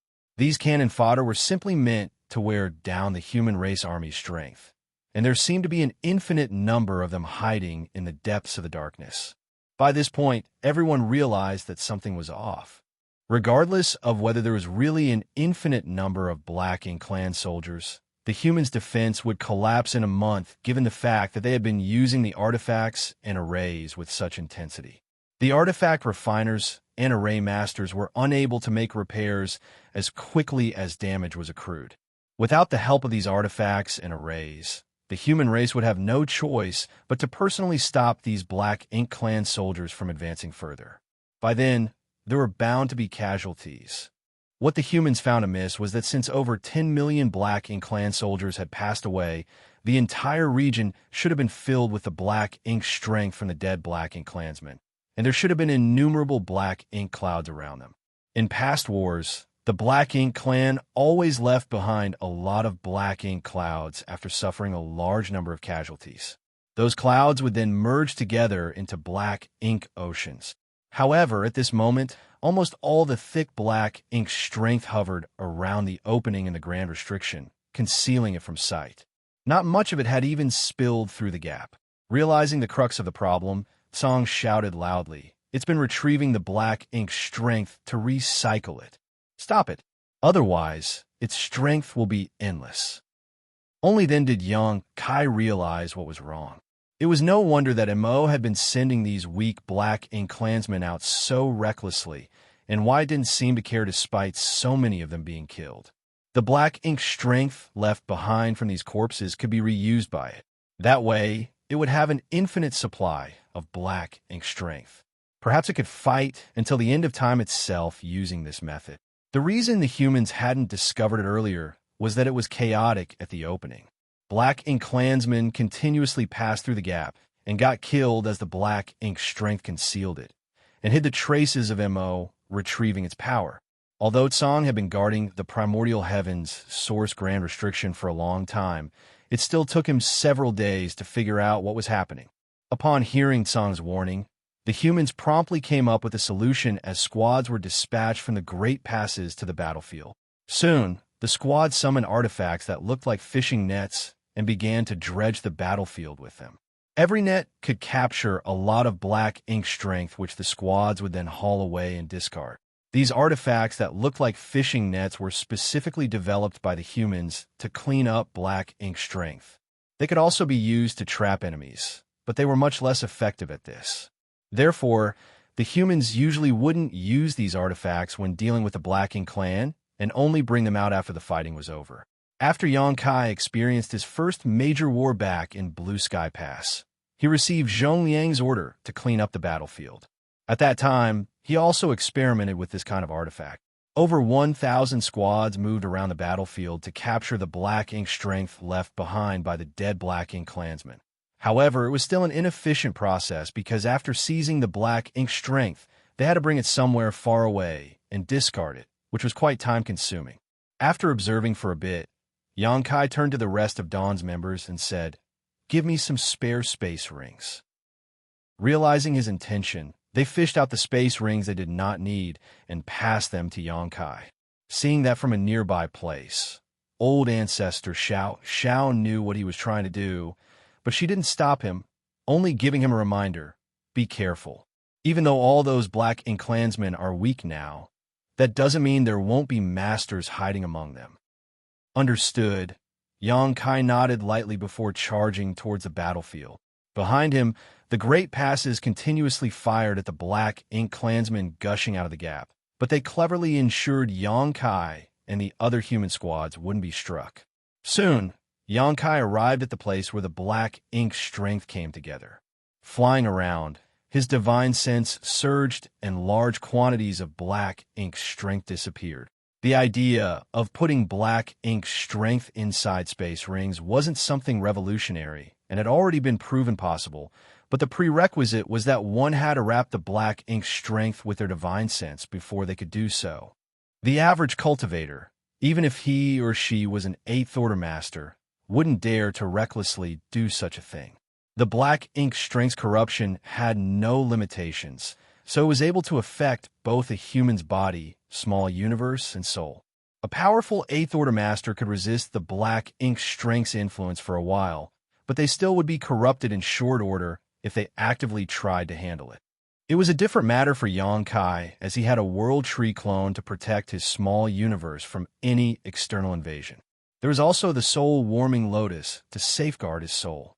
He just had to put the Black Ink strength inside the space rings without the need to go somewhere else to discard it. Therefore, he was more effective than several hundred squads combined.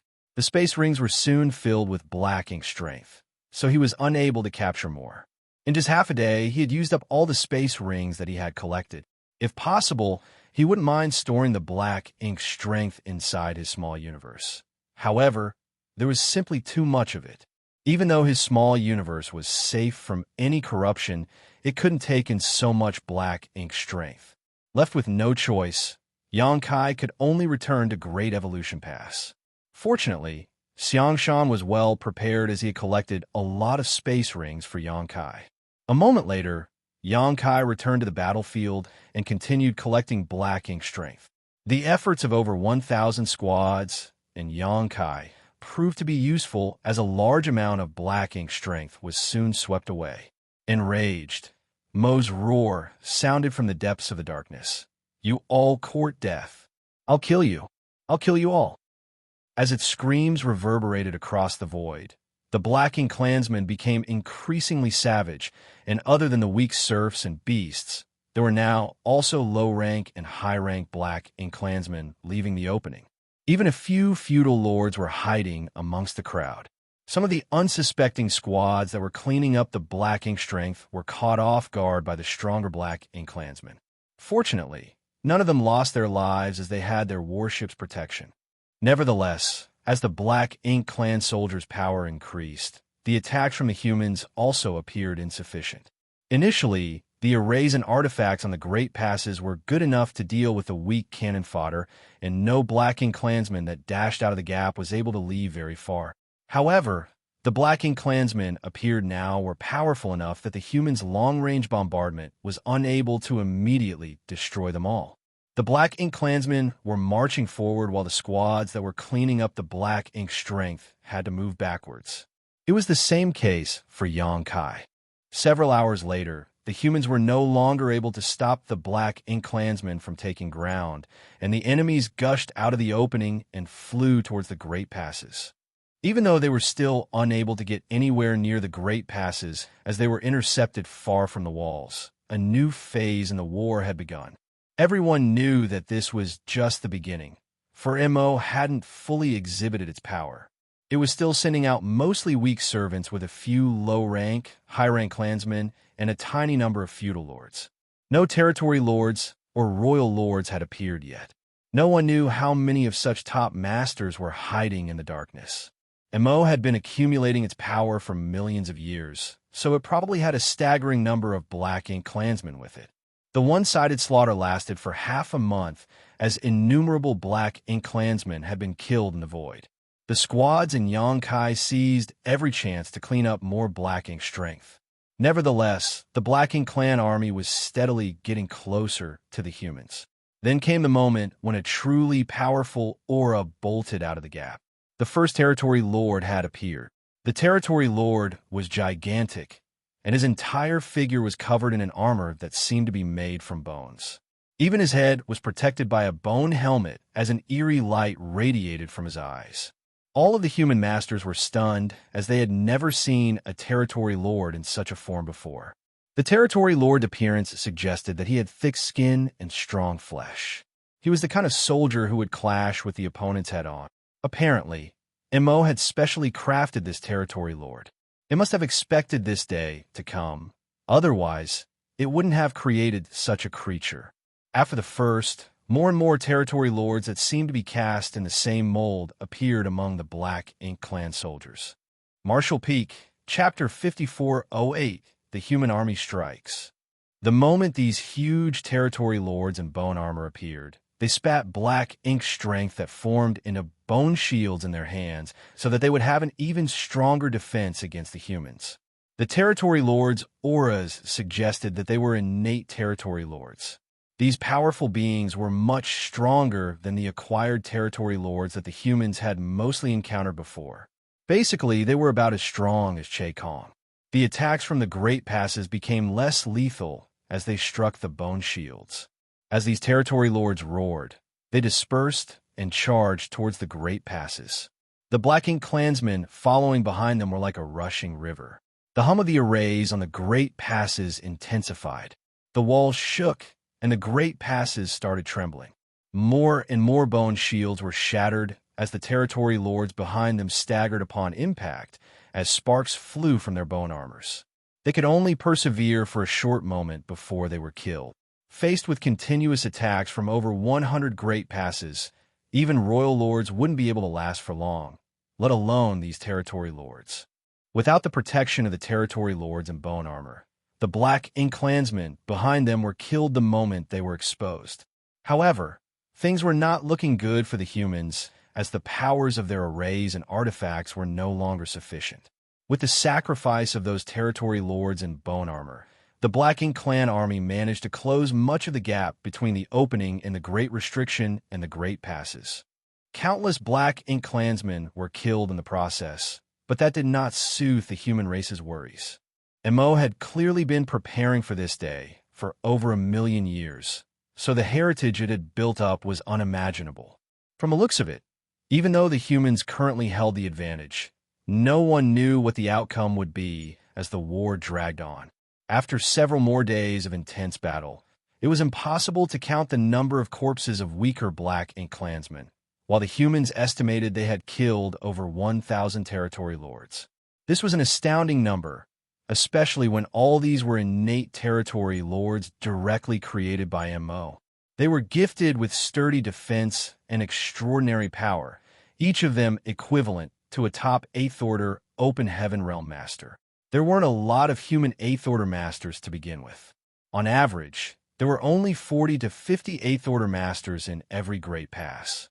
In other words, there were fewer than 5,000 8th Order Masters in the entire human race army. Over 1,000 territory lords was equivalent to the number of 8th Order Masters in more than 20 Great Passes. They were undoubtedly a force to be reckoned with, and if not for the fact that the humans held an advantageous position, they would have had to pay a huge price to kill these enemies. Territory lords clad in bone armor and Black Ink clan soldiers continuously gushed out of the opening and charged forward fearlessly. Their only purpose was to help Mo break free of the restriction, so their deaths were predestined the moment they were created.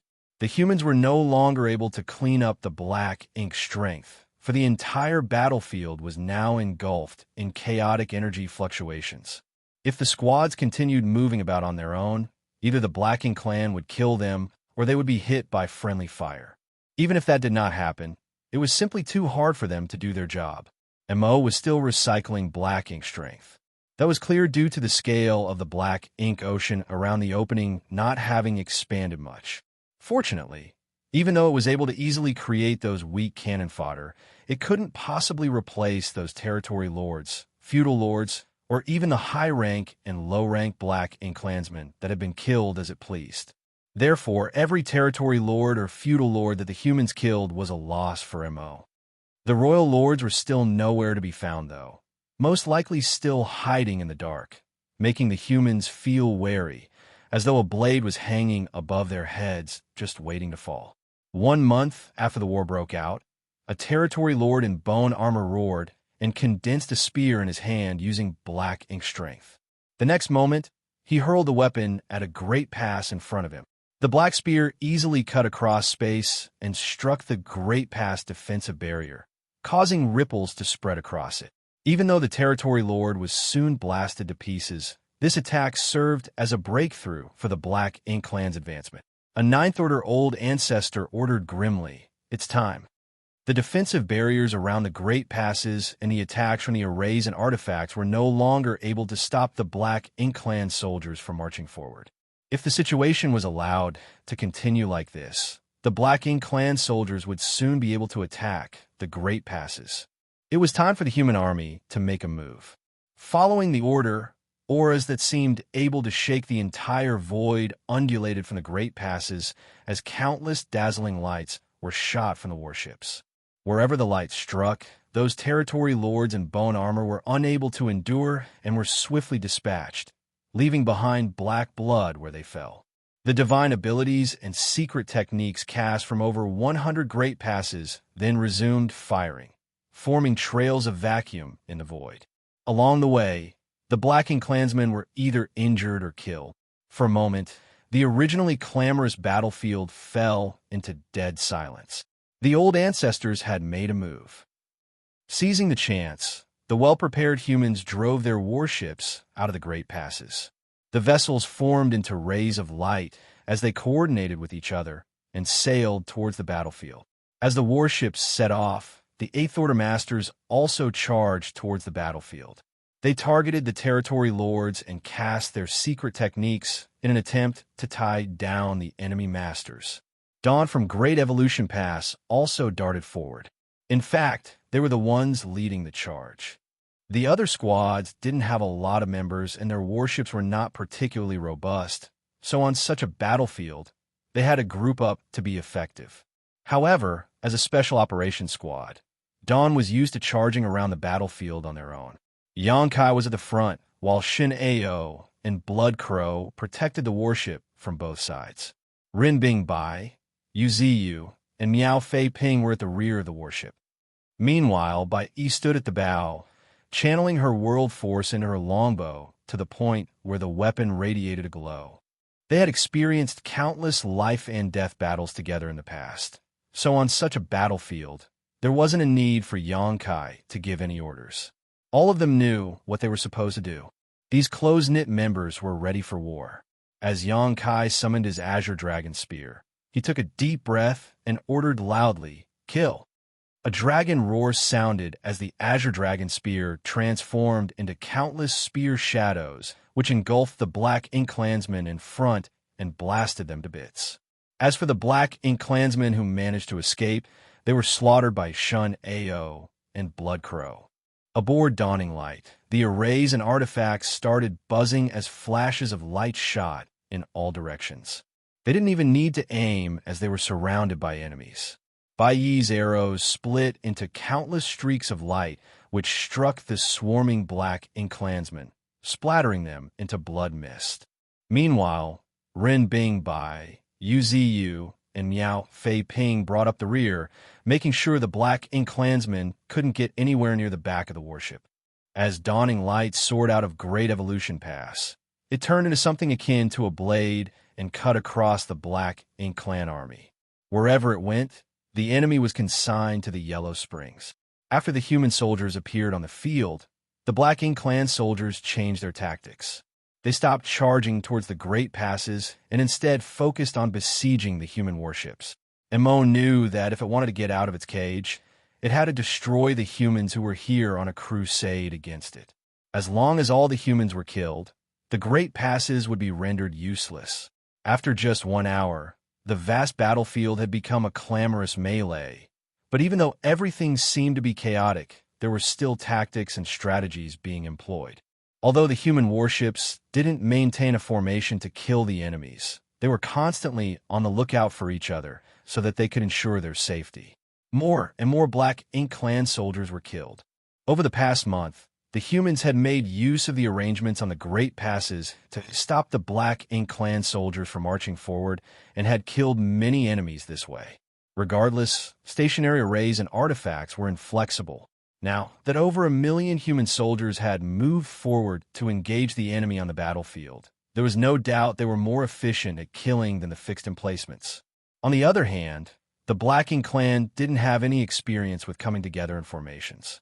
Although they had enormous numbers, they appeared crowded and disorganized, which made it easier for the human warships to butcher them. After the initial charge, the humans essentially fell into a bloodlust. The battlefield was covered with broken limbs and hash meat, making it look extremely horrifying. Finally, a long howl sounded from the rear. It was a signal for the human army to retreat. The humans, who were still slaughtering the enemies, promptly and in an organized fashion fell back with their warships. At the same time, another group of warships in peak condition set out from the Great Passes. This was going to be a long fight, so there was no way the higher-ups would let all the soldiers join the battle at the same time. Even though they would be able to destroy more Black Ink Clansmen in a shorter time by doing so, they would be powerless to counterattack if all their strength was used up. Only half of the human army had left the Great Passes in the first round, while another 1 million stayed back. Now it was time for them to go to war. The high-spirited 1 million soldiers dashed out of the Great Passes to replace their fellow brothers and sisters on the battlefield. They brushed past each other as the Black Ink Clansmen were intercepted and killed. The battered warships soon returned to the Great Passes where array masters and artifact refiners, who had been waiting for quite a while, hurriedly made repairs. Somewhere on the battlefield, Xianxia turned around and ordered, "All of you retreat." Xianxia guffawed. "There's no need for that. We still can fight." They were an elite squad, after all. Even though this battlefield was stressful for the average squad, the members of Dawn could still persevere. Just like Xianxia had said, it hadn't come to a point where they needed to go back and recuperate. However, Xianxia shook his head. "All of you should withdraw. We don't know how long this war will last, so maintaining your peak states is more important." Xianxia decided to stop insisting as he nodded. "Be careful, squad leader." Since Xianxia had told them to retreat, Xianxia knew that he was going to stay on the battlefield. The heritage of Xianxia's small universe was far more ample than average, and he had the World Tree clone to further refine his power. Moreover, the living beings in his small universe would continuously provide world force for him. There was no denying that Xianxia had a much greater stamina than the ordinary Seventh Order Master, allowing him to remain energetic when others in the Seventh Order would feel exhausted. Soon, Xianxia and Xianxia exchanged places as the former led Dawn to return to Great Evolution Pass. Seeing that some of the Black Ink Clansmen pursued Dawning Light, while some of them pounced on Xianxia. Earlier, this bigger-than-normal human squad had rendered them powerless to counterattack, but now that Xianxia was on his own, the Black Ink Clansmen naturally wouldn't let him off. Despite being surrounded by the enemy, Xianxia wasn't afraid at all. Instead, he put on an eerie grin as he prepared for a massacre. Martial Peak, Chapter 5409, The Royal Lords Emerge. Xianxia had always felt that he was best suited to fight on his own. He had a power that far surpassed that of those in the same order. And even if he was faced with a territory lord, he was able to transform into an ancient dragon to do battle. He also had space secret techniques that allowed him to come and go freely, as well as several other advantages that were unrivaled among Seventh Order Masters. Only by fighting on his own could he maximize his advantages. Of course, he would be exposed to less risk when he fought alongside Dawn, but it was also a kind of restraint for him. The others were unable to match his speed and quick reflexes, so he had to coordinate with them when making a move. Now that Dawning Light was gone, all restraints on Xianxia were lifted. Wielding the supreme limitless spear art, innumerable spear shadows spread out in all directions, and by the time they faded, all the surrounding the Black Ink Clansmen burst in a blood mist. With his spear in hand, Xianxia charged towards places where the Black Ink Clansmen were most concentrated. Wherever he went, the enemies collapsed like straw amidst a storm. As a dragon roar reverberated across the void, Xianxia transformed into his 70,000-meter ancient dragon form.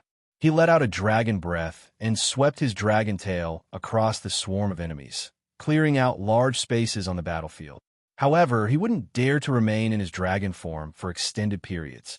Although he was able to battle against the territory lords as an ancient dragon, his figure was too big and it was hard for him to move around. Not to mention, in his dragon form, he made an obvious target and was wounded by the attacks coming from all directions in short order. Even though most of them were flesh wounds, Xianxia couldn't ignore them if they continued to pile up. His dragon form abruptly disappeared, and the Black Ink clan lost their target. After turning back into human form, Xianxia rampaged around the battlefield again. As he alternated between human form and dragon form, he attracted the attention of lots of Black Ink clansmen. Although many enemies were chasing after him, he fearlessly dashed forward and silently destroyed his opponents. All of a sudden, space principles undulated as Xianxia abruptly disappeared. When he reappeared, it was in the middle of an intense battle. It was a battle between an 8th Order Open Heaven Realm Master and a Territory Lord in bone armor. At that instant, Xianxia's eyes reflected the figure of the Territory Lord in bone armor. As time principle spread, the world seemed to have frozen for a moment. He pushed out his spear and stabbed it right into the back of the Territory Lord's head. Even though the bone armor that this Territory Lord was wearing was thick and nigh impenetrable, it was not without any weaknesses, and the crack at the back of this Territory Lord's head was one of them. The Azure Dragon Spear accurately penetrated the crack, and sparks instantly flew. Suddenly, Xianxia felt an immense force of resistance, making it impossible to push his razor-sharp spear any further forward. He was stunned, for it never crossed his mind that he wouldn't succeed even though he had targeted his opponent's weakness while he was distracted. Madly surging his world force, he roared, "Die!" Exerting even more force into his thrust caused more sparks to fly, and eventually, the crack in the armor broke, and the spear penetrated the Territory Lord's head. However, Xianxia wasn't able to push his spear out from the other side, as the opponent's hard skull stopped him from doing that. Having succeeded, Xianxia immediately tried to retreat, but it was too late. The moment the Territory Lord was attacked, he swung the bone shield in his hand at Xianxia, and a violent force swept across his stomach. Instantly, Xianxia felt half of his body turning numb, and a huge gash opened on his abdomen. Golden blood gushed out of the wound as his squirming organs could be seen. The Territory Lord wanted to kill Xianxia ruthlessly, but the latter actually activated purifying light and engulfed the enemy with it.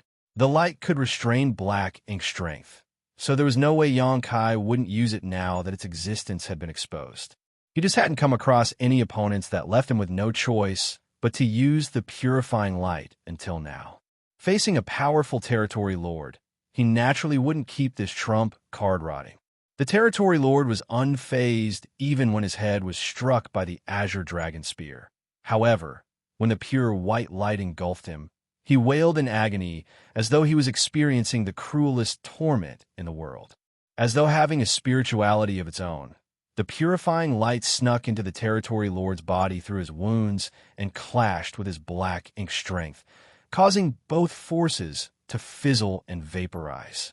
While the Territory Lord was stunned, a saber light flashed across his neck and shattered his bone armor, sending his head flying away as black blood gushed from his neck. "Well done." Su Ling Gong praised the other man while holding a large saber in his hand. If not for Xianxia's help at the critical moment, he would have been killed by this Territory Lord. After all, it had only been a short time since Su Ling Gong ascended to the 8th Order, so his heritage wasn't comparable to those of the experienced 8th Order masters. On the other hand, these powerful, innate Territory Lords in bone armor were specifically created by MO to endure large amounts of abuse. The instant Su Ling Gong clashed with the opponent earlier, he fell into a disadvantageous position. He had even used an evil, purging divine spear.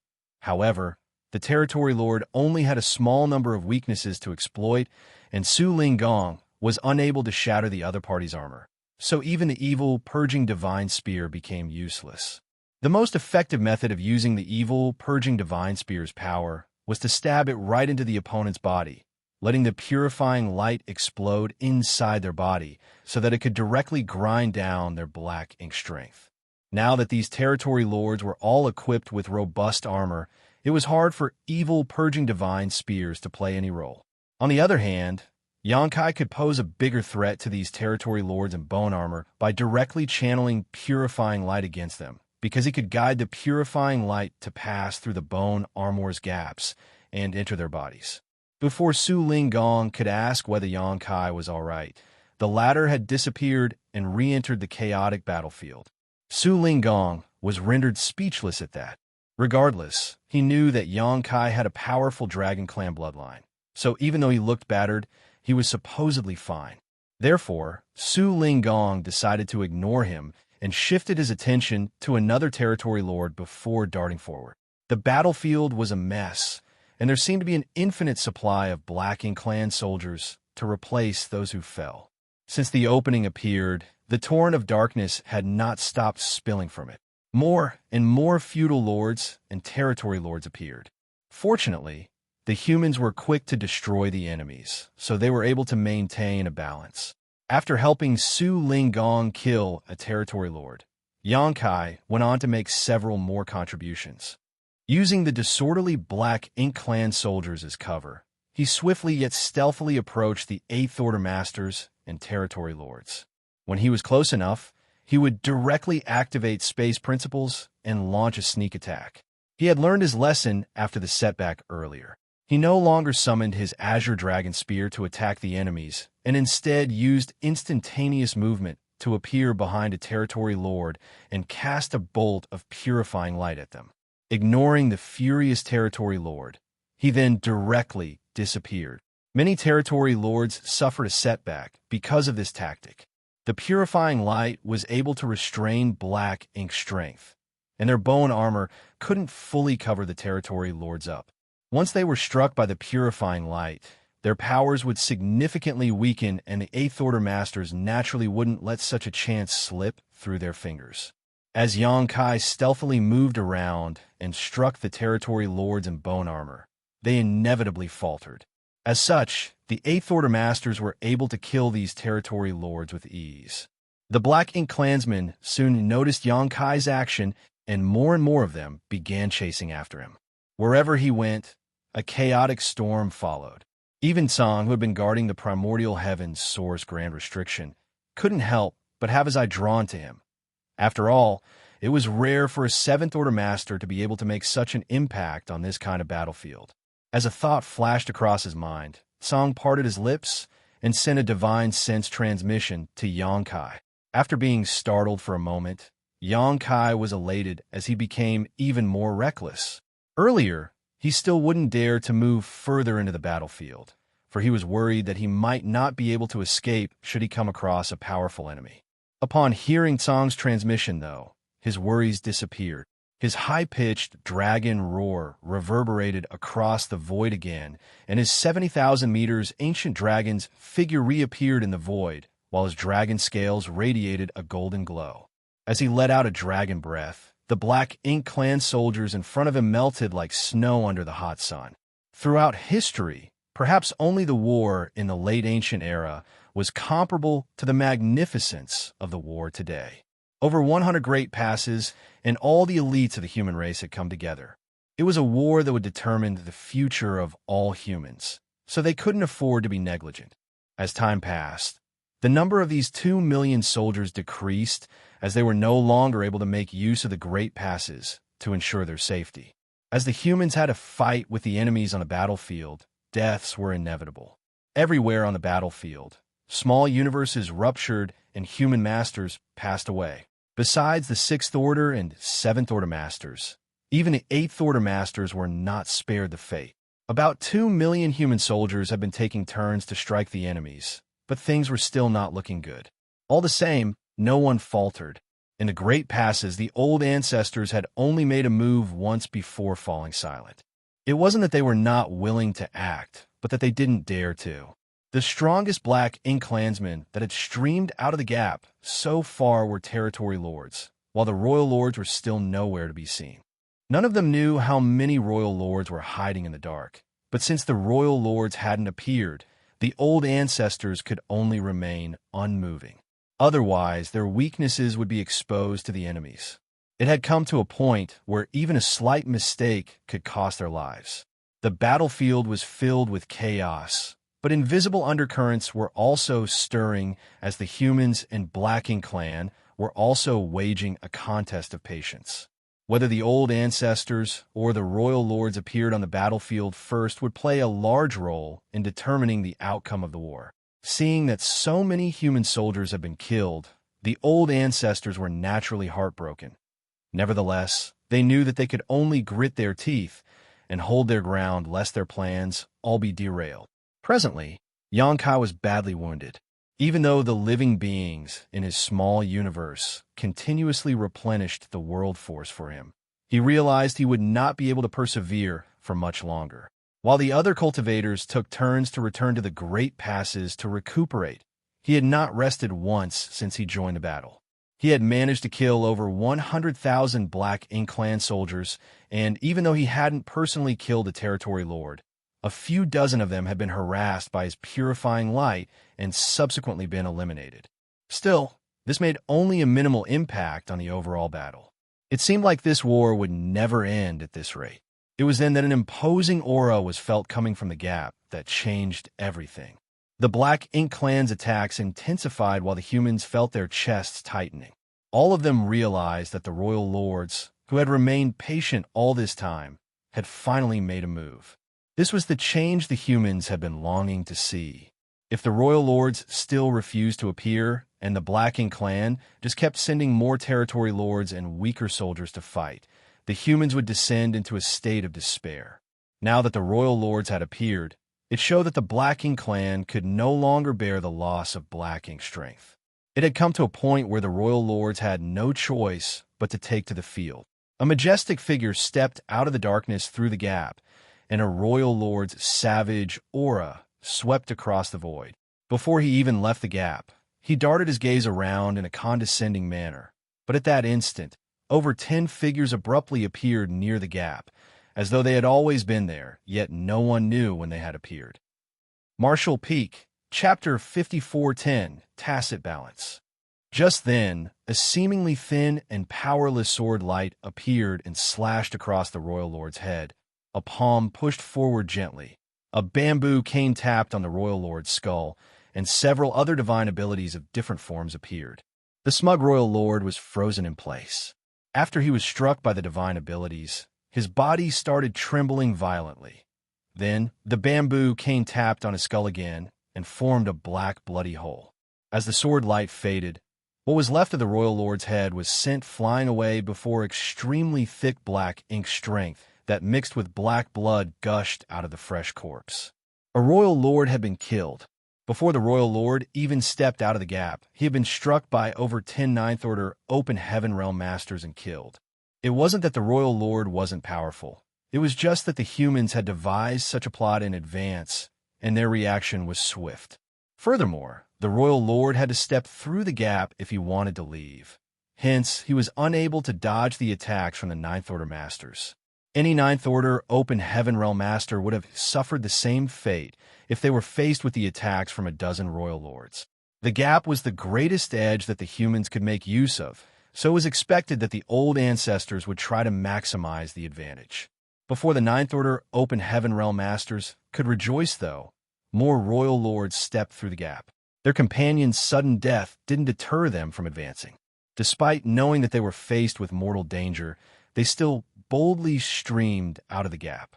Certainly, the dozen or so Ninth Order Open Heaven Realm Masters outside the opening wouldn't go easy on them. They cast their divine abilities in quick succession and killed another 2 royal lords the moment they stepped through the gap. Regardless, even more royal lords rushed out of the opening. Leveraging the sacrifices of their companions, they soon broke through the Ninth Order Masters' defenses and charged towards the battlefield, ignoring the human old ancestors behind them. There were even more royal lords who had to leave the gap, so the Black Ink clan knew the battlefield couldn't just be at the mouth of the opening. That was the reason the Ninth Order Masters had to be lured away. More Ninth Order masters flew out of the Great Passes to meet the royal lords who had broken through the first defense line. Royal lords continued to be killed at the opening, but even more of them managed to break through the siege. In such a situation, even the Ninth Order Open Heaven Realm Masters had to go all out, directly using their most powerful moves to try to stem the flow of enemy reinforcements. Everywhere on the battlefield, magnificent auras appeared in battles that the average cultivator wouldn't have a right to approach. Within just half a day, over 100 Royal Lords had rushed out of the opening, and even though 20 of them had been killed before they could do anything, there were still about 80 of them who had managed to break through. It required the same number of Ninth Order Open Heaven Realm Masters to restrain these 80 Royal Lords. There were only a small number of Ninth Order Open Heaven Realm Masters left in the Great Passes at this point, and all of them sported solemn expressions because there were still Royal Lords flooding out of the primordial heavens source grand restriction. No one knew how many Royal Lords were hiding in the darkness. If there were too many of them, the Ninth Order Open Heaven Realm Masters wouldn't be able to deal with them. If the number of Royal Lords exceeded what the Ninth Order Masters could handle, the human soldiers would fall into a perilous situation. 1 hour later, the defense of the dozen Ninth Order Masters at the opening was finally broken. All of them were wounded and powerless to stop the enemies from leaving the opening, so while they were retreating, more than 10 Royal Lords bolted out of the gap and chased after them. Song, who had been guarding the primordial heavens source grand restriction, sported a grim expression. He had been comparing the differences in powers between the Ninth Order Open Heaven Realm Masters and the Royal Lords. If things came to a point where the humans were no longer able to manage, he would immediately close the opening. At this moment, the humans had reached their limits, as all the Ninth Order Open Heaven Realm Masters had left the Great Passes to engage in life and death battles with the Royal Lords. The humans were unable to deal with more Royal Lords. If another 5 Royal Lords appeared, the balance on the battlefield would be shattered. So Tsang was ready to seal the primordial heavens source grand restriction at any moment. At this point, Mo had released quite a lot of the power that it had accumulated over the years, but while Tsang felt less pressured, it still wasn't enough. Even so, that was the last of his concerns now. If the humans were destroyed, his efforts to guard the grand restriction over the past few millions of years would all be wasted. To his surprise, though, no more Royal Lords emerged from the opening, causing him to furrow his brow. He didn't think Mo had released all of its Royal Lords, as Tsang could still feel some powerful auras lurking in the dark. Apparently, quite many Royal Lords remained hidden. Nevertheless, Mo didn't release any more Royal Lords at this moment, and after giving it some thought, Tsang realized the other party's intention. Presently, he wasn't the only one who wanted to retain the balance of the battlefield. Mo shared the same sentiment.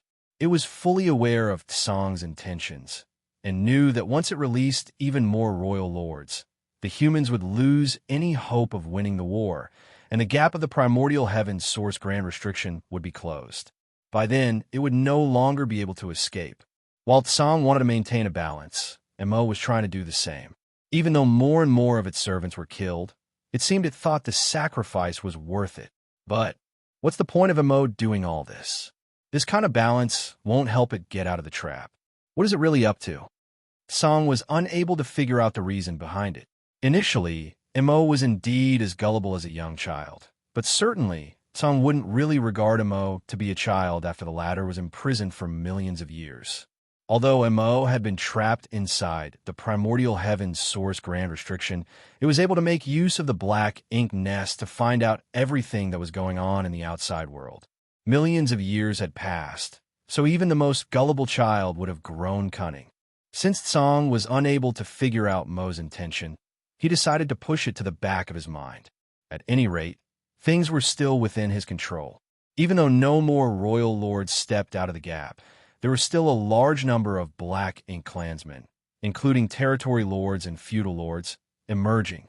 Despite their best efforts, the humans were unable to gain the upper hand on the battlefield, for the Black Ink clan army was continuously replenished.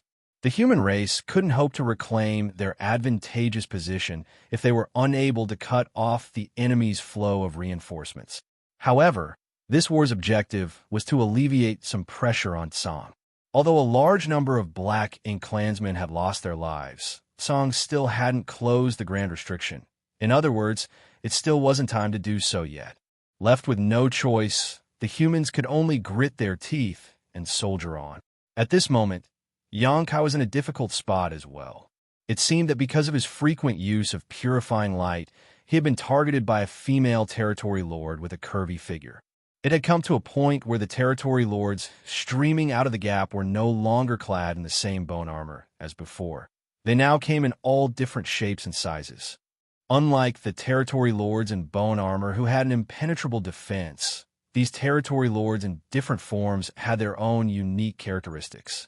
This alluring territory lord who had targeted Xianxia had a special trait. She was extremely agile.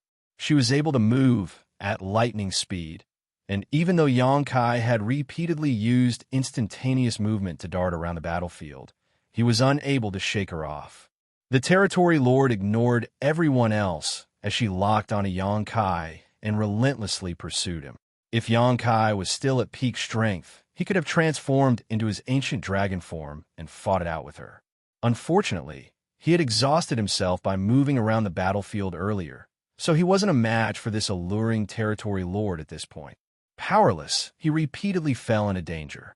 Seeing that the situation he was in was increasingly perilous, Xianxia clenched his teeth and charged towards a particular direction. A moment later, he appeared beside Song and instantly felt a force engulfing him. It was the primordial heavens' source Grand Restriction's power. Then, Xianxia turned around and glared at the territory lord who had followed him to this place. Song teased him, saying, "Does she have her eyes on you or something?" Xianxia grinned. "Well, she has fine taste when it comes to men." Song was stunned, for he hadn't expected this little brat to be so thick-skinned. "Kill her, senior," Xianxia urged. Hearing that, the territory lord appeared flustered and instinctively took a few steps back as she warily stared at Song. If someone like Song made a move on her, she wouldn't be able to resist. Nevertheless, Song shook his head. "I can't. I can only make a move within the bounds of the restriction. Anything outside the restriction is beyond my control." Xianxia widened his eyes in disbelief. "Is there such a restraint?" Song appeared helpless as well. "There's no choice. I've practically become part of the Grand Restriction. The restriction is me, and I am the restriction. Only by doing so could I maximize my control over it. That's the trade-off." Upon hearing his explanation, Xianxia replied, "I see. It's fine then. I'll just get some rest here and kill her later." The reason he came all the way here was that Song had sent a divine sense transmission some time ago, saying that he could seek his help when he was in danger. Song was unable to help the human army kill their enemies, but he could make use of the primordial heavens' source Grand Restriction's power to protect some of them. It was because of Song's assurance that Xianxia had the guts to act recklessly on the battlefield. If he didn't have a nearby sanctuary, he wouldn't have been so audacious. Then, Xianxia turned to glare at the territory lord and ran his fingers across his neck. "Wash your neck and wait for me." He conveniently ignored the fact that he was just a 7th-order Open Heaven Realm Master, and that even if he was at full strength, he couldn't defeat the other party. Enraged by Xianxia's arrogance, the territory lord sported a dark expression and lifted her hand to summon her black ink strength, which turned into a dark flood dragon. As it widened its jaws, it came charging towards Xianxia. "Idiot!" Xianxia snickered, was unfazed. As he was now protected by Song in the primordial heavens source Grand Restriction, no one else could harm him. Therefore, he didn't even bother to blink when he was faced with this ferocious strike. All of a sudden, Song chuckled and performed a different hand seal. About 10 meters before Xianxia and Song, the dark flood dragon was stopped by an invisible barrier. A turn of events took place suddenly. The dark flood dragon instantly turned around. As its body expanded, it reached for the territory lord and opened its mouth wide. While the territory lord was flabbergasted, the flood dragon swallowed her before shaking its head and flicking its tail smugly. Xianxia was equally astounded. The next instant, Yang Kai shot out with a spear in hand as a great sun rose from behind him. This time, no golden crow was heard cawing, nor was there any scorching heat, for this great sun was formed from flawless purifying light. Martial Peak, Chapter 54:11, Heaven-Devouring Battle Law. The dark flood dragon exploded, and the battered territory lord appeared. Even though the secret technique was powerful, she was the one who activated it, after all. Song managed to hijack it and sent it back against her, but even though the flood dragon had been strengthened, it couldn't possibly kill her. However, it was inevitable that she would be hurt since she was caught completely off guard. The moment she extricated herself, a great sun exploded in front of her and made her unable to open her eyes. At the same time, she was engulfed in a great sense of danger. Instantly, this territory lord screamed as her black ink strength madly left her body and was dispelled by the purifying light. As though having a spirituality of its own, the white light streamed into her body through her 7 orifices and freshly opened wounds. In an instant, her expression turned hideous and she howled in agony. At that moment, she did not only feel that her black ink strength was being destroyed as though it had come across an arch-nemesis, but also that her very body was melting like snow under a scorching Sunday. Her alluring face literally began to warp like a burning candle. Just then, the azure dragon spear stabbed right between her eyes. Black blood spattered as she instinctively threw a palm on Yang Kai's chest. Yang Kai didn't bother to dodge it, taking the blow directly as he infused all of his strength into the azure dragon spear and thrust it forward. Fall. The spear penetrated the territory lord's head and a violent world force exploded, causing her skull to shatter to pieces. At the same time, Yang Kai was sent flying away as he plunged back beside Song and gasped, clearly in pain. Song looked down at him, and upon seeing his chest caved in, he was surprised as he commented, "You were almost killed." In that moment earlier, the territory lord didn't just land a palm on Yang Kai once. In fact, she had struck him several dozen times on the same spot. Otherwise, he wouldn't have been so horribly injured given the fact that he had an extremely powerful dragon vein.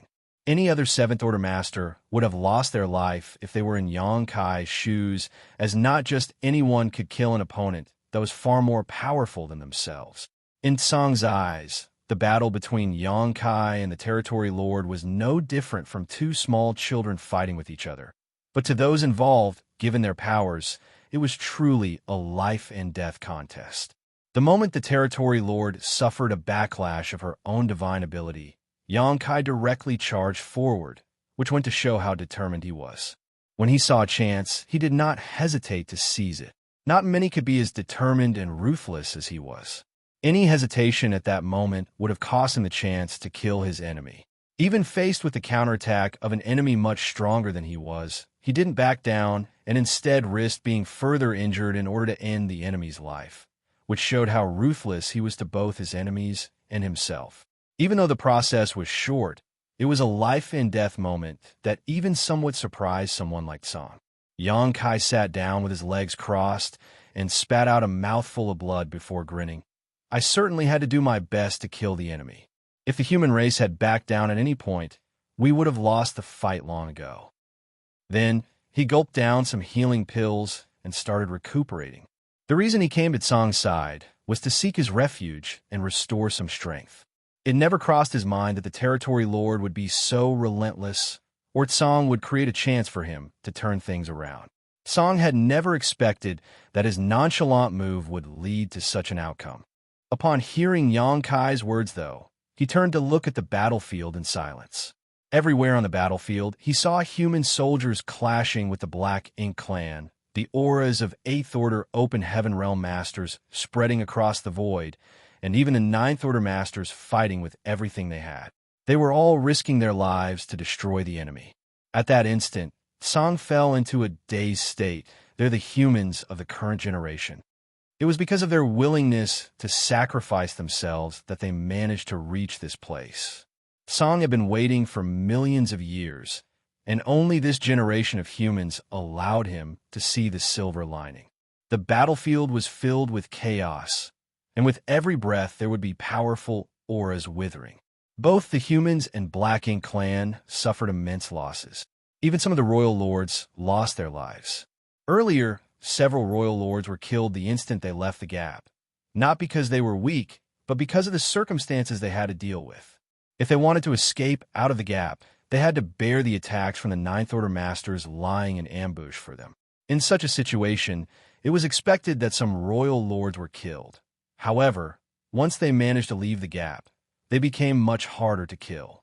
Even so, as the Ninth Order Open Heaven Realm Masters joined forces, they managed to kill 4 more royal lords. However, the situation didn't change at all. After 4 royal lords were killed, another 4 royal lords appeared from the gap to replace them. There were no longer any more Ninth Order Masters outside the gap, so the royal lords could leave at will. At this point, the human race masters realized that MO was trying to maintain balance on the battlefield. There were surely even more royal lords hiding in the darkness. However, MO didn't release them all at once. Instead, it had been replacing the dead royal lords with new ones in an attempt to make it look as though both sides were equally matched. Regardless, even Song was unable to figure out Mo's intention, let alone the Ninth Order Open Heaven Realm Masters. Fortunately, this was the situation they hoped to see. If the Black Ink clan soldiers were so powerful that the humans were unable to deal with them, it was bad news to the human race as a whole. Song had been paying close attention to the movements in the primordial heavens source grand restriction. He was wary of Mo's plans, thinking it must be up to something. However, he was unable to figure out what since it wasn't the right time yet. Now, he could only keep his guard up. If something went wrong, he would immediately seal the primordial heavens source grand restriction and stop Mo from getting out of the trap. Heaven-devouring battle law. Yang Kai turned at Song with a doubtful expression. While Yang Kai was restoring his energy, Song wasn't just sitting idly by either.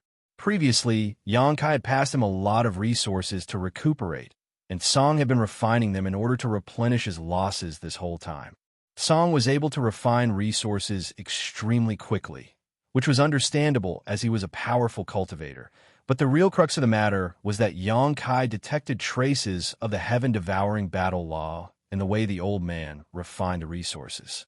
Yang Kai had cultivated the heaven-devouring battle law before.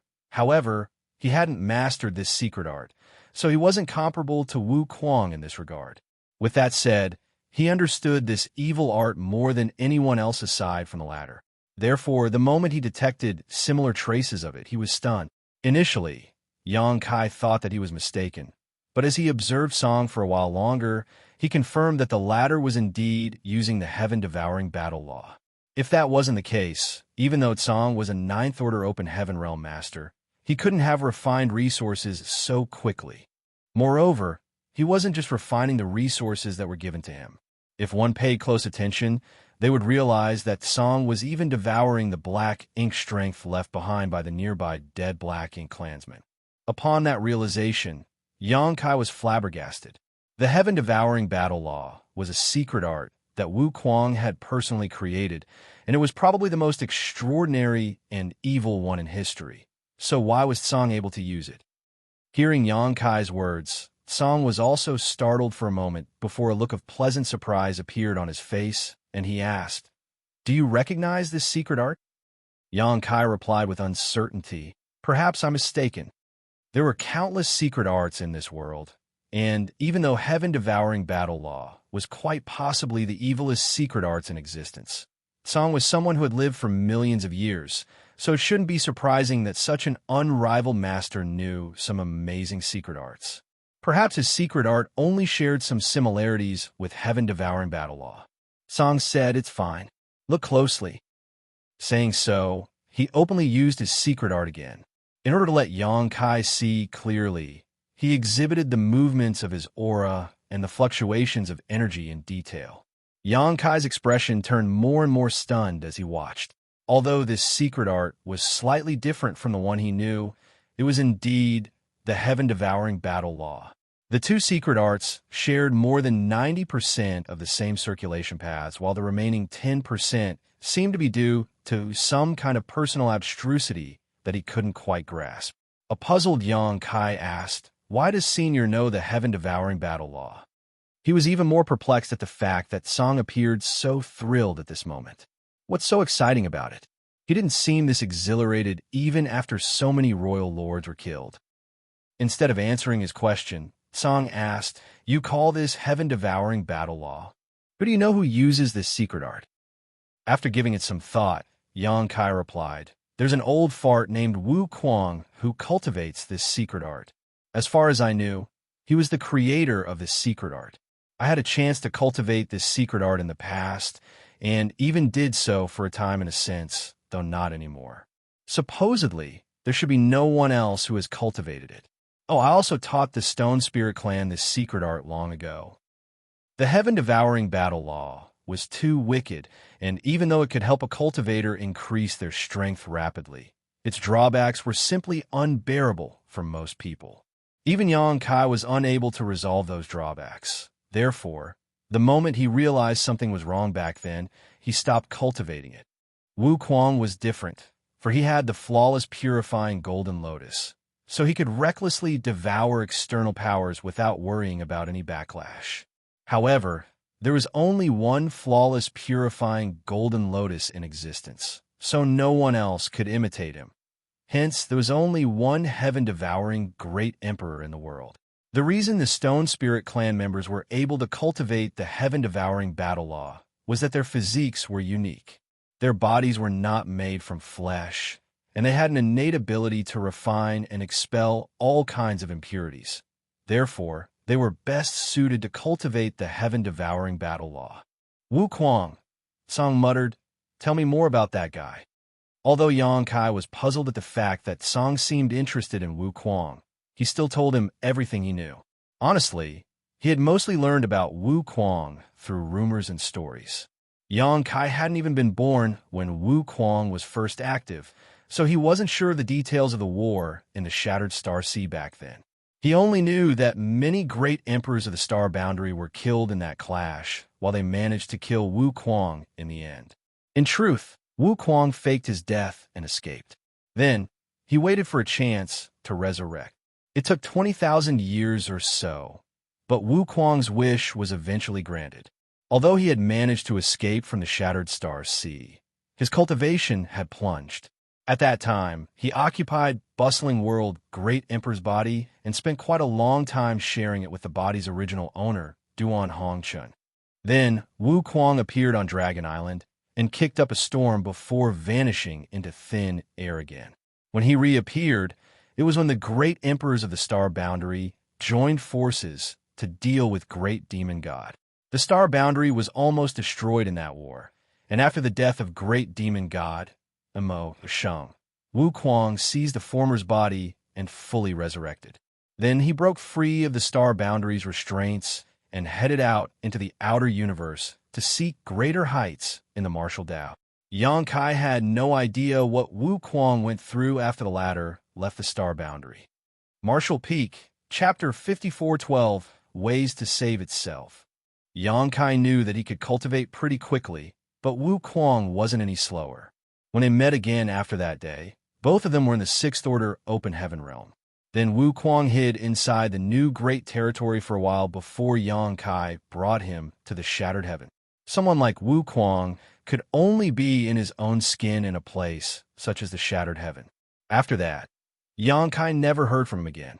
Sometimes, Xianxia wondered what would have happened if he hadn't defeated Blood Crow, who was later brought away by the fisherman uncle from Bright King Cave Heaven. He imagined that when Wu Kuang arrived at the Shattered Heaven, there would have been a fierce battle between two evenly matched opponents. Both the heaven-devouring battle law and the grand evolution immortal bloodlight scripture could absorb and refine other people's powers, so they shared some similarities. It would surely be an interesting fight if Wu Kuang and Blood Crow encounter one another. In a straightforward comparison, there was no denying that the heaven-devouring battle law was more powerful, as there was nothing that the heaven-devouring battle law could not refine as long as it had some energy. On the other hand, even though the grand evolution immortal bloodlight scripture could devour another person's strength, it was mainly focused on refining their blood essence. In that sense, it was inferior to the heaven-devouring battle law. With that said, Blood Crow had been subdued and brought back to Bright King Heaven a long time ago. When Wu Kuang arrived at the Shattered Heaven, only the stories of Blood Crow remained. Xianxia reckoned that if the two of them ever met, there was no doubt Blood Crow would be at a disadvantage. Several hundred years had passed since then, and he wondered how Wu Kuang had been doing in the Shattered Heaven. Given the wickedness of his secret art, he must be the focus of much ire and contempt. At that moment, Xianxia even felt a bit sorry for him. Wu Kuang, Song muttered before he started guffawing. He appeared so exhilarated that he almost broke into tears of joy as he chanted, Wu Kuang. Xianxia was astounded. You know Wu Kuang, Sr.? Song shook his head. Nope. It's the first time I've ever heard his name. At that, Xianxia was baffled. Since you don't know Wu Kuang, why are you so happy to hear about him? Unbeknownst to him, even though Song wasn't aware of who Wu Kuang was today, he knew someone else similar to him.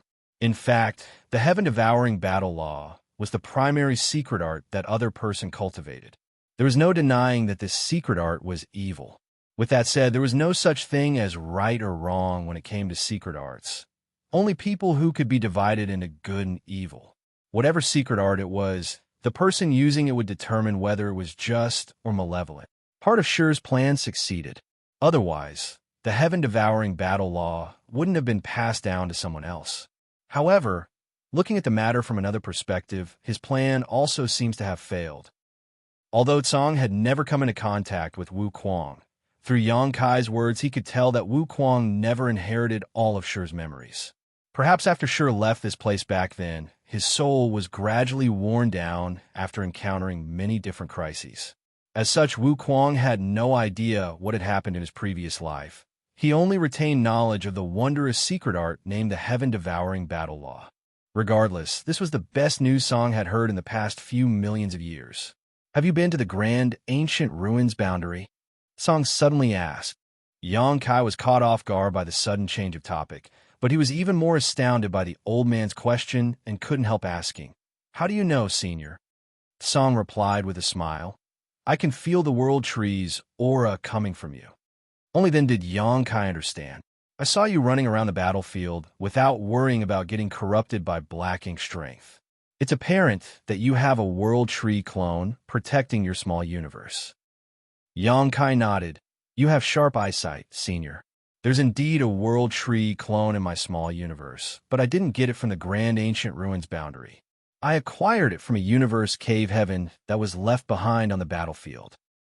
The world tree clone he had obtained from grand ancient ruins boundary was planted in the star boundary, an action that saved the star boundary from collapsing and also transformed it into the open heaven realm cradle it was today. Then, Xianxia realized something and asked in shock, The world tree and the grand ancient ruins boundary existed in your era, Senior? Song had been guarding this place and separated from the outside world for millions of years, so it surprised Xianxia that he was aware of the world tree and the grand ancient ruins boundary. Song chuckled. The world tree and grand ancient ruins boundary are far more ancient than you think. I heard that the world tree was born the moment heaven and earth split apart. It was born with the universe itself. Recently, Xianxia had learned quite a number of secrets that were previously unknown to him. As for the grand ancient ruins boundary, Song frowned. No one knows how exactly it was formed. I told you all that in the late ancient era, a mighty force realized that the humans were suffering in hardship, so it gathered together 10 humans to spread the martial Tao. Only then did the human race truly learn to cultivate. Xianxia nodded as Song had told them about it before. Song and the other 9 martial ancestors were those 10 people who had created the primordial heavens source grand restriction. Millions of years had passed since then, and the other 9 people had all passed away. Only Song was left guarding this place. At that time, an old ancestor asked what the mighty force was, but Song only replied with a smile that it was the will of the heavenly way. Presently, the battlefield was in chaos, but the primordial heavens source grand restriction was completely unaffected. The Blacking clansmen didn't bother to attack the 2 of them because they knew they were unable to break the primordial heavens source grand restriction. Song went on to say calmly, The 10 of us managed to ascend to the open heaven realm after we were swept into the grand ancient ruins boundary. Hearing that, Xianxia was astounded. Before that, even though the humans could gain some power through simple cultivation, we could only reach somewhere below the open heaven realm. At that time, the realm below the open heaven realm was the end of martial Tao. Xianxia hurriedly straightened his back. He had a feeling that he was about to hear some incredible secret. The 10 of us were not born in the same place. Rather, we all came from different great territories. We managed to gain the acknowledgement of our homelands and became venerables in our own lands. Only then were we able to shake off our universe world's restraints and head out into the vast void to explore a higher martial Tao. He went on to say, at that time, monster beasts were everywhere, with all of them possessing the bloodlines of divine spirits, though the purity of those bloodlines varied greatly. Their cultivation was unhindered, as the powers of their bloodlines alone allowed them to grow into formidable beings. The humans were unable to defend themselves from the monster beasts. In order to solve this crisis, we had to seek a higher martial Tao. However, no one managed to succeed. After a pause, he continued, one day, I was swept away by a rolling fog and brought to the grand ancient ruins boundary. In that place, I came across the other 9 and became friends with them. Just like me, they had left their homelands in search of a higher martial Tao. A long time has passed, so I can't remember many of the details, but with that said, I will never be able to forget the strangeness of the grand ancient ruins boundary. While we were there, we experienced countless crises, but by working together, we eventually resolved all of them. Looking back now, I realize that those were all trials for us. In the end, we arrived at a place where there was an enormous tree, the World Tree. Xianxia nodded, for he had seen the World Tree as well, though it wasn't a pleasant encounter. Still, he had gained some benefits from the World Tree. Otherwise, the 7th Order would have been his limit in this lifetime. The tree gave us 1 fruit each. Hearing that, Xianxia was surprised. The World Tree was so generous. At that time, he had gone through the trials of different worlds before he acquired some low-rank and mid-rank world fruits. And the only reason he obtained a root was because the World Tree sacrificed it to throw him out. However, Song and the other martial ancestors were just given world fruits without doing anything. What's more, the achievements of Song and the others suggested that the world fruits they had acquired were high-rank world fruits. Perhaps they were even superior to high-rank world fruits. In comparison, what Xianxia had obtained was nothing worth noting. He had the urge to head to the grand ancient ruins boundary again and rob the World Tree. Song went on to say, after we consumed the fruits, we were able to open small universes in our bodies and step into the open heaven realm. Only then do we comprehend the cultivation method of the open heaven realm. After leaving the grand ancient ruins boundary, we taught everyone this cultivation method, and the humans were finally able to oppose the monster beasts. Xianxia said solemnly, it was thanks to Sir and the other seniors that the human race was finally able to cultivate. Your contributions should be remembered by all. With a smile, Song waved his hand. The reason I'm telling you all this is that over the years, I've faintly detected something. Please enlighten me, Senior. After a moment of deliberation, Song continued, back then, we came from different great territories and universe worlds, but we were swept into the grand ancient ruins boundary by the rolling fog all at the same time. The crises we faced seemed to be the trials to test our temperaments. In the end, the fruits given to us seemed to be the World Tree's rewards. He paused for a moment. Initially, we didn't read too much into it. Since we had acquired greater powers, we decided to teach the other humans how to do the same, so that we all had the capital to gain a footing in the vast universe. Later, we created the primordial heavens source grand restriction and confined Imo to this place. Only then did we have time to ponder on certain issues. The World Tree's existence seems to have something to do with the entire 3,000 worlds. To be precise, the World Tree might be the source of the 3,000 worlds. Xianxia was astounded. You mean the 3,000 worlds are just a reflection of the World Tree's power? Song shook his head. That's not what I meant.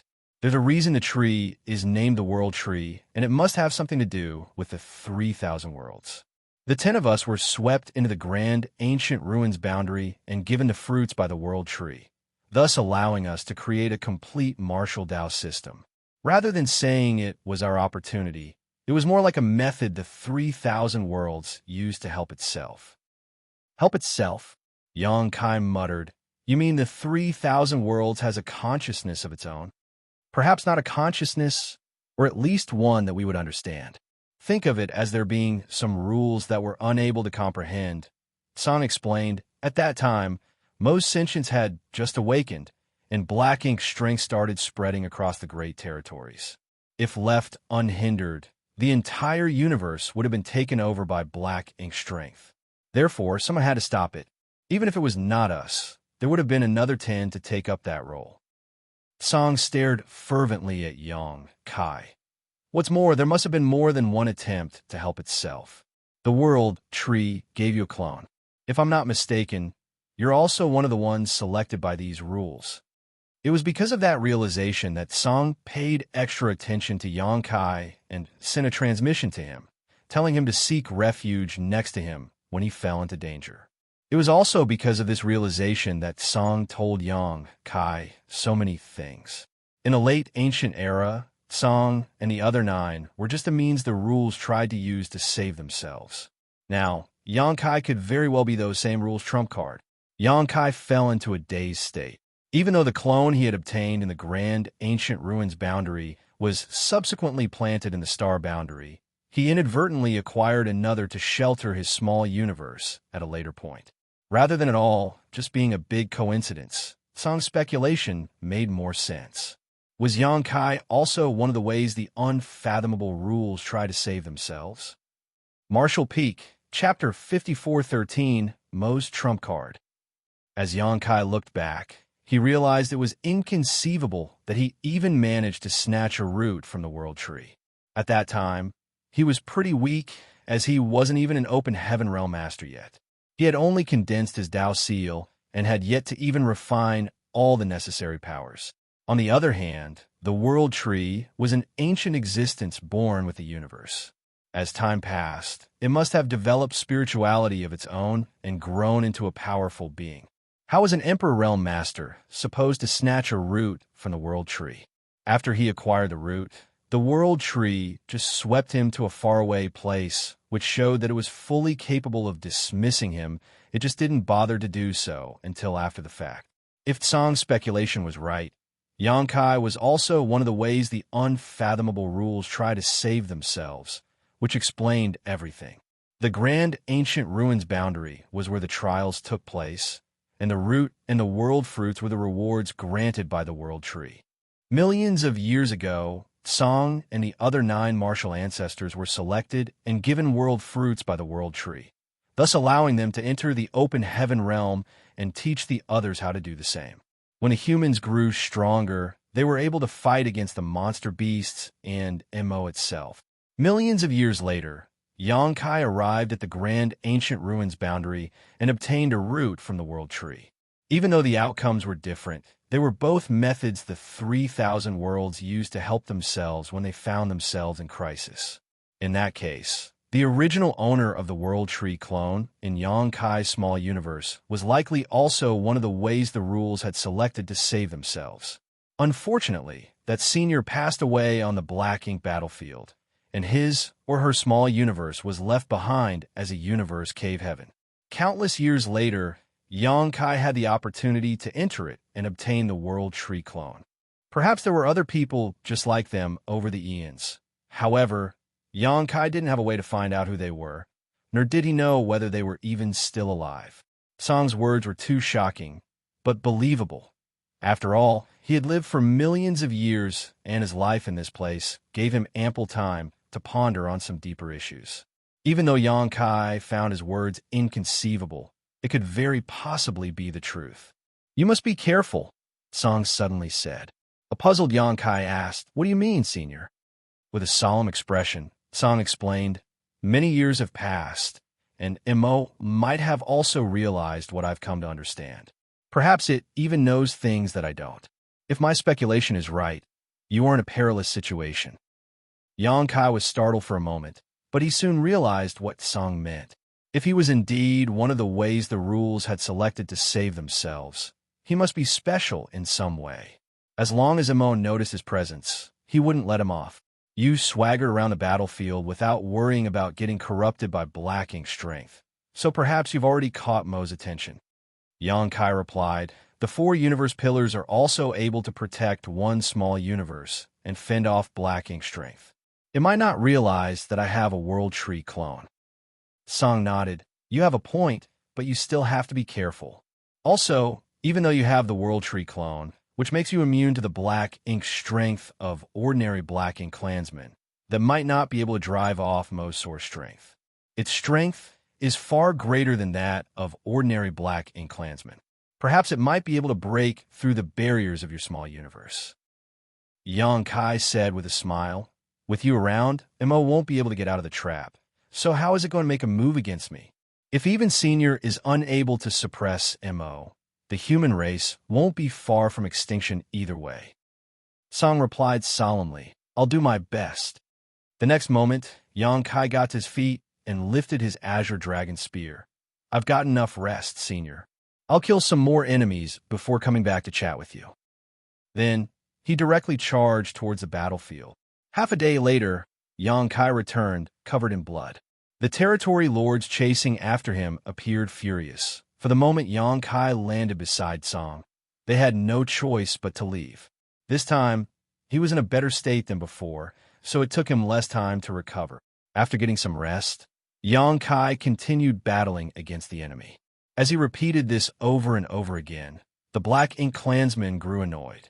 Some of the territory lords now directly waited outside the safe zone on the primordial heaven source grand restriction so that they could kill Xianxia the moment he left Song's shelter. However, Xianxia was a master of the Tao of space, so as long as the space around him wasn't sealed, these territory lords had no way to capture him. Eventually, the Black Ink clans stopped bothering with him, and without any restraints, Xianxia was able to kill even more enemies. Nevertheless, he was the only one capable of such things, as the other humans were unable to imitate him. As they were not experts in the Tao of space, they couldn't cross the vast battlefield quickly and safely. Therefore, only Xianxia could run at Song's side to seek refuge and recuperate. Although he had made significant contributions, he was unable to single-handedly change the tide of battle.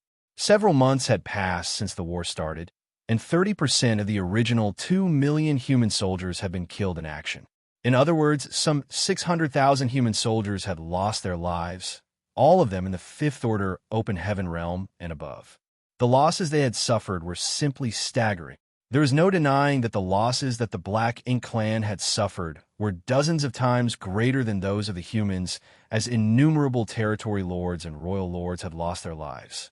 Still, even more Black Ink clansmen continuously poured out from the opening and entered the battlefield to make up for the losses. All the humans were exhausted, and even the Eighth Order Open Heaven Realm Masters appeared weary. The two races had been fighting against one another on the Black Ink battlefield for many years, and although some wars lasted for months or even years, it was always a process of intense battles, followed by a period of rest and recovery before they clashed once again. This time was different, as the two races had never stopped fighting since the war started. The chaos on the battlefield was constant. Fortunately, the various army commanders had already expected that this war would be a long one, so the 2 million soldiers were divided into two groups that took turns to battle the enemy. If not for this rotation of troops, the humans would have been defeated by the Black Ink clan long ago. At this point, the Black Ink clan had gained the upper hand. Although it wasn't conspicuous, they were indeed in a favorable position. This was the balance Imo had been trying to sustain. Had it recklessly released all its servants to the battlefield, the humans would have been defeated long ago. Song's expression became increasingly solemn as he felt that it was time to seal the gap in the primordial heavens source grand restriction. If this dragged on and the humans were routed, the situation would surely get out of hand. After months of releasing Black Ink strength, He could feel that the pressure within the primordial heavens' source grand restriction had been alleviated somewhat. Although it wouldn't be as much as he hoped for if he stopped now, it was still acceptable. At the thought of this, he hesitated no more. As he performed a different hand seal, the primordial heavens' source grand restriction started vibrating. All of a sudden, Emo, who had remained silent all along, said, "I thought you were going to wait for a while more." Song snorted. "You'd better quickly show us what tricks you still have. Otherwise, you won't have the chance to do so soon." Since the beginning, Song had realized that Emo must have been holding something back. Otherwise, it wouldn't have tried to maintain the balance of powers between the two sides. It knew that once the balance was broken and the humans were defeated, Song would immediately seal the gap, giving it no chance to escape. While the balance was being sustained, Song was more than happy to weaken Mo's power. It could be said that the situation on the battlefield was a tacit coordination between the two races, with the 2 million human soldiers and the tens of millions of Black Ink clansmen serving as chess pieces. Song also knew that once he started sealing the opening, there was no way Mo would sit idly by. There was bound to be a fierce fight where both sides did everything they could to gain the upper hand. "You've grown old, Song." Mo let out a sigh of pity. Even a cultivator as powerful as Song had grown old after staying here for millions of years. As Mo recalled the days when it and the 10 humans were still friends, it couldn't help but feel rueful. Those were the best days of its life. It could talk with his friends, travel with them, and share tea and wine together. It was carefree. Those days were gone for good once it was confined to this place. There wouldn't be another Mu or Song in this world. It was fully aware that they didn't hold any malicious intent trapping it in this place, but it was unresigned. It was born the way it was. It didn't acquire its strength through cultivation. Since the heavens had given it a power to turn others into the same beings, it was destined to rule over the universe. As all its friends were gone for good, so it stopped having any pity for this world. Everyone was bound to be subservient to it. "All of you have underestimated me." As Mo roared, an immense force burst out of the endless darkness. A magnificent aura spread out and shocked both the Black Ink clansmen and the humans on the battlefield. It was a power that was so overwhelming that even the Ninth Order Open Heaven Realm Masters were dazed by it. Song's expression changed, for he realized that the resistance coming from the opening was making it impossible for him to reseal it for the time being. With that said, he wasn't flustered. He wouldn't think that Mo didn't even have the capabilities to do such a thing. Everything was well within his expectations. This wasn't Mo's trump card. He must have another trick up his sleeve. All of a sudden, Song had a bad premonition. After several months of intense fighting, countless Black Ink clansmen had lost their lives on the battlefield. Black blood, Black Ink strength, and severed limbs were everywhere in the void. The moment Mo's will spread out, these miscellaneous scraps on the battlefield started squirming and shooting towards the same place, as though they had been guided by a mysterious force. The expressions of all of the humans changed. That was because these miscellaneous things were moving towards the opening.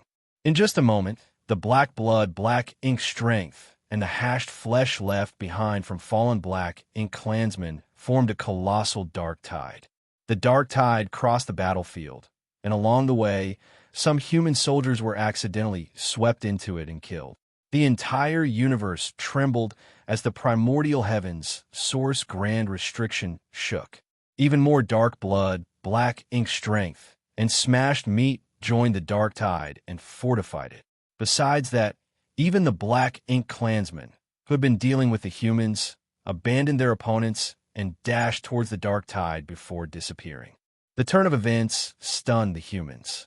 They had been in a disadvantageous position on the battlefield when they suddenly lost their opponents. "Damn!" Song exclaimed as he hadn't expected that Mo was able to use such a move. In fact, even though the 10 of them were close friends with Mo in the past, and they subsequently confined it to this place for millions of years, they didn't really know its capabilities very well. Martial Peak, Chapter 5414 Mu. Song had never seen Mo use this secret technique before, nor could he figure out what the other party was about to do. With that said, he finally realized why Mo had been trying to sustain the balance on the battlefield, even letting so many of its servants get killed. It had all been to prepare for this moment.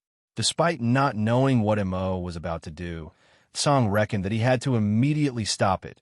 Otherwise, the humans would be in grave danger. He madly surged his power in an attempt to reseal the primordial heaven's source grand restriction. However, from the depths of the darkness, a violent force burst forth to resist it, stopping the gap from closing.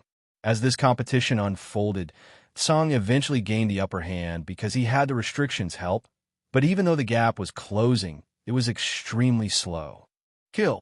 A Ninth Order open Heaven Realm Master's roar reverberated across the entire battlefield. Everyone knew that they had reached the most critical moment. Regardless of what Mo was up to, if they couldn't stop him, they would lose the war. Several 100,000 human soldiers who had been recuperating in the Great Passes charged towards the battlefield. All the human soldiers were ready to strike.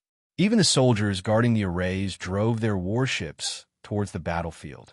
In an instant, the 106 Great Passes became empty. The Black Ink Clan soldiers also divided into two groups. The first group leaving to intercept the humans, while the other group joined the Dark Tide to strengthen it. The competition between Song and Mo was still ongoing. Having said that, Song was apparently in an advantageous position as the speed at which the opening of the primordial heavens source grand restriction was closing had increased. Just then, a force that was as immense as a tidal wave gushed out from the depths of the darkness and penetrated the gap before joining the squirming dark tide. Then, the dark tide contorted and wiggled before forming into an arm. The arm was made from countless limbs, black blood, and black ink strength, but it wasn't engulfed in death chi at all. Instead, it was as vibrant as a real arm. The bulging muscles of the arm suggested that it was full of strength. It was so gigantic that everyone could see nothing else, and the aura billowing from it shook all beholders to the core. The arm was connected to the force coming out from the gap. Looking from afar, it was as though a giant was sticking a hand out from the opening. In fact, Song could indeed feel a horrifying aura coming to life from the darkness where a giant was rapidly taking shape. The arm that penetrated the gap became a force that stopped the restriction from sealing. Song's expression changed drastically as he exclaimed, "Have you reached that realm?" The realm that was beyond the Ninth Order open heaven realm. In the past, Song and the other 9 had been trying to ascend to that realm, but none of them succeeded. Even though Song was more powerful than the average Ninth Order open heaven realm master, he still hadn't broken free from the open heaven realm. He believed that beyond the open heaven realm was the creation realm that no humans had ever reached. However, Mo's voice sounded dispirited. That realm? Maybe. I don't know. Do you think I've reached that realm? I don't think so. Song was flabbergasted as he recalled the turmoil that took place in the restriction back then. At that time, Mo almost managed to break free from the trap. It seemed that Mo had already reached the creation realm at that time, as in the endless darkness, it had created a lot of powerful beings. After giving it some thought, though, Song realized it wasn't surprising. Mo was able to create innumerable servants. All the Black Ink clansmen were created from its black ink strength, and given its innate power and years of accumulation, it shouldn't be shocking that it had reached the creation realm. In truth, Mo didn't directly create Black Ink clansmen. It was fundamentally the initial darkness of the heavens and earth. What it had created were the black ink nests, and all the Black Ink clansmen were nurtured in those black ink nests. It was Mo's innate ability. However, this time, this powerful being in the darkness was indeed created by Mo. All of a sudden, Song turned calm and let out a sigh. Mo, you were born alongside the universe with unrivaled gifts and incredible capabilities. You're supposed to be free from any restraints, but your strength dictates that you'll not be accepted by everyone else. Mo asked hesitantly, "What are you trying to do?" Song replied impassively, "Millions of years have passed, so this matter should come to an end. I'm worried that my friends have grown anxious from waiting for so long." All of a sudden, Mo had a bad premonition and shouted, Don't do anything silly. Song guffawed. You're the one who's doing something silly. Saying so, he flicked his fingers as a ray of light broke through the air. Wherever the light went, it penetrated the black ink clansmen and destroyed them. Previously, he told Xianxia that while he was part of the primordial heavens source grand restriction, he could only make a move within the restriction. He was unable to have a hand in the affairs outside the grand restriction. That wasn't a strict rule, though, but there was a huge price to pay for breaking it. In order to send this ray of light out of the restriction, he had no choice but to put himself at stake.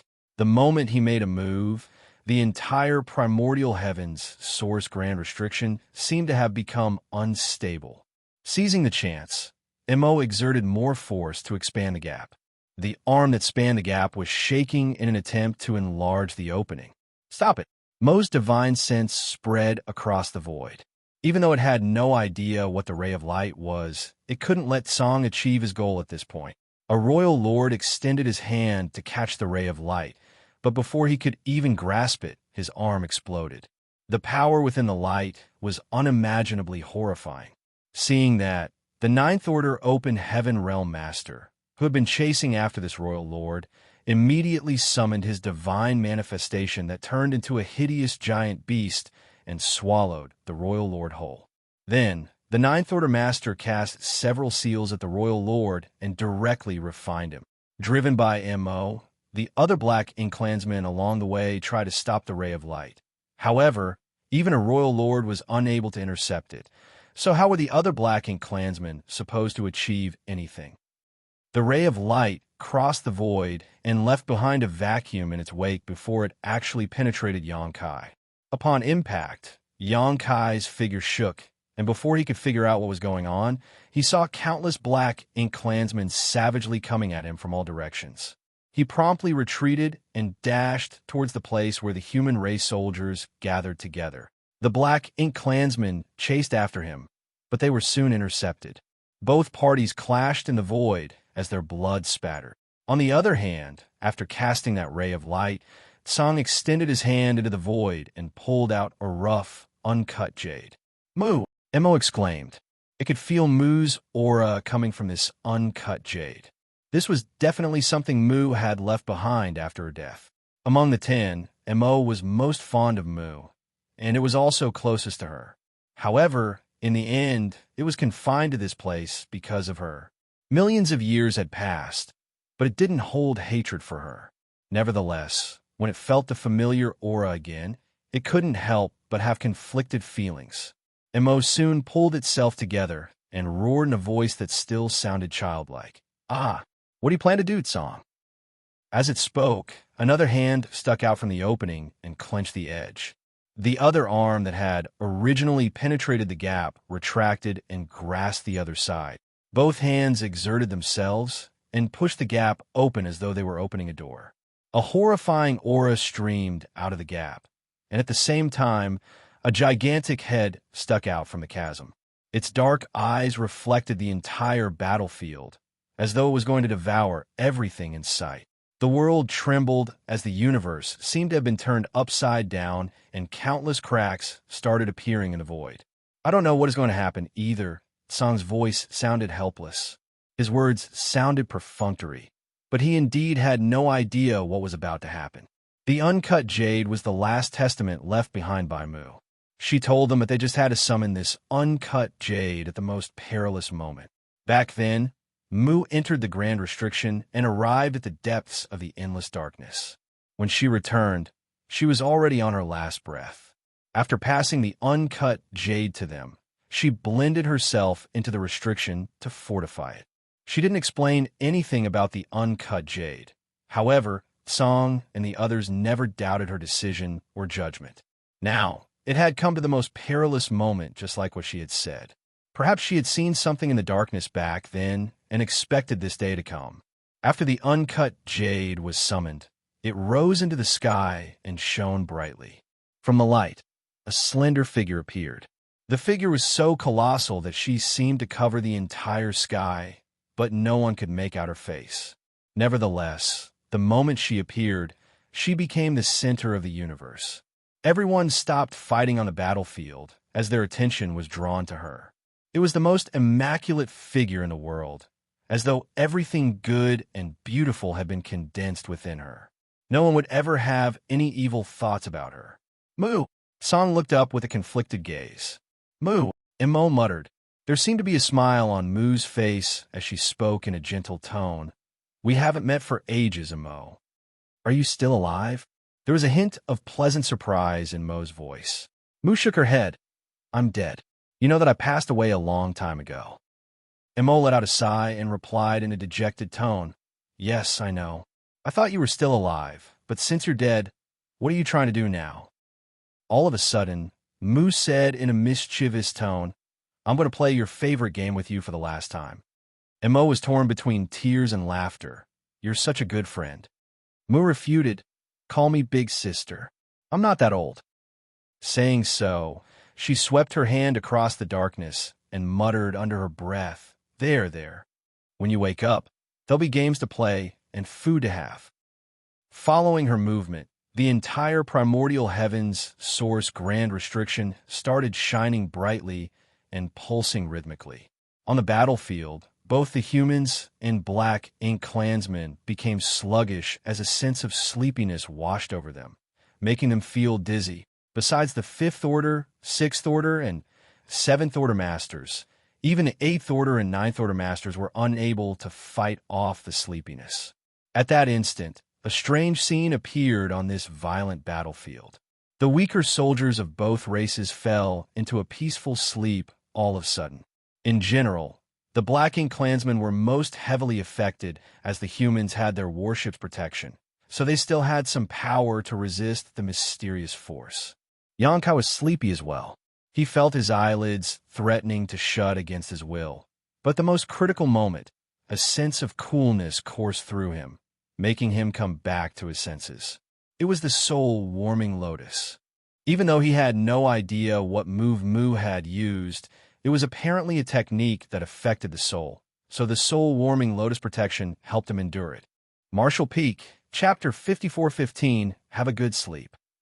Without hesitation, Xianxia stimulated his dragon source and transformed into a 70,000-meter ancient dragon.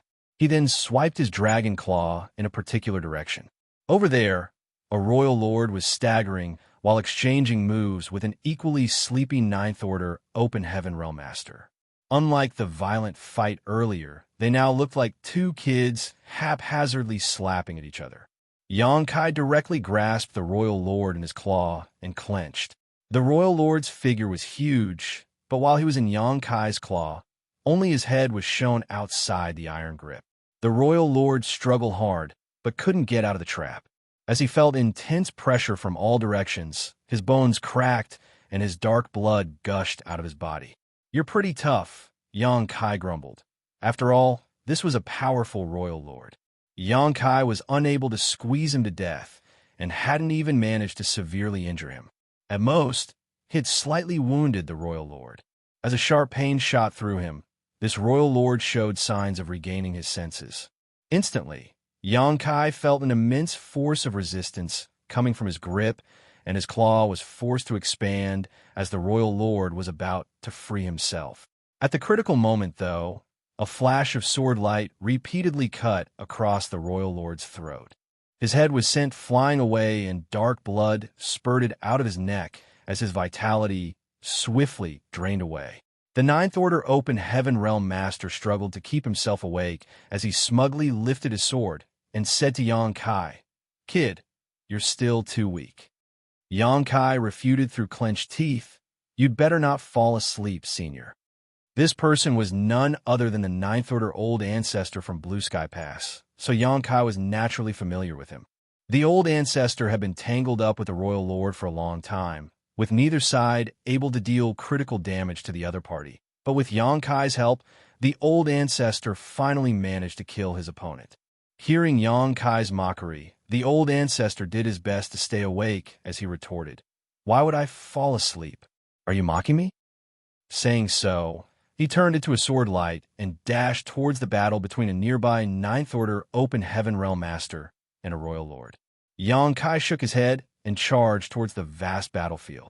Presently, Both the humans and the Black Ink clansmen, regardless of their cultivation, had been affected by Mu's soul technique, and their combat effectiveness plummeted while Xianxia was safe and sound with the soul-warming Lotus protection.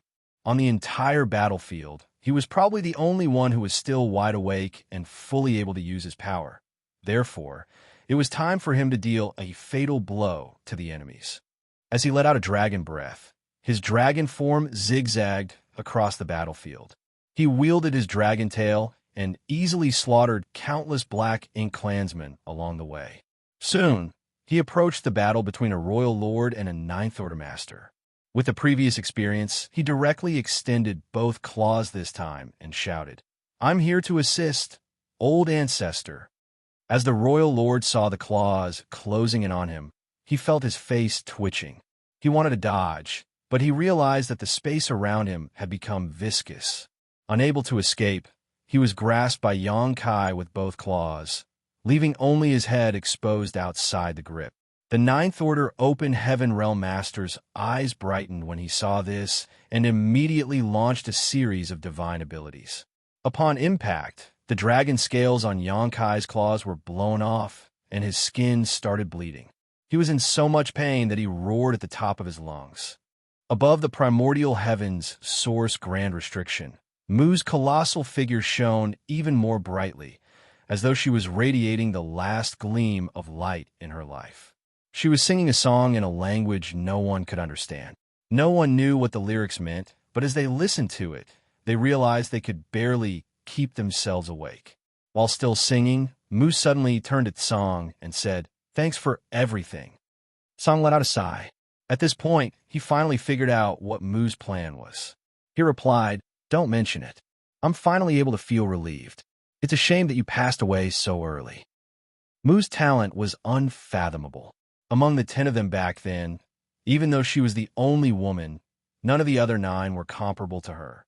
If not for the fact that she passed away so early on, given her intelligence and skill, she may very well have come up with a real solution to the problem. Mu replied with a smile, "The moment we were chosen back then, the outcome was determined. There's nothing to feel regretful about. We've done our best, and the rest is beyond our control." All of a sudden, she turned to the battlefield, her eyes reflecting the 70,000-meter ancient dragon. "Is he also a chosen one?" Tsang nodded. A glint flashed across Mu's eyes. "He's not bad." Despite her seemingly perfunctory remark, Tsang knew that she had acknowledged Xianxia to be a capable youth. "All of you are so noisy," Mo muttered under its breath from the darkness, as though it was talking in its sleep. It seemed to have returned to millions of years ago when it was taking a nap on Mu's lap, but it was helplessly disturbed by the discussion among them. "You're making it hard for me to fall asleep." Mu said gently, "We'll be quiet." Then, she turned to Tsang. "We're still not there yet. I need to borrow some power." Tsang nodded solemnly. "I've been waiting for this moment." Saying so, he performed a different hand seal and yelled, "Take my body and strengthen the restriction." Following that, all the power in his body dissipated as he assimilated his very essence into the primordial heaven's source grand restriction. The restriction was originally invisible and intangible, but after it absorbed Tsang's power, the barrier became obvious to all. The barrier covered a radius of hundreds of millions of kilometers and didn't seem to have an end to it, while inside was only endless darkness. Tsang's aura gradually withered and eventually disappeared. Even his figure turned into motes of light and dissipated. Above the primordial heaven's source grand restriction, Mu's figure solidified to the point where one could almost see her unrivaled beauty. The vitality she had hidden within the restriction many years ago exploded at this moment. With the help of Tsang's power, it infused into her illusory phantom, making her look vivid and lifelike, as though she had really resurrected. She turned to look at the void with her dark gaze, as if she was trying to take in the entire universe. The next instant, she leaped into the darkness. "I can finally have a good sleep," Mo muttered from the darkness, which shook all of a sudden. There seemed to be an ominous monster hidden within the darkness that turned over in its sleep, and a hush fell abruptly. The void trembled as though it was mourning for the death of these powerful beings. The moment Mu leaped into the darkness, all the humans and Black Ink clansmen, who had been affected earlier, snapped back to their senses in an instant. The battlefield, which had become calm due to Mu's soul technique, turned violent instantly. However, everyone sensitively detected that two powerful beings' wills were missing. One of them was Mo, and the other was Song. With that said, there was now another powerful will. In the darkness, the enormous creature was still prying open the edges of the gap, with half of his body having been revealed, even though it hadn't fully revealed itself. Even half of his body was enough to give off indescribable pressure. Mu's soul secret technique had a huge impact on this giant as well, and it had stopped moving earlier. However, the moment Mu leapt into the darkness, the influence of her secret technique disappeared. As though having received an order, the giant struggled even harder to get out of the darkness. But it was too late. Song had sacrificed himself to strengthen the restriction, and Mu had used a trump card she had left behind years ago. Not only had Mo fallen asleep, but the gap of the primordial heaven's source grand restriction was closing rapidly as well. Regardless of how hard the giant tried, he was unable to stop the gap from closing. In just 3 breaths of time, the wide gap was shut. However, the giant still hadn't fully crawled out of the gap. The primordial heaven's source grand restriction was like a razor-sharp blade that cut across the giant's waist, splitting him in half. No black blood streamed out of his body, only Black Ink strength gushed out of his wounds. The dark giant roared in pain as his voice spread across the universe. Xianxia took a glance at the giant and became startled. Giant spirit god? Earlier, he had been assisting the Ninth Order Masters to kill the Royal Lords, so he didn't have time to look at the primordial heaven's source grand restriction. Now he was stunned by what he saw. The dark giant was actually a giant spirit god. Were giant spirit gods created by Mo? No. Xianxia soon dismissed the idea, for the creature was not a real giant spirit god.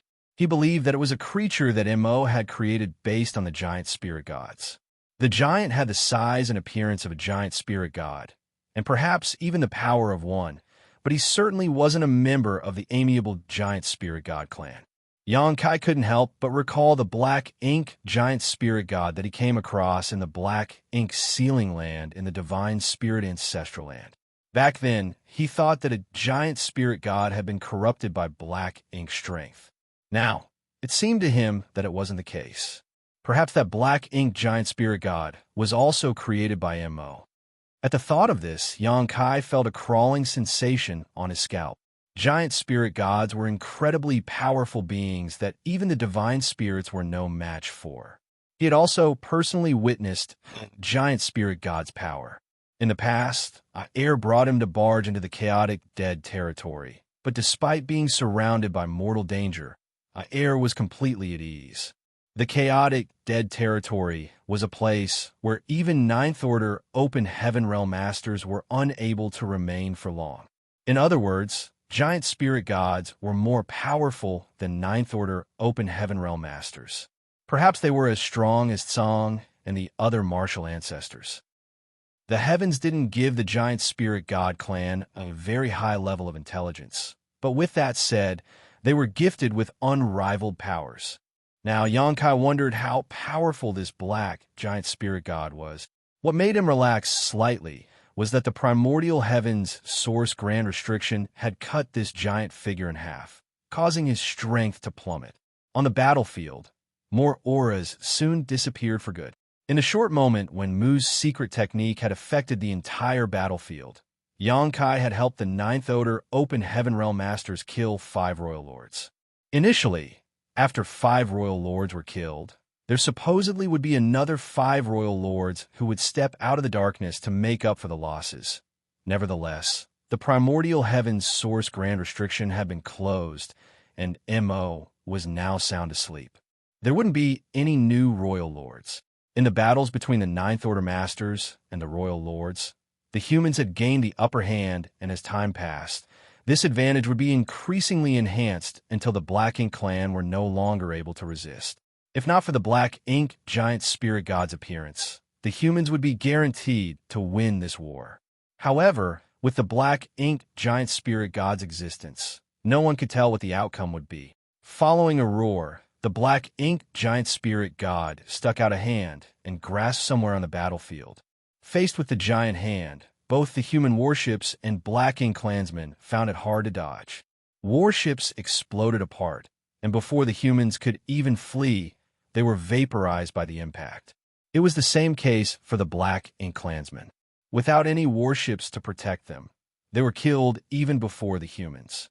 The hand then swept across the void, and although it seemed sluggish, that was only because it was too colossal. Space itself was torn apart wherever the hand swatted.